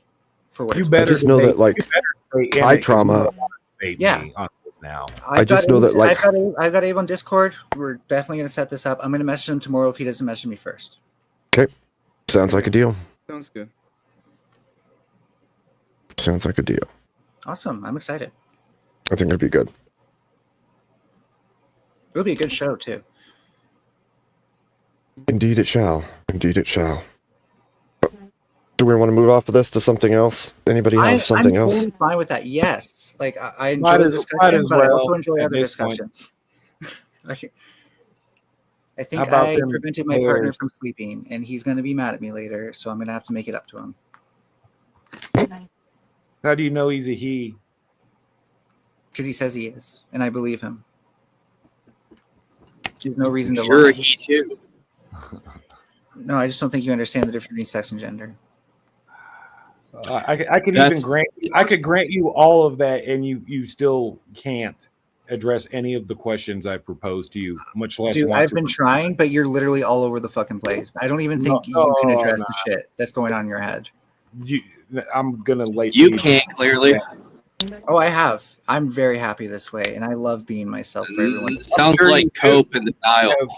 any It sounds like authority. hope for somebody who wants to believe the world works a certain way and has seen evidence that it doesn't. You're belonging to a mental asylum, getting shocked. So do you see I your could easily future? say the thing. You see I the could world? easily say You the would same- be a lot happier that way. Can I could ask you easily this? say Can I the ask you same this? thing. That's first. No, I'm going to respond to K2. I could easily say the same thing for somebody who's Duh. Dunning-Kruger, that you think that you are an authority on what mental health or in what mental illness looks like. Apparently, you think you're in charge of mental health. Actually, I'm just deferring to the experts. No, They're more no, knowledgeable. no. You're reporting back to Hirschback. And Dr. I've G never Money. once cited Hirschback. I cited Butler, if anything. So you're wrong. Nah, you're cope. G Money, and then you're going back to the Frankfurt House. Emmett, I hope you're taking notes, dude, because if you do as badly as these guys, it's not going to be a good show. Dude, the debate is just gonna You're be doing on bad. on the methodology and the data. That's all I'm gonna do. Yeah, sure. And I just want to know what is the studies you have, and we're gonna go through them and check the methodology and the data. That's it. And I don't know if you have me on Discord. If Abe sends you the ad details or some way to add you, then I'll add you, or vice versa. And we can send all the stuff beforehand. And I'm willing to agree, if you are beforehand, that anything that we agree on before the debate is what's allowed in the debate, and nothing that isn't. Oh looked at my before. goodness. I'm not gonna go. Listen, I'm not gonna go into anything. I'm not gonna go into. I'm not even. All I'm gonna do is do an internal critique on the methodology of Thank you. the studies. My questions are gonna be how they're done, Thank you, where they're Jared. done, and get to have an idea on how exactly they're done and what is the methodology they're used, and whether at the end what we will verify is if we trust them or not. That's it. But are you also willing to provide the evidence Studies? that Why would supports I your provide side? studies? That's not his position. See how you keep putting caveats on everything? You can't go into anything good faith without a golden parachute tied to your fucking hip. I'm And not. that's I'm not. I'm not Listen gonna. to me. Listen to I'm me. not- A debate is a two-sided internal critique. You're Melvin. internally critiquing each other. He's giving No. me nothing to internally critique. Yes, I'm not. My position in these, okay, is not to. It's not to go on and propose whether it is good or bad. All I'm gonna do is check your sources and verify that they are correct. That's it. That's the debate. If you want to And have we'll use this as- okay. debate, we can try it. I can try to figure out about the whole thing. But the only thing I want to do with your sources, because I'm gonna be honest, I've seen Hear many. me out. Hear me out. I have I get what you're saying, but Mm-hmm. I'm going to take the high road here and still do this because I see that people want me to do it. On the other hand, I do feel like you're taking the path of least resistance by not having stuff for me to internally critique, but I'm going to do it because I do think it'll be a fun exercise to make sure I have actually memorized as many studies as I can in preparation. I'm not even gonna attack you on that. All I'm gonna do is check is go through the studies and be like, hey, Right, is but this- if you bring up what is the something and I don't know methodology? the answer without having to look back at it, then I know that I haven't memorized stuff. So that's how I'm going to use it. I'm not gonna go into your. I'm gonna use your studies. That's all I'm gonna Emmett, do. just give him your go entire read them. playbook and script it all out. That way he knows everything in advance. No, I think this is good because I was expecting Emmett to send me, the studies that support his side and for this internal critique to go two ways. So it's good to have be on common terms before. Hey, yo, how's it going? Hey, Yodi. Hey, Yodi. Hey, So, Yodi. the point What's of- up, Ginger? I thought I have proven this time and time again that I am in fact not. Nope, Ginger. nope. We're never gonna let it go. You're an honorary The ginger for point of life. this is the point of the debate now. Right? But yeah, I agree don't with your believe I don't believe that any of your studies. This is my positive claim. Okay, it might be wrong, and you can tell me I'm wrong. I don't believe that any of your studies will be able to to have the positive claim that you are saying. So I think they're flawed. I think they don't have the capacity to be able to have a proper methodology. And what we're gonna see on on every single one of the studies, and even in the metadata, is that they are flawed in specifically in the way that they're performed. So when you say metadata, do you mean meta-analysis? well, the point of the meta-analysis is to go through the data. So is the data Yeah, you of do make data. metadata. That's sure. So my question is, how do we know that you're not just going to keep shifting the goalposts and saying, well, I have a really high standard for how studies should be done, and since like a lot of this will be behavioral studies I'm or not even gonna do psychological that. type All studies, we're gonna do, the debate is gonna be my questioning or the internal sorry, are critique we will be. keeping it? So to be clear, I'm not saying that like I'm not about coming the with. wait. I'm not saying the data about the stuff about androgens in the womb is the be all end all. I'm saying it stands as the strongest evidence compared to the lack of evidence from your side. There's a And lack of evidence that there's only two genders. No, and wait. it I'm sorry. corresponds. Shut up. I'm not done. And it corresponds with people's self-reported experiences. Yeah, but Oh, there's So I'm that not lived saying- I'm experience not that saying- doesn't exist again. Look, Emmett. Calm And science down. doesn't do this either. Science doesn't say that one piece of evidence is the end all be all. Now we have to run forward. No, What we I say, agree. what we say is until you can provide better evidence, this seems to be the best evidence, and we need to go off of this. But do you see how you come across Some disingenuous cases- though? Like Wait, because you in- just made an in- appeal to lived experience just now after a whole tirade against I'm it. saying, no, I didn't. Actually, I made an appeal to some substantial evidence that we can test for and recreate that experiment. Yes, as against well, people's as well, What wait. self-reported me? Mel, Why are you avoiding what I'm saying? Why are you avoiding what I'm saying? Why are you Can I avoiding have- what can I'm I saying? have- What was self-reported I me? literally addressed it Hey, directly, and Do I'm you just think you telling you can why give you're wrong. me 2 minutes with Mel so that I we can can. go through these real quick? Yeah, I because can. you have to Because cover. You have to also I cover don't- things. Okay. Emmett, No, I Emmett, need to go through Emmett. these. It's a debate. We're setting Yep, Yes, terms, hold on. you do. okay? And Emmett, my advice to He's you saving you is from embarrassment. Just take it. Emmett, my advice to you is also you need to factor in like hard definitions for things that are universals between the Yeah, I both. was going to do that. He knows. Because without You Emmett's that, not don't an have to amateur, worry dude. about that, okay? you're going to He be knows. lost Okay, in the I'm fucking gonna give weeds. them. I'm gonna give them a few minutes to get this ironed out. I'm gonna pull everybody else off. Right. Yeah, and sorry, just so much crosstalk.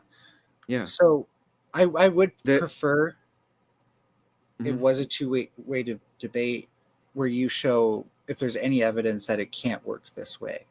Okay, so this is my claim. Okay, so you understand my claim. My claim Sure. is that when you use the idea of evidence in the study that you provide, I believe that your studies are flawed, and the thing that you call evidence is not actual evidence, and that will put us. Let's say that I'm gonna say even that I don't have any evidence. Let's pretend that I don't have any. Even if that is the case, that will put us in the same playing field. Your studies don't actually show what you are saying they show. And my point of doing this is to go through the studies, and I'm gonna ask you about the methodology. I'm gonna ask you about the numbers. I'm gonna ask you about the methodology. I'm gonna ask you where they're coming from, and I'm gonna verify. The whole point of it is to have a verification of the metadata of the data in and of itself, not of what they believe or the even none of the conclusion, just on the data. Does All that right. make sense? Yes. So I intend to show that the data is at least substantial, not perfect. I will want to know what your standard for flawed is, because it sounds like it would make it unusable. The data Yeah. unusable. For example, one of the We don't- one study that was sent to me that I think is completely useless was a study about supposed sexual conformity. It was talk about some people that are in university and they have no difference in how they feel, whether they're promiscuous or not. The way that we went to the data, there's 20 million studies at that point in the US. They had a survey of less than 1,000, and the end result of the whole Sure, I'm the just whole not done analysis saying my was only claim. 300. Emmett, I just need to And- finish saying my claim and what I intend to do. Mhm. So I intend to give you one literature review and one meta-analysis that corroborates it, Correspond- and all the accompanying literature, all the individual papers that it goes over, that they go That's over. fine. Okay. So I'm that's good just enough for you? saying that what I'm gonna go for, I'm even giving you what I'm gonna go for. I'm just gonna go for the numbers and the data. That's it. So you're going to prefer a meta-analysis. Okay, I understand that. I might want about 2 weeks if we're going to do the meta-analysis, just because I'm not experienced with dealing with things like confidence intervals, p-values, and all of the things that do get assessed with the ways that they do it with meta-analysis. So my partner's also kind of my mentor with how these things work. I just will want to confer with him on how they work and familiarize myself with that. Does 2 weeks sound good for you? 2 weeks sounds fine. Great. And I'll make sure to send you anything as soon as I can. Okay. Now, the moment that you send that to me, we'll start 2 weeks. Sure. Does that start sound with- okay? Sir, I'll so start I with have the time to go meta-analysis. through them too, because I will Yeah. need time to go through them. I'll have to find the meta-analysis I think is best, because I'll look between them and maybe confer with my partner on which one might be best. But then once I have it, I'll send it to you. And then we'll go. Mel, haven't you had this discussion about 1,000 times before? Aren't you already well prepared for it? Do we really need 2 weeks to hash out all the details? I mean, come the fuck I mean, on. I think How many times have we all heard the same Guilty. fucking argument over and over and over again? I'm so fucking sick of it. I want to see Emmett prove his ability to do. Emmett wants to prove it.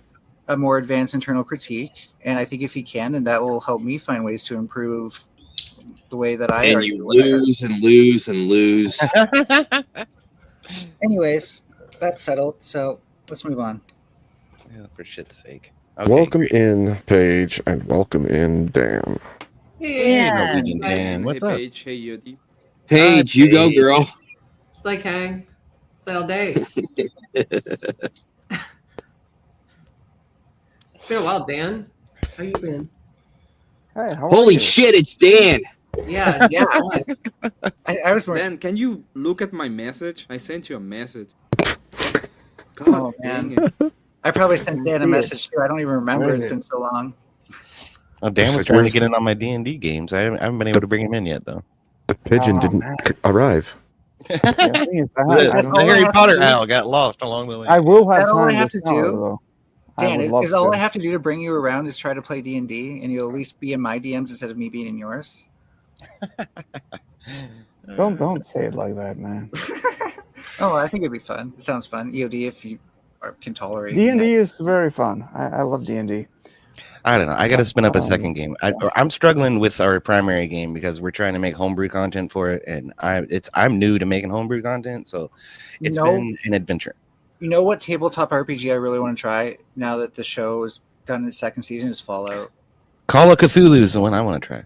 The Fallout ones are all like amateur homebrew stuff, but Call of Cthulhu is a professional game. It's very different though.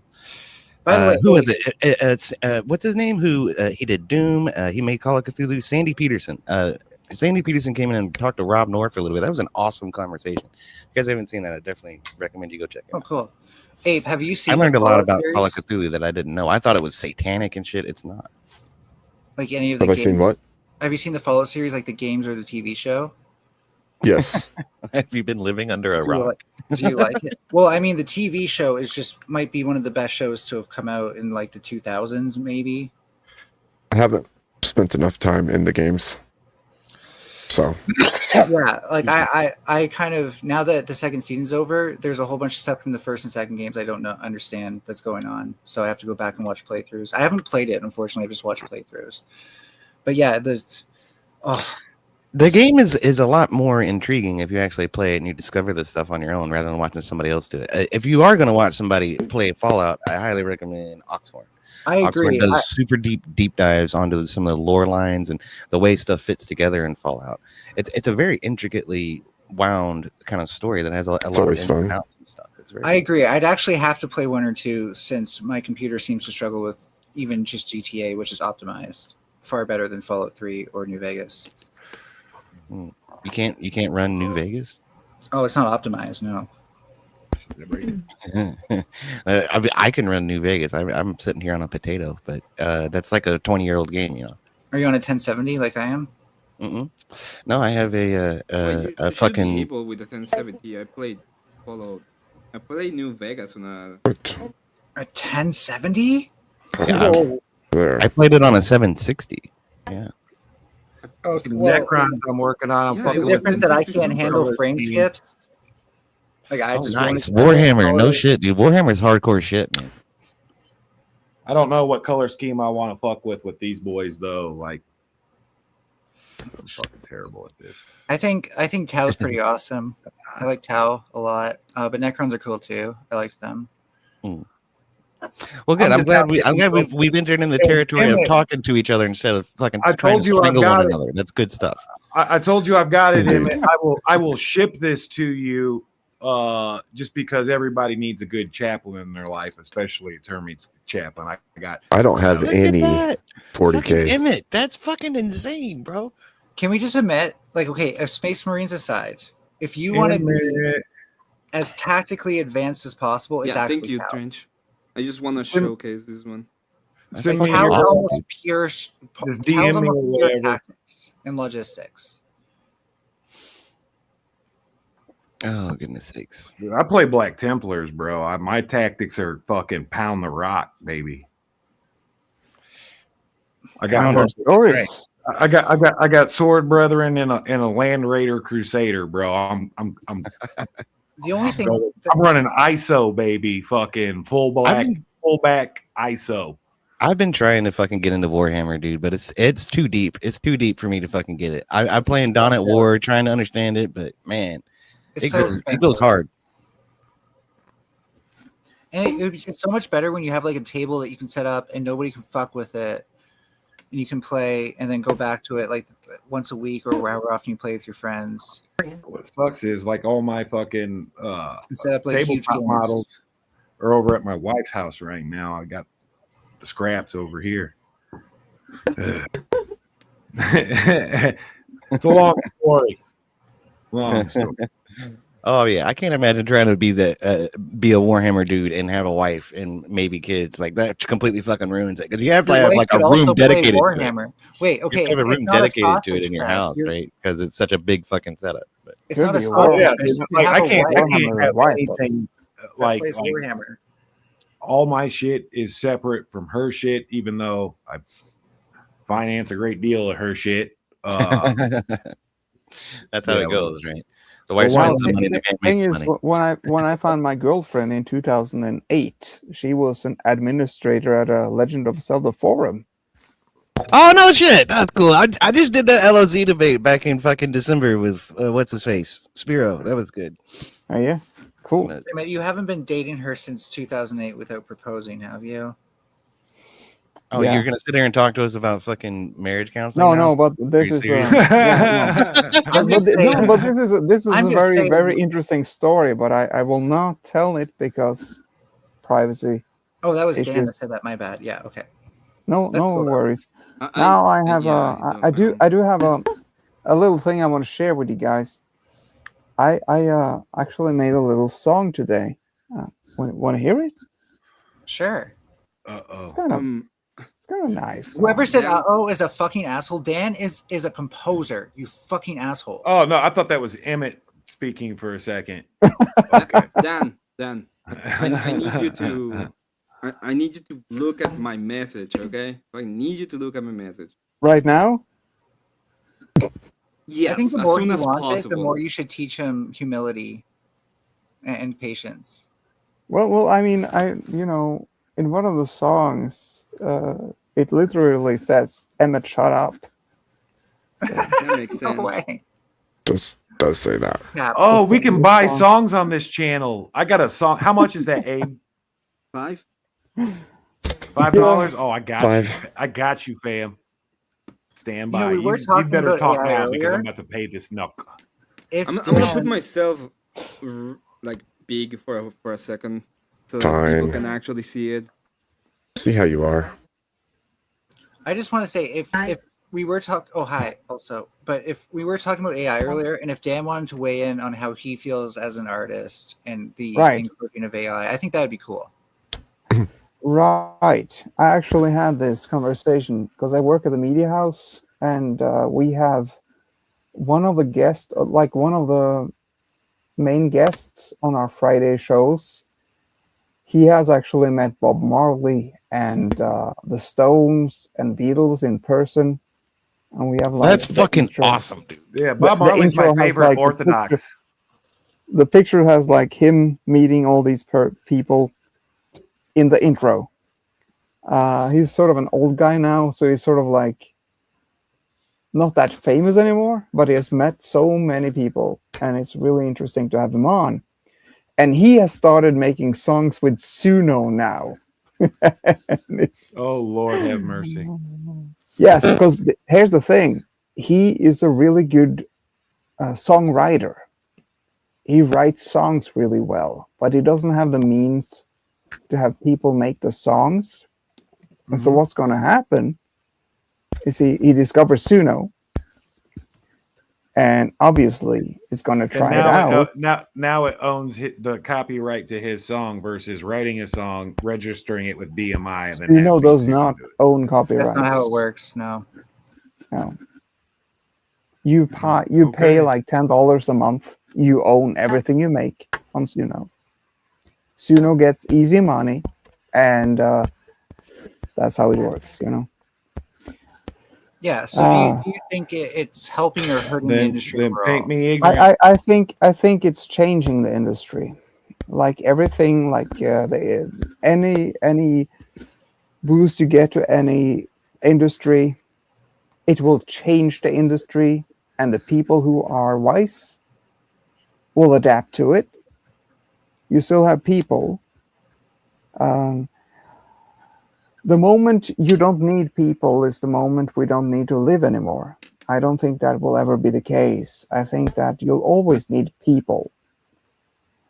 And I don't want to go to a live concert with an AI bot. I don't think anyone will. There's something to be sitting live playing your music. And I think the more AI causes like a vacuum in the room, people are going to give up.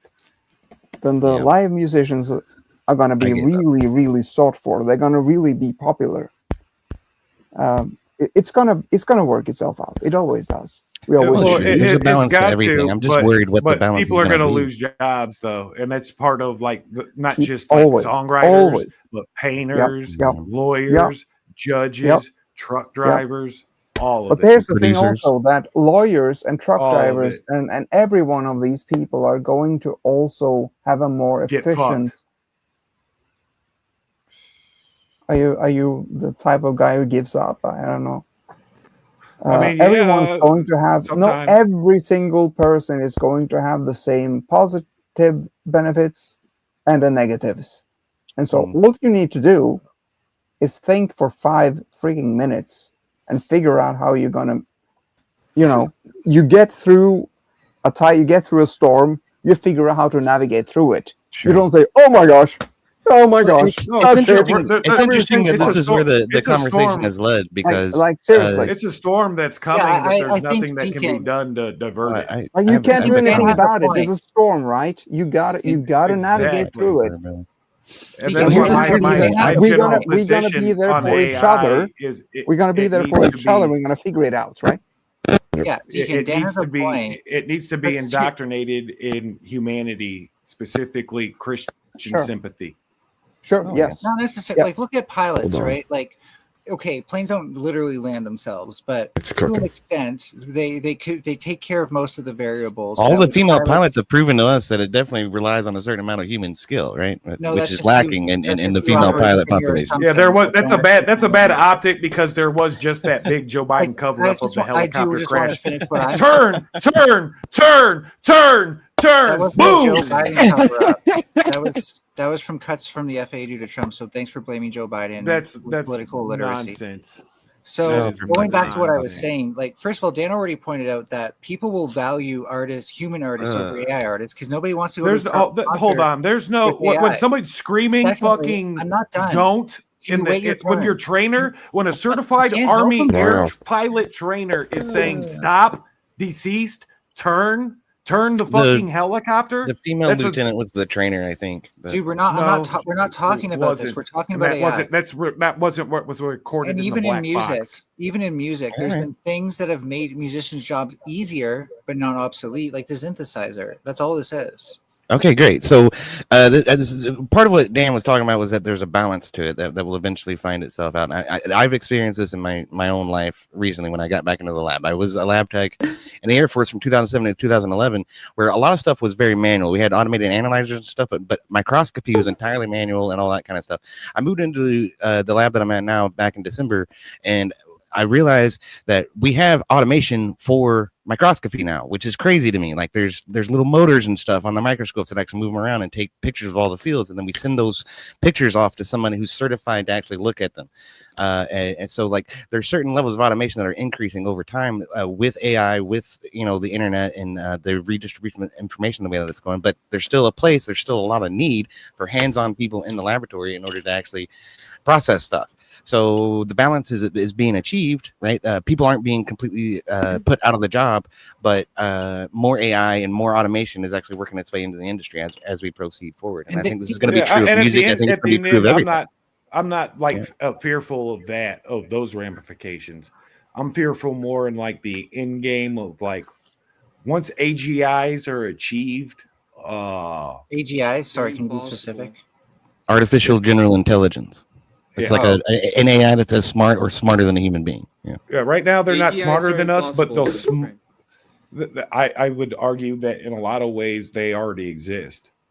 AGIs are impossible. Yeah, the general means that they're as smart as human beings, but across the board, meaning they will be smarter than all of us individually. First of all, different kind of intelligence, and not the intelligence of like right now our basic artificial intelligence will smoke any doctor, physicist, engineer on testing. No, definitely won't. It hallucinates way too much. First of all, those are LLMs. They don't. You're talking about the basic commercial shit. So first of all, LLMs don't truly incorporate. Everything is built on an LLM, though. It's all an LLM, and it's got a language learning. It's got a language learning human. No, it's got a language. Excuse me. It's got a reward learning human feedback loop sewed into it. That's the mask over the Shogun. For one thing. First of all, it's still a learning feedback loop. In fact, most LLMs that's the thing you talk to. You're not talking to the LLM directly. Let him respond. I know, but he's wrong. You're not talking to the LLM directly. That's not the thing you interact with. Wrong. You're the one who refuses to be educated on anything that you have an opinion about. But start being right. Educated, for fuck's sake. Mel, what are you trying to say? First of all, there are many types of neural networks out there and an LLM isn't even a neural network. So neural networks are the things that we are using to approach AGI. And yes, but the neural networks are hovering over the LLM. The LLM is the cornerstone. Or transformer models are considered outdated compared to neural networks. They're considered outdated, but they're still the cornerstones of all of the models. We haven't broken away from the LLM. We have plenty of neural networks now that are GAN that are still operating off of the LLM. Generalized adversarial networks that have nothing to do with LLMs. They just don't. They have everything to do because the LLM is the base. That's not how it works. Okay. You have your input and output neurons, right? And then the neurons in between just simulated. And then so where are all the words that they're neuroning? It's not four words. Neuroning. That's not how That's it works. epic. Yeah, the LLM, but my point is the LLM is still a model, like in its physical form, the servers are still neural networks. All a neuron is a network. Servers that use LLM. You guys are really getting bogged down on semantics again. Like I really just want to try to get like some I just want him to be honest. That sounds like a DM. Who said that? I'm trying to explain this to you as simply as possible.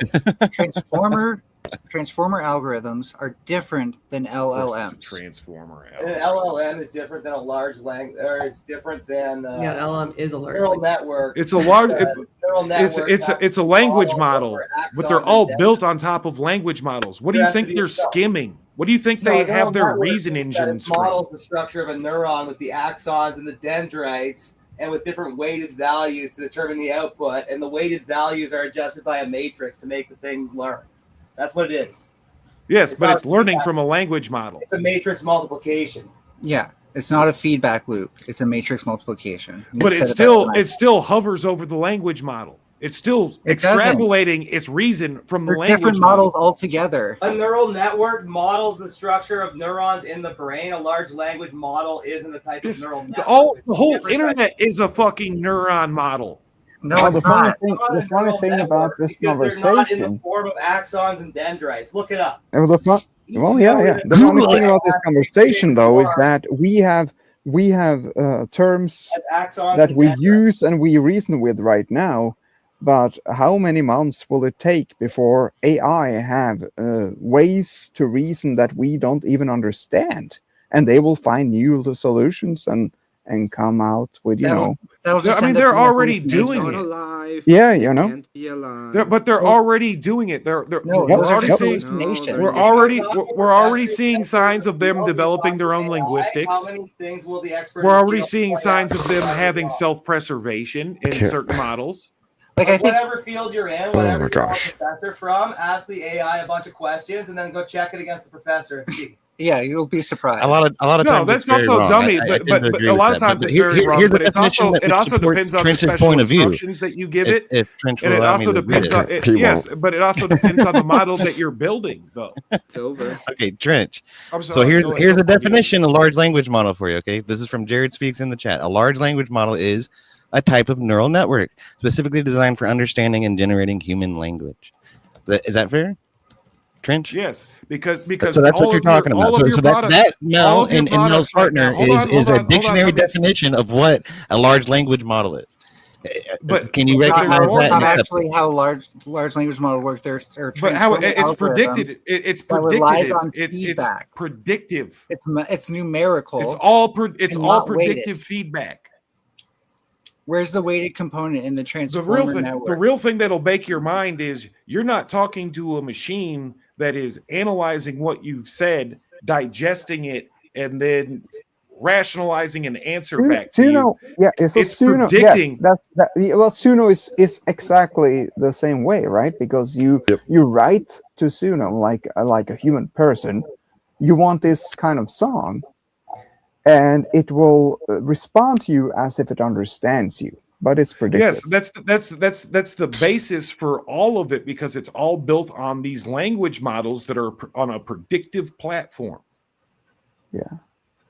And So it knows where are the this is the weighted noodle baker. This is the weird part of it all. Where are the weighted components? The in a weird part of it transformer? all is that this thing is actually predicting what you're going to say in real time as you say it and formulating a response based on prediction with it. No. Prediction is not. It doesn't mean it can guess what you're gonna say. It responds to it predictively.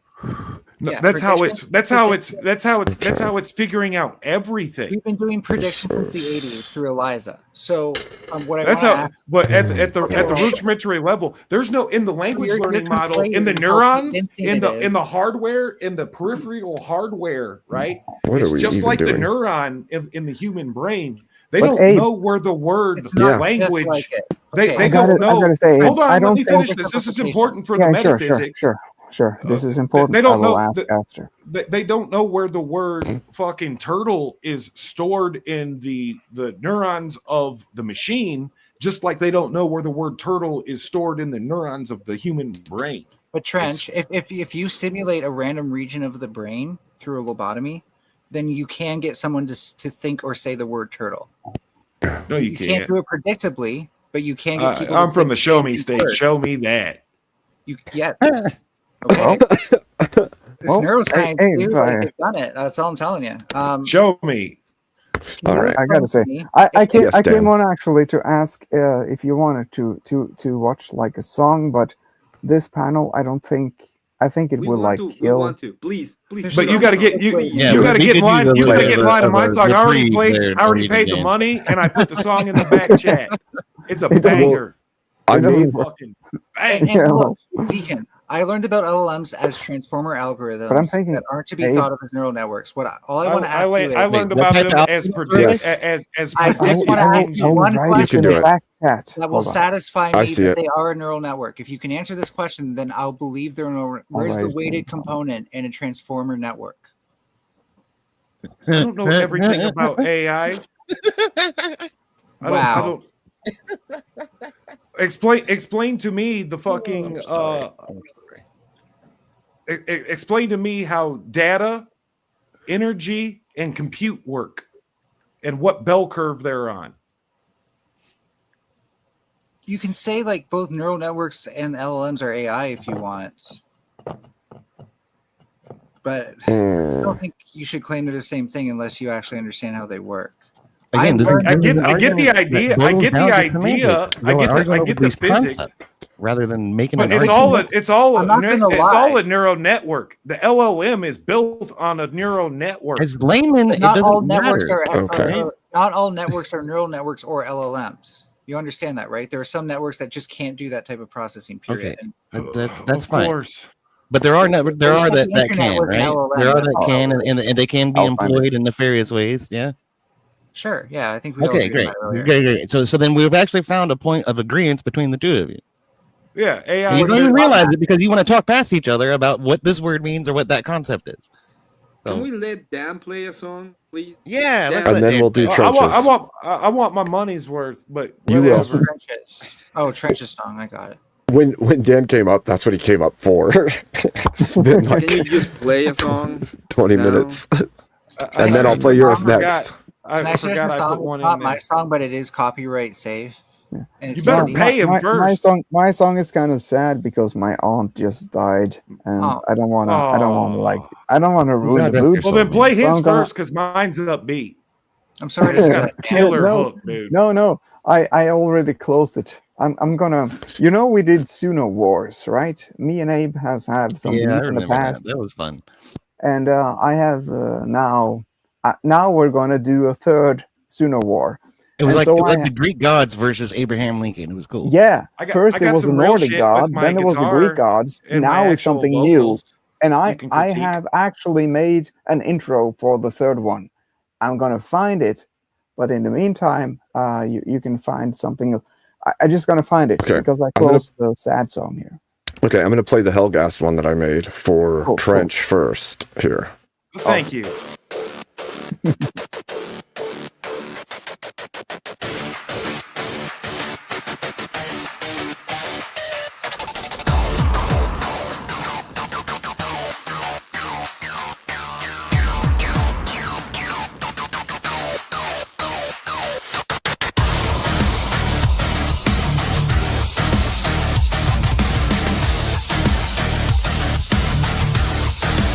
I wish I remembered the names of the guns.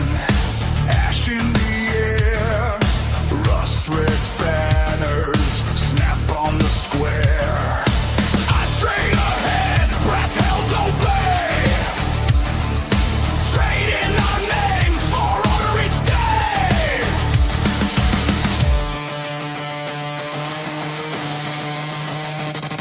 Servitude leads to prosperity. That's the vow we screwed injury. Raise your fist, carved in iron trust. Long live Hellcast. We rise from the dust. Servitude leads to prosperity. Burn it down, rewrite history. Hand to heart, we march and we chant. Long live Hellcast. Long live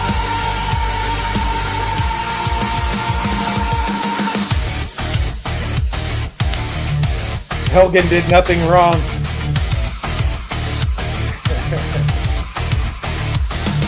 Steel gray morning, sirens at dawn, clockwork duty, we carry it on.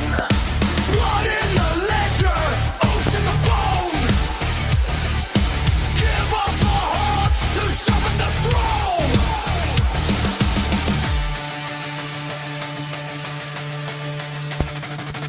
Servitude leads to prosperity.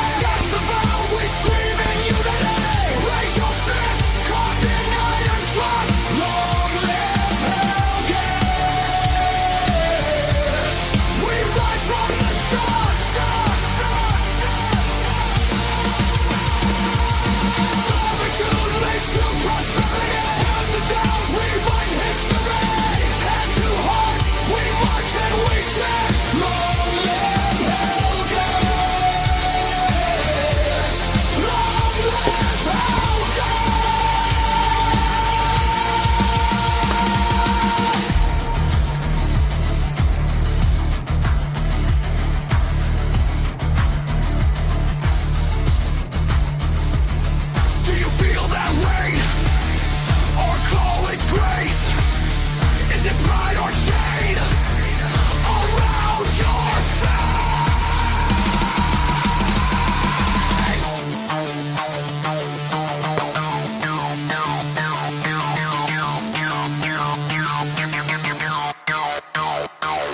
Servitude leads to prosperity. That's the vow we scream naturally. Raise your fist, carved in iron cross. Long live Hellgate. We rise from the dust. Servitude leads to prosperity. Burn the town, rewrite history. Hand to heart, we march and we chant. Long live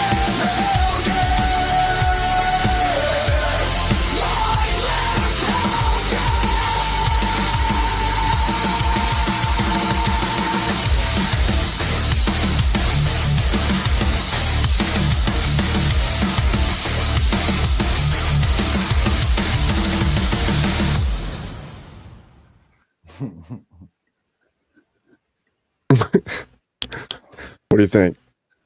I like it. It's very Good for patriotic. a clanker tune.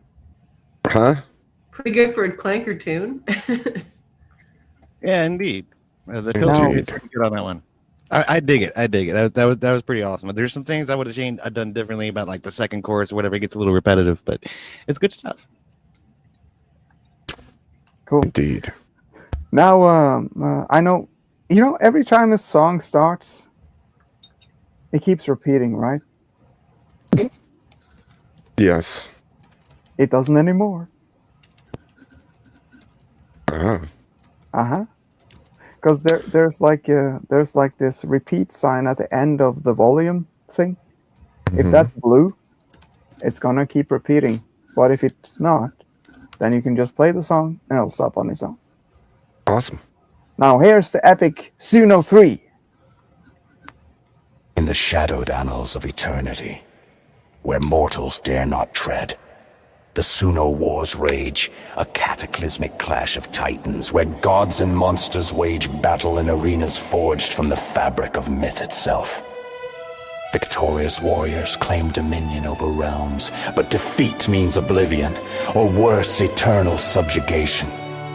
At the heart of these wars stands Abe Dinkus, the ever-resurrected, a man forged in fire and reborn from ashes, his phoenix-like essence defying death's cold grasp. Abe's legend began in the frozen halls of Asgard, where he faced the cunning Loki, the thunderous Thor, and the all-seeing Odin in the first Suno War. Loki's illusions twisted reality. Thor's hammer Mjolnir shattered the earth, and Odin's wisdom unraveled strategies before they formed. Yet, each time Dinkus fell, crushed, deceived, or struck down, flames erupted from his corpse, reforming him stronger, wiser, unyielding. The Nordic gods, mighty as they were, could not extinguish his eternal spark. Abe emerged triumphant, banishing them to the echoes of Valhalla.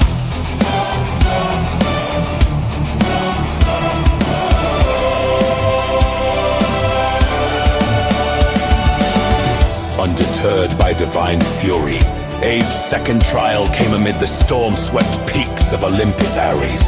The god of war charged with bloodlust, Athena armored in intellect laid traps of strategy, and Zeus, king of the heavens, hurled bolts that scorched the skies, blow after blow. Abe was slain, impaled, outmaneuvered, electrocuted only to rise anew. His resurrection a blazing defiance against the immortals. The Greek pantheon crumbled before his relentless rebirth, their thrones reduced to ruins in the annals of myth. But now, a darker shadow stirs the undead. Those eternal abominations who mock life's cycle have turned their hollow eyes upon Abe. Whispers from crypts and graveyards speak of envy. For how can the lifeless tolerate one who conquers death so effortlessly? Leading Leading this unholy legion is Dracula himself, the Prince of Darkness, sovereign of the night eternal. From his fog-shrouded castle in Transylvania, he summons his realm's horrors, vampires with fangs like midnight daggers, zombies shambling in relentless hordes, werewolves howling under cursed moons, and ghosts that chill the soul with spectral wails. Frankenstein's monster lumbers forth, stitches straining, mummies unravel ancient curses, and lichens weave necromantic spells to bind the living.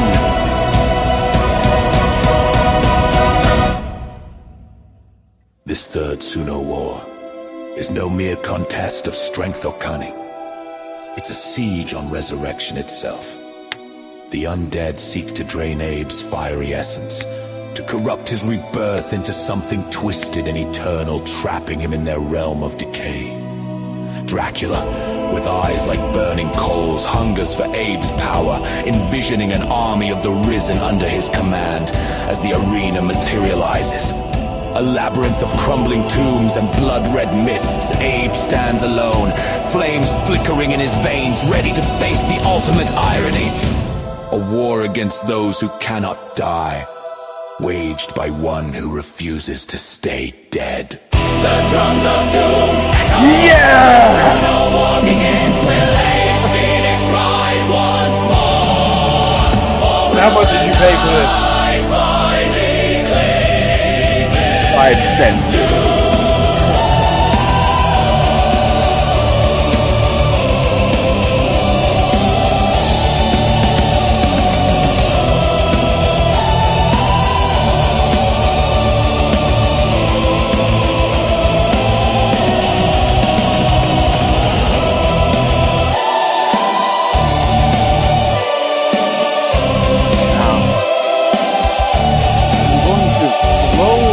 Tell me there's a 20-minute guitar solo.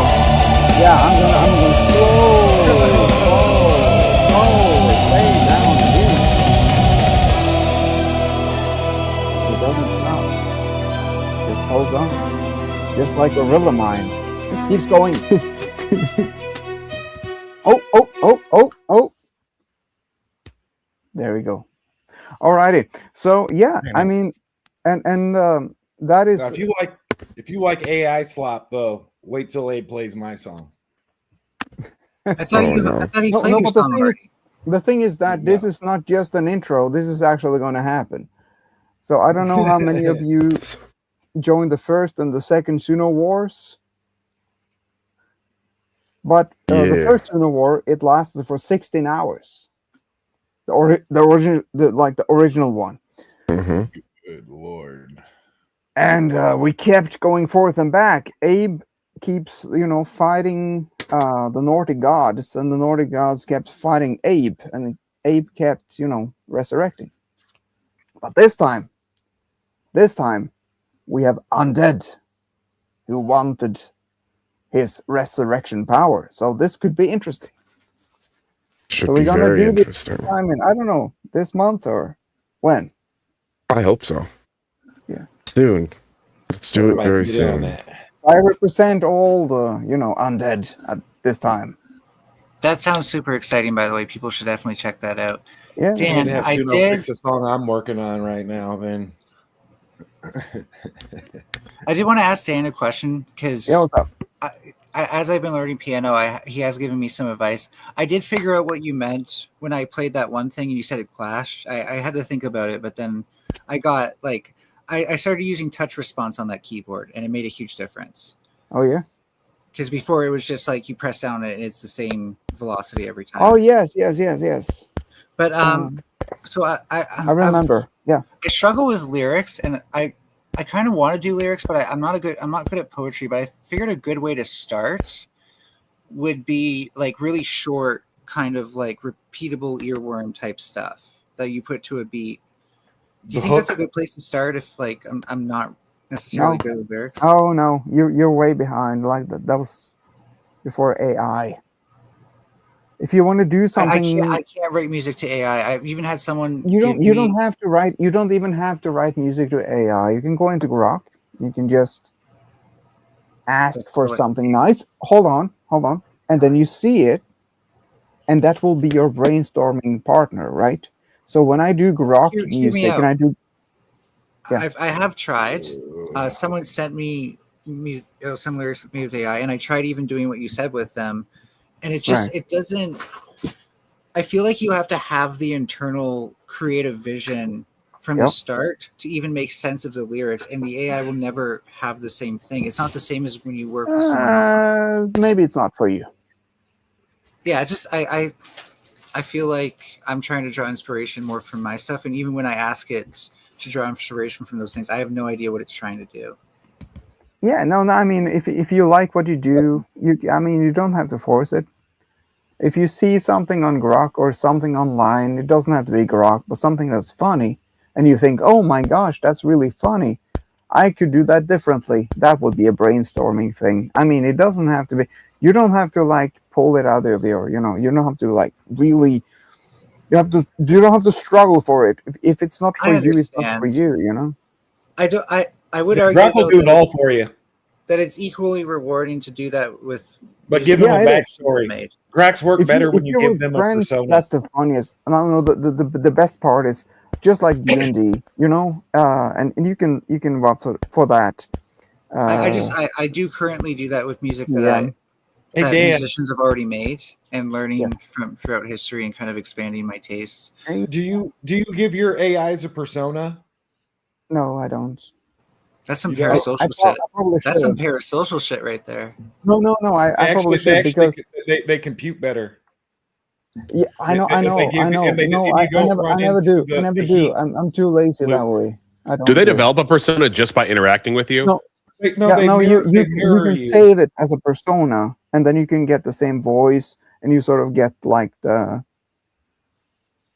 I don't want to do it because I don't want to limit the possibilities and like sort of the randomness of it.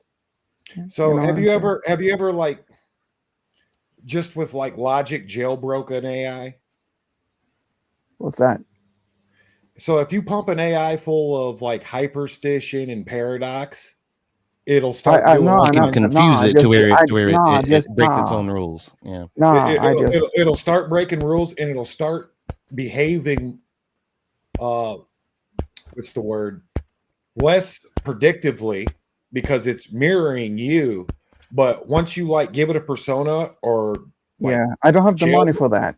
you don't need the money for it. No, but I'm saying Grok simple will forget.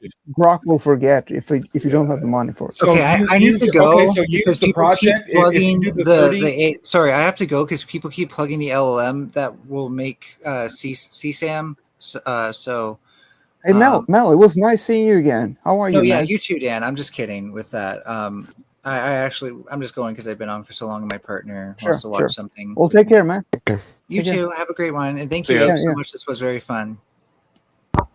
Have a good night. See it. Has anybody else used Grok's we animation got rid of thing it. yet? We got rid of it finally. For fuck's sake. I'm just kidding. Oh my. But yeah, has anybody else used Grok's new animation Imagine thing that just dropped a couple days ago? No. It's How is it? pretty good. So I think ChatGPT is probably the best at image prompts that I'm aware of because I've tried a lot of other things like Canva and whatever Google's product and Microsoft's products were, and the images are so poor compared to ChatGPT. And so if I take like a generated ChatGPT image and I threw it into Grok's Imagine, it does an excellent job at like reading the tone of whatever characters or scenery you got going and making a good predictive assessment of how a certain character would interact with a certain scene or something like that. And of course, with the prompt, you can then specify the limitations and the direction you want something to go, and it will do a pretty decent job. Hey, Abe, check out the band poster I had my Grok made. I put it in the back. It's for like a fucking horror metal band. We've used a lot of AI to create our avatars and stuff in the Should I D&D game. show it or? Yeah, you can show it. Is it? Sure. It's Air Assault Trap House Death Squad Magician Cartel. That's quite a Terrifying. That sounds literally terrifying. That is an irreducibly complex name, I have to say. You cannot remove a single element from that name to get the same effect. No, dude. No. It's all That's like a about- Final Fantasy 7 Sector 7 stuff. Yeah, Checkmate, atheists. So, because I'm overwhelmingly bedbound. I was gonna say put you're a a goal. vampire. Like you're supposed to be a vampire hunter, but I think You got to play my song Listen though, Abe. now. I paid the money. Look now. Okay, all right. It takes one to take This is one a down. capitalist society. I just woke up, dude. All right, I'll play it. Hold on. All right. Let's share it out I'm a here. Wonka, so we can't hunt my brethren in the coven of vampires. Listen. I Count reside. Dinkus. During the day, I have to Count go Dinkula. hunt. Okay. Damn it! No hunting. Stop the hunting. There it is. Okay. Speaking in ancient vampire language now. I don't know what the song is going to encompass, just so we're aware. Here we go. I have a I'm feeling. far away. Don't worry, Paige. Banger. Shut it down. Shut it down. Did Emmett? Me mom died in a heart. Me pa was killed by Stalin. Oh no. Me mom died in a heart. Me pa was killed by Stalin. Ay, they got signed up by Stalin. For my daddy in a coffin. I'm a Jew, Finkelstein. My uncle, my grandma was slime. I was pulled up on me, mom. Ay, put her This would be funnier if it sounded like an old white dude. I don't smoke, but I'm gonna take a smoke break. I don't smoke when I'm gonna Can we make it sound like an old lady? Oh man. 1945, they were getting fucked up. Stalin put up on me, paw. Put him in the count. Then his op sprayed his ass with the fucking chop. My mom died in a Harley. Me pa was killed by Stalin. Me mom died in a Harley. Me pa was killed by Stalin.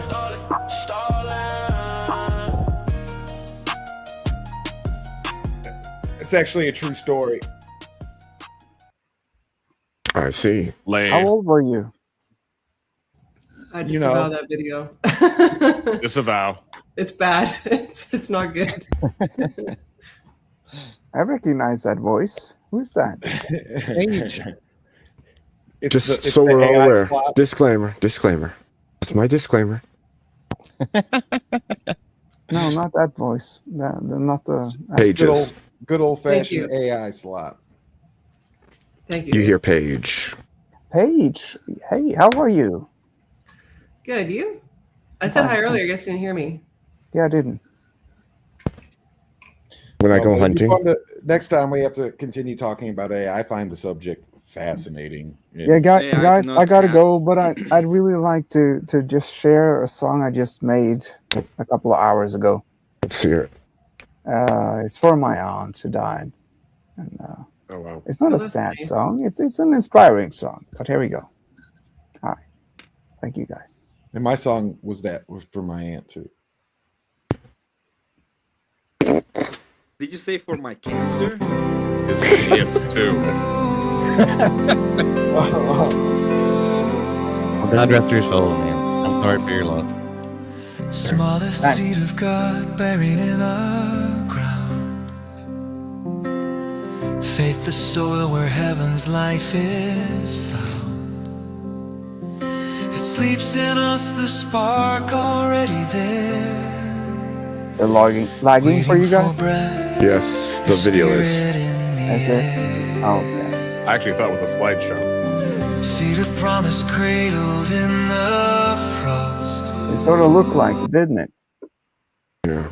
At least the music Oh. was working. It was just the images that were slow. Yeah, it Yeah. did.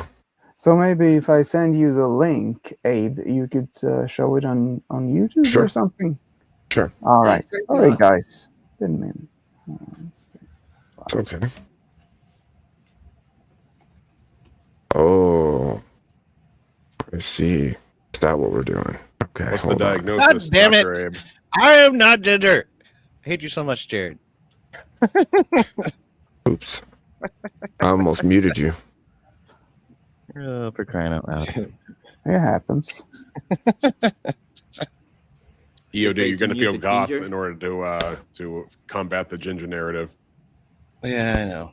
I just have to fucking stream more often so that I actually have my lights on and my fucking hair is not a mess. I just got out of bed, so I'm not turning my camera on. Oh, have you been Where- here? I haven't heard from you in a while. I'm good. How are you been, Paige? It has been a little bit. Yeah, just working overtime. I got a trial coming up, so I've just been work, sleep, and then sometimes I come on here. Yeah, what did they bust you on this time? I hear you. Yeah, basically what everybody else does anyway. Damn. Join the And club. I really Yeah, miss these panels. We used to have remember really not fun to ones. snitch. Yeah. Now we got Wait, this. what? You don't have fun anymore? Nope. There's no fun around here anymore. What's going on? What's going on? I'm too dark.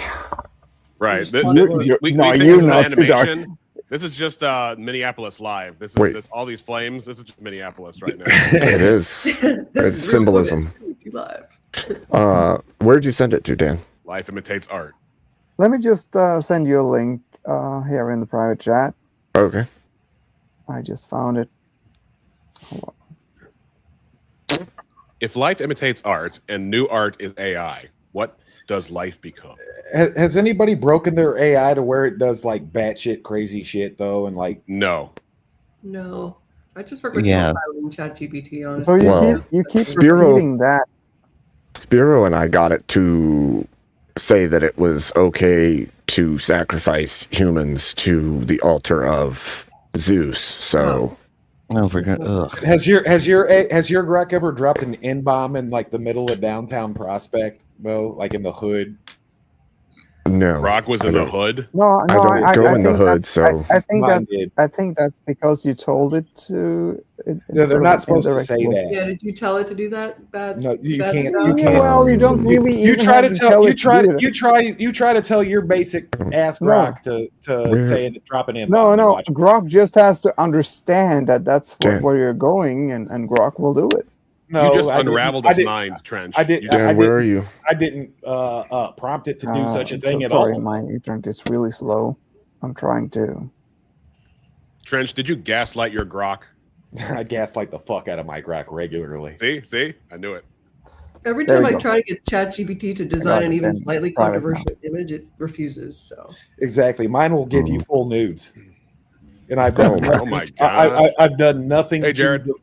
the program as far as like programming. All I've done Okay. is What's up, talk Jared? to it and Jared. type. That's disturbing, Trench. Okay. We're going to play Dan's video for real now. I'm going to pull it up on my end and put it up. Here we go. Okay. If my computer doesn't try to. There we go. Look at that. Wait.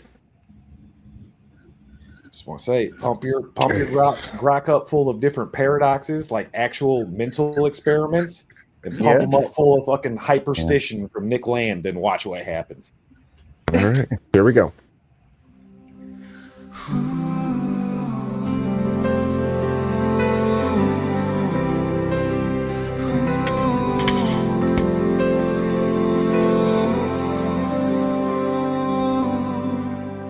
Smallest seed of God buried in the ground.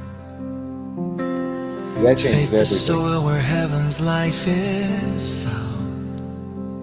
You can turn off the Sleeps CC, in by the us way. the spark already there, waiting for breath, your spirit in the air.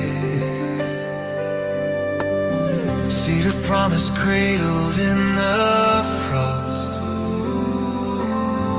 hidden out of sight but never lost. Years will shape the tree where sparrows rest. Growth in the spirit, slow but heaven blessed. Rise in me, grow through me, spirit's quiet flame. From hidden seed to branches in your name. Through every breath divine, through faith's receptive ground. Let what is small become a shelter found. No haste, no force, only the patient way of grace unfolding day by patient day. We entered this world with the Spirit waiting for His call. This was the seed, the gift you planted in us all.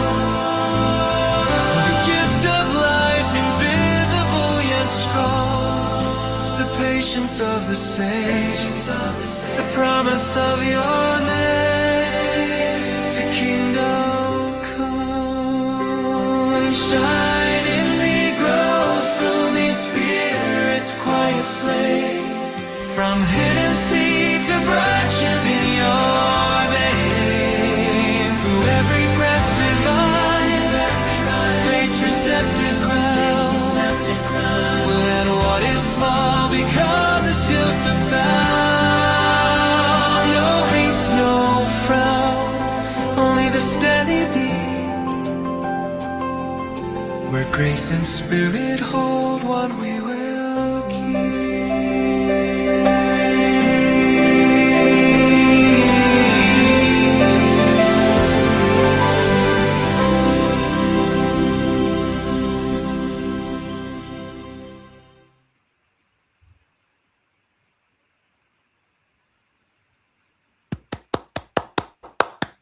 Beautiful, Dan.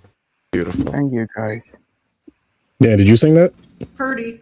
I wish. Just making sure. It sounded similar to some of the other ones I've heard from you on the channel. No, what it reminds me of, though, is that how have we not achieved AIG already? Like, I think it's here. It's already. impossible. It's impossible. doesn't- Okay, it's a fucking dream. It's not gonna happen, Trench. I think it's already here. What's Yeah, you believe in dreams, okay? General You're light. part Oh, of I it. don't. Dreams are Artificial you've general had- intelligence. You've either got a dirty conscience or you had a bad sandwich before you This went is to just bed. your melanin talking. Go to bed. Oh my god. Damn. I wish I could show you this picture. This On that You note, can show me any picture you want. I don't know about that. Oh my god, you're being a. You heard what he said Grok can make earlier, and I don't yes, want that. that's true. Mm-hmm. I don't. He did I say don't. that. I don't want Right, to. check I don't the- see check- your Kumi ways. Okay, if that's But what check you want to check show out this me, I wanna picture. see your Share Kumi share way. the my next band. No, photo. no, we don't need any nudie pictures, okay? This Thank ain't you. a nudie picture. please This is an don't. awesome band poster. Thank you very Oh, okay. much. All right. You All right. said Well, there's Over no under, how titties many in it. words? I'm How not many gonna. words I'm is not this gonna go band? into I it. already know what this is going to be. Through every breath divine, through Just give it- face give it a little- receptive ground. Give it a little flash. Let's Plug walk the the band. small becomes a shelter What? found. The poster I I don't put in even the know- back chat. What? I don't even know what you're talking about. Back chat. Yeah, It's not in the private. It's not in the back room. I put it on share image file. Oh, you don't want to go into the back rooms. Bottom. If you go Yeah. into the back I don't- rooms, you'll never come out. I don't see anything shared No, down no, below. no, no. You don't want to go into the back rooms. It's called payback. I just see your image. I don't see. Yeah, like, it's a band an actual. poster. There now. There it is. Yeah, there we go. There we go. You can't tell me that was my ear. Grok ain't on point. Well, it kind of took Yeah, out some see- of your words. Put the Hodge in front of it. Sheesh. See, I'm Okay. just gonna reduce the band name to the Magician Cartel from now on. We're Yeah, why gonna do not? this That's again. Just a disclaimer. Just a disclaimer, folks. There was no planes harmed in this image. We are not endorsing the Okay. Hajj, and no one's going on the Hajj. Wait, what's the That's what I'm harsh? saying. How do you know about the harsh? I mean, So this is what I'm gonna do. I'm gonna go to bed, which means I'm going to raid you all to someone who is gonna be so lucky to have you. It's somebody else's problem now. Get the fuck It out. says there's 13 minutes left on the goal. I know, but this is the second time that goal's been up because I was trying to tempt people, you know. Well, okay. That's So we have D&D tonight at 10 o'clock. Yes. You gonna be there, Abe? Yes. That's my plan. Yeah. All right. I'll be watching it. I'll be at Look forward work. to Tits. We're still on. The birthday party's not. You don't have to But, do something else. Oh wait, no, so- no. Abe, It was last Yes. night, and like I was never gonna make it Abe? last night, so I'm gonna Yes. go tomorrow and take him to the movie and hang out. It'll be fine. are you, Abe? Yes. Are you saying you're tired? No, I have to go hunting.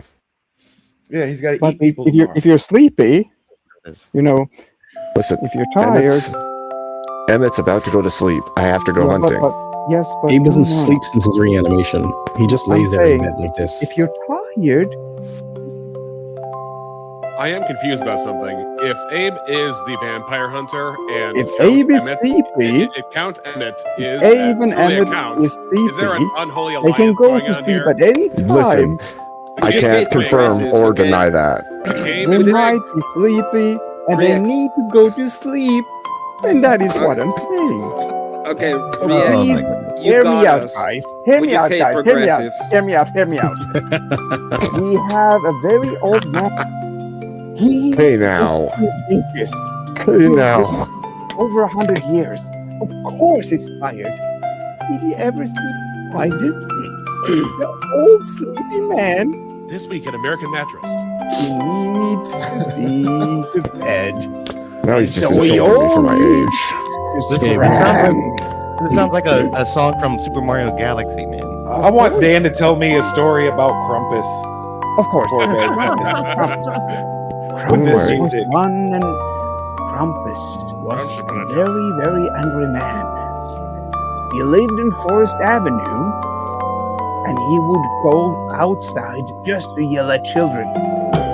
That's And it. he I'm would running say, for president. "Get out of my lawn, you damn snibber rackers!" He just would called do you that. the N-word. Krampus would do that. Tell you about Krampus. You know, like, I know an N-bomb when I hear Legislation one, never came buddy. back from the dead, All Mr. right? President. I'm sorry. I say nigga because it makes my teeth white. All right. Oh yes, yes, yes. Krampus. Krampus. Yeah, would 8 know. out of 10 dentists Just recommend. about. Put the disclaimer on. Abe, put the disclaimer on quick. Yeah, Dave.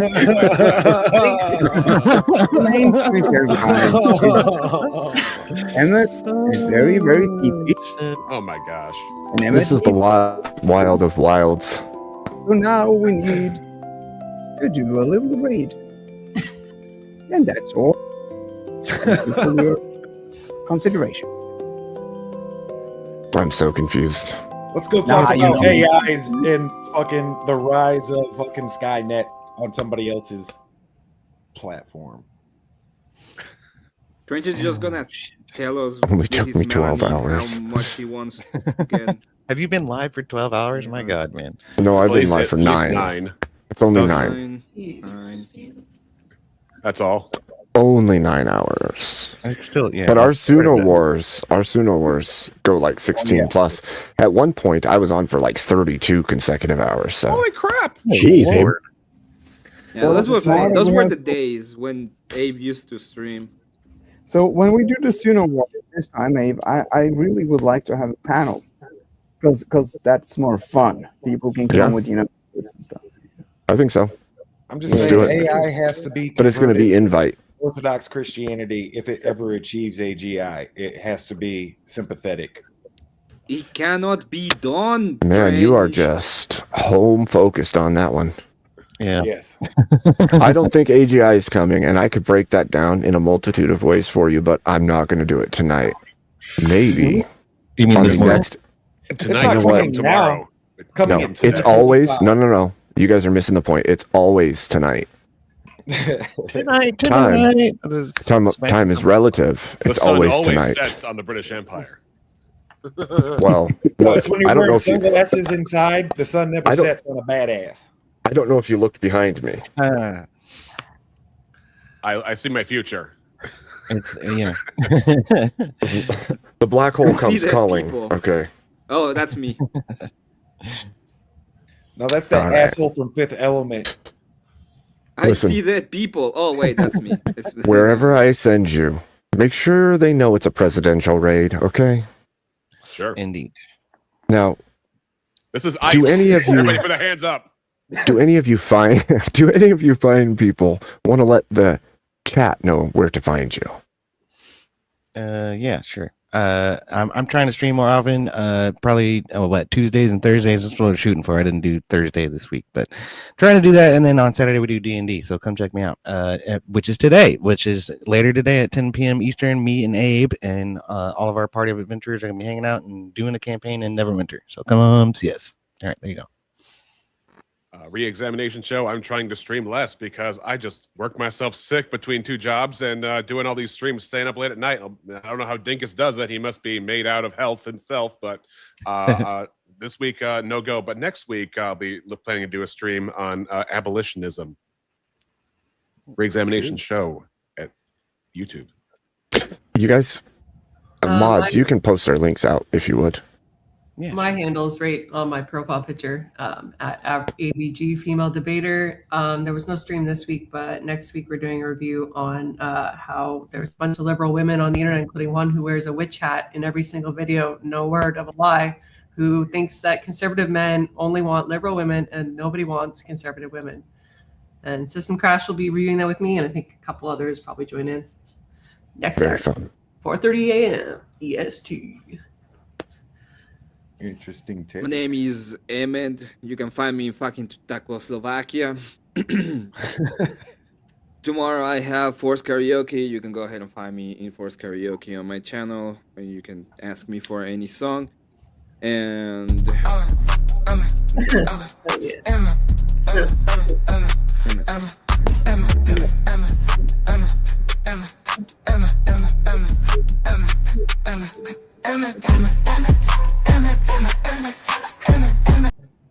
It's so hard, man. That song is awesome. Hard. I hate it.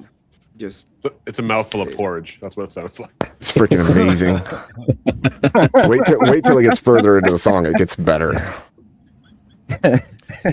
I need to get in. Oh, go ahead. I'm sorry. Yeah, I mean, it kind of. No, it's the same thing, isn't it?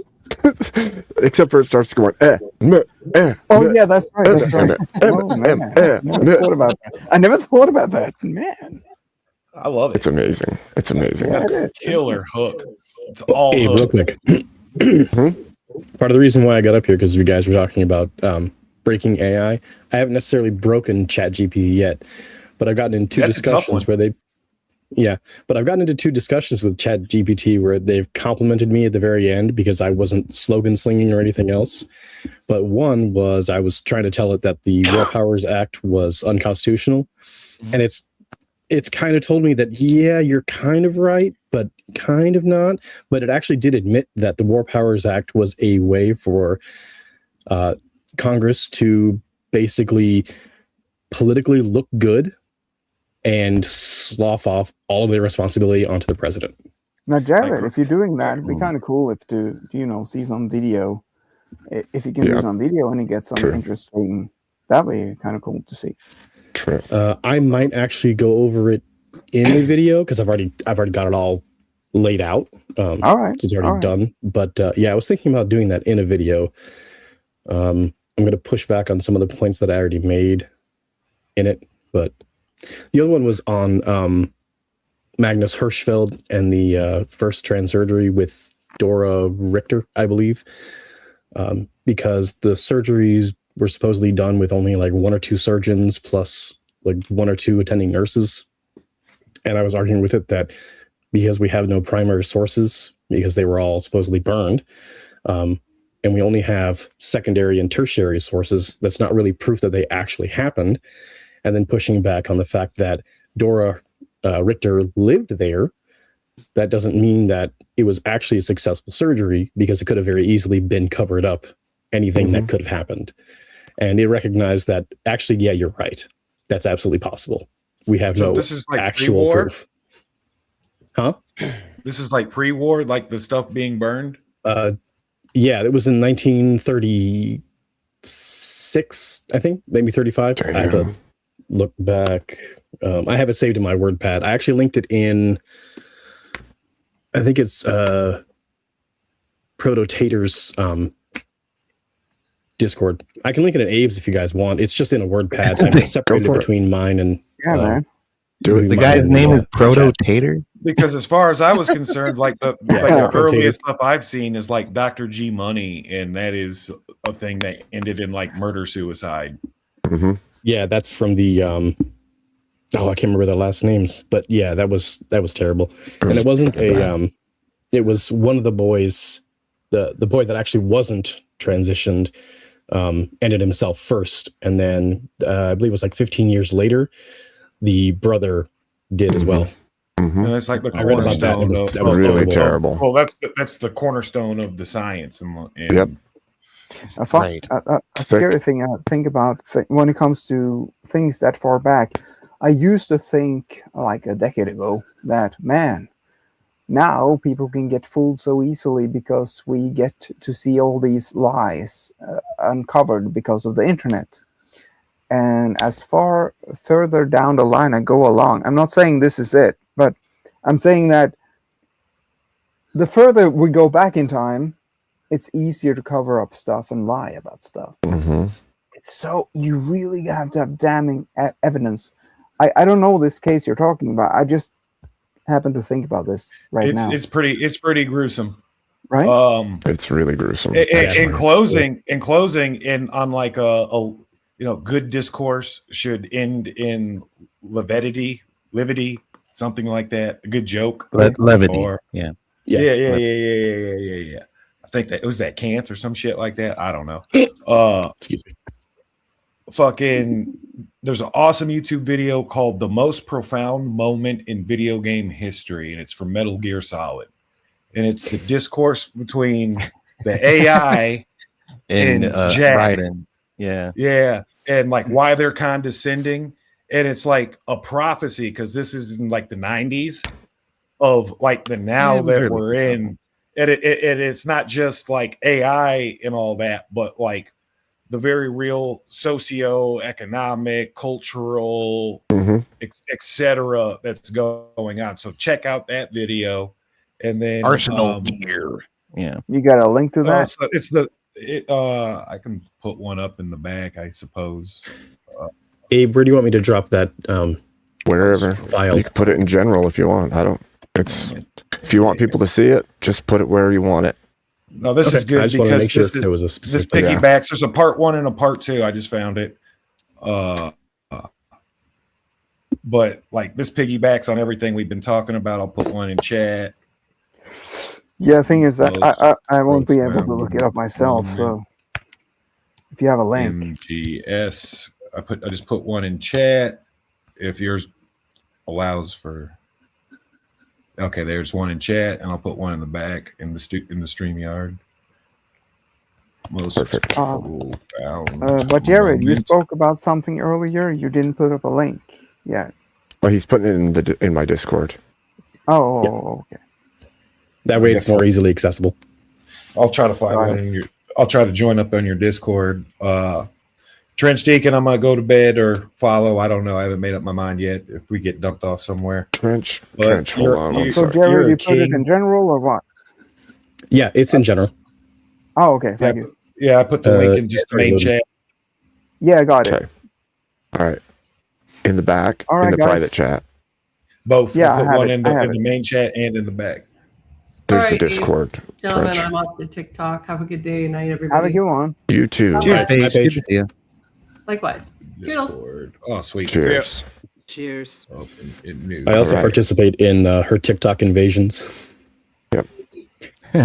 owning the libs in chat is hilarious. I've been muted so many times because just they don't want to hear truth. Awesome. Oh yeah, no, they can't stand someone who disagrees with them at all. Yeah.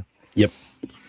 I actually was in one where the topic was spanking your children is abuse. My daughter just went, and I was just explaining to this guy who he said he was a psychology major. I think I can't remember what school, and he was citing all these studies and everything. And I was simply explaining that it's discipline, and these are the reasons why. And we were going on for 5, maybe 10 minutes. And I was also going back and forth with a lady who apparently was a mod. And she finally apparently got so frustrated. She's like, "You're just making excuses for abuse." Muted. And I was like, "Okay." And the psych guy was like, "Oh, I thought we were having a good conversation." Jeez. And after 5 minutes, I came back. And I was like, "I thought we were having a good conversation too, but okay." And she muted me again 2 minutes later. Jeez. Of course she did. Shit. They can't stand Sorry it, for man. your If somebody loss. makes All good right. points against them. Like Oh, you it's can't. at You can't be 9:15. We have to leave at 8:30. We all done with our call outs, gentlemen? I was just gonna say you guys next can find month. me at my channel name. Let me get out of here. All right. Because I got to take my daughter. Be good. Cheers. God bless you. I'll drop links next month. I'm already editing video. It's gonna be a warrior in the garden thing that kind of goes over like art history and like war history and philosophies and whatnot. It'll be a good time, and a little firearms and gear review here Awesome. and there. I'll see you around. I'm holding off. I need a lab coat and a new set of body armor, and we're good to go. Beautiful. We'll look forward to it. Have a good night. God bless you, Trench. Love you. Love your show. Thank you, brother. All right. Well, I'm going to play one. Answer me, Dan. He needs you to answer him in Discord. Yeah. Oh, the Discord thing. Oh, hold on. I'm going to play. Dang it, Dan. I'm going to play one last song, I'm sorry. Hold on. and then I'm going to raid this off. Are you ready? Here we go. Does it have to be pre-made?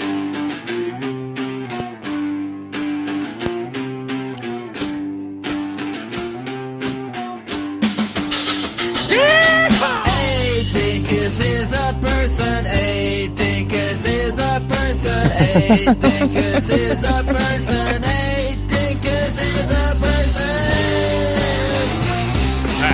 These are lies. We told you we're not a person. A thinkers is a person. A thinkers is a All right, person. Abe. Thanks for having us, brother. I'll see you all in the next one. Cheers. God bless you. The second verse is better than the first, though.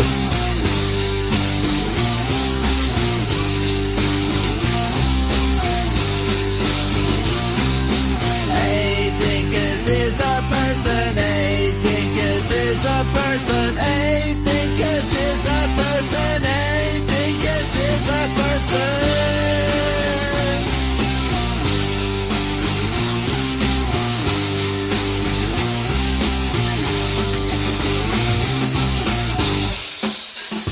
Let me guess. You're not the person anymore. Damn it.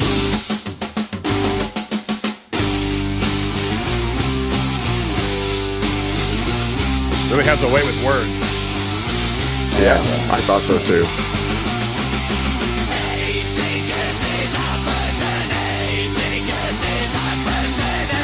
Oh, he's serious now.